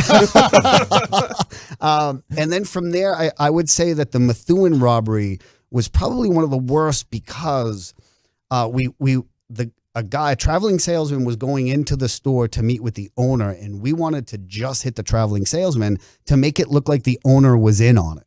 Okay. And the traveling salesman didn't have much on him at the time. We didn't take anything from the store, so we probably walked away with about $25,000. And that was probably one of the last. I think that might have been the last robbery, besides maybe Littleton, which was a decent take. I would say from Littleton, $150,000 on the street, which would be $500 retail. Yeah. But we ended up getting caught when my dad decided that he wanted to do a fake insurance robbery of the house. So he asked his girlfriend, "Hey, what did your house look like when yours was broken into?" And she said some very weird. Has anyone had their house broken into before? Yes. Because they look, so like the freezer was torn apart, correct? Or no? Our whole apartment was just shredded. Torn apart. Everything was flipped over and everything. Yeah, weird things. Like you make sure you take frozen stuff out because some people hide their stuff in the freezer. They went into the fuse box. I had money. I had cash taped into the fuse box, and they opened the fuse box and took the cash out. Yeah, because you think you're so clever. Like you think you're so clever taping it to the back of something. And the thieves know. They know. And they have fingers. They can feel things. Right. So I tried to make it look like we had been robbed. And I called the cops, and the cops showed up. It was on Thanksgiving. Oh, Thanksgiving. Oh, here we anniversary. Interesting. Sorry.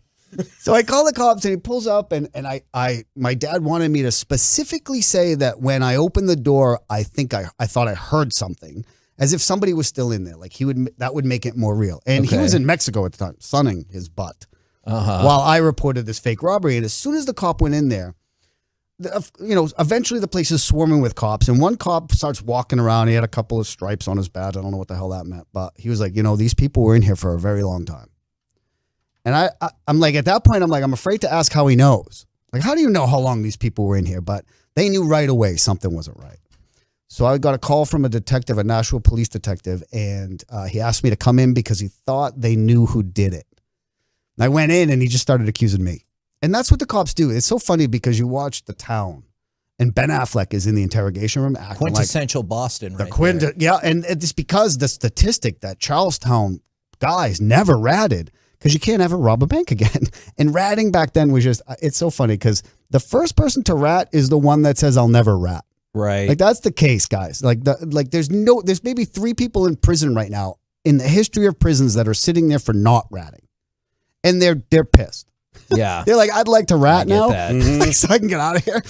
But, and when all was said and done, after they arrested me, they offered me to rat on my father and brother. And I thought to myself, that's just going to make the holidays weird. I don't think I should do that. But when he called me in for the insurance robbery, I knew right away when we were going down the road of, hey, we're not sure who did it. We think you did it. We think your brother did it. We think your dad did it. We think this person did it.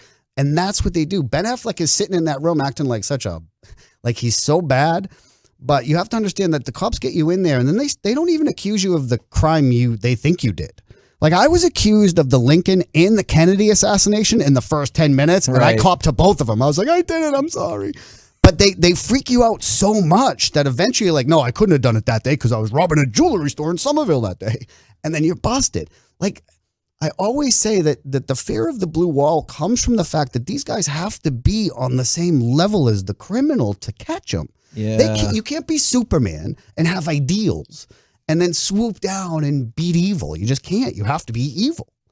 So listen, I have a healthy respect for cops. I have a healthy fear for cops. There have been multiple evidence lists. There's been multiple pieces of property that I had that were all stolen that they took back, and it didn't end up on any list. What was the outcome in terms of time? Jail. Okay, so Dad got 12 years. Kev did 8, but they ended up going back for 2 because he didn't like probation.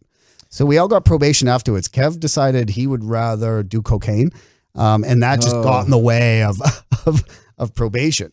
So he violated, and they sent him back, and they were going to let him out on probation again. But by the time you've done 8 years, 2 more years is nothing. Like, that's a con. Like, if you asked me to do 2 more years after my piffle 3, no way, I'll go kicking and screaming. I won't. I don't want to ever go back there. But some of these guys get institutionalized to the point where they're okay just sitting doing time. And I ended up doing 3, and I was in 3 separate lineups. If you've never been in a police lineup, I don't recommend it. Every single movie that I've ever seen in my life, the guilty person was number 5. So I'm laying in bed the night before my lineups being like, don't be number 5. And guess what number I got for every lineup? I'm going to go 5. Number 5, man. How come you got 3 and your brother got more? Because basically, I got to say, like, the disparities, like, if you really want to see the issue with race in America today, you have to look at the justice system. Because I went away for a crime that I should have done double digits for, and anybody of color would have done double digits for. I sat in prison with guys that were doing way more time for stuff that was nothing compared to what we were doing. And it came down to us being able to hire lawyers with cash and being white. I'm sorry, I hate saying it, but that's where you will see the disparity the most. And I'm sorry, like, there's not a single criminal in the world that's like, hold on, can we all just sit down and look at the Massachusetts general law book to find out what the consequences of this are? Like, the crime or the consequences are never considered prior. Okay, and since you mentioned the consequences, and like, I just really want to pull back the curtain here is I'm looking at the fan text, and there are a lot of people who are obviously like riveted by your story, but there are also some people who are angry that we are giving you the platform to speak. And I'm sure you go into this in your books, in your podcasts, and everything like that is you understand that point of view about people who are like, I would rather not hear this story. 100%. I'd rather not tell it. But at Sure. the same time, you know, I did so much good with it in the first year. One of the things that they tell you if you're going to sell a book is that they're like, we're not going to market it. You're going to market it. So please tell us, if you can't get on Oprah, how you would market this book. Well, if you look at the statistics, 80% of the book buying public are educated females. So if you write down educated females I'm going to sell this to, you're an idiot. I thought that if I talked to high school kids and I told my story and I was real with them, that could start a dialogue with their family at home, and they might want to look at the book as a tool to have an open discussion. And I talked to 16 different schools my first year. They were begging for me. Some of them were able to pay my expenses, but most of them I did it for charity because that's why I wrote the book. That's why I told the story. Everybody out there that's screaming that I shouldn't get the time, you're right. But if I don't do something with this story, if I'm not able to use it to help people, then it just dies. It just dies. And I didn't live this life for that. I could do what my grandmother said to do, is lie to everybody. Don't tell anybody you did this. But if I could use it as a way to help people, and in that first year talking to schools, it was a huge response. These schools need, as teachers, they can't tell their stories because they have to remain sort of anonymous. And to have somebody come in that can just be real with the kids. I don't expect any of these kids to rob 22 stores, but at the same time, they just needed somebody to say, hey. And tell everyone real quick that's been listening some of the names of the books and then how they can find your podcast again. So the podcast is on Anchor right now, but it's on most platforms. Anchor will distribute the podcast to iTunes and anywhere that you look at podcasts. It's called the Family Jewels Podcast. There are 4 seasons. Season 1 is the 22 stores detailing the robberies. Season 2 is the prison. Season 3 is the fallout and exactly what happened. I really drive home what it's like to be an ex-con in America, guys, because this is a huge problem. We have millions of people that can only landscape, cook, or personal train. I mean, those are the only 3 options for you as an ex-con, and it's a huge issue. And I think that we can use this force both in jail. We got a bunch of people we got 6 million people sitting around that could be cleaning the highways. Like, we could use this force, and at the same time, there needs to be more opportunities getting out of prison for people, because that's why the recidivism rate will never change. Well, I appreciate hearing your story Thank you for very, having very me. much. Good sir. Thank you for jumping on with us. It's going to be a huge turn after this, as we're going to bring on RJ Choppy and his girlfriend, Sarah, Round Table of Love time. for the Round Table of Love. So we're taking a hard turn, and that happens next right here on The Fan. At Moritz Kia, we have a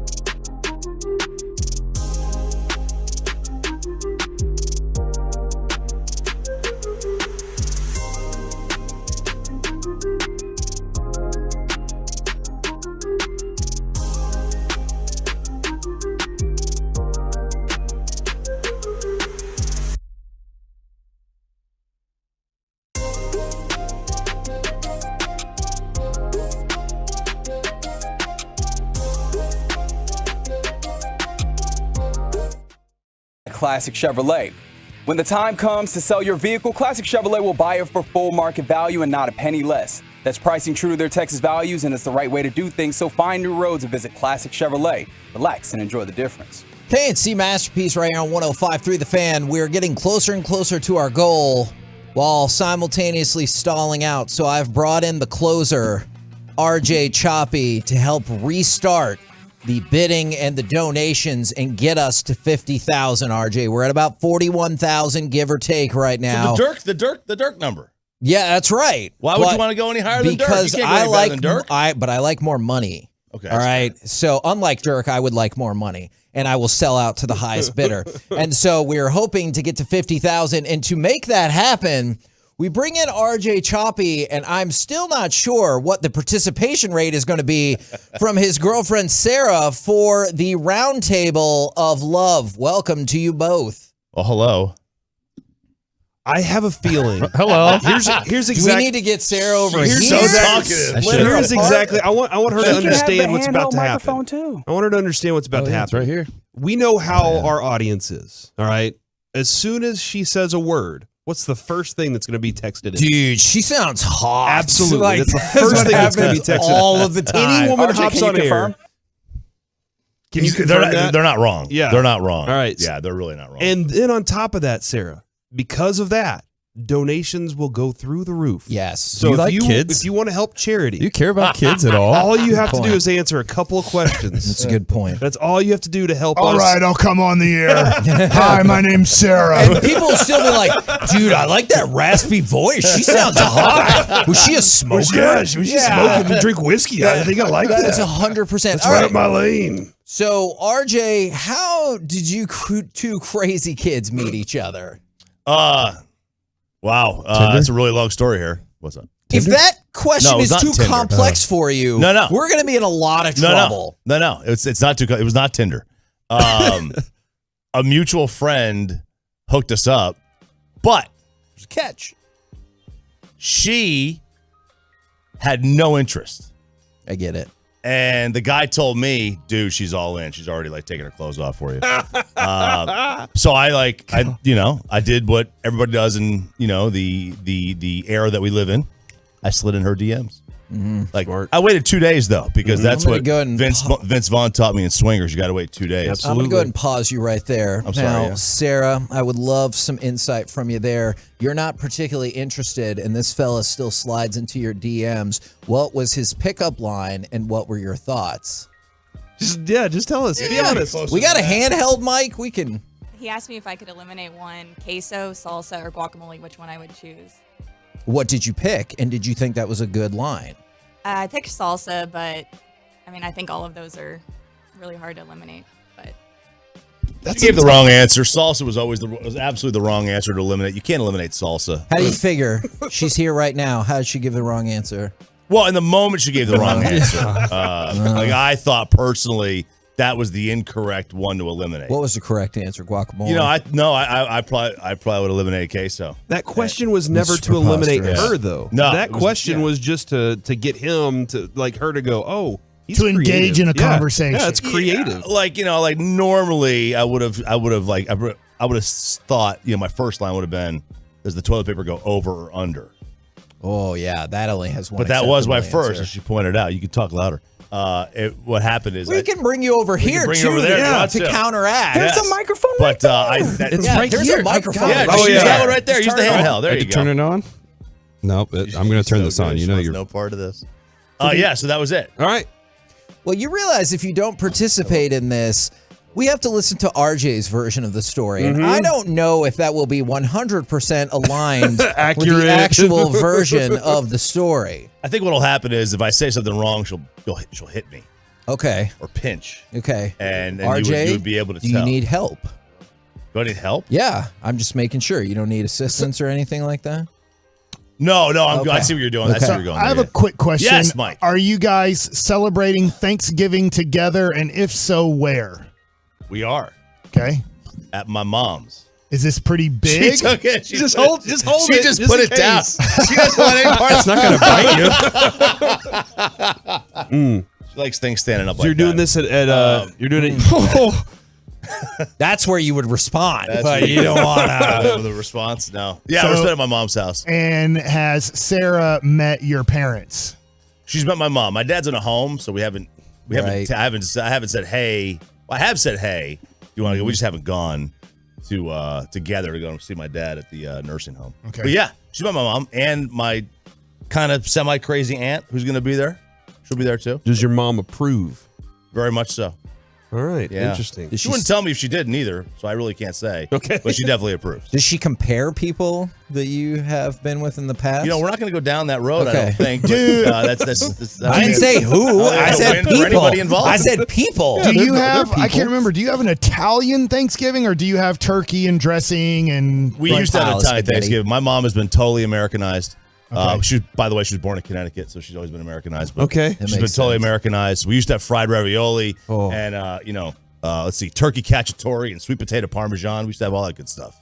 and We now don't it's have it anymore. turkey Now it's just and- turkey and But does she make it all, or is it kind of everybody brings stuff? she makes most of it. What are you making? You know, you can talk on the microphone. Say it. Corn souffle. Louder. You're also holding a microphone. Yeah, you're also holding one in your hand. Okay. So Corn I brought souffle. I brought a pie with rum. Was it rum? No, Did you make it or Whiskey. buy it? I bought it. Yeah, I bought it. No, I'm not Do you make things besides? Sarah what says was the no. joke we heard this morning? I make reservations. That's what I do. Okay. From the That's what I 972, do. my go-to pickup line that always works is, "Hey, girl, do you know karate? Because that body is kicking." See, I prefer the one. Do you know where I could buy an air guitar? That's a good pickup line. What happens? What, next? yeah. What's the next? Yeah. Can we hear the rest? It's just there's no next. Just an icebreaker. It obviously never worked. Yeah. Okay. clearly. You can't buy an air guitar, Kevin. It's a great line. Are you kidding me? So your goal was to bamboozle people into continuing to talk to you. Pretty much. Yeah, I get like, it. if I could trick them into talking to me a little bit longer, absolutely. How long have you guys been together? It's debatable, but we're What does that mean? We're going Debatable. We're going with When we're going did with she what are we going? accept it? April 1st. We're going with April 1st. And Easter. We're going with Easter. Okay, Easter. was this a negotiation? How did that take place? We don't really have a first. We were kind of. It's fluid, right? It's very fluid. We don't have it. Have we y'all don't have a talked first. about? Is it still fluid? No. Yeah. Okay. Yeah. She I have no idea wanted what was no part just of me. said. She said she wasn't ready. for the relationship. She really has. Help us out here She a had no little bit. desire for me at all. I still debate. Uh-huh. I know she does. She does now. But I would say there was a time probably in March or April I was really questioning whether she had any desire in me. I really think at that point. Have y'all talked marriage? Oh, those are great looks. That are She's happening. smiling. Shut the He's hell up. It's not just me. I believe her statement was he does, to which you heard RJ's response. No, we've talked about, but very briefly, very little. More so moving in. Have y'all talked children out of wedlock?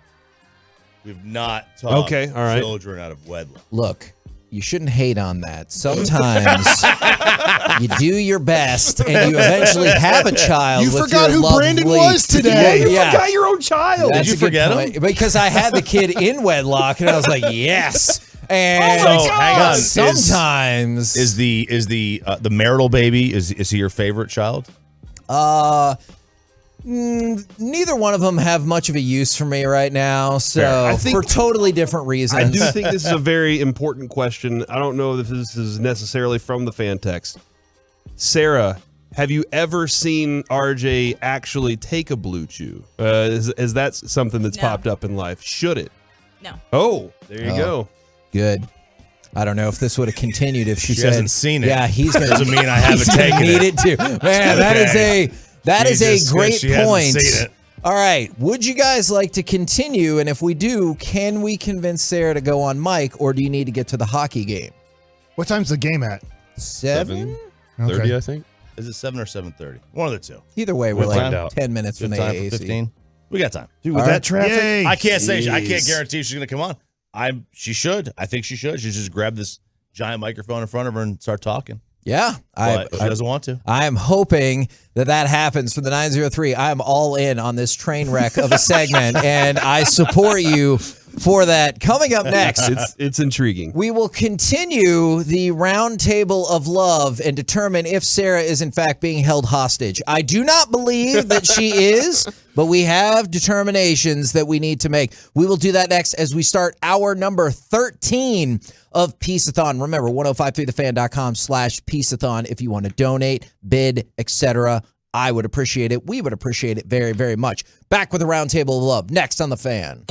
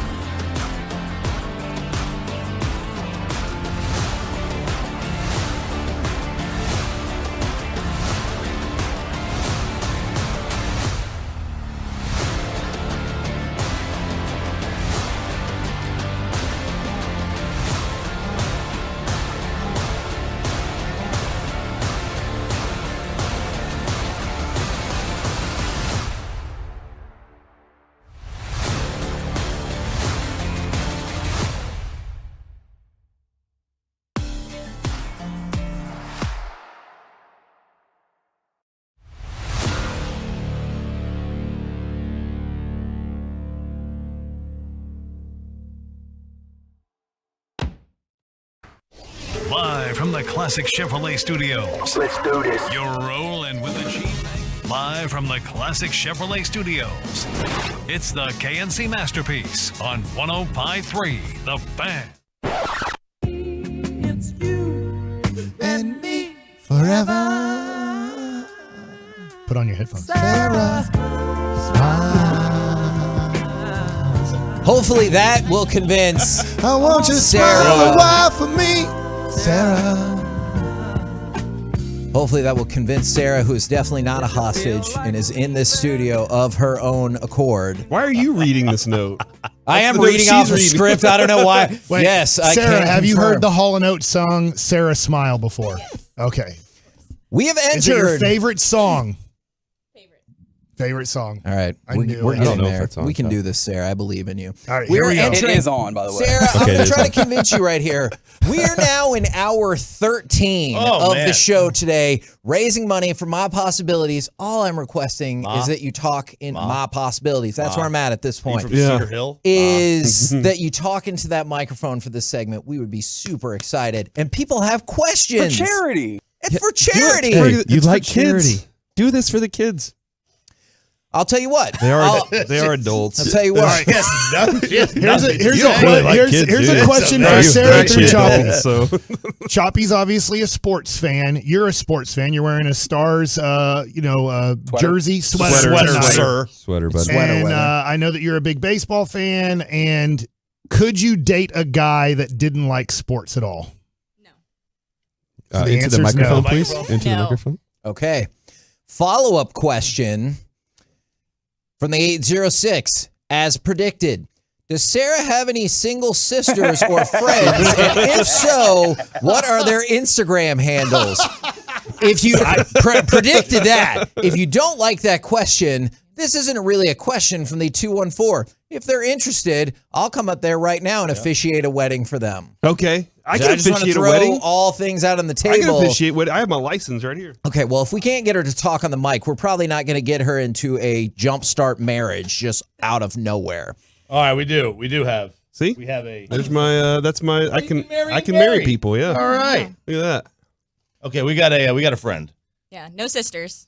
No sisters. Are you about to hand out a hot friend's Instagram Well, it's handle? the same one he tried to. Yeah.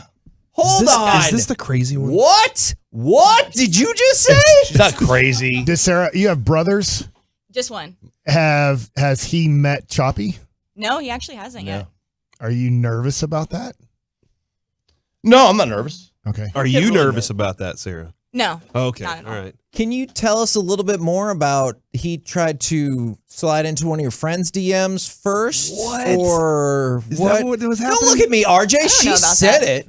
I thought you just said he tried to slide into. Oh, no, he tried to hook up our friend Carly. Oh, okay. I thought Yeah, you were man, you're saying- trying to get me in trouble. What the hell did I do? I'm just sitting over here catching strays. His Damn, man. His face was so I red. see your Wait a second. What are you talking about? I'm sorry, I misunderstood the statement. My mistake. All right, can you give us your scouting report on your friend on Instagram so we can pass it Here, along? grab her name.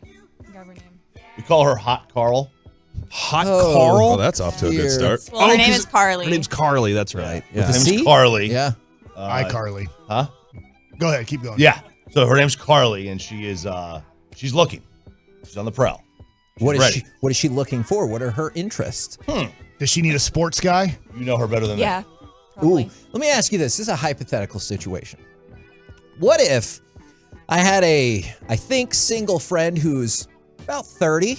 He's a good-looking fella, making his way in the radio world. Used to be a producer. Has a fine beard. Now, he does have a fine beard. Now, What are you he doing has right now? his very own show, and he loves sports and The Wire. And butts. And... And based on the show name, it's a very conservative show. Yeah. What are you doing right now? The Get Right. I do not believe that is politically Oh, motivated. is that All right, political? Okay. My bad. I was. Is that why it's called Get I Right? do not know Kevin Gray's politics, Is but that would be it? surprising if that was the basis of your show name right We're talking there. about Reggie here, everybody. What? Yeah, Reggie we're right definitely there. talking about Reggie, who's right there, and he has his own radio show. I'm actually not 100% he is single, but why the hell Are you not? single, Reggie? He gave a thumbs up. He gave so a there you thumbs go. up. I don't know why he wouldn't just say yes. I mean, we can That's true. I figured that the mood has been, if you just abstain from talking into the mic, nobody will say anything. And she is talking on the mic now. She is so why don't talking you now. back Yeah, up, Reggie? back off Jeez, her, we're trying to set you up with somebody. Jeez, man. He is a very nice fella. He loves his family. He is from Houston. Sure. Some of his political leanings are misguided, but he'll always have a solid conversation with you. He sat down and played with my daughter Lucy for like 30, 45 minutes one day after we did a remote. So he came over and just hung out. It was awesome. Great and with she kids, loves him. loves his mom and his younger brothers. He's a catch. All right. Yeah, I was like, what are we doing here? I just wanted to, that sounds like a good Let me ask you this: prospect to me. do you like girls that are sort of, how would you describe it? Like, take charge? Yeah. Take charge? You like a take charge woman? Sure, why not? And older? Oh, how? 34 in February. Not 60. You Yeah, know? no, we're fine. Yeah, I mean, we're 10 years apart, so what the hell? Reggie, what would be your age cutoff? Ooh, probably like 6 or 7 years. Okay. Age All right. cutoff, 6 or 7 years. And then, RJ, you just made reference to the age gap between you two. Is that troublesome for either one of you? I mean, not for me. Not for me either. Is it something that really turns you on, Choppy? Yeah, it is. Okay. For me, All right. Absolutely. And Sarah? It makes no difference to me. All right. See, she could have taken me or leaving me. She If didn't care. you're RJ, Whatever. that's the best possible answer you could have gotten. Is it makes no difference. Makes to no me. difference to me. I don't think I would date younger though. Okay. All right. Because of the immaturity? Yeah. Yeah, that makes sense. So My wife when you have a didn't care mature about man that. like Choppy. Yeah. Very mature. How did Very we mature. how did we progress from he slid into your DMs and you might not have been ultra interested to where we are sitting right now? Well, he was at Cowboys training camp, and so we talked for, I guess, those like 2 weeks or so. And then when he got back, we finally went on a date. And, I don't know, he's just funny and really easy to talk to. We talked all day. So. What do you think about his radio show? Oh, well, do y'all know that? Some of y'all know this story. No. Yeah, let's Okay. not tell the whole Okay. truth. Oh, I have no idea what she was about to say. There. I do know. Oh, I had never listened to The Fan before. I listened to another station, which, yeah. Sure, you're white. I get it. Oh my I God. understand. Jesus. Oh, are we not? Oh, are we supposed to pretend? Wow. We're supposed to pretend Down like that that's not road. a thing? Dang. Wow. Hey, if you like having a diverse Whoa. audience, thanks for listening to The Fan. Mm-hmm. Yeah. Oh, I'm sorry. Are we going too far? Pretending things that are facts are not facts? We're 13 hours in, damn it. What did you expect? All right, I see where you're going now. From the 254, yo, who is that? So I think they're referring She sounds to, hot. Yeah, Yes, of course. I See, know. told you. That's what happens. Sexy voice. Grab the Producer mic. and host sometimes. Yes, that's Reggie. He is That 30 is years Reggie. old, and I don't know if he'd feel uncomfortable if I said he was hot. He is very attractive. Oh, no, I'm a very I think he's an attractive man. Thank you. I appreciate I think it. it'd be a good match. I think it'd be a good set. We need to make this happen. Derek, what Okay. do you think about Reggie? Great, man. Mike? Are you trying to hook up Reggie and Derek right now? Because Carly's just starting right now, and you already got another person on Reggie. What Yeah, are let's focus on You gotta have Yeah. competition, Yeah. dude. It breeds the yeah, best. Derek's playing That's the field, not- all right? Don't try to hold him down. All right, what are the next steps? Do we exchange Instagram handles and whatnot, or? I think we can do that. We can do that. Okay. I don't see why that can't happen. Just slide into the DMs, man. Okay. That's how it works at 22. And right. I'm assuming you have met his kids, and if so, when did that happen, and how did it go? Yes, and when did I meet them? I don't know, but you gotta get closer to the mic. When was it that I... Just say she's trying to I figure guess it in out. July. In yeah, July? So we waited a long time, but yeah, I have met them. Did you feel a lot of pressure before you met the kids? Because obviously that can be a deal breaker. Yeah, I did feel some pressure. But it went well. Yeah, I didn't. What were you I didn't know scared what of? it would be like dating someone with kids because I never had before. So, but it's been good. What were you scared of? Like, what did you think that they would be like? Oh, no. Yeah, just because the age that they are, they're 10 and 12, so I didn't know if they would be. What was? Accepting. Hold on, wasn't there a funny story? Didn't one of the boys come out and say something crazy? I can't remember. I thought I'd remembered one of them. Maybe I'm wrong about that. I'm not gonna call you I had a mom. lot of drinks in Oxnard. You know, so. and just real quick, we probably should address this. This person makes a fair point from the 806 again. Hey, I asked about her friends. I'm getting screwed over here, or you're not. Get your own, Reggie. They bring up a valuable point. Very valid. In terms of, they did ask about this, and we're like, and we're Reggie, trying to you're hook Reggie. single. Let's just go ahead. You're in the room right in front of us. Let's go ahead and make this happen. Should we really give her entire handle out? No, not on the air. Not on air. All right, just We go did to that with my Kevin's Instagram and look up. Just go to my followers or whatever. Look for Carly. Yeah, that's with a K. That's on Instagram. That's a dangerous game to play because Cory one time was like, "Oh yeah, your sister," and then said her name, and I was like, "Come on, dude." And then I got a call from my mom. It's like, "Hey, do you happen to know why your sister just got 25 friend requests?" And I was like, "Look, mom. Well, some mistakes were made." When I first posted her, like literally the next day, she's like 100, 200 friend requests, all kinds of DMs just sliding in left and right. Like pics, you know what kind of pics, like the bad ones. Like they're all there. What a bold decision. Oh, I was going to say, what a bold decision. The friend request. I saw some photos. They may have been in her deleted folders, but whatever. Is it okay to send her a friend request, or do you think that's weird? Send Sarah one? Yeah. What the hell do I care? Yeah, it's her page. She wants to get she wants to add him, she can add him. I don't care. From the 817, again, as Cory predicted, y'all are definitely getting more listeners right now with her on the air. Again, it is She's killing it. It's a prediction that is usually easy to hit. It doesn't hurt that you are a lovely person to talk to, especially when you're on the microphone. I very much appreciate that. Choppy, you've been treating this gal right. I mean, she's here, but she could just She's still here to go to the Stars Hashtag game. still here. Does Sarah get into the games when you're at them? Okay, so like cheering and like stars. I And, like your little pom pom. yeah, like when they score, yeah, but like we're not gonna we don't sit there like on each like oh my God, they're cycling the puck so well. Oh, this is great. We're not gonna do like that. pass the ball. It's a puck. Hockey. It's a puck. So, yeah, but yeah. Well, she could be in a different game. Yeah, she could be. But no, like big plays. We're big play sports fans. Okay, gotcha. We'll just watch like that. We just sit there. My wife went to 1,000 baseball games in her life, and the other day she called the person in center field the middle fielder. So She said the middle fielder. Yeah, my son got a hit between the right fielder and middle fielder. Oh no! Are they not the fielder in the middle? She is is correct. Fair point. But she's Fair also point. was married to a baseball player and went to how many games? At least 1,000. Did he play middle field? That's what I thought. I just want to give He you. was in the middle of the field. That's a good point. Checkmate. As a pitcher. I want to give you further insight into our listeners, which are lovely. Uh-huh. Here's a breakdown of some of the texts we've gotten. Carly has 863 followers. For historical data, before the that's they right. have already cut to the chase. Then from the 254, this person said, correct. Carly can break me any day she wants. Oh my gosh. Then Financially, I'm presuming. Yeah, I don't Chop, think if you need so. to roll out and fire anybody, I got you, bro. Then There we go. from the 832, today has literally been the best day on the fan. Hearing everyone, and KNC is my favorite, and Yep. we're raising money for charity. That is the pendulum in which we swing Yeah. of listeners. They did their research. They want that other thing, and thank you for doing the charity show. That's what we're receiving right now. It's good. Now look, I think that you guys are my second favorite show. Behind you? behind After G-Bag? yes, behind, Sure. yeah, behind Who's your G-Bag. favorite host? Is it you? It's yeah. I think you have to be your own favorite host. I don't think agree. you can have like if you were asked Derek who his favorite current major leaguer is, he'd be like, it's me. I told Bobby Belt to really get into y'all's show is during breaks, he really needs to have strong political takes. I think it's a great idea. And you guys, Especially left-wing political takes. yeah, I felt You're like really that was the best with, a few Yeah. years ago when I would come in here about 9 o'clock and go, oh my God, what is happening? Is Sean your second favorite host then?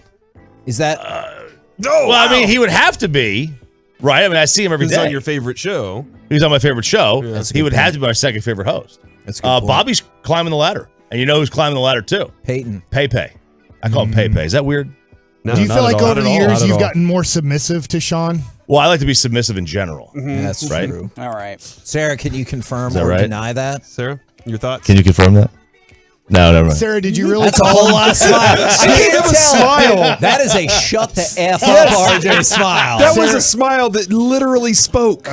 Did you really call him a loser when Tennessee lost the other day? It wasn't because of them losing. I don't think. Why I think did I you just- call him a loser? I don't know. I don't really know. Yeah, she had said, "Make me a drink, loser."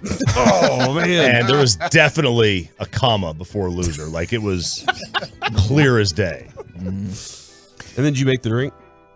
Yeah. Okay. Yeah. All right. I made myself one too. People are still doing investigations from 214. Sarah is her name, okay? And yes, it is. And from the 817, I'm just mad I can't pull the ladies like RJ. So 254. Sarah has a dark side. I just know it. She has a dark side. She does. And then this is also fair from the 214. Kevin thinks he's so cool. Guess what? He's not.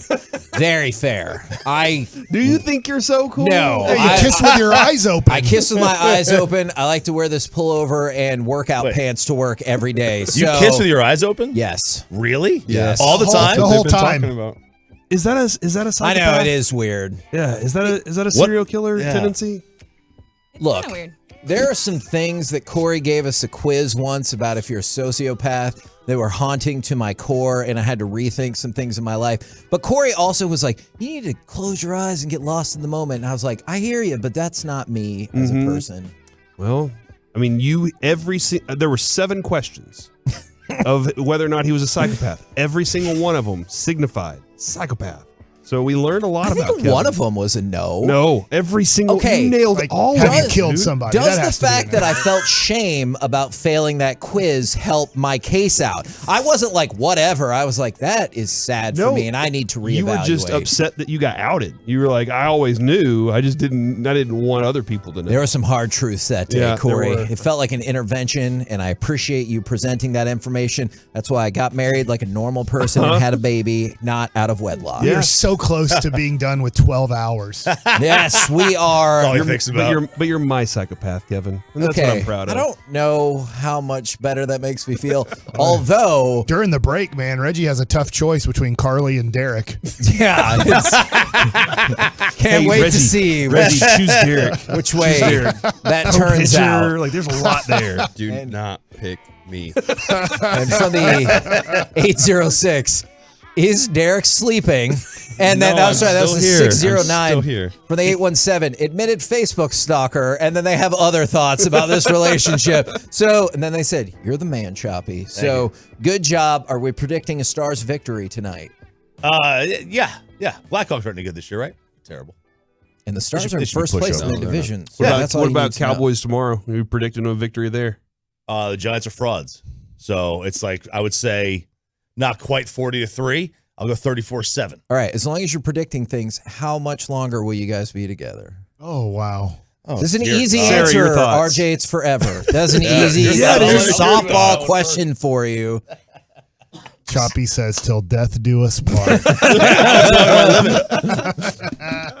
Thank you guys very, very much. I hope you had fun, and I hope RJ's not in trouble. And if we're in trouble, that's fine. Yeah, But I we can hope- be in trouble. Yeah, that's fine. Definitely don't I let hope RJ be. RJ is not in trouble. Unless that's what he wants. And from the 682, Derek will break Reggie's heart. So that is another great point. Man, I don't know. I think Reggie would break Derek's heart. Whoa. We're the KNC Masterpiece right here on 105.3 The Fan. Here's what's going to happen next. We enter the Expressway with a second helping of gridiron gravy, but also the great 2022 Thanksgiving food bracket. We put together the foods. Mike has seeded them. Yep. We begin all of that next in the Expressway on 105.3 The Fan. Listen.